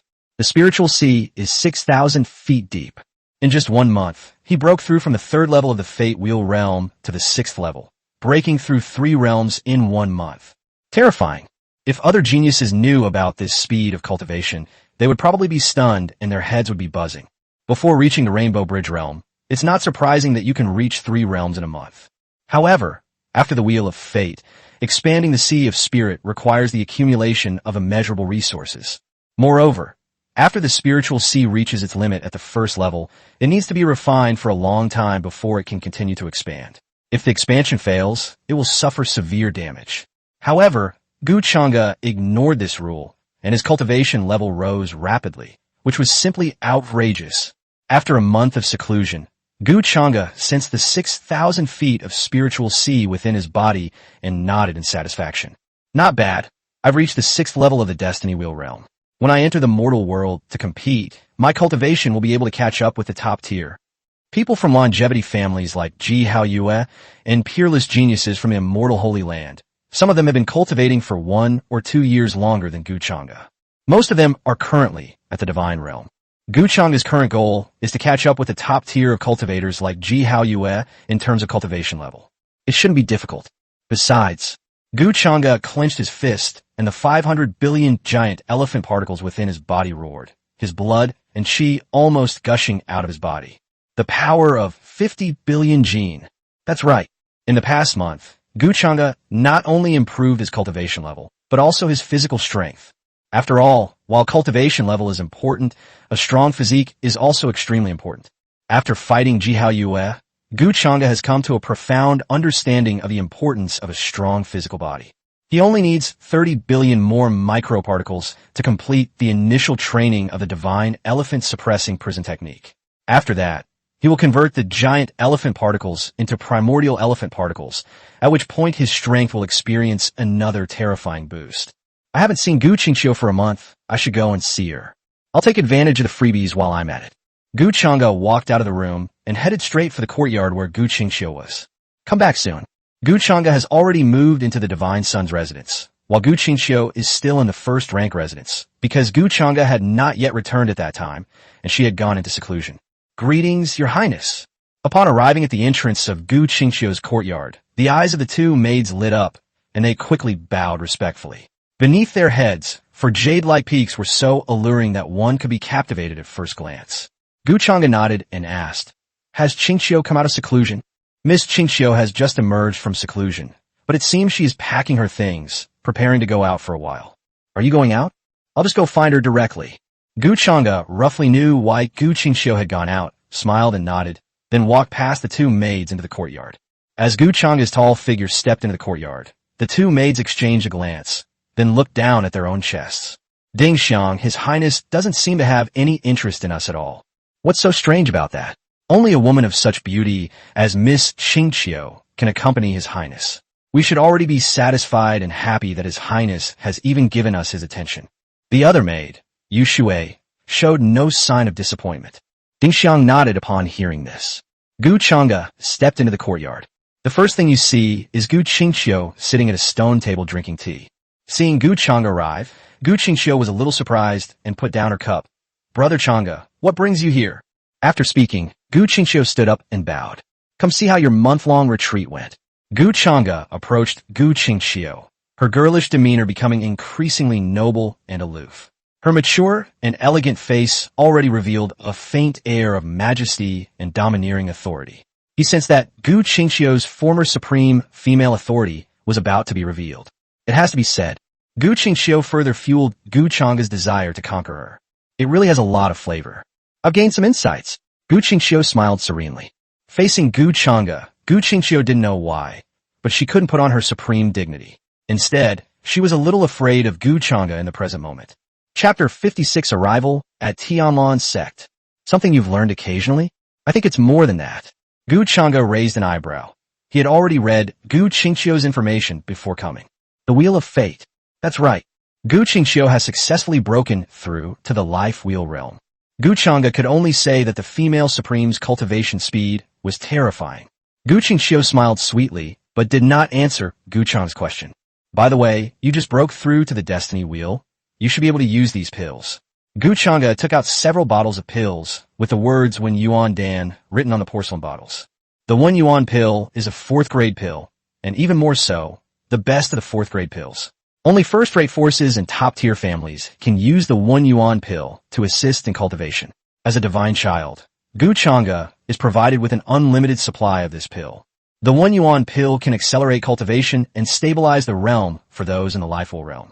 This is very useful for cultivators who have just broken through to the first level of a Lifewell realm, or even the 2nd or 3rd level. Seeing that Gu Chang'e had given her resources again, Gu Qingxiu pursed her lips and reluctantly accepted them. Brother Chang'e, you keep giving me resources. I don't know when I'll be able to repay your kindness. I didn't say you had to pay me back. Gu Chang'e chuckled and said, Your success in cultivation is the best reward for me. That won't do. Gu Qingxiu shook her head. Seeing this, Gu Chang'e reached out and stroked her hair. What's wrong with that? You're my sister, Gu Chang'e. It's only natural for a brother to be good to his sister. The female supreme ruler will likely not be able to escape Gu Chang'e's grasp this time. From the very beginning, I asked the other person to call me brother. Now the other party has no resistance at all, and Gu Chang'e can even stroke their hair directly. Gu Qingxiu herself probably didn't even realize such a change. Alright, you just broken through. Take the 1 yuan pill to consolidate your breakthrough. By the way, I heard you're going out. Where to? I've just come out of seclusion too. Let's go together then. Gu Chang'e said to Gu Qingxiu. Gu Qingxiu was taken aback. She was going to the Chaos Rift, a place fraught with danger. Even she had to be careful when she went there in her previous life. She was taking Gu Chang'e with her. However, before Gu Qingxiu could refuse, Gu Chang'e left. Gu Qingxiu sighed. Alright. Anyway, Gu Chang'e really treats her like family now. So if she's going, she might as well go together. Perhaps with Gu Chang'e's current strength, the two of them could achieve even greater success. As Gu Chang'e left Gu Qingxiu's courtyard, she couldn't help but smile, thinking of the other's hesitant expression. She wanted to leave me behind and go on an adventure alone. No. How is that possible? Then, Gu Chang'e saw the message that the 1 yuan pill he had just given to Gu Qingxiu had not been returned after a month. Ding! The host has gifted the bound target, Gu Qingxiu, 1 bottle of grade 4, 1 yuan pills. You've received a 500-fold return. You have obtained a bottle of a grade 4 supreme pill, Dao Yin pill, Taoist elixir. Could it be a top-grade elixir imbued with Taoist principles? It's a pity he's only a 4th rank. Gu Chang'e's eyes lit up, but then she felt a pang of regret. Now that his immortal bones have awakened, it is precisely the time when he needs a massive amount of Taoist energy to nourish him. The immortal shadow within the immortal bone is now almost fully solidified, and when it is used, the immortal bone's accompanying immortal technique will be even more powerful. He gave his bottle of Daoyin pills a try. Upon returning to the Divine Son's residence, Gu Chang'e refined a Taoist pill, and, after sensing the feedback from the immortal bone, his gaze became intense. Refining this bottle of Taoist pills will indeed allow him to solidify his immortal figure by 1/10. At that time, the immortal king descends upon the 9 heavens will be unleashed. The increase will likely be several times greater. Suddenly, Gu Chang'e remembered that when she went to see Gu Qingxiu yesterday, she forgot to ask Gu Qingxiu to move to the Divine Prince's mansion with her.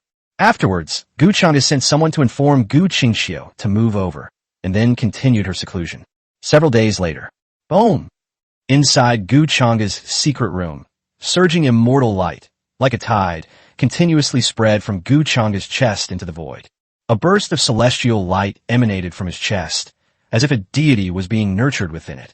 When the celestial light shines to its fullest, a figure with an ethereal and handsome appearance, and an otherworldly and extraordinary charm, sat cross-legged amid celestial light.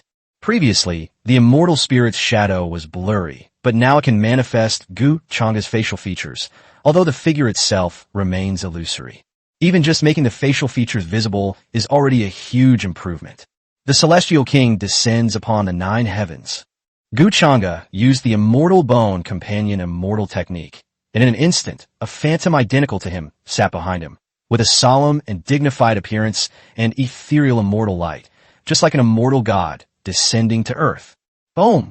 He unleashed the power of the celestial king descending upon the 9 heavens. Gu Chang'e felt his spiritual sea enveloped by immortal light, and every strand of spiritual power was empowered by a mysterious force, enabling him to unleash even more terrifying strength. This kind of blessing. Gu Chang'e clenched his fist, his heart filled with excitement. Now that I am at the 5th level of the destiny wheel, with the blessing of the immortal king descending to the 9 heavens, I can actually unleash strength that is at least no weaker than that of the 9th level of the destiny wheel. If I add various other methods, I can even fight against someone at the divine realm. The 9th level of the destiny wheel or the divine power realm that Gu Chang'e mentioned are not ordinary cultivators. Instead, it is someone like him, an unparalleled genius. If he were to fight an ordinary cultivator, even one at the 9th level of the divine realm, Gu Chang'e would likely be able to contend with him. A peerless genius like him cannot be measured by the standards of ordinary cultivators. The seclusion is over. A jade talisman flew out of the storage ring. Gu Qingxiu's voice came from inside the jade talisman. Brother Chang'e, I'm ready to head to Tianlan's sect. You can come find me as soon as you finish your seclusion. The Tianlan sect's secret realm will open in 7 days. Since Brother Chang'e has not yet emerged from seclusion in 7 days, I will go there on my own. Are we about to leave? Gu Chang'e calculated the time with his fingers and breathed a sigh of relief. Fortunately, he had only been in seclusion for 3 days, and there were still 4 days before the Chaos Rift appeared in the Tianlan sect, so there was no need to rush. After getting up and leaving the secret room, Gu Chang'e went directly to find Gu Qingxiu. Gu Qingxiu hadn't seen Gu Chang'e for 3 days. When she saw him again, she was stunned and looked him up and down. Brother Chang'e seems to have undergone another transformation. I've also occasionally gained something. Gu Chang'e teased Gu Qingxiu. Gu Qingxiu was stunned when she heard this. Good heavens, she didn't expect Gu Chang'e to use her own words to retort to her. All right, I won't tease you anymore. Going to Tianlan's sect? Let's head off then. Gu Chang'e looked at Gu Qingxiu, who was in a daze, and laughed out loud, gesturing for the other to follow him. Gu Qingxiu snapped out of her daze and, unsure, asked Gu Chang'e again. Brother Chang'e, are you really going with me? That secret realm is an opportunity one had by chance when I inherited the lineage from a senior. It's unknown, and there might be danger. Upon hearing this, Gu Chang'e turned to look at Gu Qingxiu, a slight smile playing on her lips. Do you think I'm the kind of person who wouldn't go if there's danger? No. Then let's stop talking about this and go. However, we cannot go there in a big way, as it might cause unforeseen circumstances. We should send an elder with us, so that he can show up and communicate with the Tianlan sect to make things easier for us. Chapter 57 Tianlan sect Hodi Maiden Muqingua. In the northern region of Zhongqian, there is the Tianlan sect. Tianlan sect is a first-rate power in the northern region. Looking across the northern region, it is a force to be reckoned with a vast territory under its control, and countless trillions of living beings are under its dominion. However, today the Tianlan sect has welcomed distinguished guests.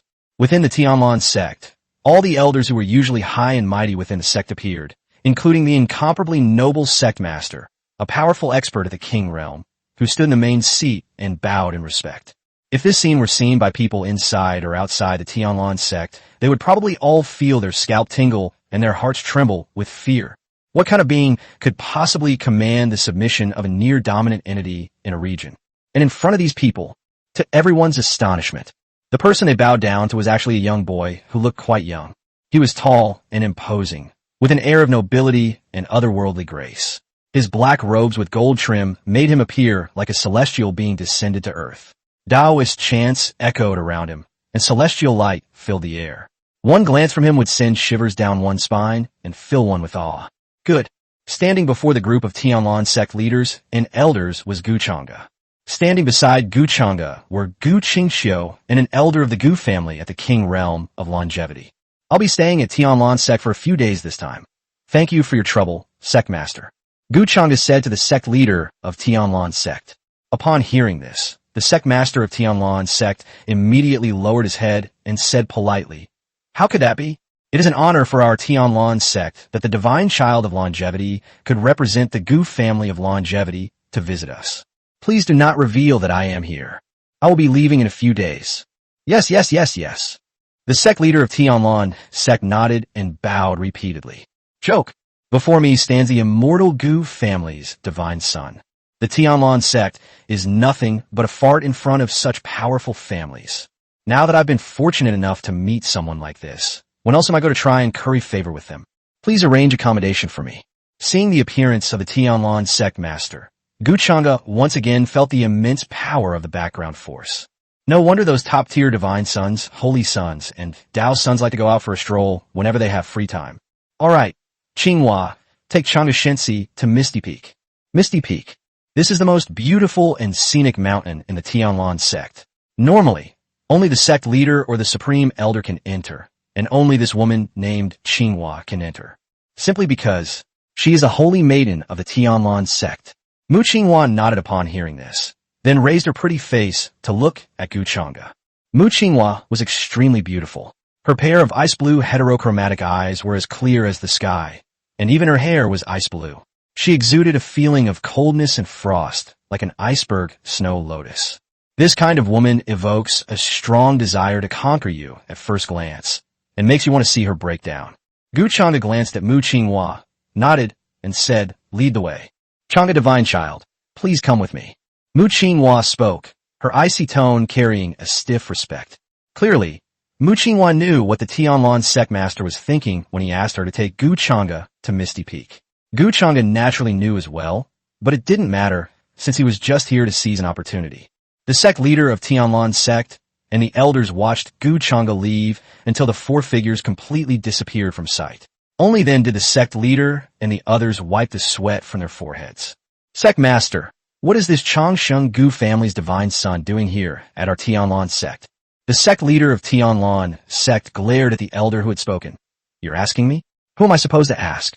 I want to know too." However, after the Tianlan sect master finished speaking, his eyes blazed. "It doesn't matter what we're here for.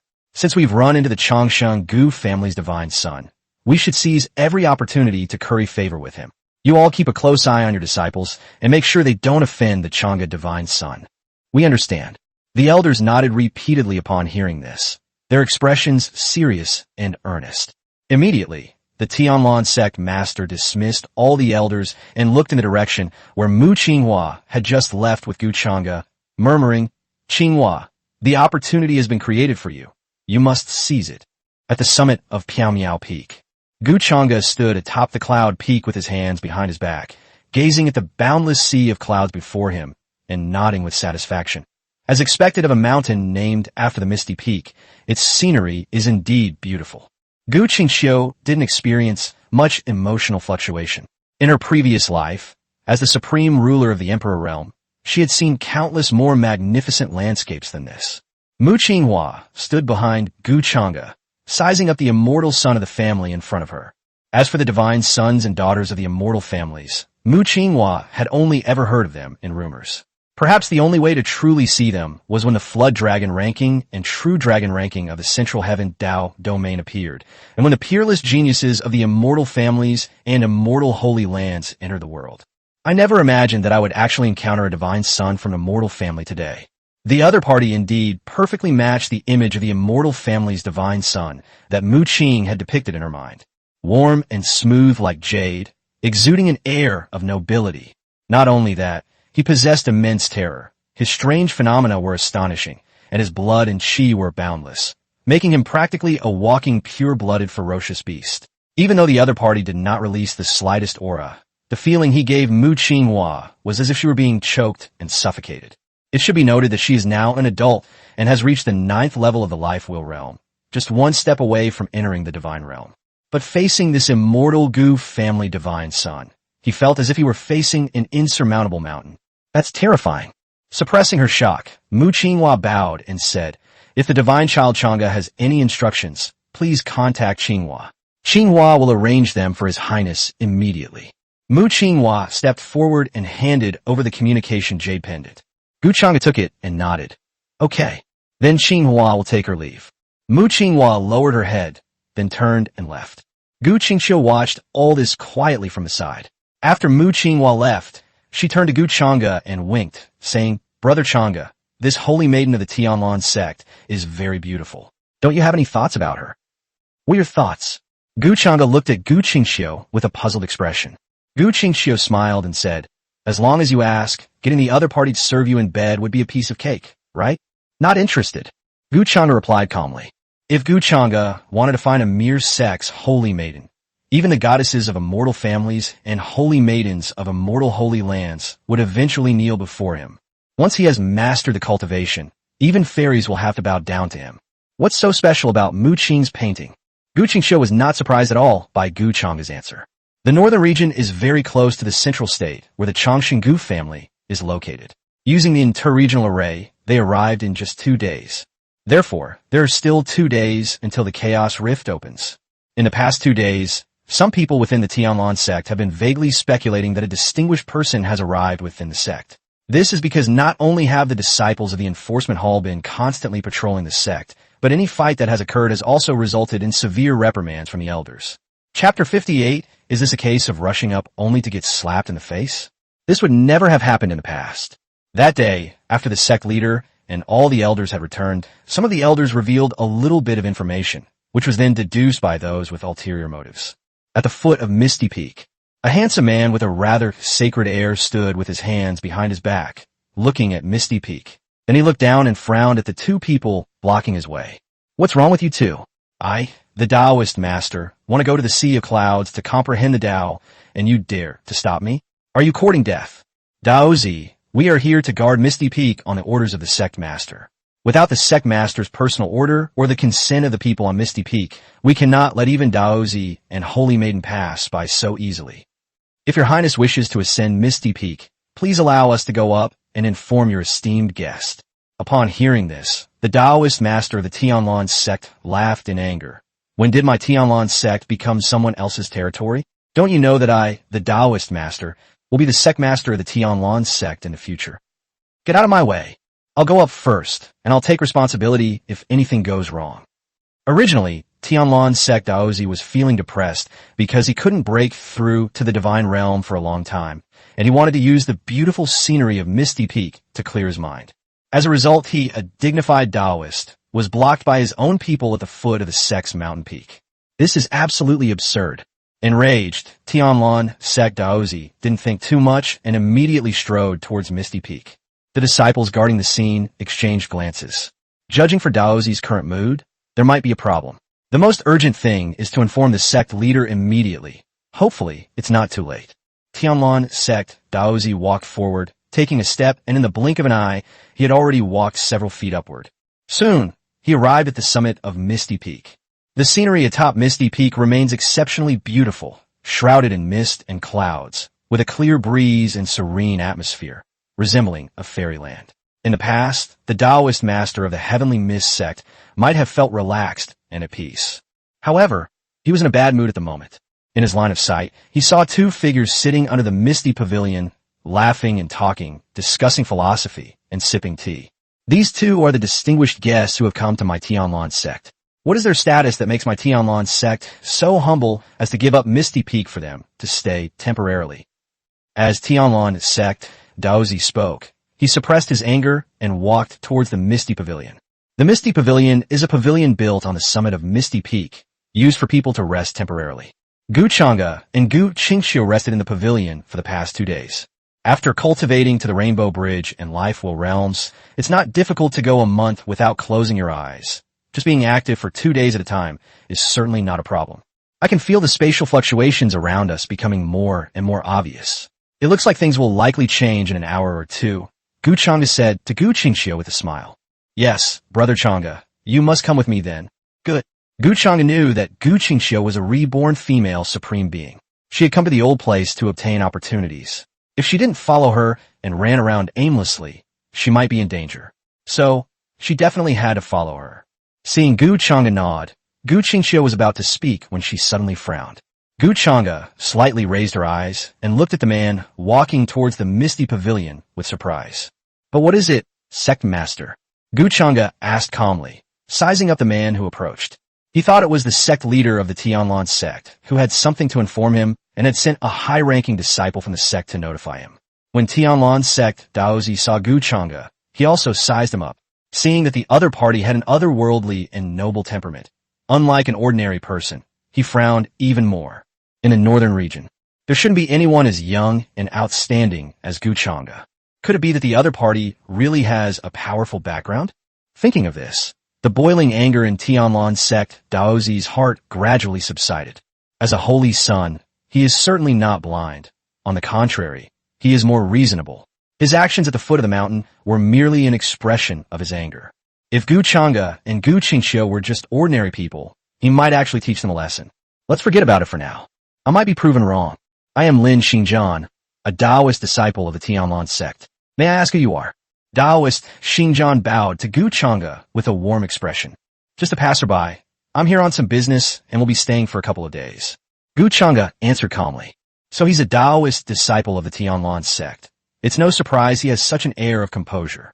Gu Chengda thought to himself, but then he became curious, wondering what the other party wanted to do with it. Is there something you need? No. I was just curious about what the distinguished guest temporarily residing at the misty peak of my Tianlan sect was like, so I can take a look. Lin Xingjian smiled. At this moment, Gu Qingxiu also turned to look at Lin Xingjian. Gu Qingxiu had some impression of Lin Xingjian. After all, when she came to Tianlan sect and stepped into the Chaos Rift, she would naturally have come into contact with the Xingjian Daozi. However, I heard that he eventually died because of the Holy Maiden of the Tianlan sect, and it seems that Yi Chun was the one who started it all. As Lin Xingjian's information flashed through Gu Qingxiu's mind, Lin Xingjian also saw Gu Qingxiu, and at that moment, Lin Xingjian was utterly amazed. To everyone's surprise, the woman in front of Gu Chengda was so stunningly beautiful. Her eyebrows were like willow branches, her eyes like stars, her nose was delicate and her eyes were almond-shaped. Her beautiful oval face had such perfect lines that it seemed as if it had been crafted by nature. Her aura was also domineering, giving the feeling that all races should submit to her. Such a woman, like Mu Qinghua, could easily arouse a desire to conquer. And this is... Lin Xingjian developed a strong interest in Gu Qingxiu. This kind of woman must be a prodigy. If he could build a good relationship with her, she might be able to help him achieve enlightenment. My sister. Gu Chengda glanced at Lin Xingjian, whose eyes were filled with amazement, and then secretly transmitted his voice to Gu Qingxiu, saying, Beauty is a curse. It seems that I have bewitched the Holy Maiden of Tianlan sect, while you have bewitched the Taoist master of Tianlan sect. Upon hearing Gu Chengda's words, Gu Qingxiu couldn't help but show an embarrassed expression. So you are your sister. May I ask where you come from and what brings you to my Tianlan sect? If you need any help, I have some influence in the Tianlan sect and can lend a hand. As Lin Xingjian spoke, before Gu Chengda and Gu Qingxiu could speak, Lin Xingjian had already sat down on one side of the two of them. A smile graced his handsome face, and he looked incredibly charming. Well, it would have been even better if he hadn't been staring at Gu Qingxiu the whole time. On the other side, at this moment, the sect leader of Tianlan sect had just received a message from the disciple he had sent to guard Misty Peak. Upon hearing that Lin Xingjian, the Taoist of the Tianlan sect, had stormed angrily to the summit of Misty Peak, he hurriedly came from the sect Master Peak. The sect leader of Tianlan sect looked pained and inwardly fearful. Xingjian, please don't do anything out of line. Don't offend those two noble people. Chapter 59, A single finger shatters the Taoist heart. Regardless, Gu Qingxiu's beauty had already captured Lin Xingjian's heart. If possible, he wouldn't mind taking her into his room and savoring this stunning woman. And, judging from their demeanor, Gu Chengda and Gu Qingxiu are both extraordinary. Lin Xingjian not only wanted to win the heart of the beauty, but also wanted to gain the help of the forces behind Gu Chengda and Gu Qingxiu. However, after Lin Xingjian finished speaking, neither Gu Chengda nor Gu Qingxiu said anything, and the atmosphere suddenly became awkward.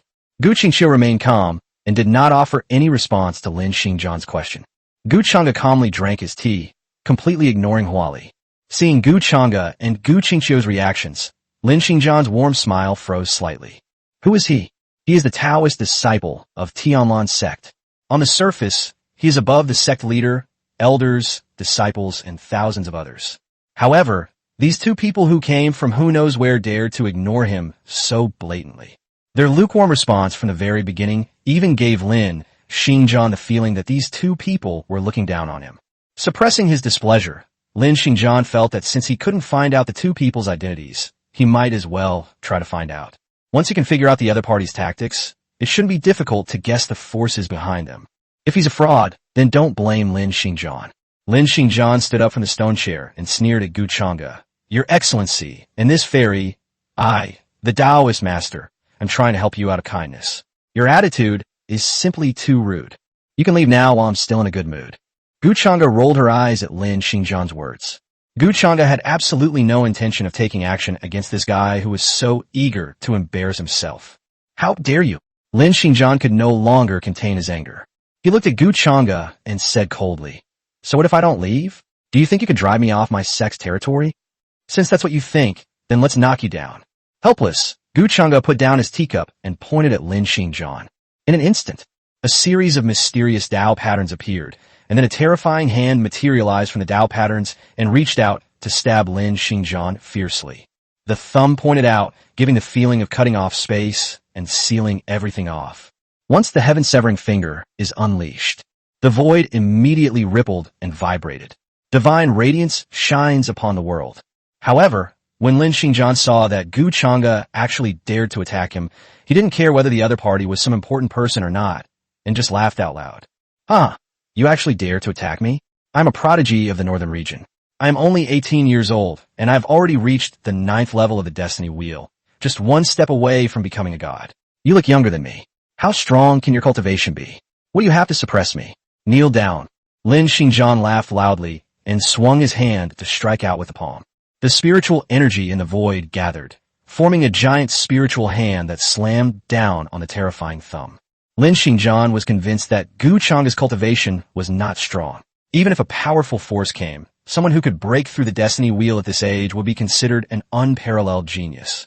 However, how could someone who had just broken through to the destiny wheel realm possibly be a match for a cultivator at the 9th level of the destiny wheel realm? Even if he is a prodigy from a powerful force, is Lin Xingjian really inferior just because he is a Taoist disciple of the Tianlan sect? Boom! The thumb collided with Lin Xingjian's large hand, which he casually slapped out. In an instant, a terrifying shockwave spread out, shattering the grass and breaking the trees. But this situation only lasted for a moment. After the attack from his thumb collided with Lin Xingjian's sword, his expression suddenly changed drastically. The thumb easily shattered his attack and swept towards him with unparalleled power. What? Lin Xingjian only had time to exclaim in surprise before he was struck hard by a thump. Lin Xingjian's protective treasure manifested, forming a circular energy ball that enveloped him. Although his life could be saved, the recoil force was difficult to counteract.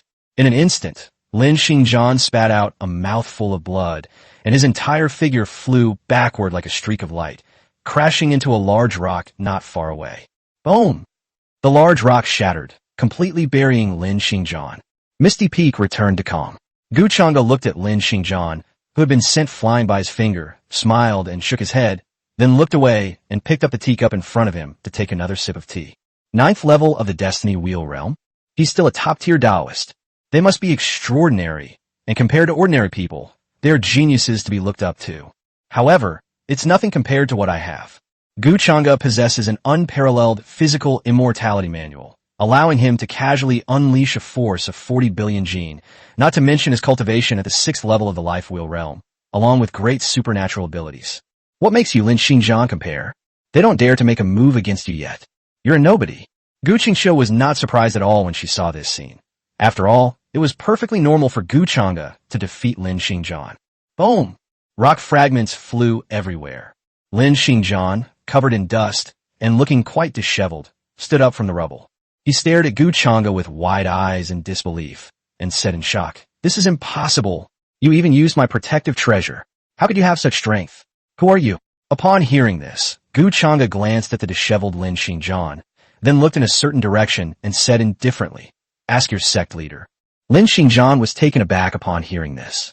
Following Gu Chang'e's gaze, he saw an extremely familiar figure, namely the sect master of Tianlan's sect, and Mu Qinghua, the holy maiden of Tianlan's sect, had also arrived. The sect leader of Tianlan's sect had a gloomy expression. He bowed to Gu Chang'e and then took 2 or 3 steps to Lin Xingjian. Metropolitan. Lin Xingjian wanted to ask a question, but with his smack he felt a sharp pain in his cheek and instantly felt dizzy and saw stars. When he came to his senses, he stared wide-eyed at the sect master of Tianlan's sect in disbelief. "Sect master, how dare you attack a distinguished guest of my Tianlan sect? Didn't anyone remind you? Why did you force your way into Misty Peak? I think you don't want to continue this line of work. Get out of here. Come with me to see the Supreme Elder. This sect is going to strip you of your position as Tao Child." The sect leader of Tianlan's sect said in a fit of exasperation. Lin Xingjian's head was buzzing when he heard this. No, he was forced to act passively and was severely humiliated. He hadn't even had a chance to make a real move yet. So how could he be removed from the position of Tao Child now? Gu Chang'e glanced at the Tianlan sect master, who seemed furious, from the misty pavilion.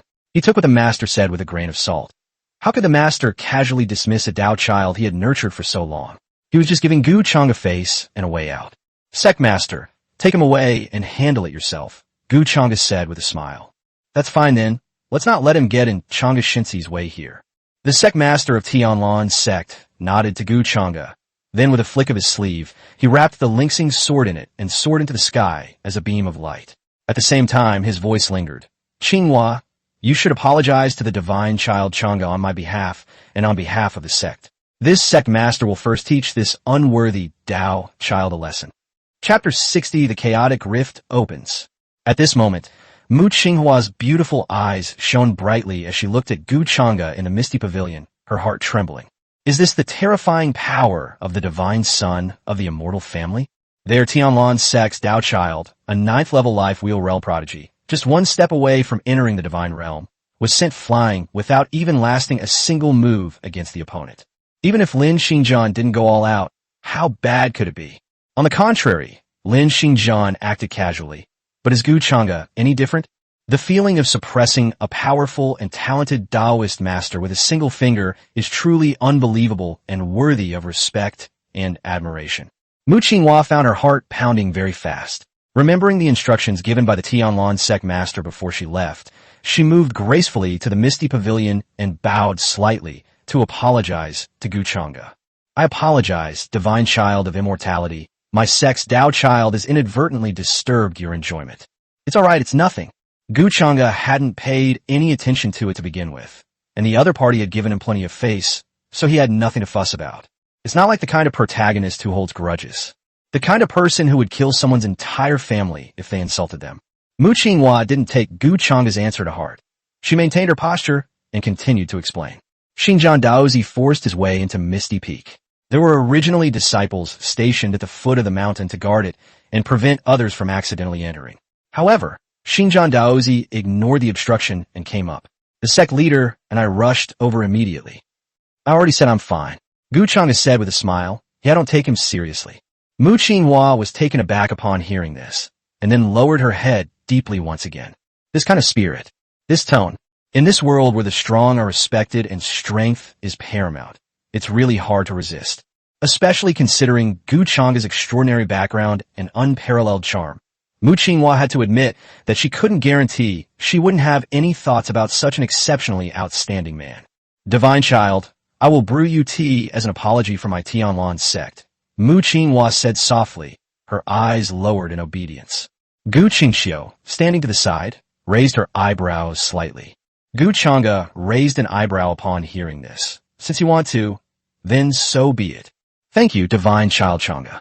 On the other side, the sect leader of Tianlan's sect brought Lin Xinjiang into the sect's main hall, after which Lin Xinjiang was thrown out and landed on the ground.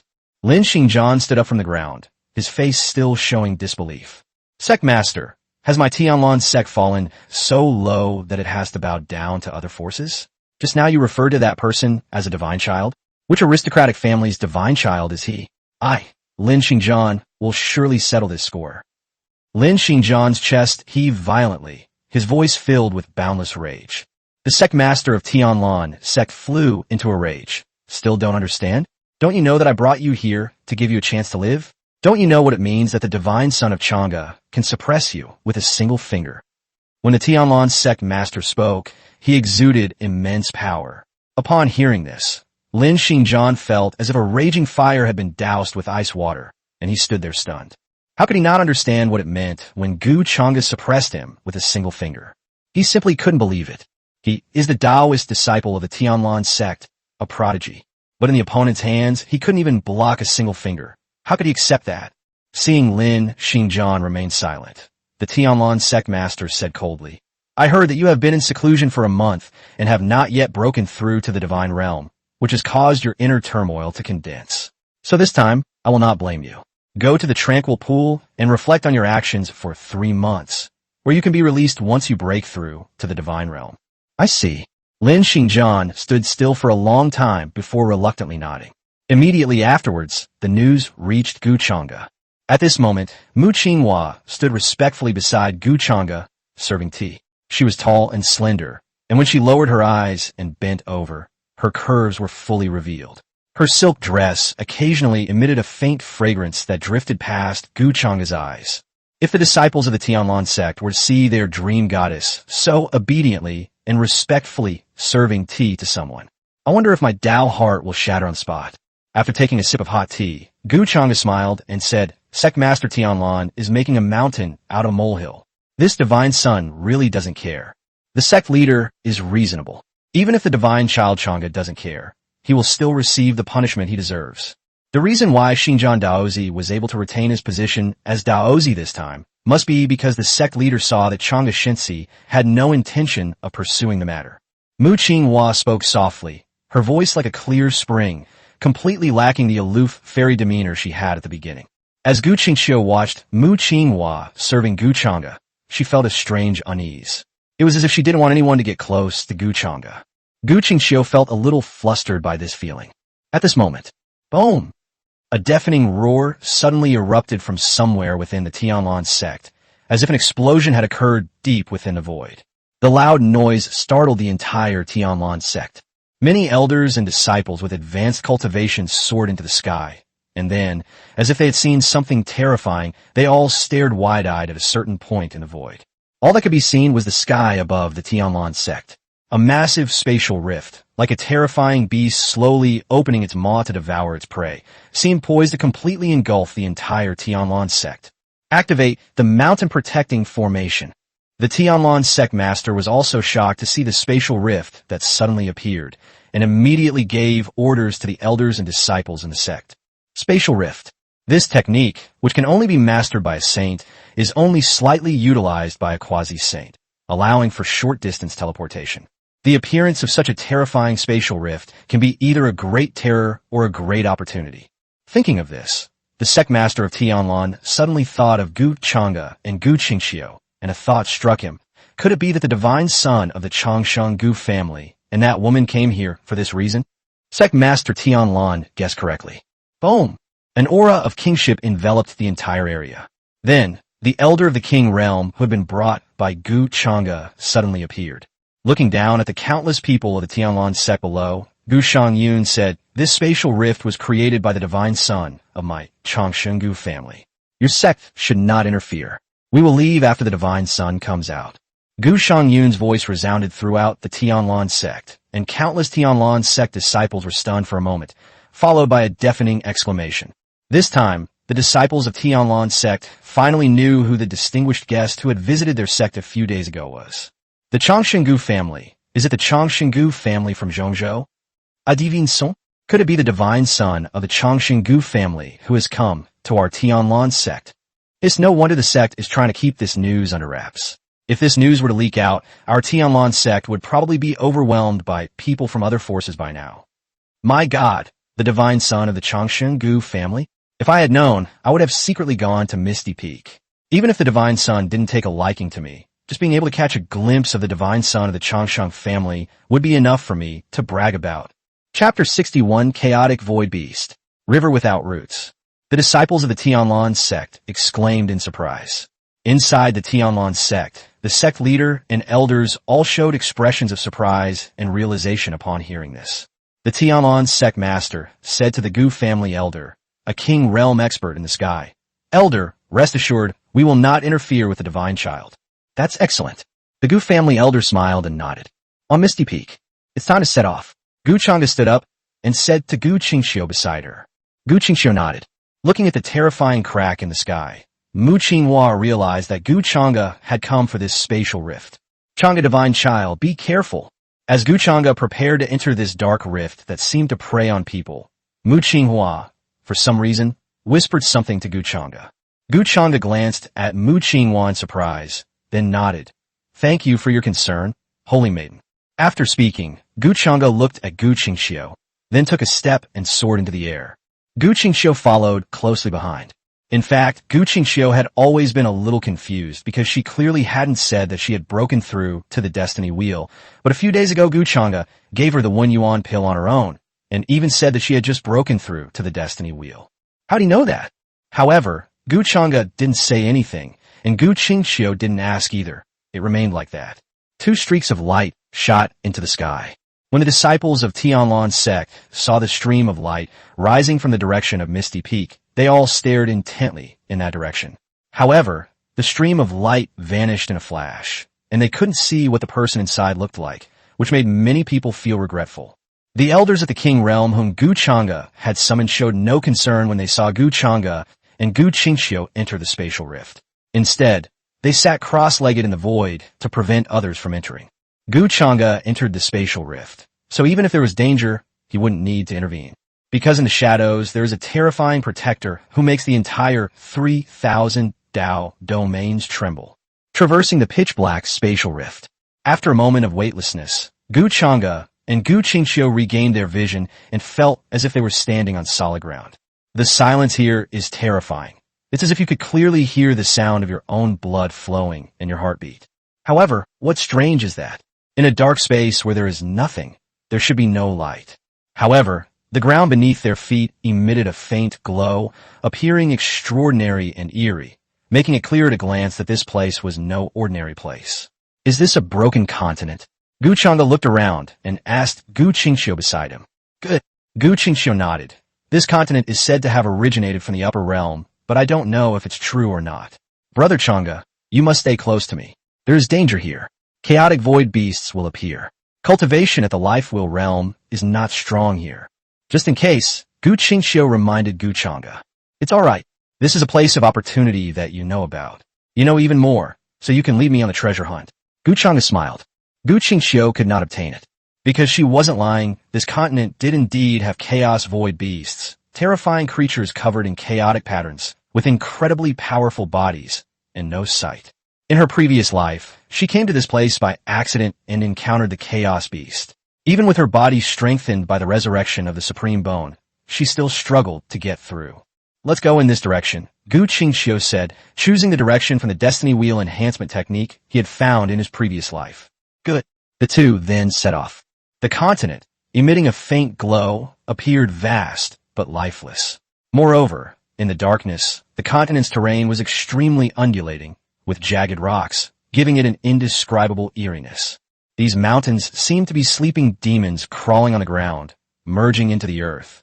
As Gu Qingxiu led the way, he recalled his memories and said, "The senior who told me about this opportunity said that if you keep walking in this direction, you will come across a lifeless willow tree. Next to the willow tree is a rootless river. If you build a wooden boat from the willow tree, you can cross the rootless river to the other side. There are dilapidated buildings on the other side, and that is where the opportunity lies. However, the journey is fraught with danger, and there will be many chaotic beasts." Gu Qingxiu told Gu Chengda everything that she had encountered when she came here in her previous life. That's really detailed. Gu Qingxiu looked at Gu Qingxiu and said with a smile, "Well." Gu Qingxiu's beautiful eyes flickered upon hearing this, and she turned her face away guiltily. "Well, that senior must have been here before, which is why he knows so much detail. Then let's go quickly." "Good. We're likely to encounter chaos beasts ahead. Brother Chang'e, let's be careful." Okowo. The two were so close that they could almost touch each other's arms with the slightest movement. But I don't have time to worry about that right now. Sure enough, after walking for only a few breaths, a terrifying aura suddenly rose from the mountain range beside them. The next moment, a colossal creature, several dozen feet tall and resembling a small mountain, leaped from the void and landed in front of Gu Chengda and Gu Qingxiu. A ferocious beast, entirely black with eerie white markings, limbs as thin as withered branches, and no eyes, roared at Gu Chengda and Gu Qingxiu. Roar! The terrifying roar spread out in waves, shaking the gravel on the ground. "Is this the Chaos Void Beast?" Gu Chengda stared in astonishment at the Chaos Void Beast before him. Through his divine soul perception, he could clearly sense that the Chaos Void Beast had no energy within its body, yet its strangely powerful physique was incredibly formidable. The patterns on its body seemed to resonate with the dark void, thereby gaining immense power. This chaotic beast possesses physical strength, at least at the 5th level of the Destiny Wheel realm. It's a Chaos Void Beast. Looking at the familiar Chaos Void Beast in front of him, Gu Qingxiu recalled the scene when he encountered this Chaos Void Beast in his previous life, and clenched his fist. Probably the strength of the 5th level of the Destiny Wheel. "I'll do it. Let's get the opportunity you want quickly." After Gu Chengda finished speaking, he took a step forward. Roar! The chaotic void at the 5th level of the Fate Wheel saw Gu Chengda walking towards it, and its withered branch-like claws transformed into a streak of silver light with a whoosh, attacking Gu Chengda. Its claws are enormous, several meters long, and when swung down, they resemble a giant sword. However, Gu Chengda remained calm in the face of this chaotic void attack, and simply pressed down with one finger. Buzz! Profound Tao patterns manifested in the void. Immediately afterwards, a terrifying giant finger, carrying an intimidating sense of oppression, pressed down on the chaotic void beast that was over 10 feet tall. Roar! As if sensing the threat, the chaos beast instantly changed direction the moment Gu Chengda pointed his finger, turning its claws towards the sky. But just as the claws struck the giant finger in the void, a crack resounded through the void. The next second, boom! The giant finger descended, accompanied by a deafening roar, raising billowing dust. Chapter 62, The Immortal Lai Family. Lai Tianyong. The chaotic void beast at the 5th level of the Destiny Wheel instantly turned into a clump of snow and fell to the ground. "Let's go." After defeating the chaos beast with a single finger, Gu Chengda spoke to Gu Qingxiu beside him. Gu Qingxiu looked at the chaotic void, suppressed by Gu Chengda's finger. Her heart trembled slightly, but she still nodded without showing too much surprise. The chaotic beasts within this rift are comparable to some pure-blooded ferocious beasts in the outside world. However, he couldn't even withstand a single finger from Gu Chengda. That was also the case with Tian Lanzong Daozi. The Gu Chengda she knows now is many times stronger than the Gu Chengda she knew before her rebirth. Their demeanor, personality, and even combat strength are not on the same level. It's hard to believe. Gu Qingxiu sometimes wanted to ask Gu Chengda, "Are you really Gu Chengda?" We continued onward. Gu Qingxiu originally thought he would have to fight a tough battle, but no matter whether it was a chaos void beast at the 5th, 6th, 7th, 8th or 9th level of the Life Will realm, it could only withstand the second finger strike before being defeated when facing Gu Chengda. Practice your signature skills. Gu Chengda arrived at the River of No Roots before the lifeless willow tree that Gu Qingxiu had mentioned without using any of the Great Void techniques or the Great Void handprint from the Void Sutra. It doesn't seem too difficult. Gu Chengda looked at the pitch-black willow wood in front of him, thought about the chaotic beasts he had encountered along the way, and said, Gu Qingxiu, it's not that it's not difficult, it's just that Brother Chengda is too strong. Finally, Gu Qingxiu weakly replied to Gu Chengda. When Gu Chengda heard Gu Qingxiu's weak tone, he couldn't help but laugh out loud. Was this still the same aloof and noble older sister who had been reborn as a supreme clanswoman? That appearance, paired with that weak tone, is truly refreshing. That's exactly the effect I wanted. It's all right, what should we do next? Gu Chengda asked Gu Qingxiu for her opinion. Cut down the willow tree, and you can cross the river with it. Good. As Gu Chengda and Gu Qingxiu cut down willow branches, preparing to cross the River of No Roots. Despite the Tianlan sect's attempts to block the massive, dark rift outside, it still attracted many powerful figures from the surrounding area. How could this spatial rift appear above the Tianlan sect? The Tianlan sect can't possibly allow a void rift to appear above their own sect, can they? If they're accidentally sucked into the void, the disciples in the sect will probably die 10 times over. Look, there seems to be someone sitting cross-legged in front of that void rift. Is someone guarding it? A cultivator from a rogue sect, or a powerful expert from a powerful faction at the Divine Realm or Enlightenment Realm, looked at the elder of the Changsheng family guarding the rift in the sky, and spoke. At this moment, boom!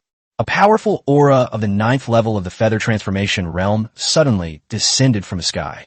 Immediately afterwards, a huge warship emerged from the clouds and descended, with a being at the bow exuding the aura of the 9th level of the Feather Transformation realm. The warships were enormous, blotting out the sky. The remaining independent cultivators and powerful figures from smaller factions, upon seeing this, quickly distanced themselves from the warship. At the very top of the battlefield, a flag fluttered in the wind, bearing the powerful and majestic characters 9 Heavens. The 9 Heavens sect has arrived. That makes sense. The 9 Heavens sect is near the Heavenly Mist sect, so it's not surprising that they arrived immediately.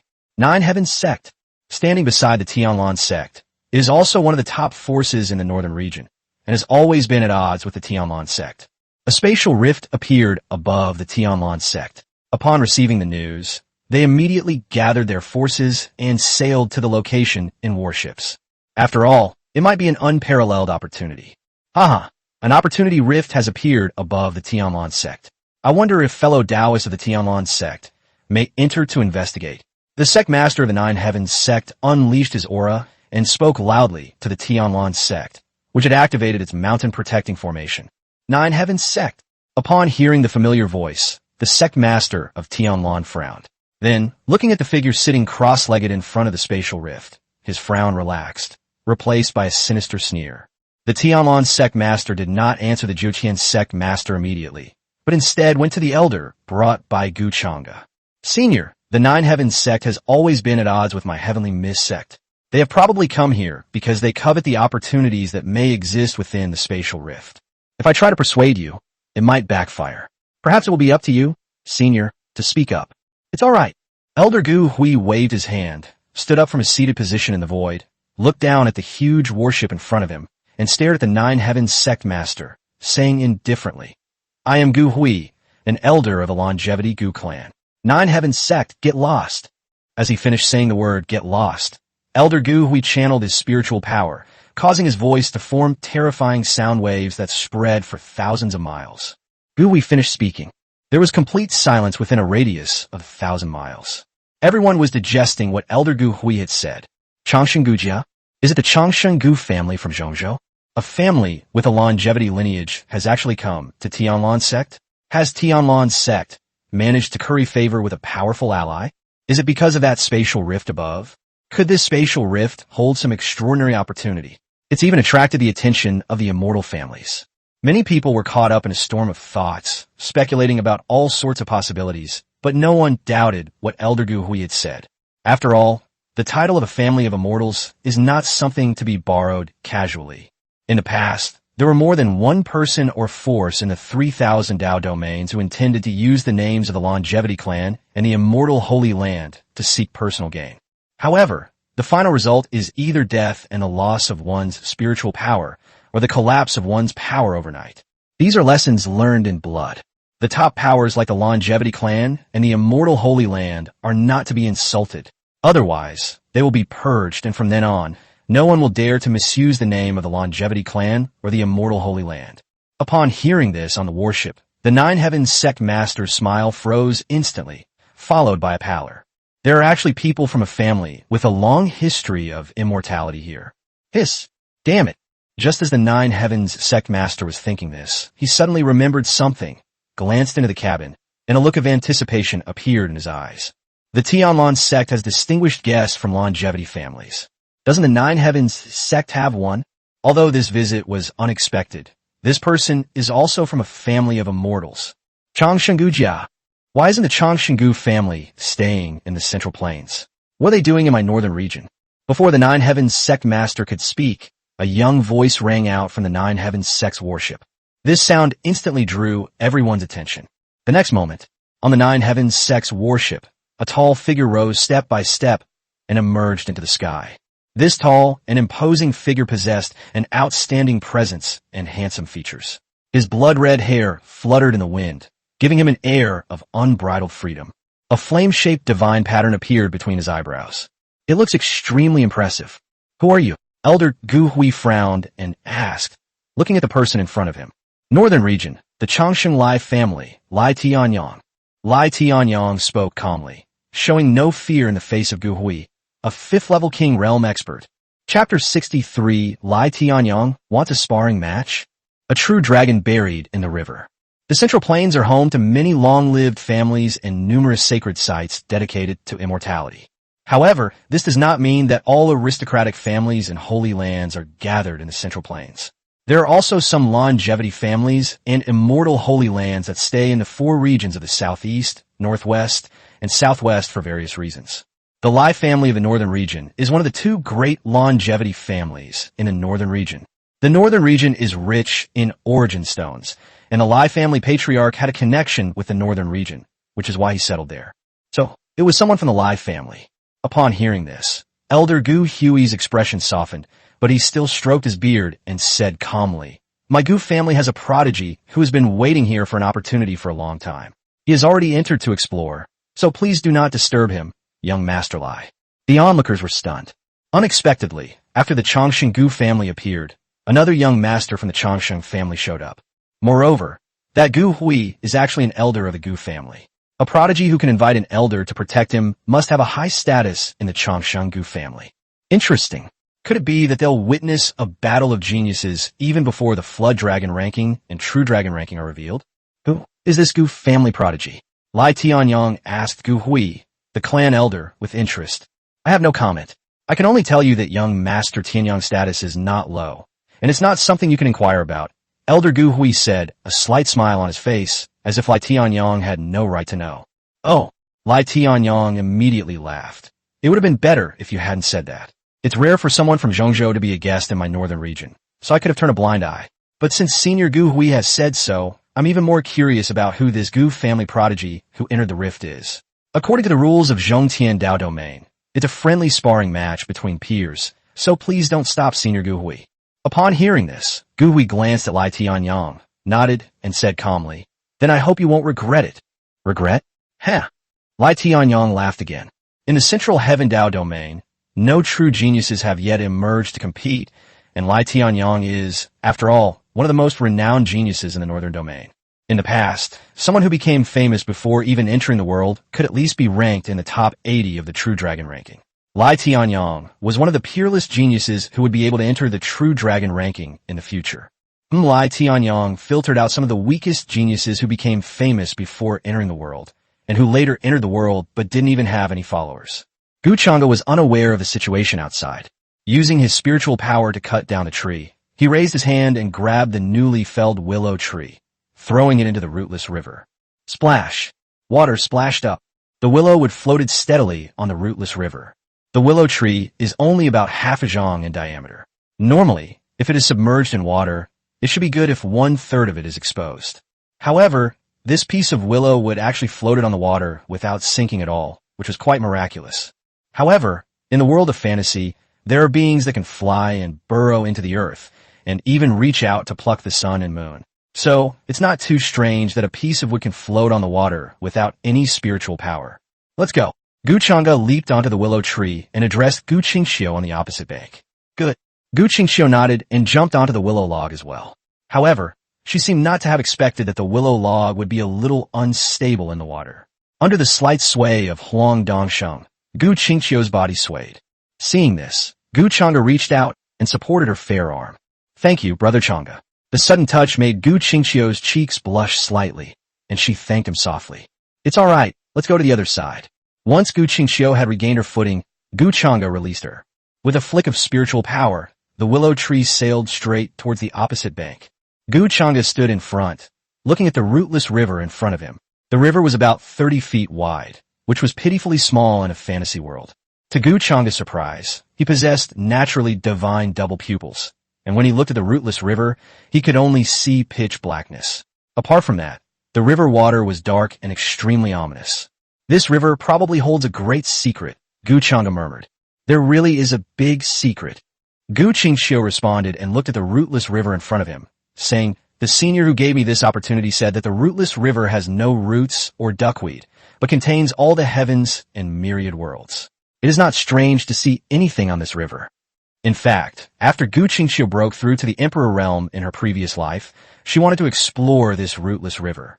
Unfortunately, ever since I obtained that heaven-defying method to enhance my runes, the spatial rift never appeared again.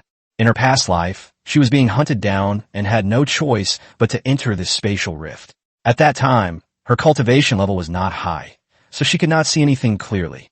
Even with the Emperor's discerning eye, he could only see that this rootless river was extraordinary. Hearing what Gu Qingxiu said, Gu Chengda glanced at her and thought to herself with amusement, you're probably the one who calls yourself senior. Of course, Gu Chengda would never point it out. But since Gu Qingxiu said that, he wanted to investigate further. With the manifestation of double pupils, Gu Chengda's eyes underwent a chaotic evolution, giving birth to yin and yang energies. In an instant, the ultimate principles of heaven and earth and the mysteries of creation were all revealed before his eyes. Activating his double pupils, Gu Chengda looked towards the bottom of the rootless river. In an instant, 1,000 rays of intense light shone forth, and the roar of a dragon shook the heavens. The terrifying aura made Gu Chengda's double pupils tremble. He immediately closed his eyes and looked up at the dark sky. Gu Qingxiu had just seen Gu Chengda activate her double pupils to spy, and hurriedly tried to stop her, but it was too late. Fortunately, Gu Chengda was unharmed. Brother Chengda, are you alright? Gu Qingxiu asked with concern. Gu Chengda shook his head, concealing his double pupils. He looked at the calm, rootless river before him and asked Gu Qingxiu without turning his head, do you know what I saw? What did you see? To be honest, Gu Qingxiu was very curious. A dragon, though only a glimpse, is definitely a legendary dragon. Gu Chengda said with certainty, his heart filled with shock. Legend has it that before the 3,000 Dao realms were separated, it was an era when immortals and gods flew away, true dragons soared through the clouds, and phoenixes flew high. But after that, there are only descendants of the true dragon, and no more true dragons appear in the world. Gu Chengda never expected that he would actually see a real dragon in this rootless river. A real dragon. Gu Qingxiu was also startled. There's actually a real dragon buried in this river. Gu Chengda originally thought that Gu Qingxiu also knew, but seeing Gu Qingxiu's reaction, his heart skipped a beat. So even you, the female supreme, didn't know? That's terrifying. Hurry up and grab your things and get out of here. Speed up. I have a bad feeling about this place. Gu Chengda immediately increased the speed of the Willowwood chariot. Okay. Gu Qingxiu nodded. The terrifying secrets involving true dragons were not something that small-time people like them could get involved in. They should take the things and leave as soon as possible. As expected, there's no danger if you don't pry into the truth. Fortunately, nothing else happened on the river of no roots, and Gu Chengda and Gu Qingxiu safely reached the other side. They still needed the willow wood, so after getting ashore, Gu Chengda collected the willow wood and had Gu Qingxiu lead the way. Compared to the places Gu Chengda and Gu Qingxiu had just passed, this rootless river seemed like a moat. Chapter 64. Enhancement technique acquired. Returning destiny Weel technique. Now, they can see the ruins here, filled with the decay and desolation of time. Is this the final destination? Gu Chang'e looked around, his eyes slightly wary. After all, he had encountered the river of no roots. Yes, this way, Brother Chang'e. Gu Qingxiu nodded, as if she recognized the place, glanced around, and chose a direction to walk forward. Gu Chang'e pretended not to see and followed beside Gu Qingxiu. Perhaps because of the protection provided by the river of no roots, there was no danger after crossing to the other side. Keep moving forward. Soon, a solitary, towering mountain came into Gu Chang'e's view, looking majestic and precipitous. Along the way, there were ruined buildings everywhere, but this solitary mountain peak stood out, appearing extraordinary.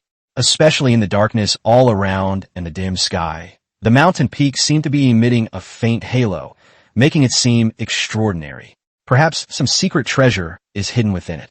At the entrance at the foot of the mountain, a towering stone tablet, 3 zhang tall, suddenly caught Gu Chang'e's attention. This stone tablet. Gu Chang'e walked up to the stone tablet and saw that it was covered with cracks, and a broken sword tip was embedded in it. The crack above was caused by the broken tip of the sword. It should be the name of this mountain. It originally contained terrifying Taoist charm, and the characters were drawn with Taoist charm. However, the Taoist charm on it has been worn away by this sword tip, so the characters are gone. With Gu Qingxiu's discerning eye, she immediately recognized the extraordinary nature of this stone tablet. Gu Chang'e raised an eyebrow. From what she heard, this stone tablet didn't seem to have anything special about it. After all, the Taoist aura had been worn away, so what use was it? But looking at that sword tip, Gu Chang'e thought of the novels he read before. Didn't the protagonists always obtain amazing treasures from places that others thought had no treasures? The fact that the tip of this sword could erase the inscriptions on a stone tablet, inscribed with Taoist principles, was terrifying in itself. Thinking of this, Gu Chang'e reached out and touched the edge of the sword tip embedded in the stone tablet. At the moment of touch, the slight stinging sensation didn't surprise Gu Chang'e. Instead, it pleased her. There's a real gem here.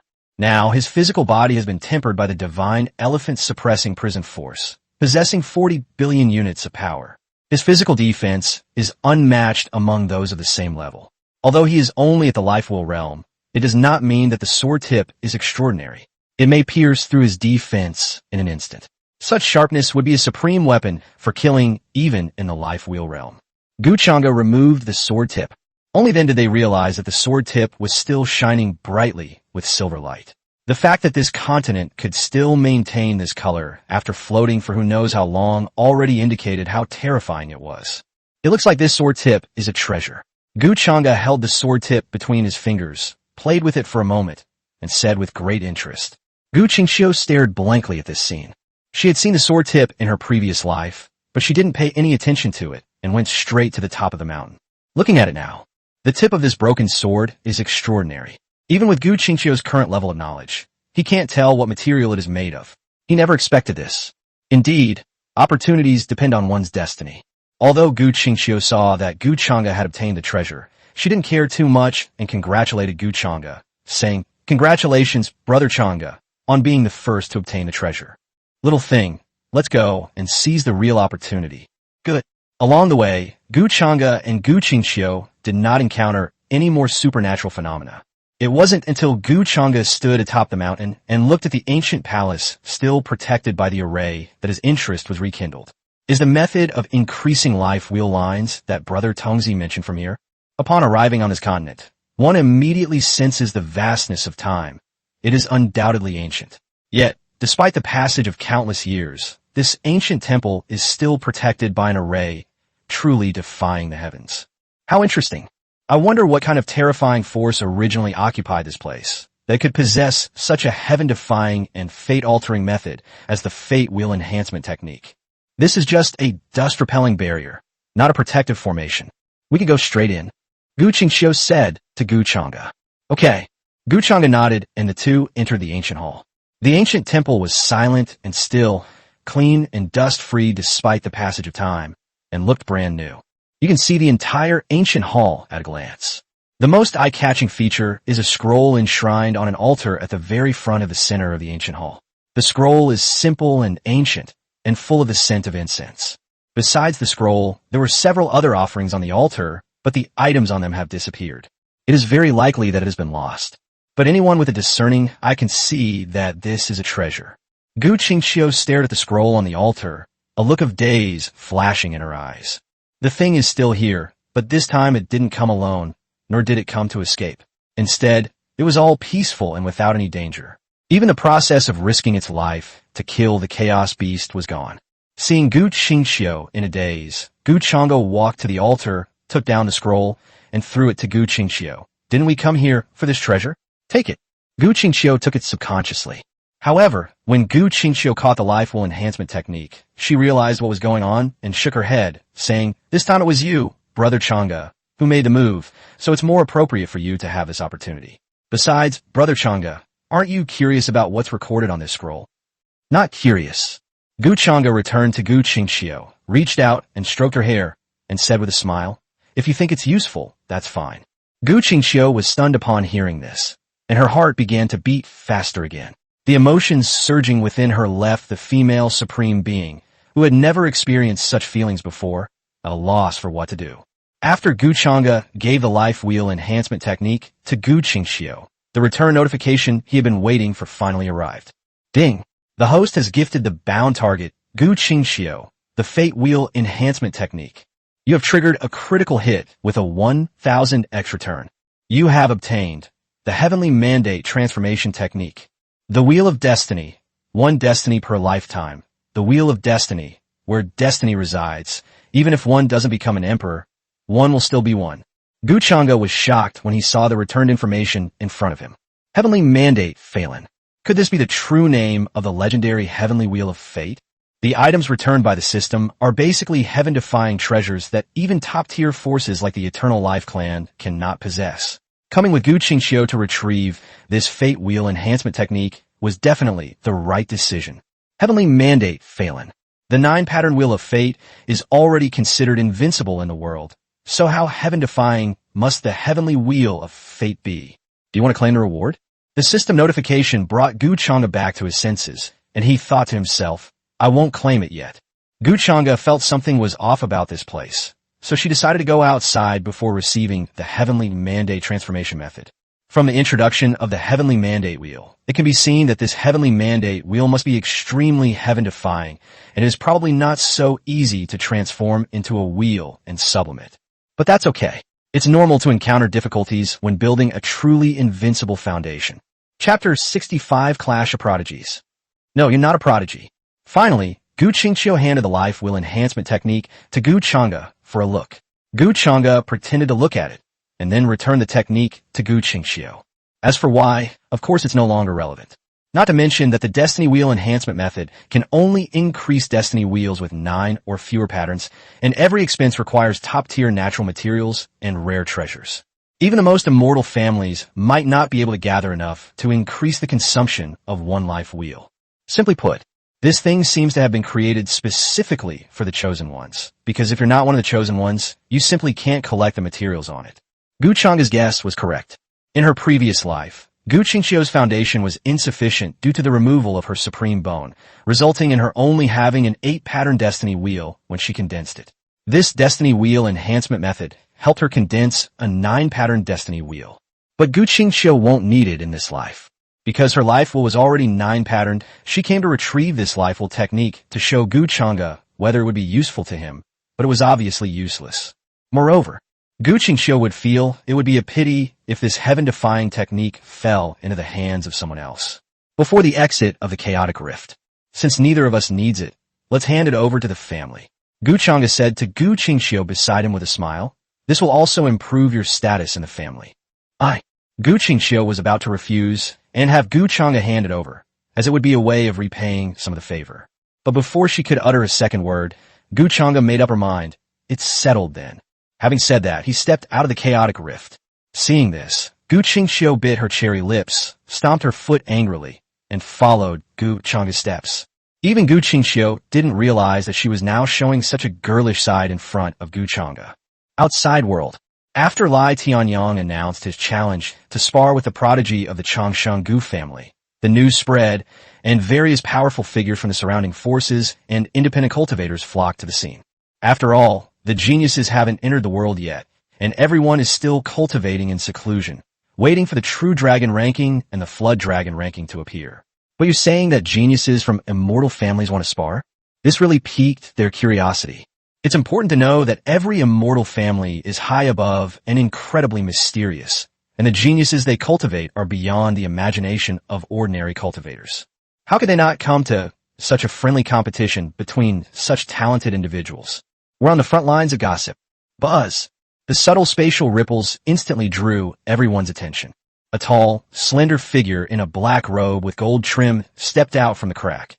His long, jet black hair cascaded down his back, each strand glistening. His skin was flawless, radiating an ethereal aura. He exuded an air of nobility and otherworldly grace. When he appeared, it seemed as if the entire world revolved around him, drawing upon the essence and wonder of creation. Then another woman walked out. Her stunningly beautiful face was still quite youthful, yet it already hinted at a beauty that could topple kingdoms. Her pure aura was like a budding flower or a lotus rising from the mud unsullied, making her extremely eye-catching. The two are like a perfect couple. Either of them is outstanding on their own, and together they're even more amazing. The prodigy of the Chengda family has emerged. Hiss, as expected of a prodigy from a family of immortals. Such appearance and temperament are simply like that of an immortal. Upon seeing Gu Chengda and Gu Qingxiu appear, the people around them immediately exclaimed in surprise. Gu Chengda had just stepped out of the spatial rift when he noticed something was wrong with his surroundings. These people were staring at him intently. What was going on? Below. When Lai Tianyang saw Gu Chengda, his gaze was intense. A slight smile appeared on his lips, and his eyes were filled with a strong fighting spirit. The moment Lai Tianyang saw Gu Chengda, he knew he had probably made the right bet this time. The first prodigy from the Chengda family to emerge is undoubtedly a peerless genius, judging solely by his demeanor and appearance. Only in this way can he prove himself, rather than being a mere karami who can be suppressed with a flick of his wrist. That's what will cause a sensation.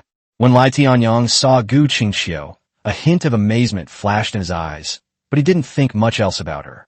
No matter how beautiful a woman is, she's nothing more than a painted skeleton. Once you've achieved enlightenment, what kind of woman can't you find? Putting aside other things, Lai Tianyang's heart is still inclined towards the Tao. I just don't know if I can withstand the blow later, or if Gu Chengda will break my Tao heart. Divine Child Chengda. Elder Gu Hui greeted Gu Chengda as he approached. Elder Gu Hui, what happened? Gu Chengda asked curiously, and Gu Qingxiu, who was standing to the side, also cast a questioning glance at him. Upon hearing this, Elder Gu Hui looked at the Nine Heaven sect warship not far away, pointed to Lai Tianyang over there, and said, Divine Child, Lai Tianyang of the Longevity Lai family of the Northern Region challenges you to a duel. The Longevity Lai family of the Northern Region? Gu Chengda looked in the direction that Elder Gu Hui pointed. When Lai Tianyang saw Gu Chengda's gaze fall upon him, he immediately took a step forward, transforming into a flying rainbow and arriving in front of him. With one hand behind his back, he smiled and said, So you're the prodigy of the Chengda family who has come to my northern region? Lai Tianyang.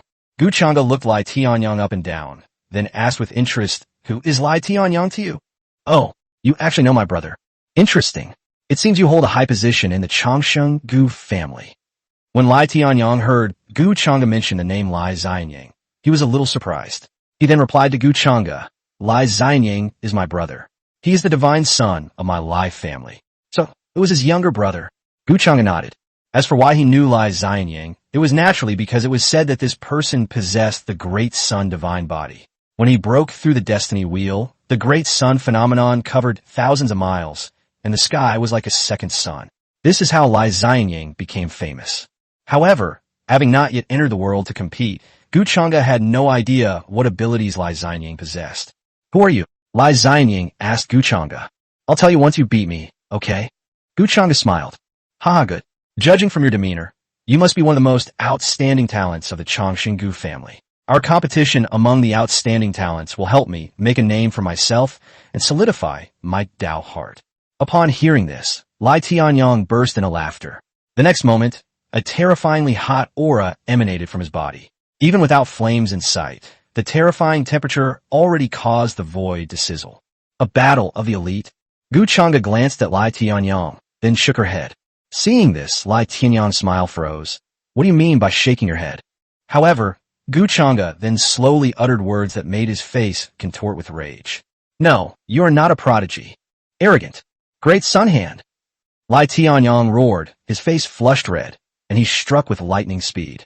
Even though Lai Tianyang is not as good as his older brother Lai Xianyang, he is still a promising talent in the Changsheng Lai family.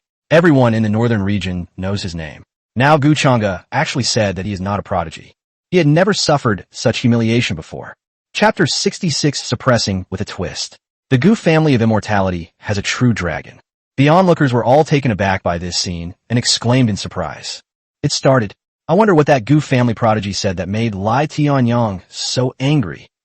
The Great Sun Hand, the signature technique of the Lai family of the northern region. This person is probably really Lai Tianyang.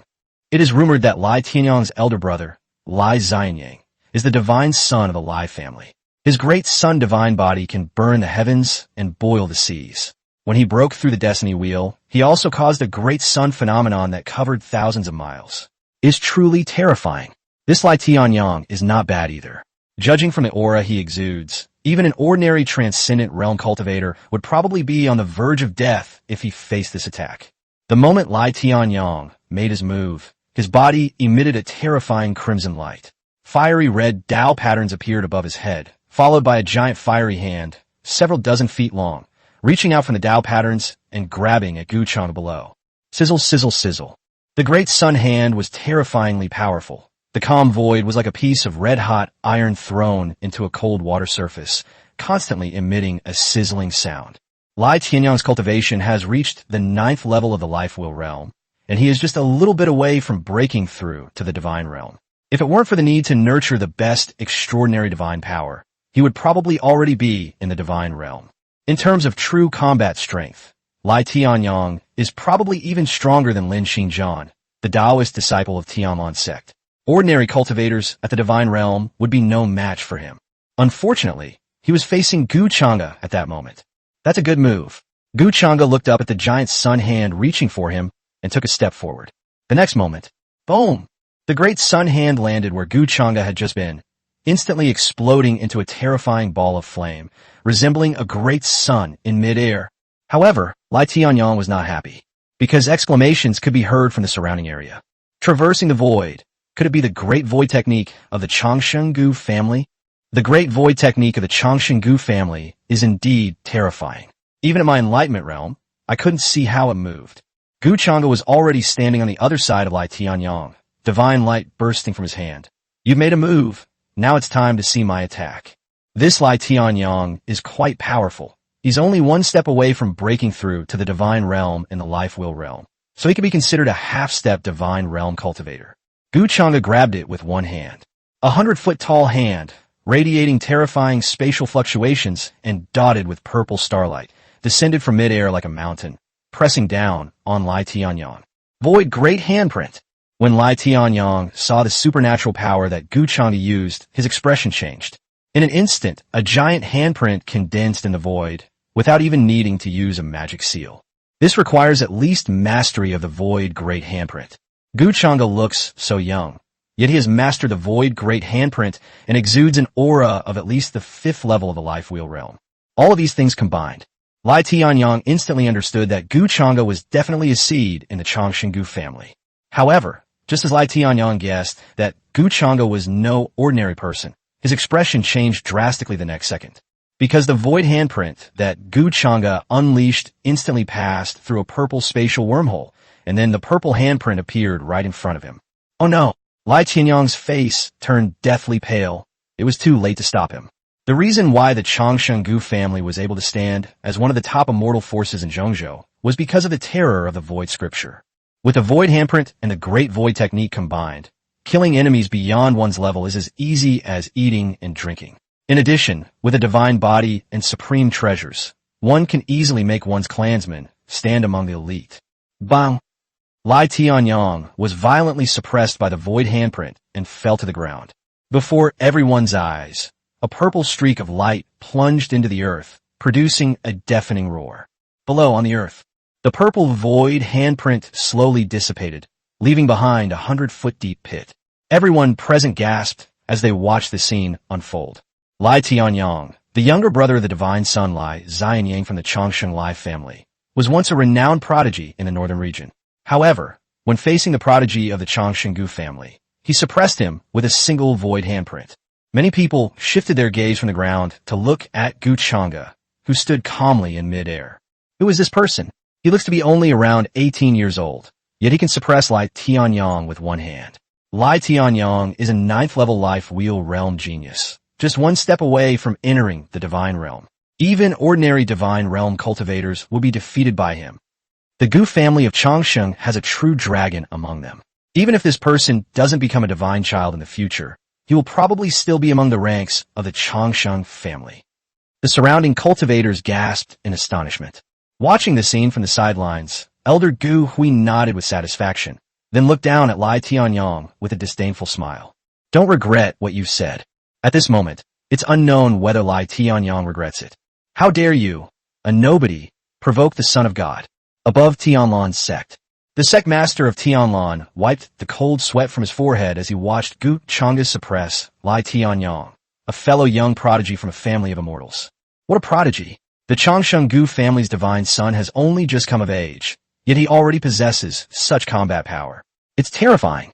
At the summit of Misty Peak, Mu Qinghua stood atop the lightning, her snow-white hair fluttering in the wind. A hint of admiration and worship appeared on her flawless face. Is this the demeanor of a divine son of a longevity family? It makes one willing to submit.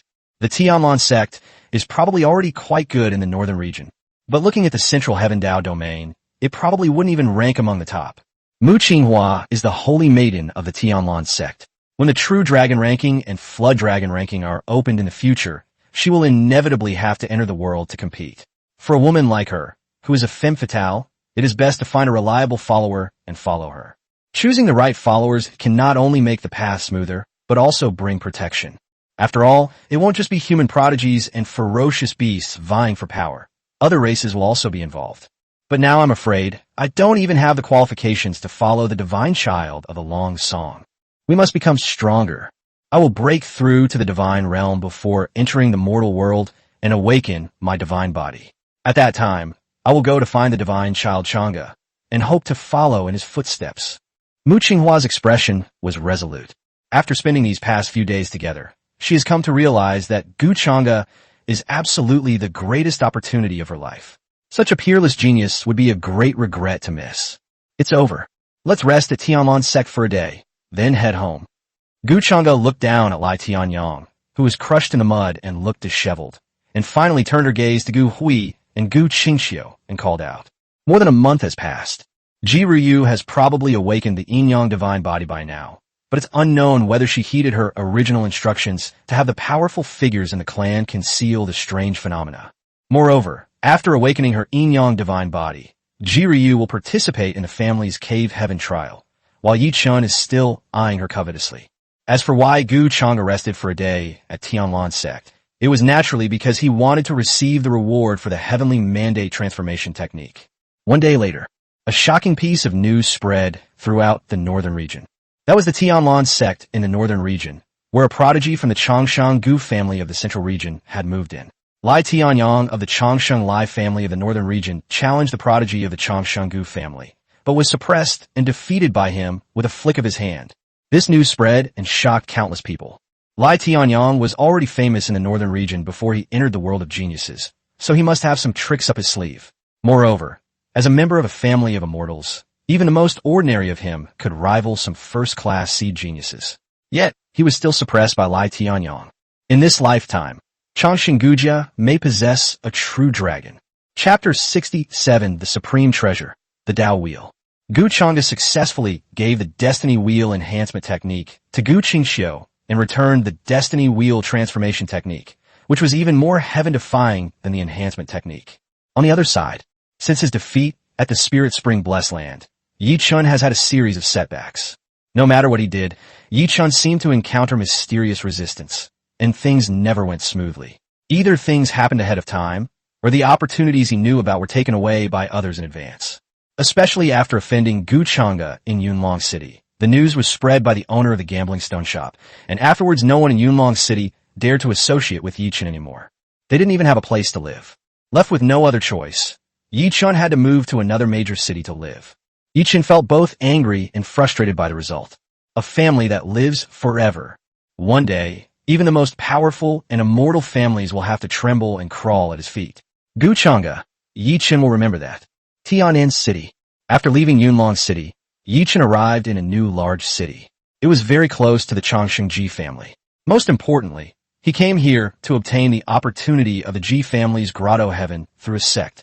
And Yi Chun clearly remembered that Ji Ryu would also participate in this Ji family cave heaven opportunity, and would also be attacked by Ji family's hostile forces, which caused Ji Ryu to lose contact with the Chongqing Ji family for a period of time.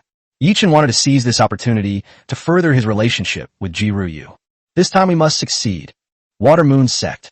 After joining this sect, you could be promoted to the inner sect within half a month to compete for the opportunity of that cave heaven.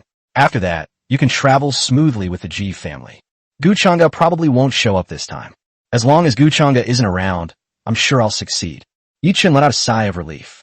His experience in Yunlong City had made him resent Guchanga. His gaze sharpened slightly. Yi Chun walked towards the direction of the Water Moon Sect. Just as Yi Chun set off, the clear sky and earth suddenly darkened, and the next moment, the celestial phenomena of the moon and sun stood side by side in the sky, illuminating an area of tens of thousands of miles. Upon witnessing this extraordinary phenomenon, countless people stared wide-eyed and exclaimed in astonishment. However, this strange phenomenon only lasted for a few seconds before it was covered by a terrifying Taoist aura. What kind of strange phenomenon is this? My God, the moon and the sun are standing side by side in the void. Could it be that some peerless treasure has been born? I don't know. This strange phenomenon appeared for a few seconds and then disappeared. There's no way to find it. This is absolutely an extraordinary treasure that defies the heavens. Countless people discussed the scene, but Yi Chun, who witnessed it, was stunned for a moment. Then his face lit up with wild joy as he realized, if there are no surprises, could it be that Ji Ryu's yin-yang divine body has awakened? The yin-yang divine body? Yi Chun licked his lips. This is a divine body capable of dual cultivation. Every time we cultivate together, both of us make great progress in our cultivation and solidify our foundation without any feeling of emptiness. If I could cultivate with Ji Ryu. Yi Chun was breathing rapidly. With the help of Ji Ryu's yin-yang divine body and the resources of the Chongqing Ji family, he could cultivate. Yi Chun couldn't believe how fast his strength had improved. Yi Chun originally only wanted to obtain the opportunity of the Ji family's cave, but now that Ji Ryu has awakened the yin-yang divine body, he knows that Ji Ryu will definitely participate. Then this opportunity, they coveted even more than before. Ji Ryu, however, summoned a powerful figure in her family to protect her.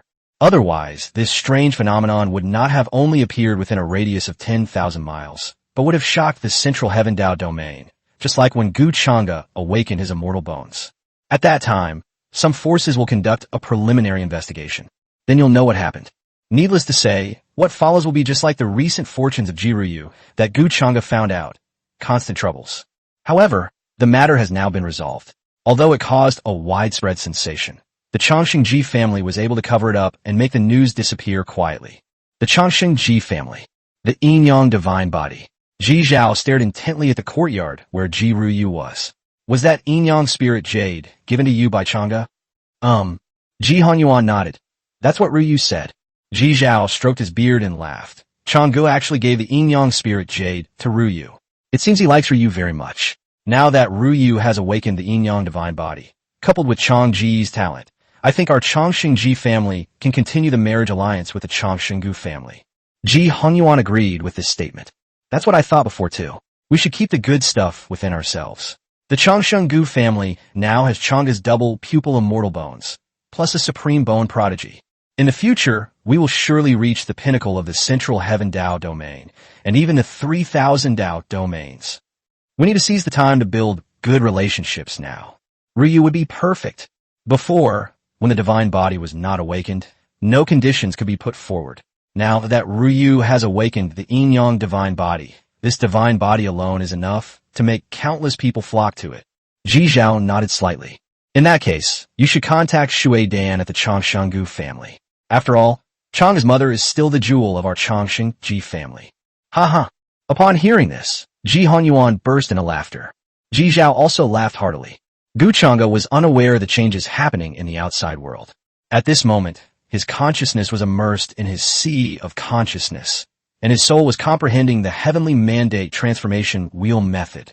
Almost the instant he came into contact with the heavenly mandate transformation method, a terrifying Tao sound exploded deafeningly in his ears, as if countless profound truths of heaven and earth were engraved into his soul.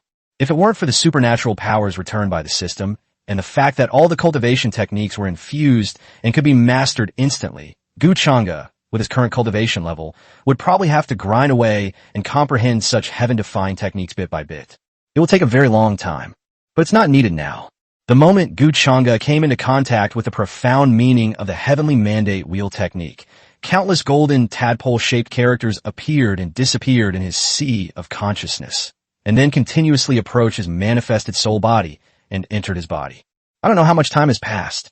When Gu Chengda reopened his eyes, it seemed as if countless golden characters floated in them, and his double pupils shone with a faint light. I finally figured it out. I never imagined that the heavenly mandate wheel transformation technique would be so terrifying. If 9 Patterns wants to transform the heavenly mandate wheel, it needs to use the 5 elements treasures, add yin and yang qi, and use the wheel of destiny to evolve chaos to forge a brand new heavenly mandate like a millstone of the great Tao. The 5 elements treasure. So, when I gave Yin Yang Spirit Jade to Jiruyu, the system returned the 5 elements Tao fruit. Thank goodness I didn't use it. Otherwise, collecting the 5 elements treasures would probably take a lot of time. As for the yin and yang energies, judging from the current trend, my sister Ryu should be awakening her yin-yang divine body. There is no treasure containing yin and yang energies that can compare to the yin and yang energies born from the yin-yang divine body. Safe. Gu Chengda smiled. Things went more smoothly than he had imagined. Everything happened so naturally. Chapter 68. The Saintess's heart belongs to the divine child. You are all my wings. Having obtained the heavenly mandate transformation wheel technique, it would be incredibly difficult for others to find even one of the 5 elements treasures. Yet he had already obtained the 5 elements Tao fruit ahead of time and happened not to use it. The yin and yang energies are so powerful that those around them possess the yin and yang divine bodies. Go find Jiryu now. The heavenly Tao destiny wheel can be condensed very soon. However, he is still in the northern region and needs to return to the Changsheng Gu family first to tell Gu Qing what happened in the northern region, mainly to prevent any other situations from arising later. After all, he really humiliated the Changsheng Lai family this time. He swiftly suppressed a promising young talent from the Changsheng Lai family. Although Lai Tianyang was not considered a prodigy in Gu Chengda's eyes, he was genuinely regarded as a prodigy in the northern region. Get up. Gu Chengda walked out of the quiet room prepared by Tianlan's sect. As soon as Gu Chengda stepped out, he saw Gu Qingxiu and Elder Gu Hui waiting for him, as well as the Tianlan sect master and Tianlan sect saintess Mu Qinghua. Congratulations to the divine child Chengda on his great progress in strength. When the sect master of Tianlan saw Gu Chengda come out, he immediately showed a bright smile and congratulated Gu Chengda. Normally, if one is in seclusion to comprehend supernatural powers and techniques, then one will gain something and further improve one's strength. Gu Chengda had just finished fighting Lai Tianyang and immediately went into seclusion upon returning to the Tianlan sect, which must have meant that he had gained some opportunity during the battle with Lai Tianyang. Although the Tianlan sect master felt that the battle between Gu Chengda and Lai Tianyang could not be called a battle at all, geniuses cannot be measured by common sense. Anyway, congratulations. Mu Qinghua also looked at Gu Chengda, blinked her beautiful eyes, and lowered her eyebrows slightly. Congratulations, divine child Chengda. No need for formalities. Gu Chengda smiled and then said to the Tianlan sect master, I've been nagging about the Tianlan sect these past few days. Now that things are over, we are preparing to return to the Changsheng Gu family. The Tianlan sect master is welcome to visit my Changsheng Gu family in the future. Definitely, definitely. Upon hearing this, the sect master of Tianlan's face lit up with joy, and he answered repeatedly. Sect master Tianlan knew that he had caught Gu Chengda's eye and could be said to have gotten close to the Changsheng Gu family. And Gu Chengda has been staying at the Tianlan sect for the past few days, and both he and the Tianlan sect have gained considerable benefits. Gu Chengda's visit to Tianlan sect this time was all good news for them. Apart from Lin Xingjian, that Taoist disciple, courting death and getting beaten up, there was nothing wrong with it. Gu Chengda nodded. When Mu Qinghua heard that Gu Chengda was leaving Tianlan sect to return to the Changsheng Gu family, Her bright eyes dimmed slightly, but she could not say anything, nor did she know what role she should play. After saying goodbye to sect master Tianlan, Gu Chang'e and Gu Qingqiu boarded the carriage, driven by Elder Gu Hui, and headed towards the interdomain teleportation array. In front of the Tianlan sect's mountain gate, Mu Qinghua stood before the mountain gate, her beauty standing alone in the world, like a lotus flower that had been separated from the world. Her long, snow-white hair fluttered in the wind, and her white dress billowed, making her seem like a woman from another world.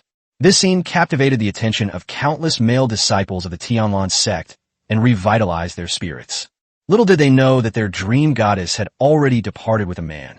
Sect Master Tianlan watched the carriage disappear, then looked at Mu Qinghua and sighed.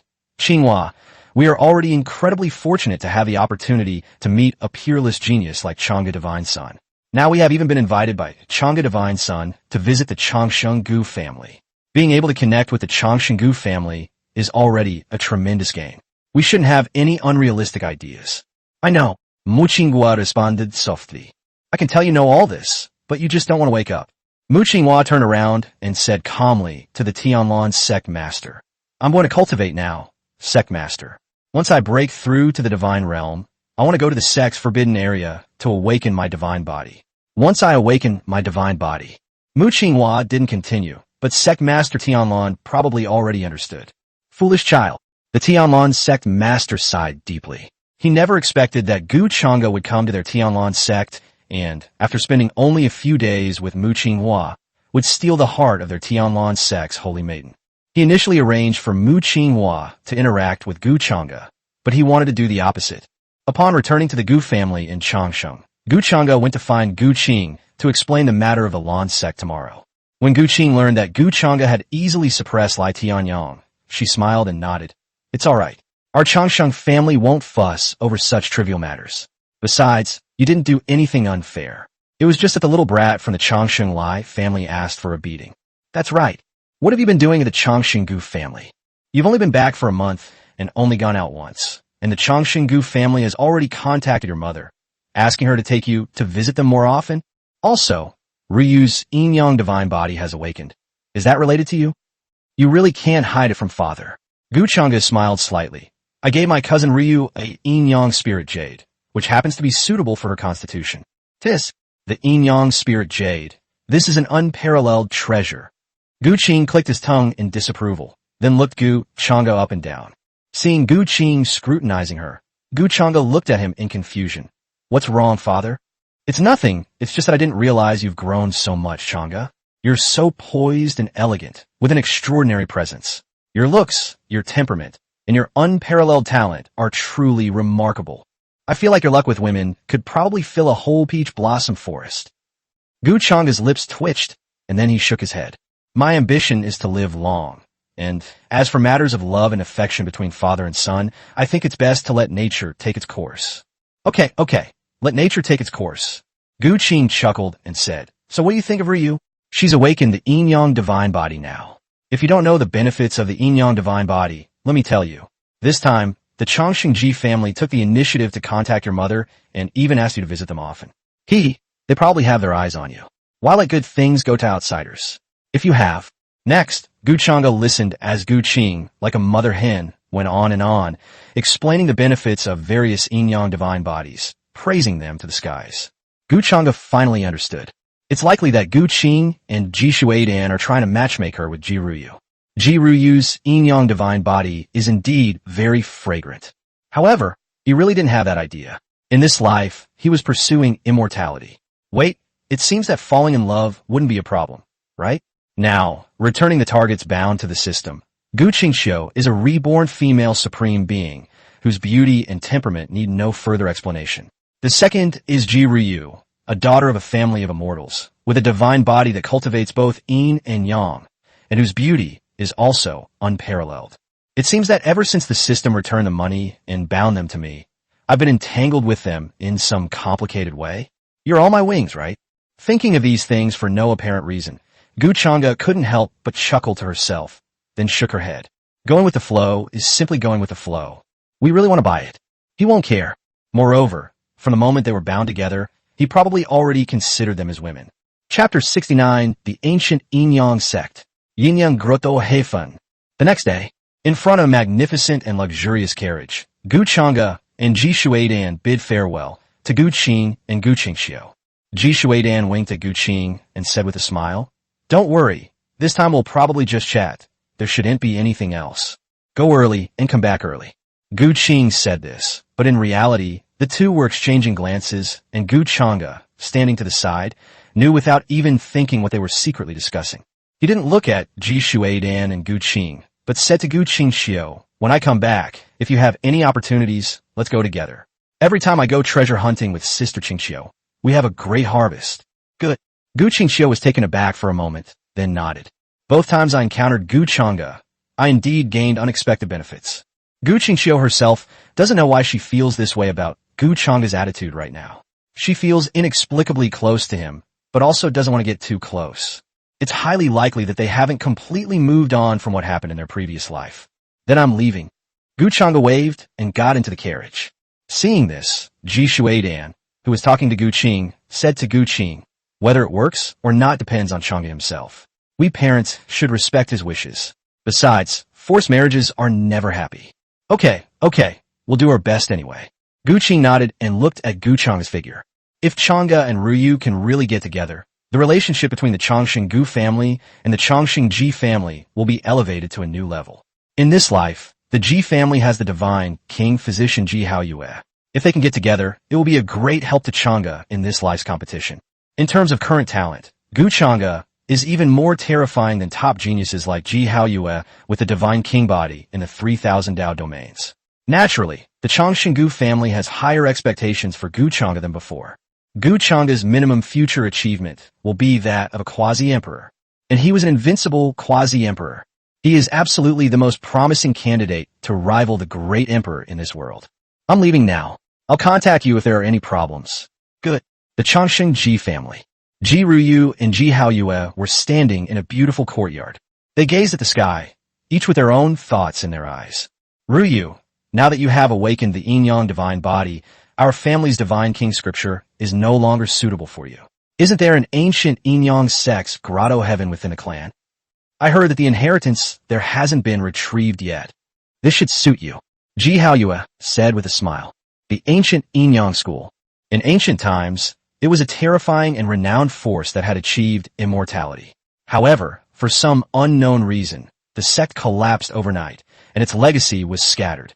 Legend has it that the ancient yin-yang sect coveted the secret to immortality and was thus subjected to taboo purges. Some say that he angered the immortals and was destroyed by them. In short, the ancient yin-yang sect was a terrifying force powerful enough to touch the secrets of immortals and gods, and its lineage was naturally extraordinary. The Chongqing Ji family then controlled an ancient yin-yang sect cave. If Gu Chengda were here, she would immediately recognize that this was indeed the family's secret realm that Ji Ruyu had mentioned in her recent fortune-telling. The ancient yin-yang sect, Ji Ruyu murmured. Just from the name, one could tell that it was a lineage that followed the yin and yang paths. Moreover, it was recommended by Ji Haoyue, which showed that it was quite remarkable. She had heard of this name before. Therefore, Ji Ruyu did not refuse. "Will the yin-yang grotto open?" Ji Ruyu asked curiously. "It should be in the next few days." However, the yin-yang grotto was first discovered and reported by several forces affiliated with our Chongqing Ji family. So those forces also have a quota. We can go together then. That grotto heaven restricts cultivators to those above the divine transformation realm. But the fate will realm is just right. As Ji Haoyue spoke, she changed the subject and asked Ji Ruyu, "By the way, Ruyu, what do you think of your cousin Chengda?" Ji Ruyu blinked cutely, wondering why Ji Haoyue suddenly asked this. After she emerged from seclusion these past few days, Ji Hongyuan, ancestor Ji Zhao, and some close elders have all been praising Gu Chengda's excellence from time to time. Some say that if someone from a Chongqing Ji family could become Gu Chengda's Taoist partner, it would be an absolutely wonderful thing, both for the woman and for the Chongqing Ji family. If it were anyone else, they would probably immediately understand what these people meant by saying that. But Ji Ruyu, this adult lowly with a childlike face and huge breasts, didn't understand at all. "What are your thoughts on Brother Chengda?" Ji Ruyu touched her cherry lips, and in her bright eyes seemed to float the image of Gu Chengda, who was extremely ethereal and like a banished fairy. Then she thought of the feeling Gu Chang'e gave her when she first met him, and how Gu Chang'e gave her the yin-yang spirit jade. Until the very end, Gu Chang'e reminded himself to take care of his awakened divine body. Suddenly, Ji Ruyu seemed to have figured something out. Her fair face flushed red, and she said shyly, "Brother Chang'e is so good. I bet there isn't anyone as good as Brother Chang'e in the entire 3,000 Dao domains." Ji Haoyue was taken aback, then burst into laughter. Okay. Ji Haoyue felt that as long as there were no problems with Gu Chang'e, the things he and his father were thinking about would most likely come to fruition. In Ji Haoyue's eyes, Gu Chang'e was definitely the best match for Ji Ruyu.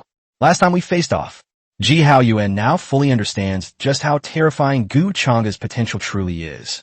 Just then, Cousin Haoyue, Sister Ruyu. Gu Chang'e's voice suddenly rang in their ears.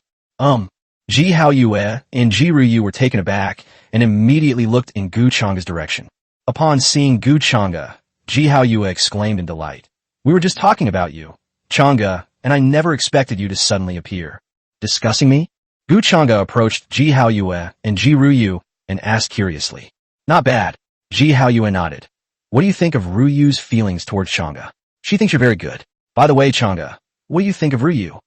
Upon hearing this, Ji Ruyu suddenly felt a little nervous for some reason.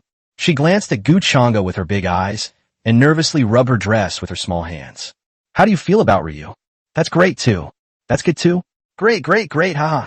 Ji Haoyue was overjoyed upon hearing this and stepped forward to pat Gu Chang'e on the shoulder. However, when Ji Haoyue touched Gu Chang'e's shoulder, the surge of blood and energy beneath his clothes, resembling that of a pure-blooded ferocious beast cub, caused her joyful face to tighten slightly. Ji Haoyue released her grip, then took 2 steps back and looked Gu Chang'e up and down. "Good heavens, Chang'e, you've only been gone for a little over a month, but you seem like a completely different person.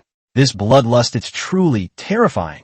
Upon closer inspection, Ji Haoyue discovered that Gu Chang'e's cultivation aura was already extremely profound, and he had probably gone very far in the destiny wheel. The main reason was that the feedback from his physical body and blood was many times more terrifying than before. Chapter 70. Another clash with Ji Haoyue. This is simply a monster. Sensing the dramatic changes Gu Chang'e had undergone in such a short time, Ji Haoyue's fighting spirit surged rapidly. The last time he fought Gu Chang'e, he sealed his cultivation. What was initially thought to be an evenly matched battle turned out to be a shocking display of Gu Chang'e's terrifying physical strength, which caught them completely off guard and led to his instant suppression. But defeat is defeat, and Ji Haoyue naturally wouldn't say anything more. But deep down he was not one to back down. Now, seeing Gu Chang'e again, and with the latter's strength having surged once more to an unimaginable level, his previous resentment was reignited. The will to fight is rising. Ji Haoyue looked intently at Gu Chang'e and said, "Chang'e, it's been a month and a half since we last sparred. The last time we fought was too rushed, and we didn't get to enjoy it at all. How about we have another match?" "Cousin Haoyue, are you sure?" Upon hearing this, Gu Chang'e glanced at the other person with great interest. Last time, Ji Haoyue didn't seal his cultivation, which made him feel threatened as if facing a formidable enemy. But now that Ji Haoyue is standing in front of him, Gu Chang'e no longer feels that way. He only feels a faint sense of threat. "Of course, let's go to the training ground," Ji Haoyue said to Gu Chang'e with one hand behind her back, and then walked towards the training ground. "Elder brother." Ji Ruyu was speechless upon hearing this. Seeing this, Gu Chang'e laughed and said, "It's all right. Since Cousin Haoyue wants to spar, I'll exercise with him." After saying that, Gu Chang'e called Ji Ruyu to follow Ji Haoyue's steps. I don't know if Ji Haoyue did it intentionally. They moved very quickly. In a blink of an eye, it disappeared from their sight. Seeing this, Gu Chang'e was speechless. "This was too obvious, brother. But it doesn't matter. Let nature take its course." "Ruyu, have you awakened your yin-yang divine body?" Gu Chang'e asked, turning his gaze to Ji Ruyu beside him. Compared to Ji Ruyu when they first met, Ji Ruyu now has flawless skin and an even more beautiful appearance. She is lively and spirited, and has gained a lot of charm, making her look like a fairy. Her skin was fair and flawless. Her features were youthful and clear, and she exuded an aura of purity, especially her explosive figure, which did not match her appearance. "She's practically a walking seduction machine." Ji Ruyu nodded, then said gratefully to Gu Chang'e, "I have to thank Brother Chang'e for giving me the yin-yang spirit jade, and for predicting in advance that my awakening of the divine body would cause an unusual phenomenon, so that my family could arrange for the ancestor to cover it up for me. Otherwise, I would be in a lot of trouble now. I hope everything goes well. Your successful awakening of the yin-yang divine body is just what I need. Huh? Ji Ryu looked at Gu Chang'e in surprise, then inexplicably thought of the effects of the yin-yang divine body. Her pretty face, which had been surprised, immediately turned red with embarrassment. She waved her hand shyly and said, Brother Chang'e, I'm very happy that Ryu can be useful to Brother Chang'e, but isn't this too fast? No, it's not that it's too fast. It's just I feel that these things should be prepared for a while. This is too direct. Gu Chang'e rolled her eyes. He's not a child. He knows perfectly well that Ji Ryu has misunderstood. You're overthinking it. What I mean by you being useful to me is that you awakened the yin-yang divine body, and the yin-yang divine power born in your body is useful to me. I have obtained a heaven-defying technique that requires the assistance of the yin-yang qi circulation. Huh? So that's how it is. Ji Ryu stammered, and when she finally realized what was happening, she almost buried herself in the sand. Ugh, what nonsense am I thinking? That's it. After I finish talking with my cousin Hao Yue, could you help me out? No problem. After Gu Chang'e finished talking with Ji Ryu, they arrived at the martial arts arena. It was the same training ground where they fought last time. However, the place has now been repaired and restored to its original state, and it seems that a special array has been installed to reinforce it, covering the surrounding buildings. When Ji Hao Yue saw Gu Chang'e walking over with Ji Ryu, who was still a little shy, his smile deepened. Gu Chang'e walked onto the martial arts arena. Cousin Chang'e, if I may ask, what is your current cultivation level? I've suppressed mine to the same level as you, just like last time, Ji Hao Yue inquired. 6 layers of the Wheel of Fate. Gu Chang'e nodded and casually told Ji Hao Yue about his current cultivation level. What? The 6th level of the Wheel of Fate. Last time I remember you were at the 3rd level of the Fate Wheel, right? We've made some progress in the past month and a half. Yes, you've only just come of age, 2 years younger than me, right? 6th level of the Destiny Wheel, at 16? That talent. Ji Hao Yue clicked her tongue, completely losing the aura of divine grace she had initially projected upon meeting him. Absolutely. In front of Gu Chang'e, Ji Hao Yue felt that she couldn't pretend at all, whether it's appearance or talent. Ji Hao Yue never imagined that she would ever feel completely outmatched by someone else.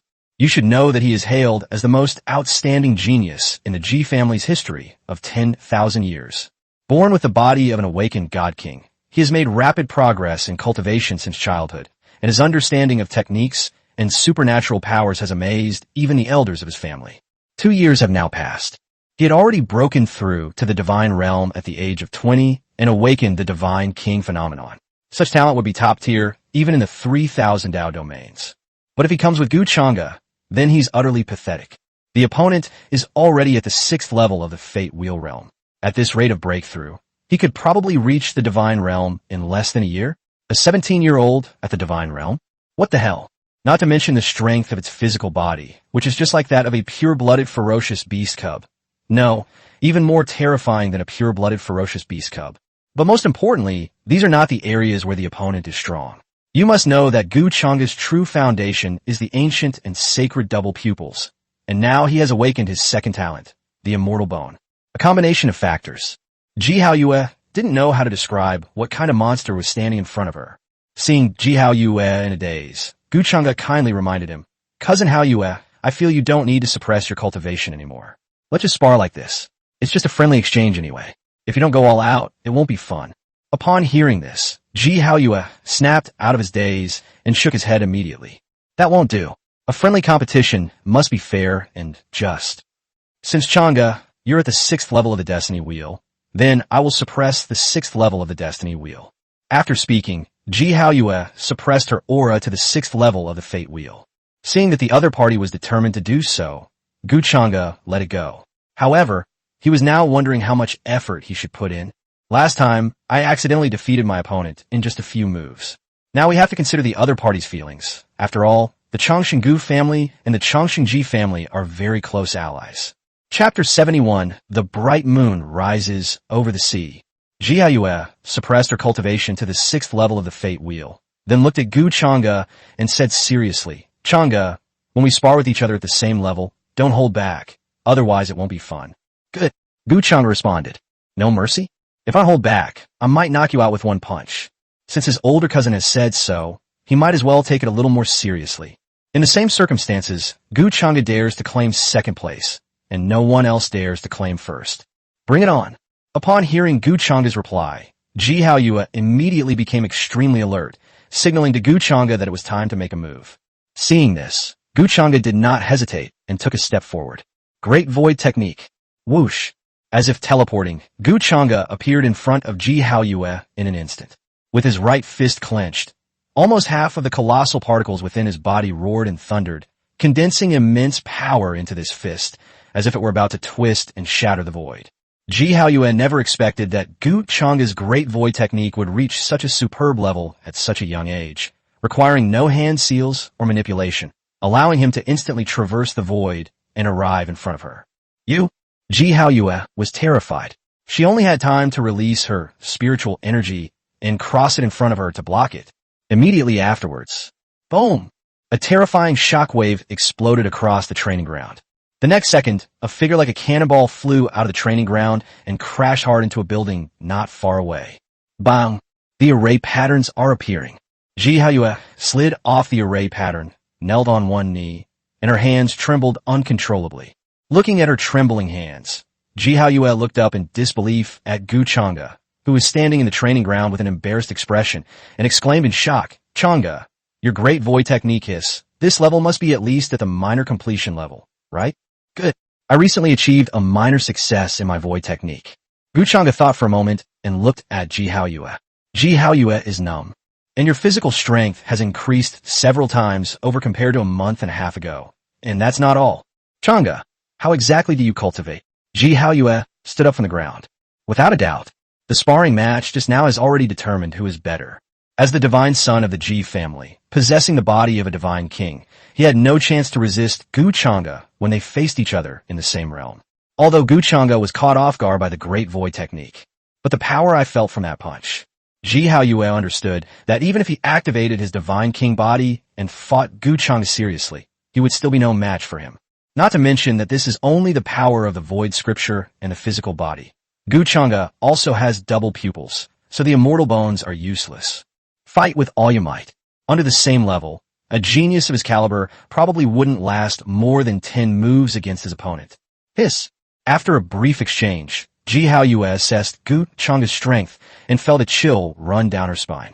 Just continue with your normal cultivation. Gu Chengda thought about it and realized that he was indeed cultivating normally, but he had obtained a lot of opportunities, and each one of them was a heaven-defying treasure. He sparred with Ji Haoyue. Gu Chengda roughly understood that his current strength was enough to directly confront Ji Haoyue and other peerless geniuses of the same generation who were 1 or 2 years ahead of him. If he cultivates to the same level, he will be invincible in the world. Even if there are some peerless geniuses who might be stronger than Ji Haoyue, they would at most be 0.5 or 2 times stronger than Ji Haoyue. However, under the same circumstances, he is equivalent to 10 Ji Haoyue, or even 20 Ji Haoyue. After all, by then, his destiny wheel will definitely have transformed into the heavenly Tao destiny wheel. The extraordinary phenomena and supernatural powers condensed by the divine realm are definitely not ordinary. I feel that what you call normal cultivation is not normal at all. Ji Haoyue complained, but looking at Gu Chengda, he was very happy and satisfied. The more he looked at him, the more pleasing he became. Gu Chengda as his brother-in-law was really feasible. Again, I should have listened to you and sparred with you with all my might just now. Ji Haoyue leaped onto the martial arts stage once more. The sealed spiritual power within his body began to circulate again, and the powerful aura of the divine realm instantly enveloped the entire area. With Ji Haoyue's cultivation seal lifted, he seemed to be bathed in divine light, exuding an aura of unparalleled power. With his black hair dancing, he stood before us like a true, unparalleled God King. At the same time, Gu Chengda also sensed the threat emanating from Ji Haoyue. He narrowed his eyes slightly and nodded seriously. I will also do my best. Cousin Haoyue, you don't need to worry. We all have our own trump cards to protect ourselves, and we can also stop when we've made a move. In that case, I won't stand on ceremony. Having been defeated by Gu Chengda time and time again, Ji Haoyue's expression began to falter. Especially since this time he's going all out, preparing to use his divine realm to fight against Gu Chengda's 6th level of the Fate Wheel realm. Since he's bullying the weaker one anyway, he has to win. Boom! A terrifying phenomenon enveloped the entire training ground. In an instant, the entire training ground was enveloped by a strange phenomenon of the sea, with shimmering waves on the surface and mountains and forests standing all around. Most terrifyingly, accompanied by a terrifying roar of the ocean waves, a bright moon hundreds of feet in size slowly rose from the sea and stood behind Jihaoyue. Divine Realm, God King Body Phenomenon. A bright moon rises over the sea. Standing before the bright moon, Jihaoyue exuded immense pressure, like an immortal deity. Below the training ground, Jiruyu saw this and immediately complained nervously. Brother Haoyue, you are too shameless. It's one thing for a transcendent realm cultivator to fight Brother Chengda's fate wheel, but you even used a special phenomenon. Cough. Jihaoyue, who had been as dignified as a celestial being, couldn't help but cough awkwardly, directly breaking her composure. Jihaoyue said helplessly, Ryu, I didn't want to either, but Chengda is just too strong. If I don't go all out, Chengda can't have his fill either. I don't care, that's just cheating. Go, Brother Chengda. Jiruyu was originally struggling with who to cheer for, but now she doesn't have to struggle anymore. Okay. Gu Chengda smiled at Jiruyu, then looked solemnly at Jihaoyue, who was witnessing the divine phenomenon of the rising moon over the sea. At this time, Gu Chengda felt as if he were enveloped by the immense power of heaven and earth, and every move he made carried a powerful sense of oppression. Jihaoyue stood in the void, looking down at Gu Chengda and said, Cousin Chengda, be careful. As soon as he finished speaking, the bright moon behind him trembled slightly, and waves of silver light burst forth from moon, forming an invisible killing force that attacked Gu Chengda. Seeing this, Gu Chengda moved and used the Great Void technique to dodge the attack of Mingyue's strangulation power, and arrived opposite Jihaoyue. Divine King Body transcending the divine realm. The bright moon rising over the sea, its fame shakes the 3,000 Dao domains. I've been curious about this for a long time. Cousin Haoyue, I won't stand on ceremony either. After Gu Chengda finished speaking, his eyes widened slightly, and in an instant, mysterious and intricate Dao patterns appeared in front of his pupils, as if there were supreme and profound evolutions within them. Chapter 72, I've made up my mind about this son-in-law. One breath later, boom! A divine light shot out from his pupils. Divine light pierced through the void, condensing into two divine weapons carrying terrifying killing power, which pierced towards Jihaoyue. The moon revolves 9 times, and the chaos of heaven and earth is broken. Jihaoyue stared at the Dao patterns that appeared in Gu Chengda's eyes. Her expression hardened, and she spoke loudly, her great voice echoing through the void. The 100-foot-long bright moon behind it also began to rotate once, a truly awe-inspiring sight. Boom! 2 beams of moonlight shot out from the bright moon and instantly collided with the light from Gu Chengda's double pupils.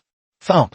A deafening roar suddenly erupted above the training ground, as if it were exploding deep in the void.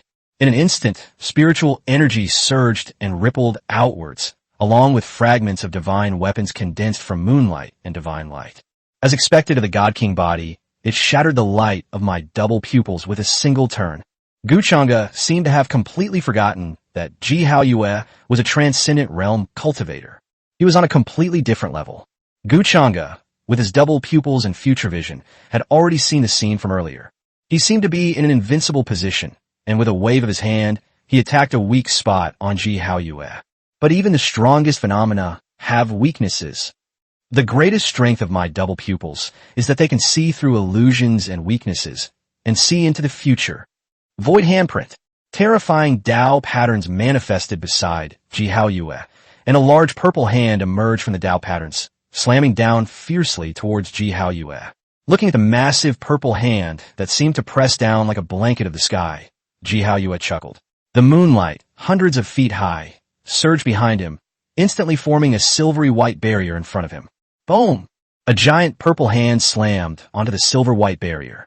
The terrifying force caused the barrier to rumble and vibrate, yet it remained completely undamaged, firmly blocking the purple hand.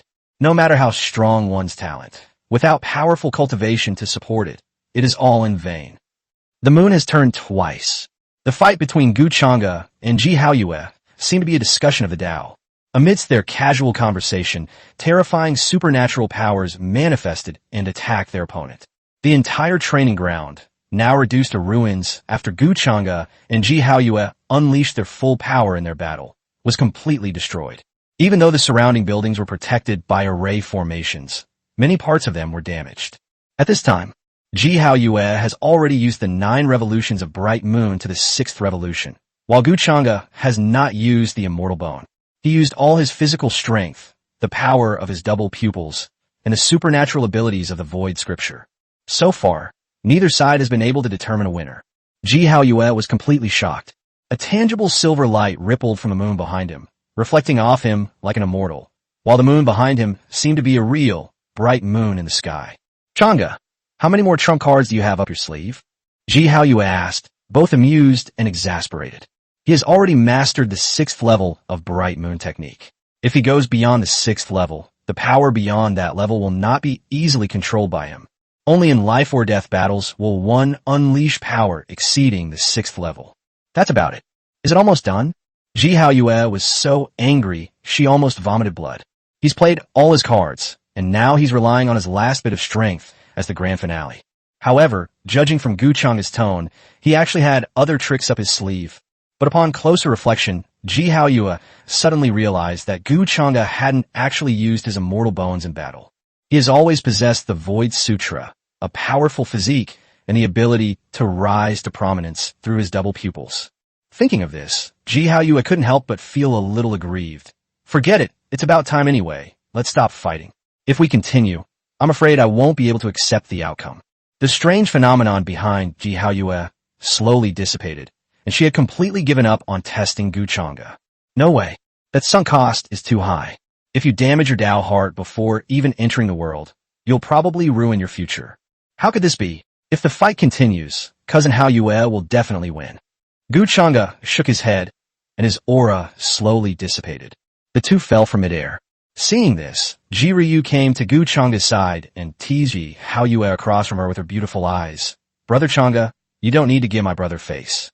Originally, the Tongshan realm had a great advantage in fighting against the Ming Luan realm.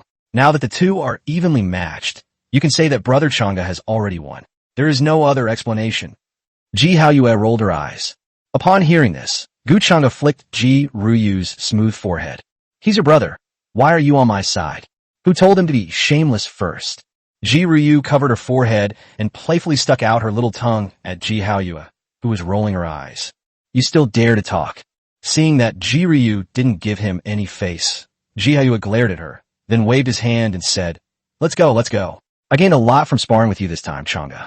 Maybe I can break through to the 2nd level of the divine realm if I consolidate my strength.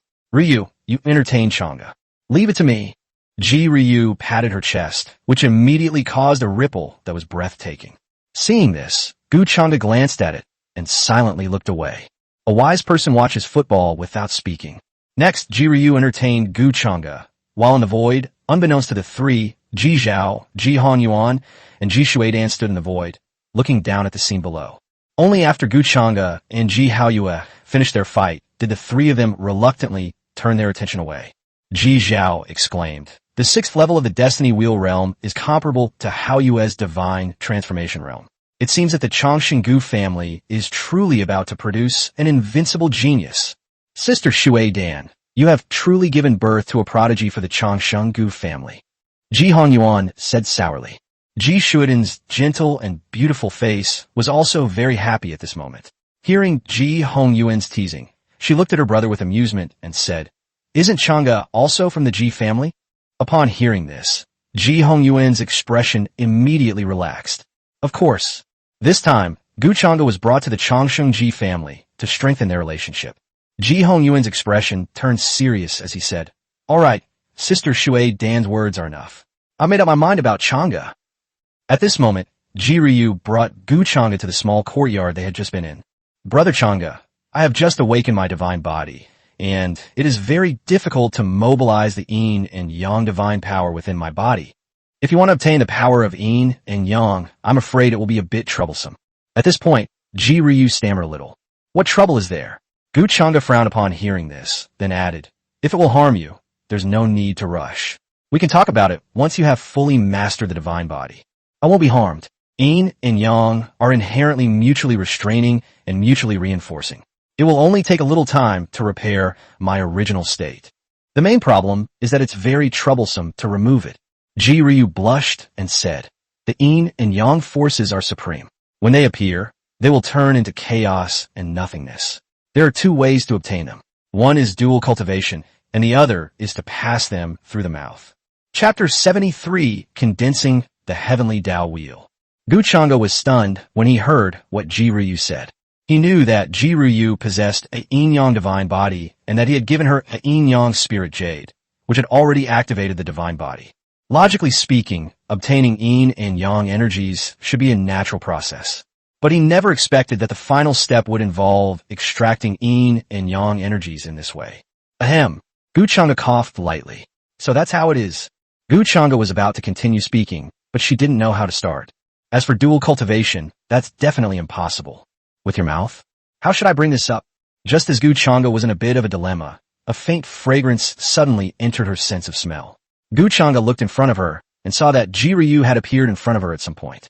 The girl's fair and jade-like face had flawless skin that was clearly visible, and her proud curves were even more evident when she got close, making it clear that she was magnificent. "Brother Chang'e, this is my own choice. I'm happy to be able to help Brother Chang'e." Ji Ryu blushed, and after speaking, she reached out and took the initiative to wrap her arms around Gu Chang'e's neck, bringing her cherry lips close to his. Ji Ryu ran away shyly, leaving Gu Chang'e alone in the courtyard.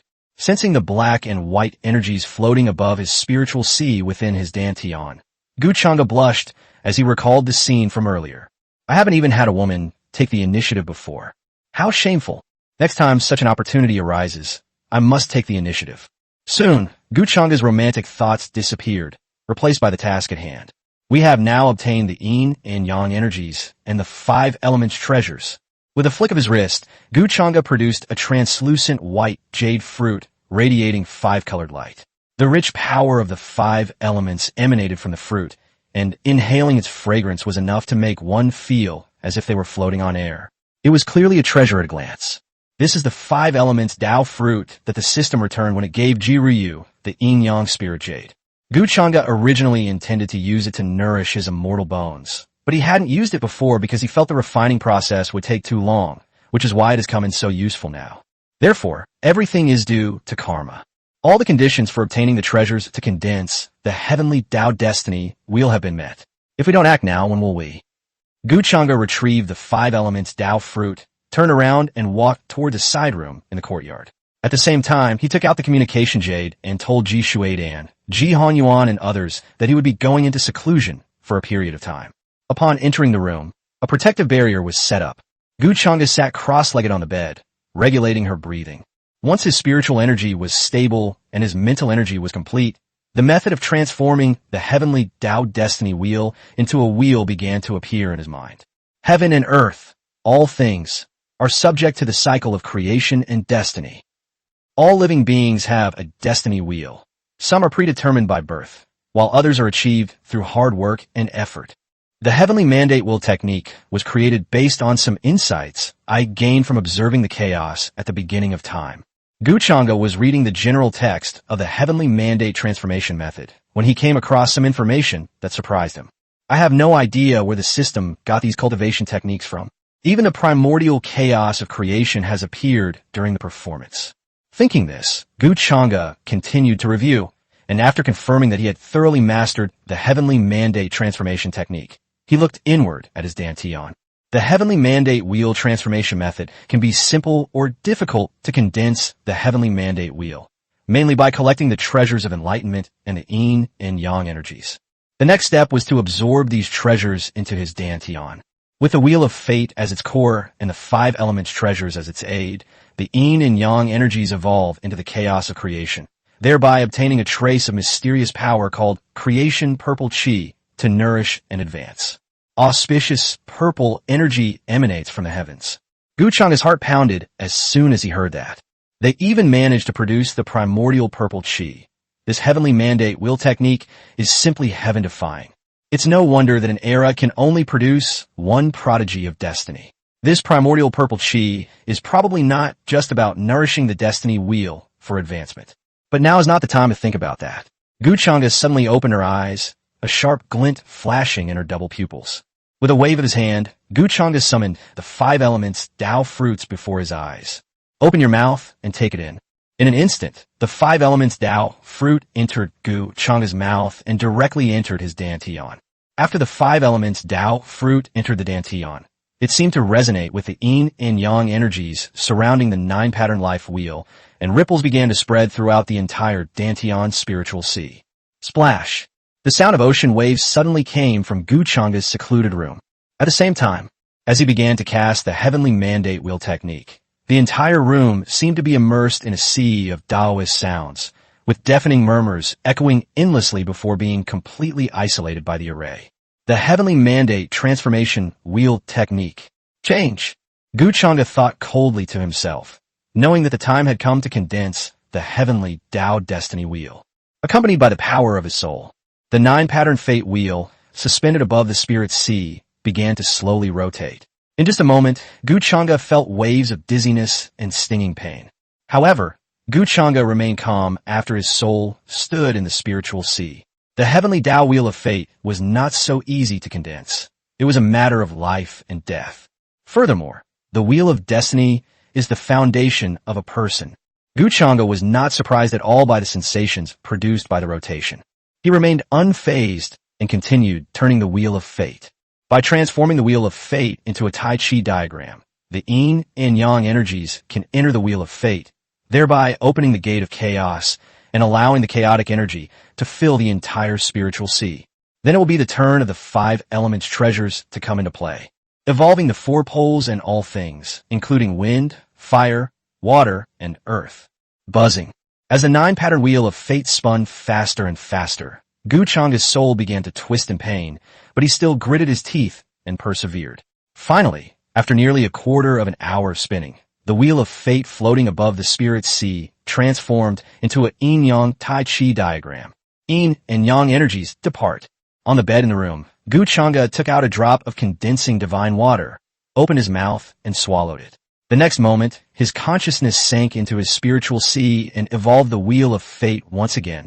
Within the spiritual sea, under the influence of Gu Chengda's soul power, the black and white yin and yang energies crashed into the yin and yang eyes, corresponding to the colors of the Tai Chi diagram formed by the wheel of fate. Boom! A thunderous roar seemed to resound within Gu Chengda's body. The rapidly spinning Tai Chi diagram of destiny, under the infusion of yin and yang energies, strangely froze, unlike its previous blurry state. Click! A crisp sound suddenly emanated from the Tai Chi diagram of the life wheel. Gu Chengda's expression changed, thinking that something unexpected had happened, but he quickly breathed a sigh of relief. Because on the Tai Chi diagram of the destiny wheel, the yin-yang eyes, infused with yin and yang energies, are constantly flashing, emitting white light and black light, and the S-shaped lines in the middle of the Tai Chi diagram of the destiny will suddenly open up in the next moment. A dense aura of chaos instantly emanated from it, like a gushing spring of spiritual energy. Call. Standing above the spiritual sea, Gu Chengda's soul body was bathed in the chaotic energy, as if he were enjoying an extremely comfortable breeze, and his soul power was surging at a terrifying speed. Chapter 74, The Thunder Tribulation, shocks the Ji family. Besides, Gu Chengda's spiritual sea is also undergoing some unimaginable transformations under the influence of the chaotic energy. Boom! Outside world. At this moment, a thunderclap suddenly resounded in the sky above the small courtyard where Gu Chengda was. Then, dense dark clouds began to gather, gradually expanding to 10 zhang, 100 zhang, and several hundred zhang. The sudden commotion attracted the attention of many elders and members of the Ji family. They stared at the dark clouds gathering in the sky, their faces showing horror. This is a tribulation of lightning. An elder of the Ji family exclaimed in surprise. Thunder tribulation is not something that happens casually. It's either a supreme treasure that has developed sentience, or an ancestor who is breaking through to the saint realm or attempting to reach the emperor realm. I've never heard of an ancestor who is about to die and has to fight to the death. Another old Taoist priest from the Ji family. This direction seems to be the courtyard that the Divine Child and Miss Ruyu often visit. Could it be that the Divine Child Haiyue has made a great breakthrough, thus triggering the tribulation of lightning? As the elders discussed the matter, some of them felt excited, believing they had guessed some of the truth, and exclaimed that their Ji family had a worthy successor. Above the courtyard where Gu Chengda was located, Yizhao Yihong Yuan Yishudan Yihoa An Yiruyua Kame. Lightning, tribulation. Ji Zhao's eyes flashed as he looked at the dark clouds before him, his tone tinged with surprise. Changda just finished fighting with you. How Yue? What did he gain that he even managed to summon a lightning tribulation? Ji Honyuan took a breath and looked at Ji Haoyue with some surprise. Ji Haoyue shook her head, looking blankly at the thunderclouds gathering above her head. I don't know, I just finished sparring with Changda as usual, and father, don't tell me you weren't watching at that time. Although Ji Haoyue couldn't sense Ji Honyuan and the others at that time, he knew they were definitely watching. Upon hearing this, Ji Honyuan and the others exchanged bewildered glances. Ji Shuidan looked at the courtyard below with some concern and said, "What is Changda doing?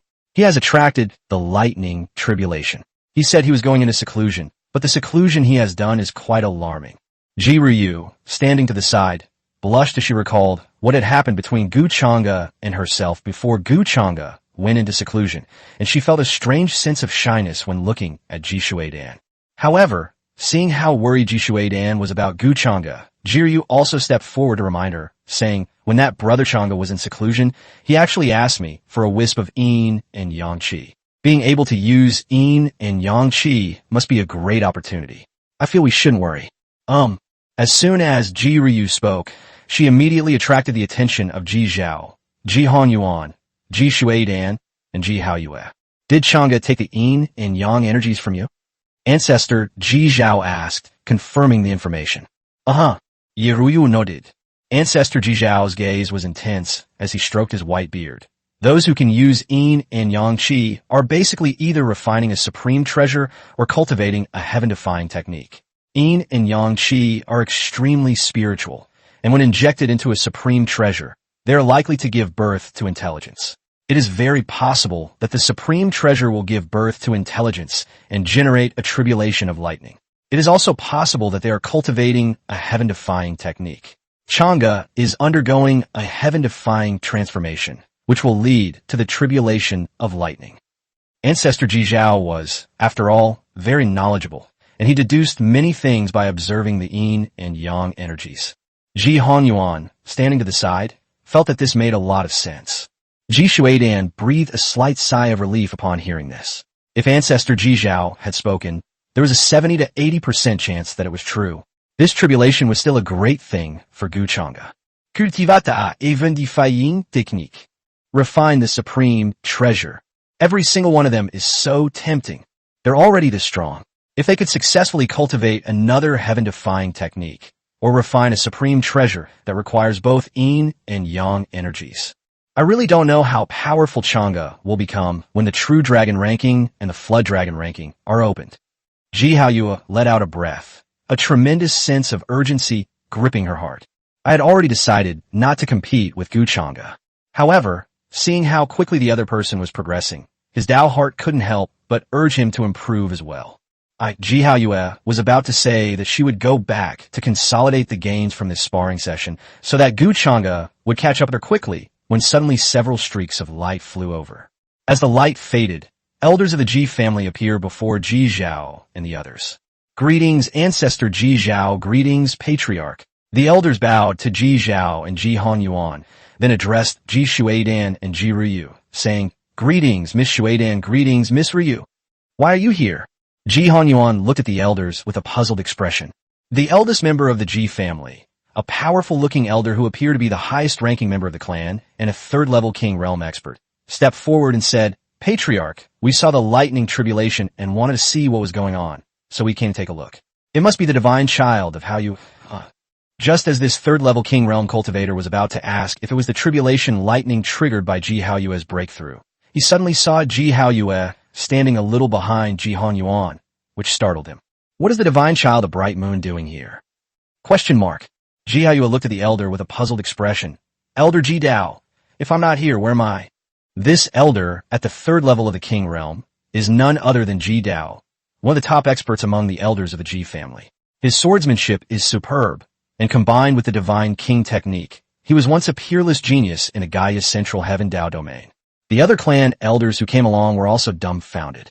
This tribulation wasn't triggered by the Bright Moon divine child. Then who was it? That's right, it's not the divine child of Haoyue.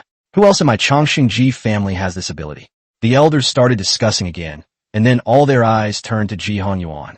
Seeing this, Ji Hanyuan said helplessly, I did hope that Hao Yue could trigger the tribulation to break through, but unfortunately it was not Hao Yue who triggered the tribulation this time, but Gu Chang'e, the divine son of the Changsheng Gu family, who came to visit our Changsheng Ji family. What? It's actually the divine child of Chang'e. The elders gasped in surprise. All right, the tribulation is about to begin. Everyone be quiet and observe carefully.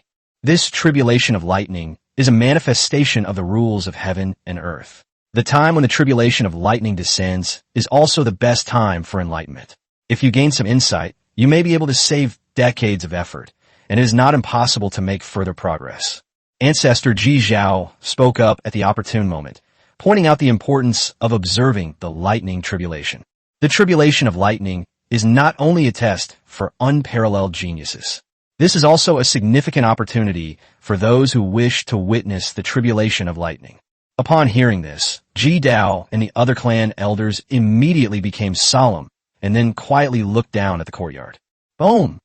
A muffled thunderclap exploded above Gu Chang'e's head. Meanwhile, inside the small courtyard house, Gu Chang'e's spiritual sea had transformed into a small chaotic space, with his entire dantian filled with dense chaotic energy. Both the first and second steps were successful. Next comes the creation of chaos and the reception of the primordial purple energy. The 5 elements Tao fruit. Gu Chang'e's voice resonated in his dantian like divine incantations. With his soft shout, the 5 elements Tao fruit was instantly crushed by the vast chaotic energy, transforming into 5 streams of 5-colored essence. Open the heavens. Upon seeing this, Gu Chang'e's eyes narrowed, and he immediately activated the heaven opening technique from the heavenly mandate transformation method to split open the chaos within his dantian. Boom! It was like a thunderclap exploding in Gu Chang'e's dantian. In an instant, chaos was restored. The sky is clear, the earth is dark, the pure air rises, and the turbid air descends. As chaos cleared, a vast and enormous wheel of fate, covered with mysterious Tao patterns, appeared before Gu Chang'e, giving him a sense of immense disparity, as if he were facing a planet. Gu Chang'e stared in shock at the wheel of fate before her. This is the heavenly Tao wheel of fate. Chapter 75 Yi Chun, Inner Disciple of the Water Moon Sect. When the heavenly Tao fate wheel appeared before Gu Chang'e, an aura of destruction suddenly locked onto him. Gu Chang'e didn't have time to carefully observe the heavenly Tao destiny wheel. His consciousness withdrew from his dantian, and the next moment he opened his eyes, looked up at the sky, and his mind was enlightened. Gu Chang'e immediately knew what was going on. Heavenly tribulation. Gu Chang'e never expected that his condensation of the heavenly Tao destiny wheel would trigger a heavenly tribulation. Legend has it that heavenly tribulations are a sign of monstrous evils and the birth of supreme treasures. I've also entered the level of a prodigy. Gu Chang'e found it amusing. Whether someone was a prodigy or not was unimportant to him. With Brother Tongzi and his current resources, he was already invincible. Take a step forward. Gu Chang'e flew from the room into the void. When Gu Chang'e came out, Ji Shuidan, Ji Hanyuan, Ji Zhao, Ji Hao Yue, and the others all turned their attention to him. This is he has successfully cultivated the heaven-defying technique. Ji Zhao stared at Gu Chang'e, his gaze intense. That's right. We didn't find a treasure. Ye Hongyuan nodded. Boom!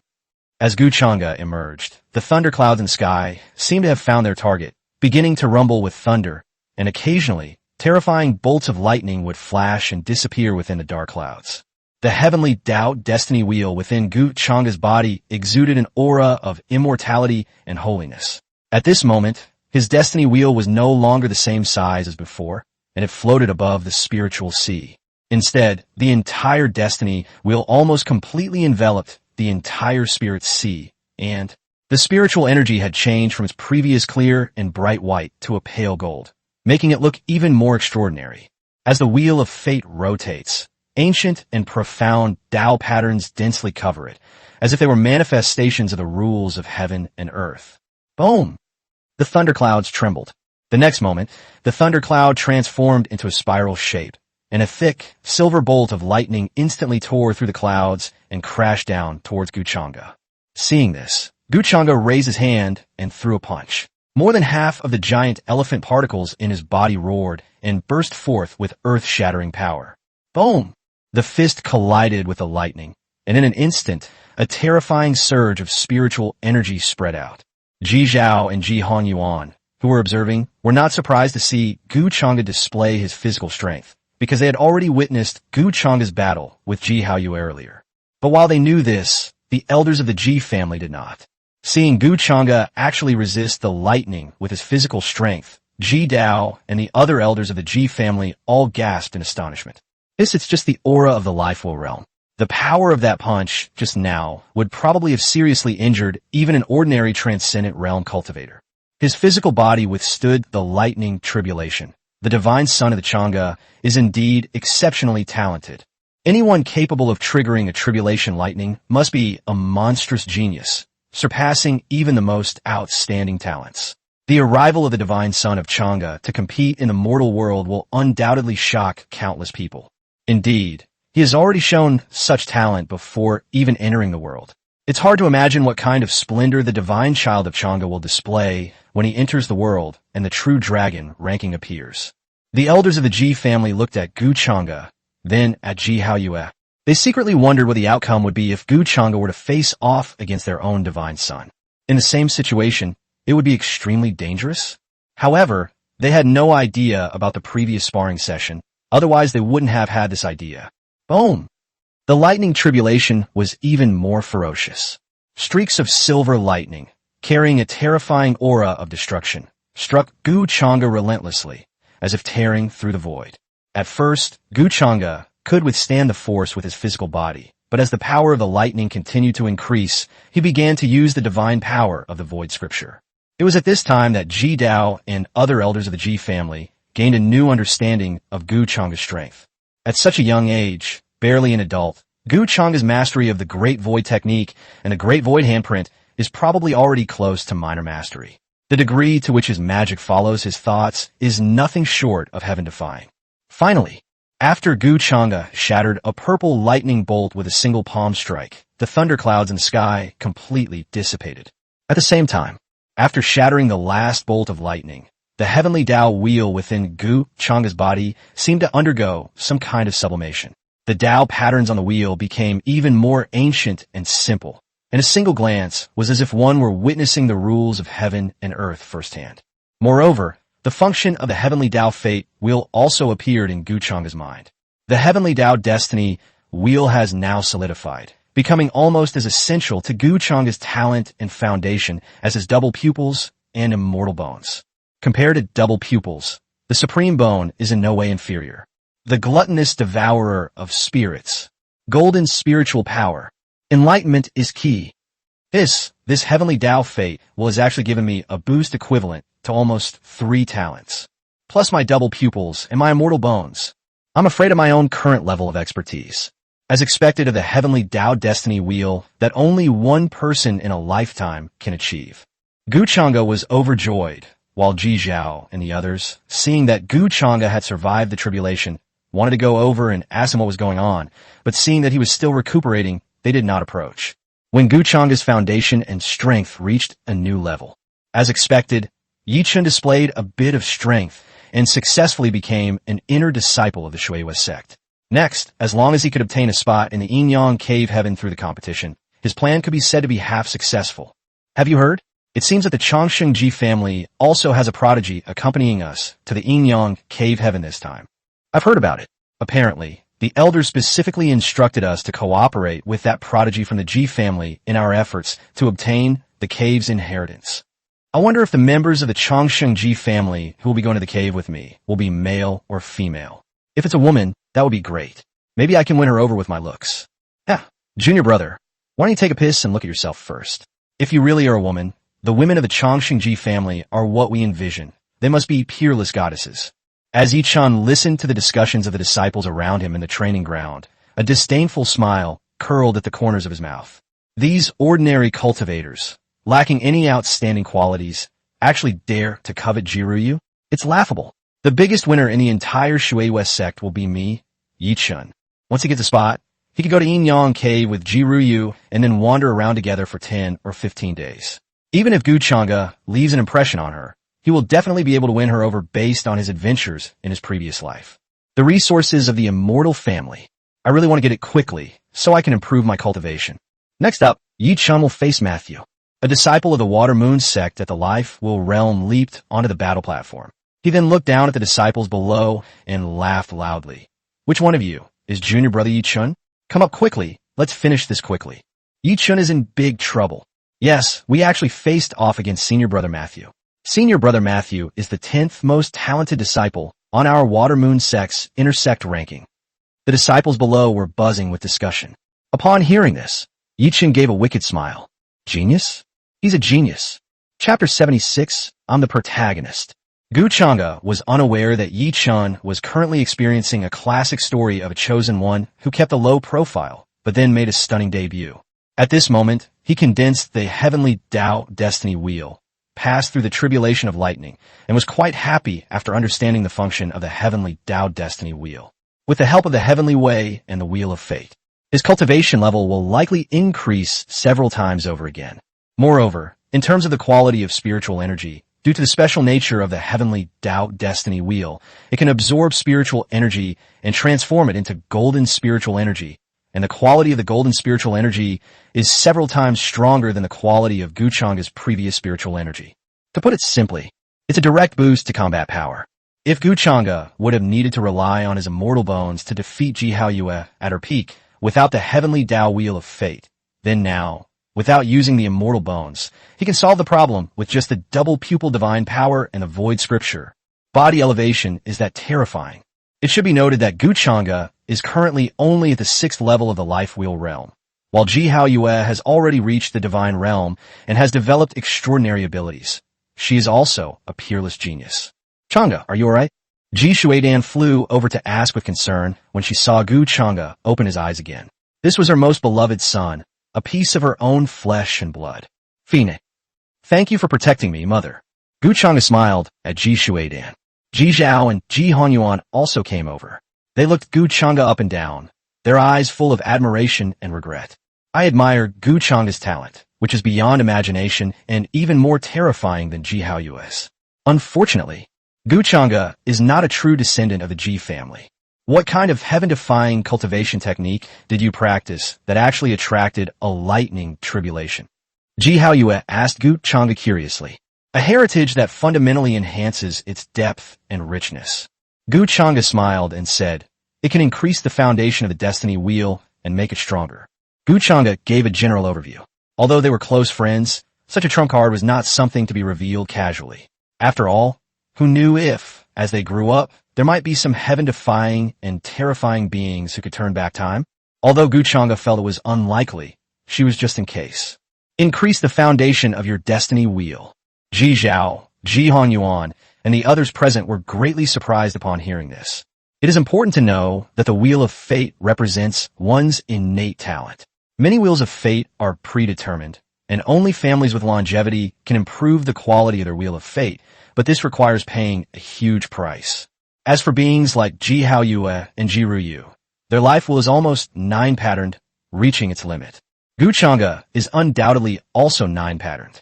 But even with 9 patterns, it can still continue to strengthen. This is truly a heaven-defying technique. Ji Zhao, Ji Honyuan, and even Ji Haoyue all looked at Gu Chang'e with great interest, hoping that Gu Chang'e would be willing to share. Gu Chang'e knew what they were thinking and said with a smile, this cultivation method can only be practiced by one person in a lifetime.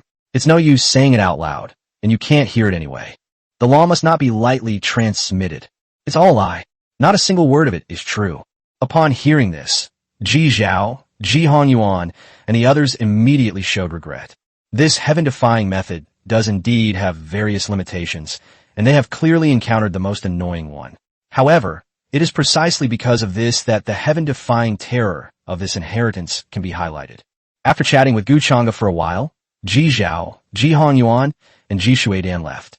As Ji Shuidan left, she winked at Su Zhe, indicating, we all know about you asking your sister Ruyu for Yin and Yang Qi. You should thank your sister Ruyu properly. By the way, your sister Ruyu is going to the Yin Yang cave to obtain the penetration inheritance. You should go with her as a way of repaying her kindness. After saying that, Ji Shuidan left without giving Gu Chang'e a chance to refute her. Ji Ryu looked at Gu Chang'e expectantly from the side. Gu Chang'e found it amusing. In fact, even if Ji Shuidan hadn't said anything, he would have gone with Ji Ryu anyway.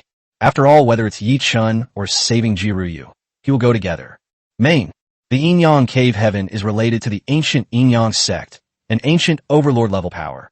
Gu Chang'e felt that if he obtained this inheritance and then returned it to Ji Ryu, it might allow Ji Ryu's Yin-Yang divine body to be fully developed, which would also benefit him in the future cough. However, it's probably impossible to find a loophole in Brother Tong's scheme. After all, the system had already clearly explained that the returned items from the system rewards could not be used to continue farming for more rewards. Alright, I'll go with you then, Ryu. It's a good time to relax after breaking through your cultivation.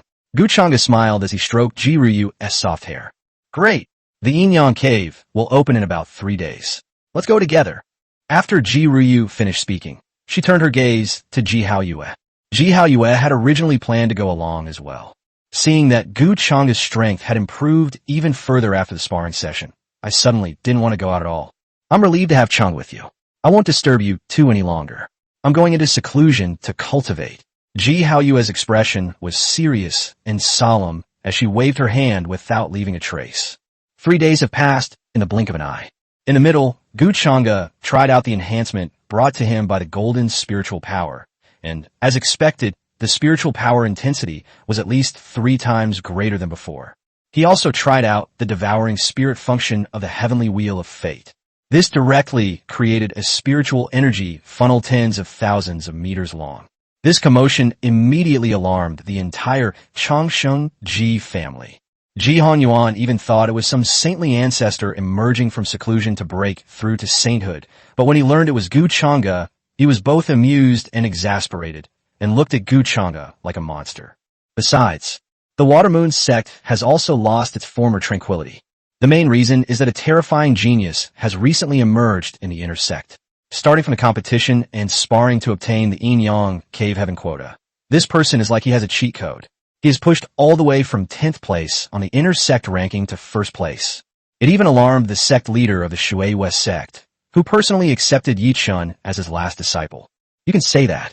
In the eyes of the Shui West sect disciples, Yi Chun was practically a legend, having crossed social classes and reached the pinnacle of their lives in a short period of time. Yi Chun had no choice. He had already exposed too much of himself, but there was no other way. Only by becoming a high-ranking member of the Shui West sect could he have a chance to get close to Ji Ryu. Otherwise, they wouldn't even be able to get close, let alone travel together. If you're like everyone else and just get one spot, you'll probably only get a quick glance at the beginning, and then it'll be like you're in front of me, and I'm behind you, and we'll never even see each other again. Yi Chun, I never expected your comprehension to be so terrifying. You've even mastered a king-level origin technique. Not bad at all. Your source techniques alone are enough to take my Water Moon sect to the next level. You have also mastered the Water Moon Heart Sutra. Now you just need to cultivate step by step. In the future, you may very well be able to pass the Flood Dragon ranking and amaze the world. If you perform well, you might just become the young master of my Shui West sect. Chapter 77 Yi Chun. Don't come any closer. Yi Chun laughed when he heard this. The Water Moon sect master thought that he had received a response from Yi Chun, and his smile became even wider. Little did he know, Yi Chun simply smiled dismissively. Is the position of the young sect master of the Shui West sect comparable to that of the son-in-law of the Chongqing family? Not to mention merely making it onto the Flood Dragon ranking. Yi Chun's goal in this life is the True Dragon ranking, and to be number 1 on the True Dragon ranking. As long as I follow my plan and obtain the opportunity of the Prophet, then even if Gu Chang'e is incredibly powerful, he will never be my opponent. As for the others, needless to say, this Water Moon sect master is really delusional. How could he possibly condescend to work in the Water Moon sect? Then, all that's left is to wait quietly for the day to pass. Day 4. Today is also the opening day of Shuiwei Cave. Gu Chang'e and Ji Ryu went to Shuiwei Cave together, while the Shui West sect and other forces that handed over Yin-Yang Cave to the Chongsheng Ji family also arranged for their disciples to go to the meeting point. The gathering point for all sects. The disciples, led by the Shui West sect, were discussing amongst themselves, occasionally glancing curiously at the sky. The Yin-Yang Grotto is finally about to open. I wonder if the young masters from the Longevity clan who are coming this time are male or female. I heard that he is a direct descendant of a family of immortals, and his status is beyond measure. If we can catch the eye of such a person, we will probably rise rapidly in the sect and soar to great heights in the future. Oh, what a pipe dream. The direct descendants of the immortal families would never look at people like us. Some people are having sweet dreams, while others are fully awake. Regardless, everyone present was eagerly awaiting the arrival of the Chongqing family. I waited for a full 15 minutes. 15 minutes passed, and not a single sect leader, elder, or disciple showed any sign of anger. On the contrary, they seemed to think it was only natural. Call. Suddenly, the white clouds in the sky looked as if they had been stretched open by a huge thing. Amidst the white clouds, a colossal ancient ship, its terrifying sails billowing, slowly descended from above, much to the astonishment of the Water Moon sect and other powerful figures. The warships of the Chongqing family. Just what level of direct descendant is this? The Chongqing family actually dispatched a warship. You should know that the Chongqing family only sends warships when they need them. Everyone present gasped in shock, their faces filled with astonishment. Meanwhile, some high-ranking members of the sects who knew the inside story looked excited and expectant as they gazed at the location of the warship. Are we finally going to see the legendary goddess of the Chongqing family? Yi Chun was equally excited. Looking at Yi Chun landing, and thinking of Ji Ruyu's youthful face and large breasts, her pure and innocent appearance like a lotus, he felt a surge of heat in his heart. Especially after learning that the other party's yin-yang divine body had been awakened, he couldn't wait to win over Ji Ruyu. Call. Another gust of wind followed. Finally, the warship came to a stop in midair. Immediately afterwards, a terrifying aura of the King Realm rose from the warship, like a true dragon resurrecting, making the disciples feel as if a mountain was pressing down on their chests. Is everyone here? A majestic voice resounded through the void, and 100-foot-tall phantom appeared before the assembled forces, condensed from spiritual energy. This time, the team was led by the elder of the Ji Dao clan. It's actually Senior Ji Dao. We've all arrived. The Water Moon sect master bowed politely to the illusory figure, speaking with great humility. All right, in that case, you may board the ship. Ji Dao's voice was flat, devoid of any emotion. Yes. The Water Moon sect and other sects responded in unison, and then turned around and called out to their own disciples. Quickly, board the Ji family's warship immediately. Good, time to head to Yin-Yang Cave. Hearing the shouts of their elders, the disciples were taken aback, then became slightly excited. They were even able to travel together on warships. They all thought they were going to be following behind the warships. Immediately afterwards, streaks of rainbow light flew into the Ji family's warship. And after they landed, in an instant, my gaze was drawn to the two figures that looked like a divine couple. The leader was a young man who looked quite young, but had an upright posture, an extraordinary noble air, and a handsome appearance.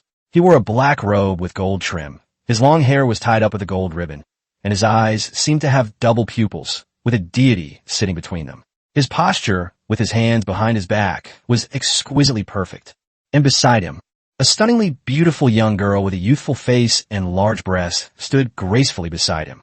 Her beauty was breathtaking, and her lively and agile temperament made her seem like an elf. Upon seeing these two people, all the disciples present were stunned.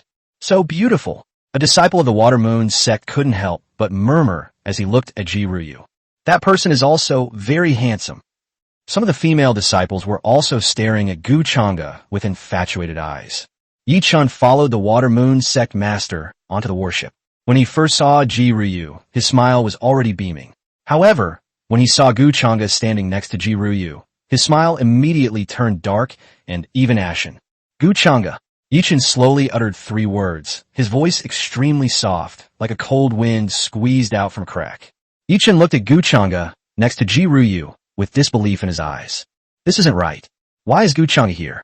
Shouldn't he be in Chongqing taking care of his family?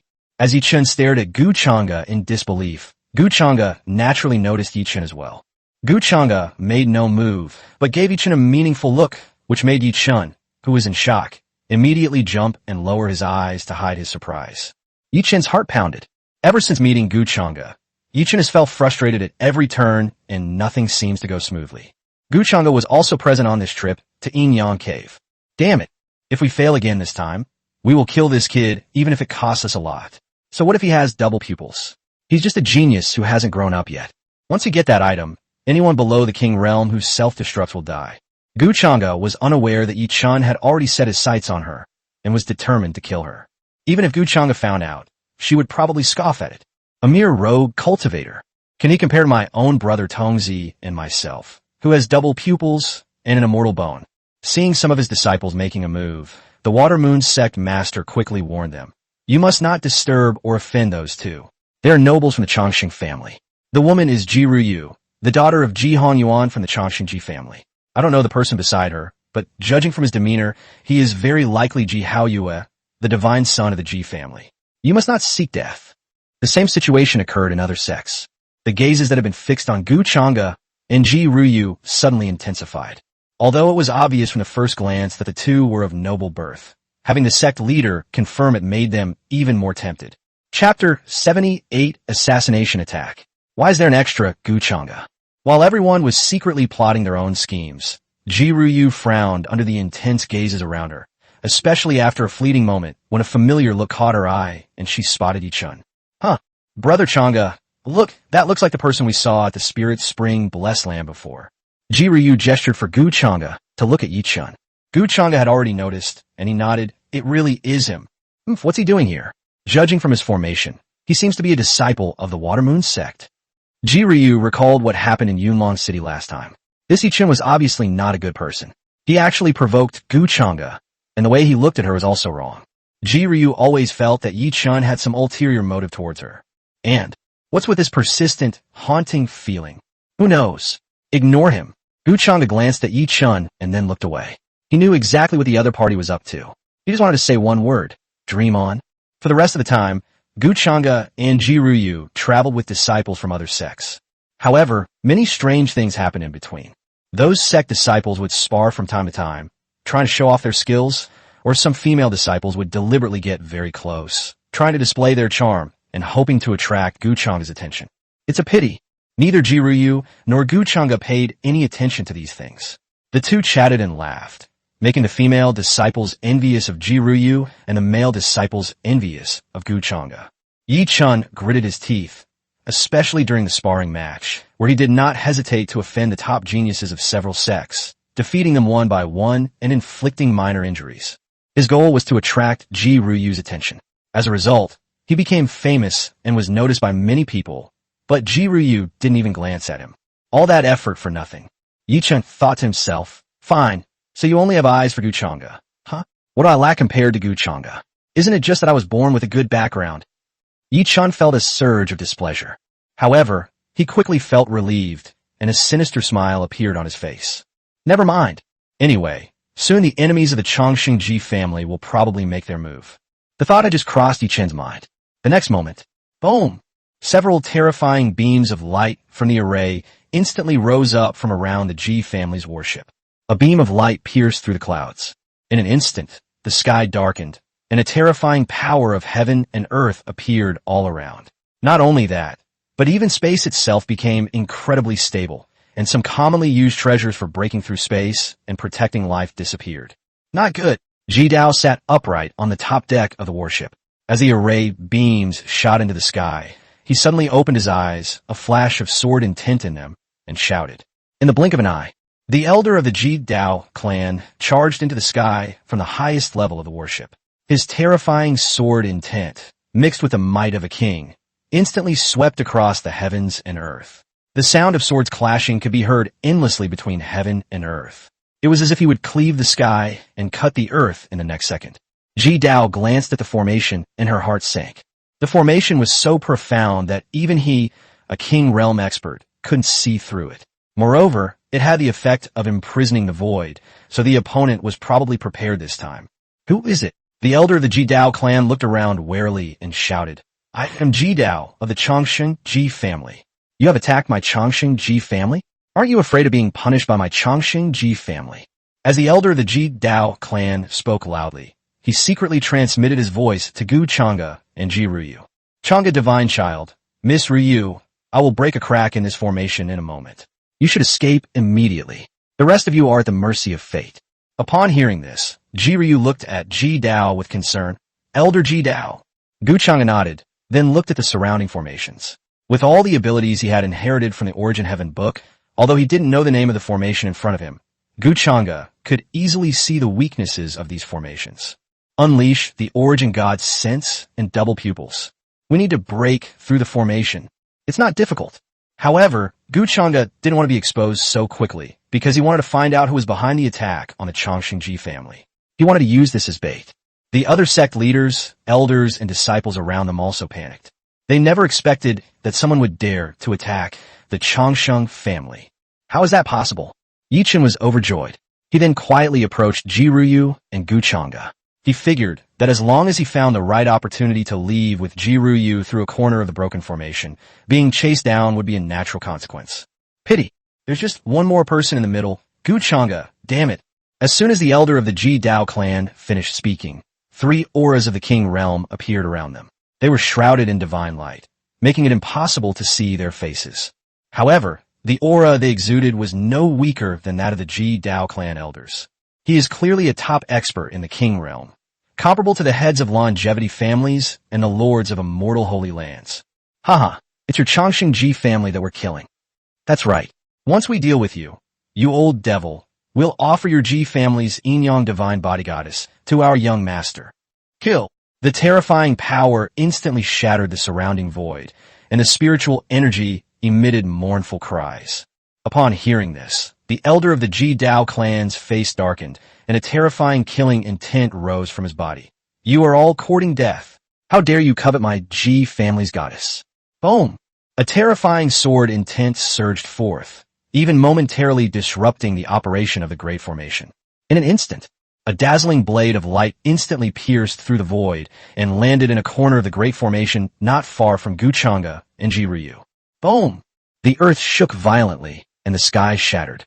Ji Dao forcefully cleaved a corner of this great formation open with her terrifying swordsmanship. It was at this moment that Ji Dao shouted to Gu Chengda and Jiruyu, "Let's go." Seeing this, the 3 king-level assassins from the Chongqing Ji family who were about to be killed immediately sneered. You want to leave? No way. Just as they were about to make a move, the elder of the Ji Dao clan instantly unleashed 3 sword beams. The terrifying sword beams swept through the void, emitting a series of buzzing sounds.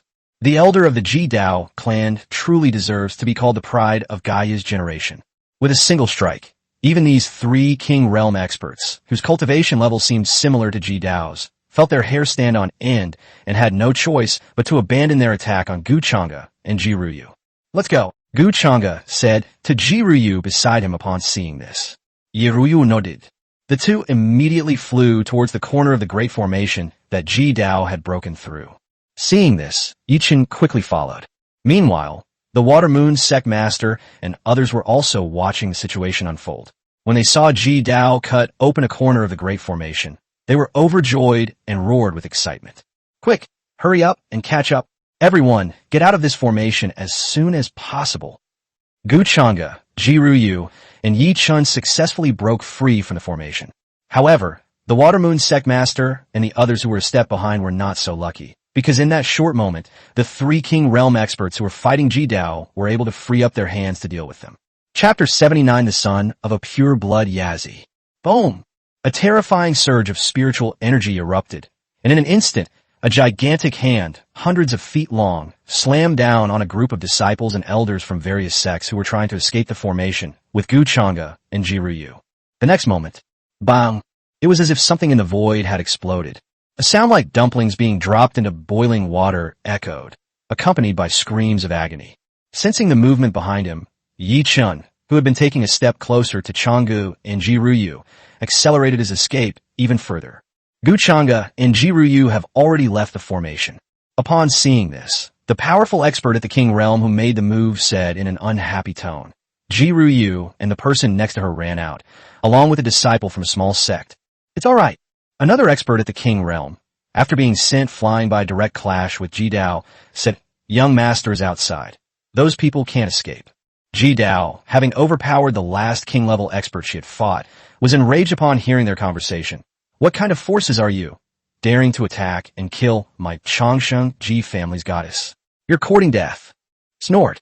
The 2 king-level experts who were talking snorted coldly, and then both laughed coldly. Let's talk after you get past US first. I've long heard that Ji Dao of the Chongqing Ji family was a peerless swordsman who suppressed a generation 1,000 years ago. Let's see if you really have that strength. You all deserve to die. Within the Grand Formation, an earth-shattering battle erupted. The terrifying fluctuations were so great that even the Great Formation was on the verge of collapse. In addition, the various forces left behind in the Great Formation were in the worst situation. The sect leader, elders, and disciples were either dead or wounded, and all were wailing in agony. In battles between unparalleled masters, they're like ants, their lives entirely out of their own hands.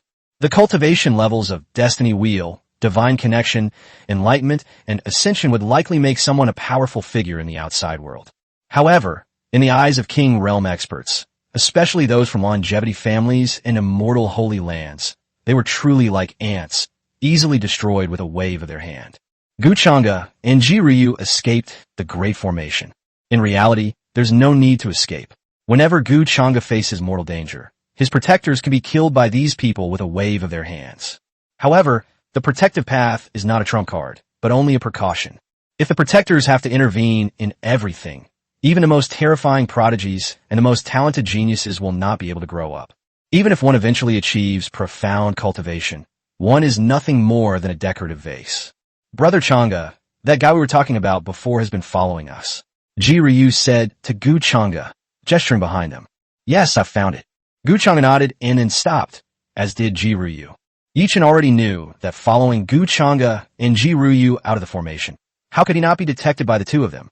So when he saw Gu Chengda and Ji Ryu stop, he took the initiative to step forward, smiled at them, and greeted them, Divine Child Chengda, Fairy Ryu, we meet again. You have a good eye. You followed us out of the formation. Gu Chengda looked at Yichen with an inscrutable expression and said. Gu Chengda had a feeling that Yichen seemed to have known about her all along. How to describe this feeling? Gu Qingxiu felt the same way. So, Gu Chengda had a vague idea of what kind of background Yichen, this chosen one of destiny, really was. However, we should probably double-check. If that's true, then he'll have to make good use of this reborn person. Unlike Gu Qingxiu, who is his bound partner and a member of his own clan. Yichen is the chosen one, a guy who now seems to be at odds with him. For this kind of potential stock, Gu Chengda, of course, squeezed dry, drained, and finally killed him directly. Killing the other party like this would be such a waste. Moreover, if the other party is truly a reborn individual, they must possess an astonishing treasure. This item must be Yichen's ultimate trump card, possessing unpredictable power.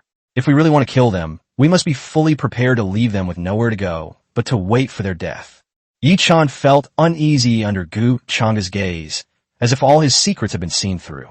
Yichen knew this wasn't a misperception.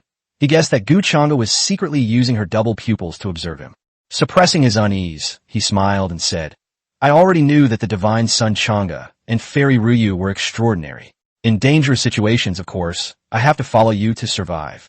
Now that you're out, shouldn't we go our separate ways?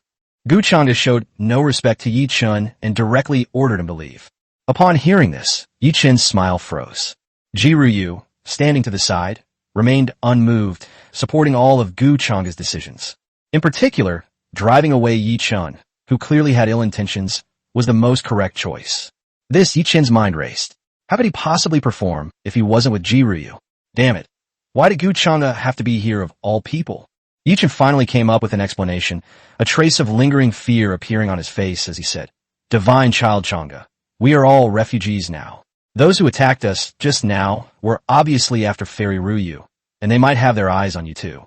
Keeping me here will give us more strength, and maybe I can help you fight the enemy together.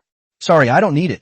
Gu Chengda shook his head, looked Yichen up and down, and narrowed his eyes. Besides, the person who can get your help is probably no match for me. You. Yichen was stung by Gu Chengda. Am I really that worthless? So what if they are from a family that has been blessed with immortality? Are they born to be superior?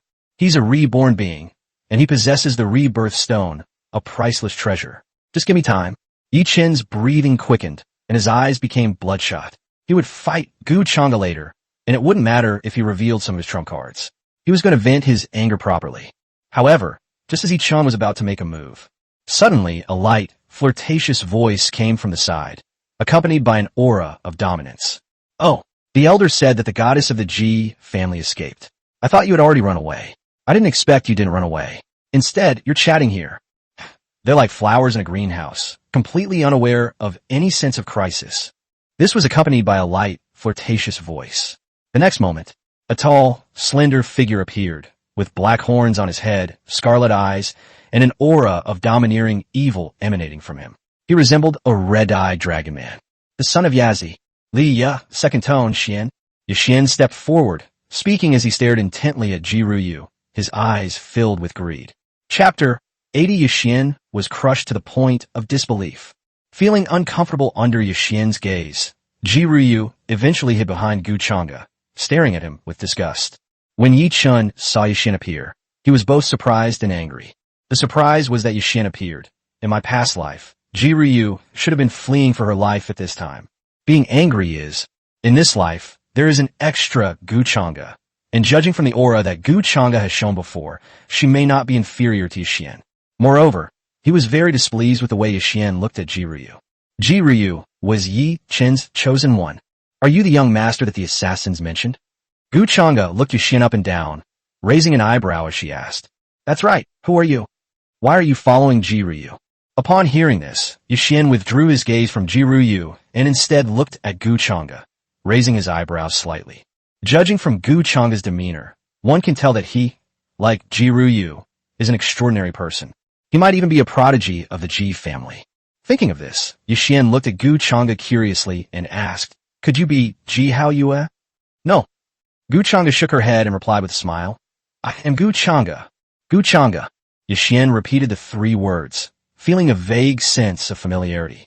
The next second, his eyes lit up and a terrifying fighting spirit emerged from his body as he said, You are the naturally divine double-pupiled one, the divine son of the Changsheng Gu family.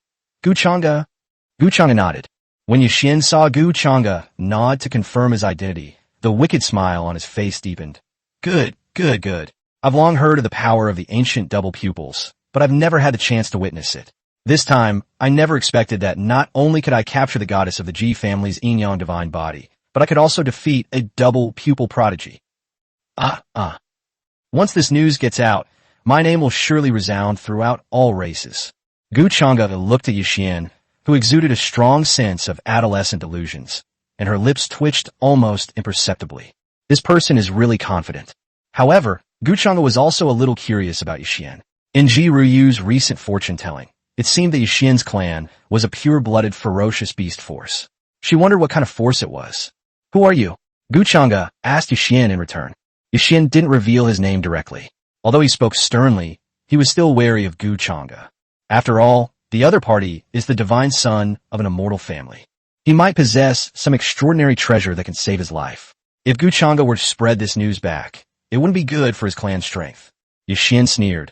I'll tell you when you're about to die. Boom! After saying that, the terrifying aura of the divine realm instantly swept across the entire area. Xian showed no mercy and instantly unleashed his strongest fighting power. Besides seeking revenge against the Changsheng Ji family, the main reason for doing this was to kidnap Ji Ruyu, who had just awakened her yin-yang divine body. With the yin-yang divine body assisting in dual cultivation, his cultivation will surely advance by leaps and bounds. However, doing so will offend the Ji family of the longevity sect, so naturally they must be exterminated. Apart from Ji Ruyu, everyone has to die. Even though Gu Chang'e was the divine son of the Changsheng Gu family, he would cease to be a divine son once he died. A colossal sea of blood, like a tsunami, enveloped everything around it.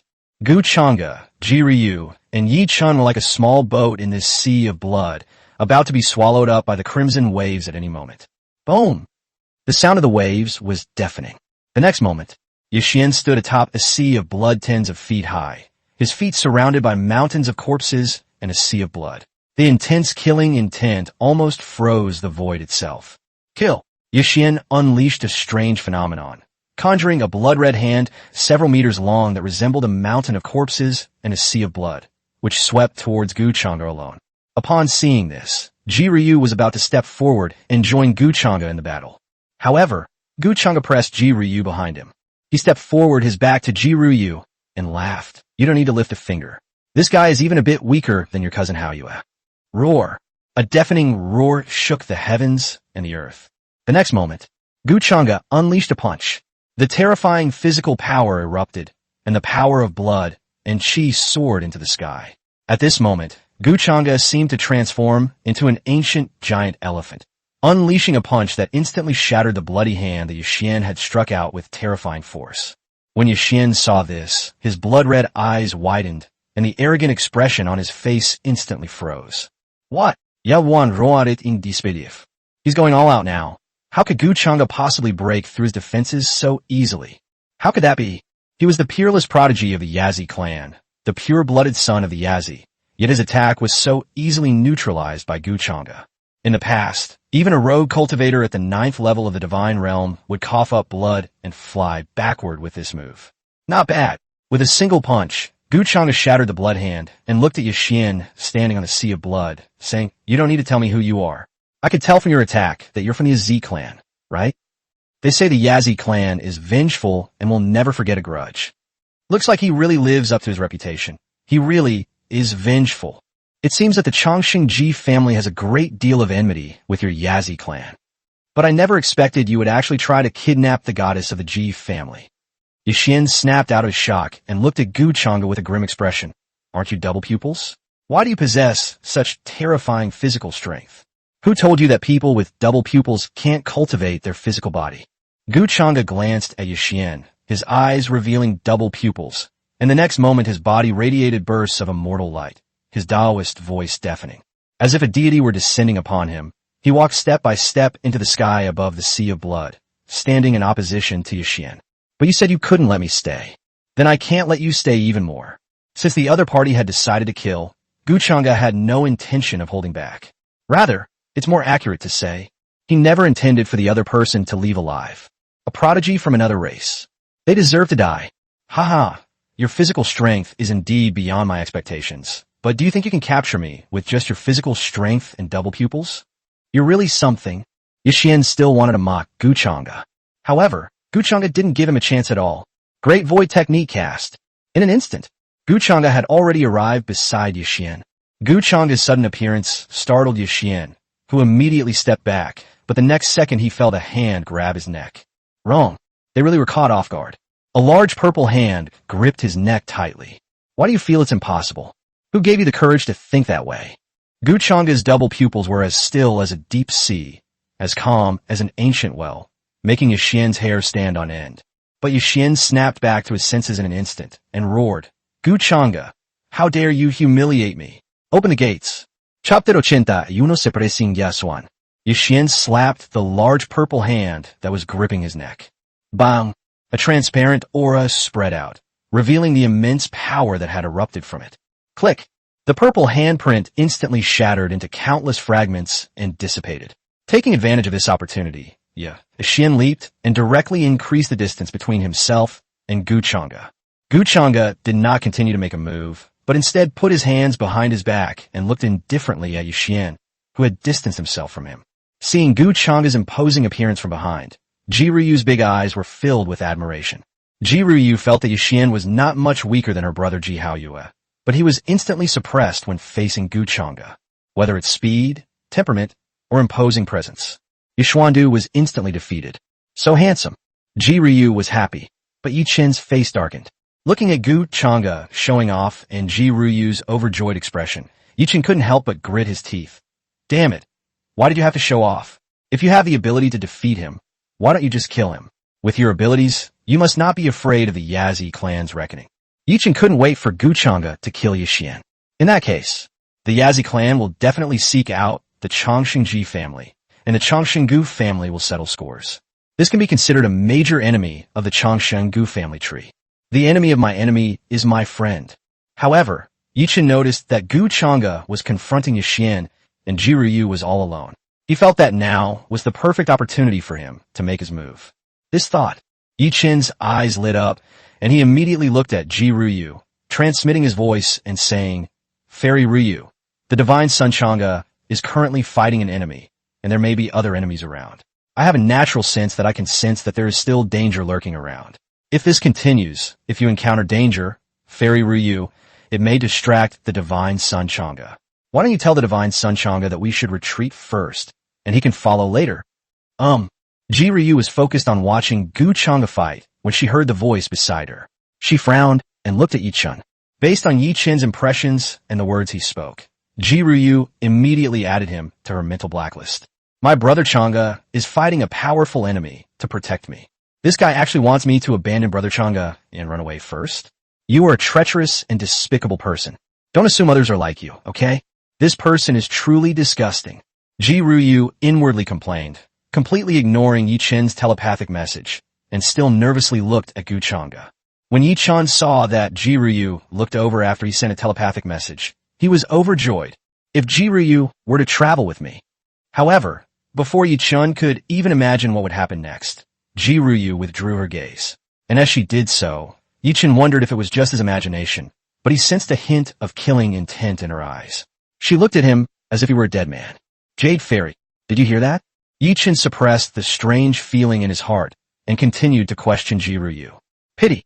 The spiritual power containing the sound was repelled when it approached Ji Ruyu. When Yi Qin saw this scene, his face turned ashen. Damn it. Didn't this woman claim to be naive and innocent? Why wouldn't she choose something that's so obviously beneficial to her? It even directly repelled my spiritual transmission. Hateful.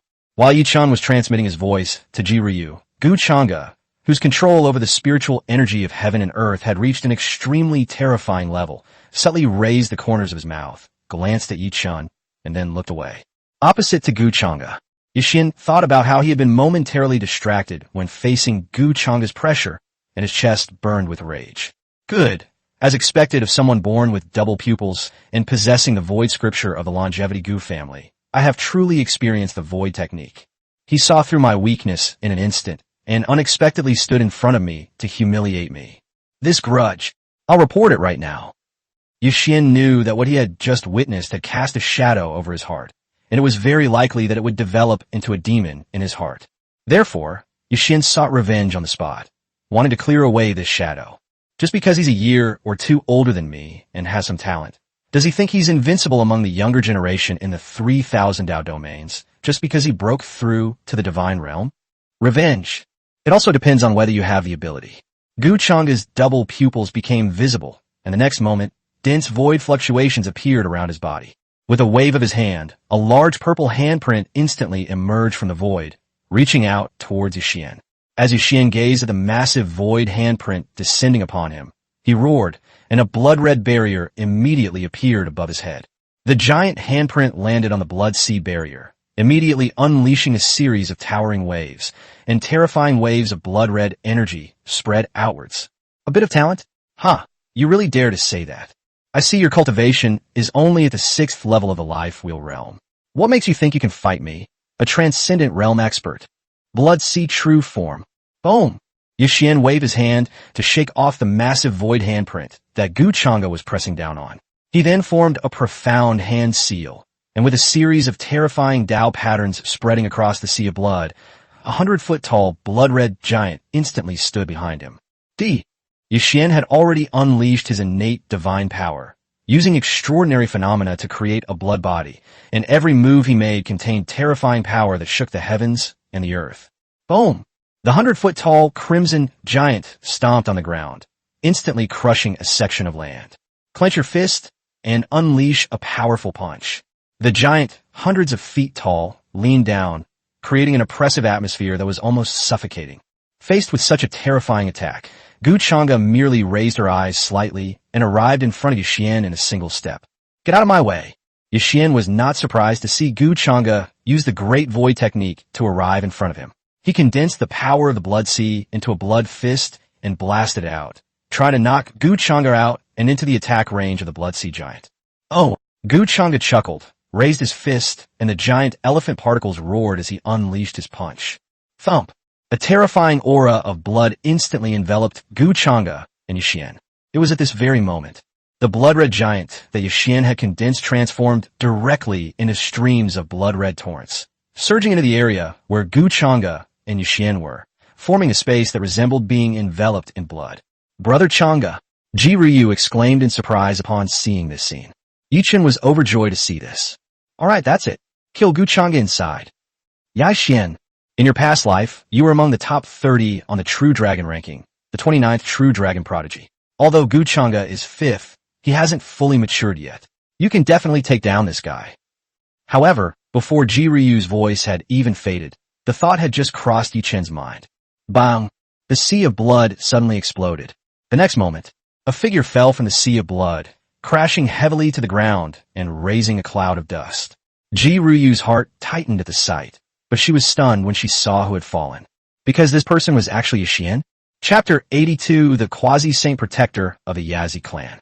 When Yichen saw that it was Yixian falling from the sky, his eyes widened instantly, almost popping out of their sockets. No, the battle was decided so quickly, and they were even defeated by someone else. Yixian, are you really that bad? What exactly happened up there? Lying on the ground, Yixian spat out a mouthful of blood. His red eyes widened as he stared at Gu Chang'e in horror, stammering in disbelief. How could this be? What did you just do? Yichen was stunned by Yixian's words. Even the person in question didn't know how Gu Chang'e killed him. Are you kidding me? Jiryu didn't think so much. When she saw Yixian looking at the sky with a horrified expression, she looked up at the sky with her beautiful eyes and found that Gu Chang'e was still gentle and refined, like an immortal standing in a mortal world. She couldn't help but breathe a sigh of relief. In Jiryu's heart, it was good that Gu Chang'e was alright. When she saw Gu Chang'e wrapped in a snowball by Yixian, she almost couldn't resist taking action. Thinking about her panic state just now, Jiryu couldn't help but want to tap her head. Why did she become so impulsive when she saw Gu Chang'e in danger, even though she was perfectly fine normally? Gu Chang'e remained standing in the void, looking down at the shocked Yixian, and took a step forward. Whoosh! Gu Chang'e made full use of the Great Void Technique's ability to appear and disappear without a trace. He stood in front of Yixian in an instant. Looking at Yixian, who was weak and in a sorry state, Gu Chang'e smiled slightly. If you want to know, you can go down and ask the people I killed later. After Gu Chang'e finished speaking, he pointed out with one finger, and a terrifying purple light flickered at his fingertip. When Yixian saw this scene, his pupils shrank sharply. Enveloped by the aura of death, he instantly showed fear, because he could feel that Gu Chang'e truly intended to kill. Gu Chang'e, let's talk this out, Yixian said hurriedly. However, Gu Chang'e's fingers did not stop. As Gu Chang'e's finger drew closer, Yixian's fear instantly turned into bluster. You can't. I am the pure-blooded son of the Yazi clan. Do you know how prestigious pure-blooded beasts are among alien races? If you kill me, you'll offend my Yazi clan, just like the Changsheng family. Do you want to make enemies for your Changsheng Gu family? As Yixian finished speaking, Gu Chang'e finally stopped when her finger was still a centimeter or two away from his brow. Sensing the killing intent an inch in front of his brow, Yixian swallowed hard, a look of joy on his face. Yes, don't worry. After this battle, I will never be your enemy again. If you do as I say, I will kill you. But since you brought your protectors here, I'll reluctantly let you off this time. Senior, am I supposed to give you face? Gu Chang'e's words startled Yixian. Jiryu and Yichen were also surprised to hear this. However, after Yichen realized what was happening, he immediately looked at Gu Chang'e's side. Just as expected, there stood an old man with a full head of white hair but a youthful appearance, who had somehow appeared beside Gu Chang'e. He had once been a saint, and was most sensitive to the aura of saints. He recognized it at a glance. The person standing next to Gu Chang'e was a quasi-saint, not a saint. But at this point, a quasi-saint is someone to be looked up to. After all, he is still in the early stages of development. A saint is already the ancestor of a longevity family, and so is a quasi-saint. This Yixian actually has a quasi-saint protecting him. No wonder he was a true dragon prodigy who ranked 29th on the true dragon list in his previous life. But after this battle, his damaged Dao heart may limit his potential. Thinking about it this way, Yichen turned his gaze to Gu Chang'e. Yixian had a quasi-saint protecting him. So what about Gu Chang'e? What level of cultivation did he have protecting him? Was he also a quasi-saint, or a saint, or perhaps a quasi-emperor? Yichen couldn't help but feel envious when he thought about this. Although he hated the powerful forces, the immortal families, and the geniuses of the immortal Holy Lands, he had to admit that a good background was really enviable. They were born without having to struggle for resources. They were weighted on hand and foot, and could simply focus on their cultivation. When they enter the world, they are protected by top-tier powerful beings. There's no need to worry about any life-threatening danger. How can anyone not be envious? Jiryu also noticed the Yazi clan quasi-saint standing next to Gu Chang'e. Yi looked at Gu Chang'e with deep envy and amazement in his eyes. Humans often give birth to peerless geniuses and extraordinary talents. Now, the divine son Chang'e is one of them. Ordinary geniuses would probably not be a match for you in a single move. Humans are inherently weak, but their growth potential is something that even my myriad ferocious beast races would fear. You flatter me, senior. This battle is over. Yixian has lost. Yu, a quasi-saint, looked at Yixian, who was slumped next to Chengda, and shook his head in disappointment. It had already lost its edge before even entering the world. I'm afraid his future achievements will be limited. Even so, Yixian's talent is still worth nurturing. It's just that he can't reach the top level. Senior, I'm afraid I can't let him leave like this. Chengda remained assertive even when facing a quasi-saint. Yu frowned. Does the divine child Chengda have anything else to say? Yu was already displeased. He was a quasi-saint, and praising Chengda was already a great honor. Moreover, he personally appeared to protect her. Wasn't that enough? Your Yazi clan plotted to steal Jiruyu, the goddess of the Ji family, and you even planned to kill me. Now you have been defeated by me. Senior, you just take him away like that? If others find out, they'll probably think my Chongqinggu family and Chongqingji family are afraid of your Yazi clan. Yiyu's face turned angry upon hearing this, but Chengda's words did indeed make sense. Then what are your conditions? Just name them. Yiyu could only grit his teeth and accept it. After all, he didn't believe that Chengda had no one protecting him. With his quasi-saint perception, he had already vaguely sensed an aura around him that made him feel threatened.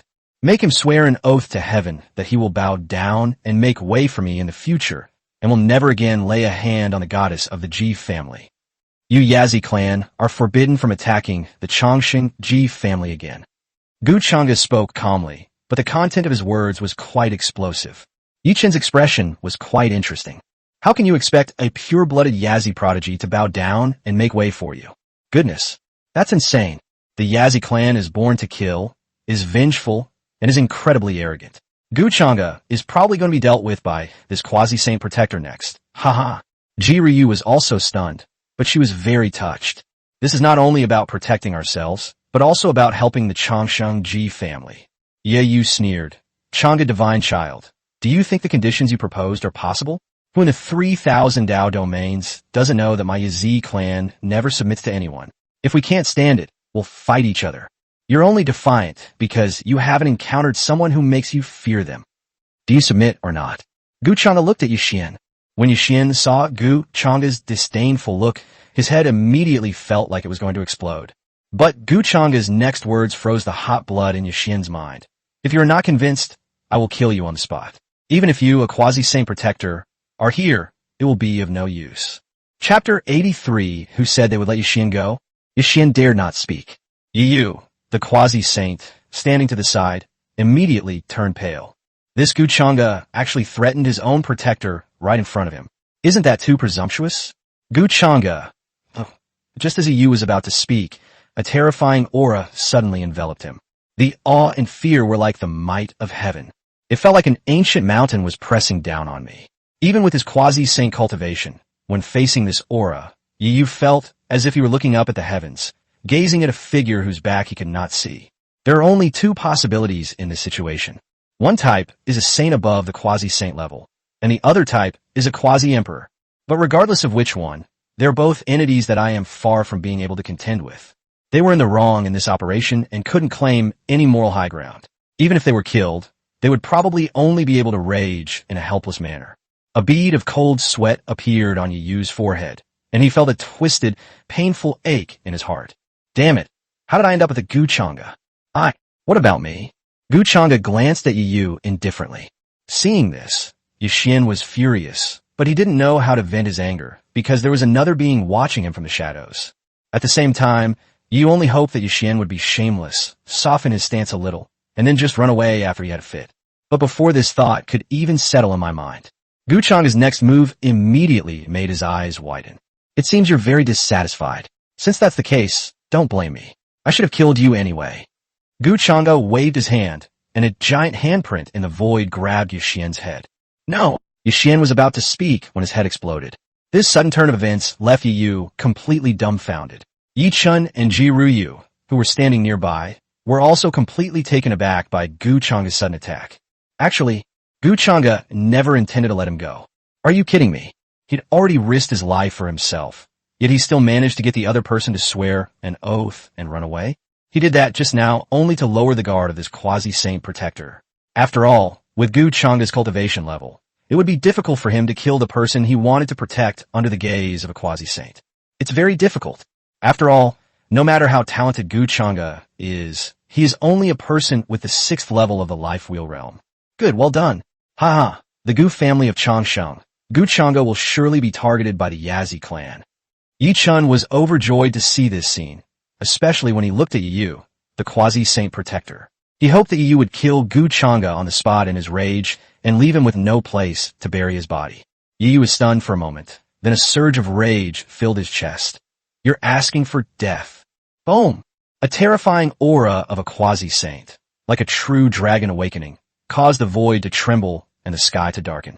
Even Gu Chengda, Jiru Yu, and Yi Chun felt as if an ancient divine mountain was pressing down on them, making it hard for them to breathe. In his fury, Yi was about to make a move, but the next second, his body suddenly stiffened, his face turned deathly pale, and the quasi-saint aura on his body disappeared. When did the insignificant Yazi clan dare to attack the divine son of my Chongqing Gu family? A faint voice resonated through the heavens. Cold sweat instantly beaded on Yu's forehead as he looked up at the sky in terror. Gu Chengda killed my Yazi pure-blooded prodigy first. Is it wrong for me to be angry? Of course it's wrong. In the 3,000 Dao domains, everyone has secretly agreed that the younger generation should compete, and we older generation will not interfere. Not to mention that it was your Yazi clan that ambushed us first. So what if we killed one of your pure-blooded Yazi cubs? Don't even mention killing him. I'll even cut off your arm. A chilling voice echoed through the sky. Yu was terrified and furious. How dare you? Do you want to start a war between the Yazi clan and the Chongqing family? Oh, if you're so capable, then let your Yazi clan come. The voice in the sky sneered, and before Yu could react, half of his body suddenly exploded. Boom! Yixian let out a miserable scream, his face turning deathly pale. Seeing this, Yi Chen's lips twitched. As expected, neither Changsheng nor the Gu family were good people. Is this what you mean by cutting off someone's arm? They almost sliced off half of someone's body. Okay, you. If you dare say another word, you'll be staying here. The indifferent voice seemed to know Yizi's temperament. Before Yixian could speak, the murderous voice made Yu shut up immediately. Yu remained silent, then vanished into the void in a single step. In the blink of an eye, half of a quasi-saint's body was blown off. Yi Chen knew the cultivation level of Gu Chengda's protector. He was definitely a saint with a cultivation level of more than the 5th level. Even at his peak in his previous life, his cultivation level was only this high. Gu Chengda actually has a high-level saint protecting him. It's so enviable. I want to take their place. These top-tier forces truly evoke both love and hate. After Yu left, Gu Chengda looked at the sky, clasped his hands in a slight bow, and said with a smile, I never expected that Ancestor Gu Yang would protect me. I'm very grateful for Ancestor's protection. Haha, Chengda, if I don't protect my Chongqing Gu family, am I supposed to protect outsiders? Ancestor Gu Yang laughed heartily and stepped out from the void. Unlike Yixian's previous supreme aura, Ancestor Gu Yang has returned to simplicity and is just like an ordinary person. Even saints are just ordinary people. A powerful being at the Supreme God realm once said this. But in reality, only those who have truly experienced the realm of the sage can understand the meaning of this sentence, and Gu Chengda certainly doesn't know it now. Greetings, Ancestor Gu Yang. Jiru Yu, who was standing to the side, came to Gu Chengda's side after the battle ended, and also respectfully bowed to Gu Yang. Alright. Since it's our first meeting, here's a small gift for you. I hope you won't mind that your ancestor didn't prepare it well.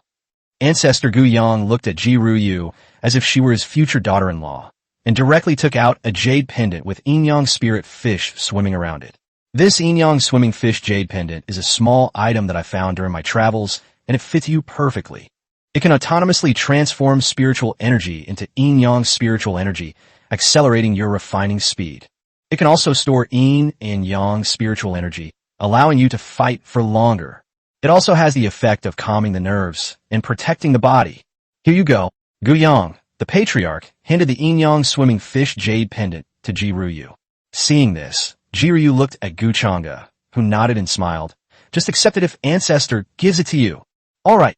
Jiru Yu nodded, bowed deeply to Ancestor Gu Yang, and accepted the gift, saying, Thank you, Ancestor. Jiryu received the Inyang fish jade pendant and instantly felt a perfect match and was very satisfied.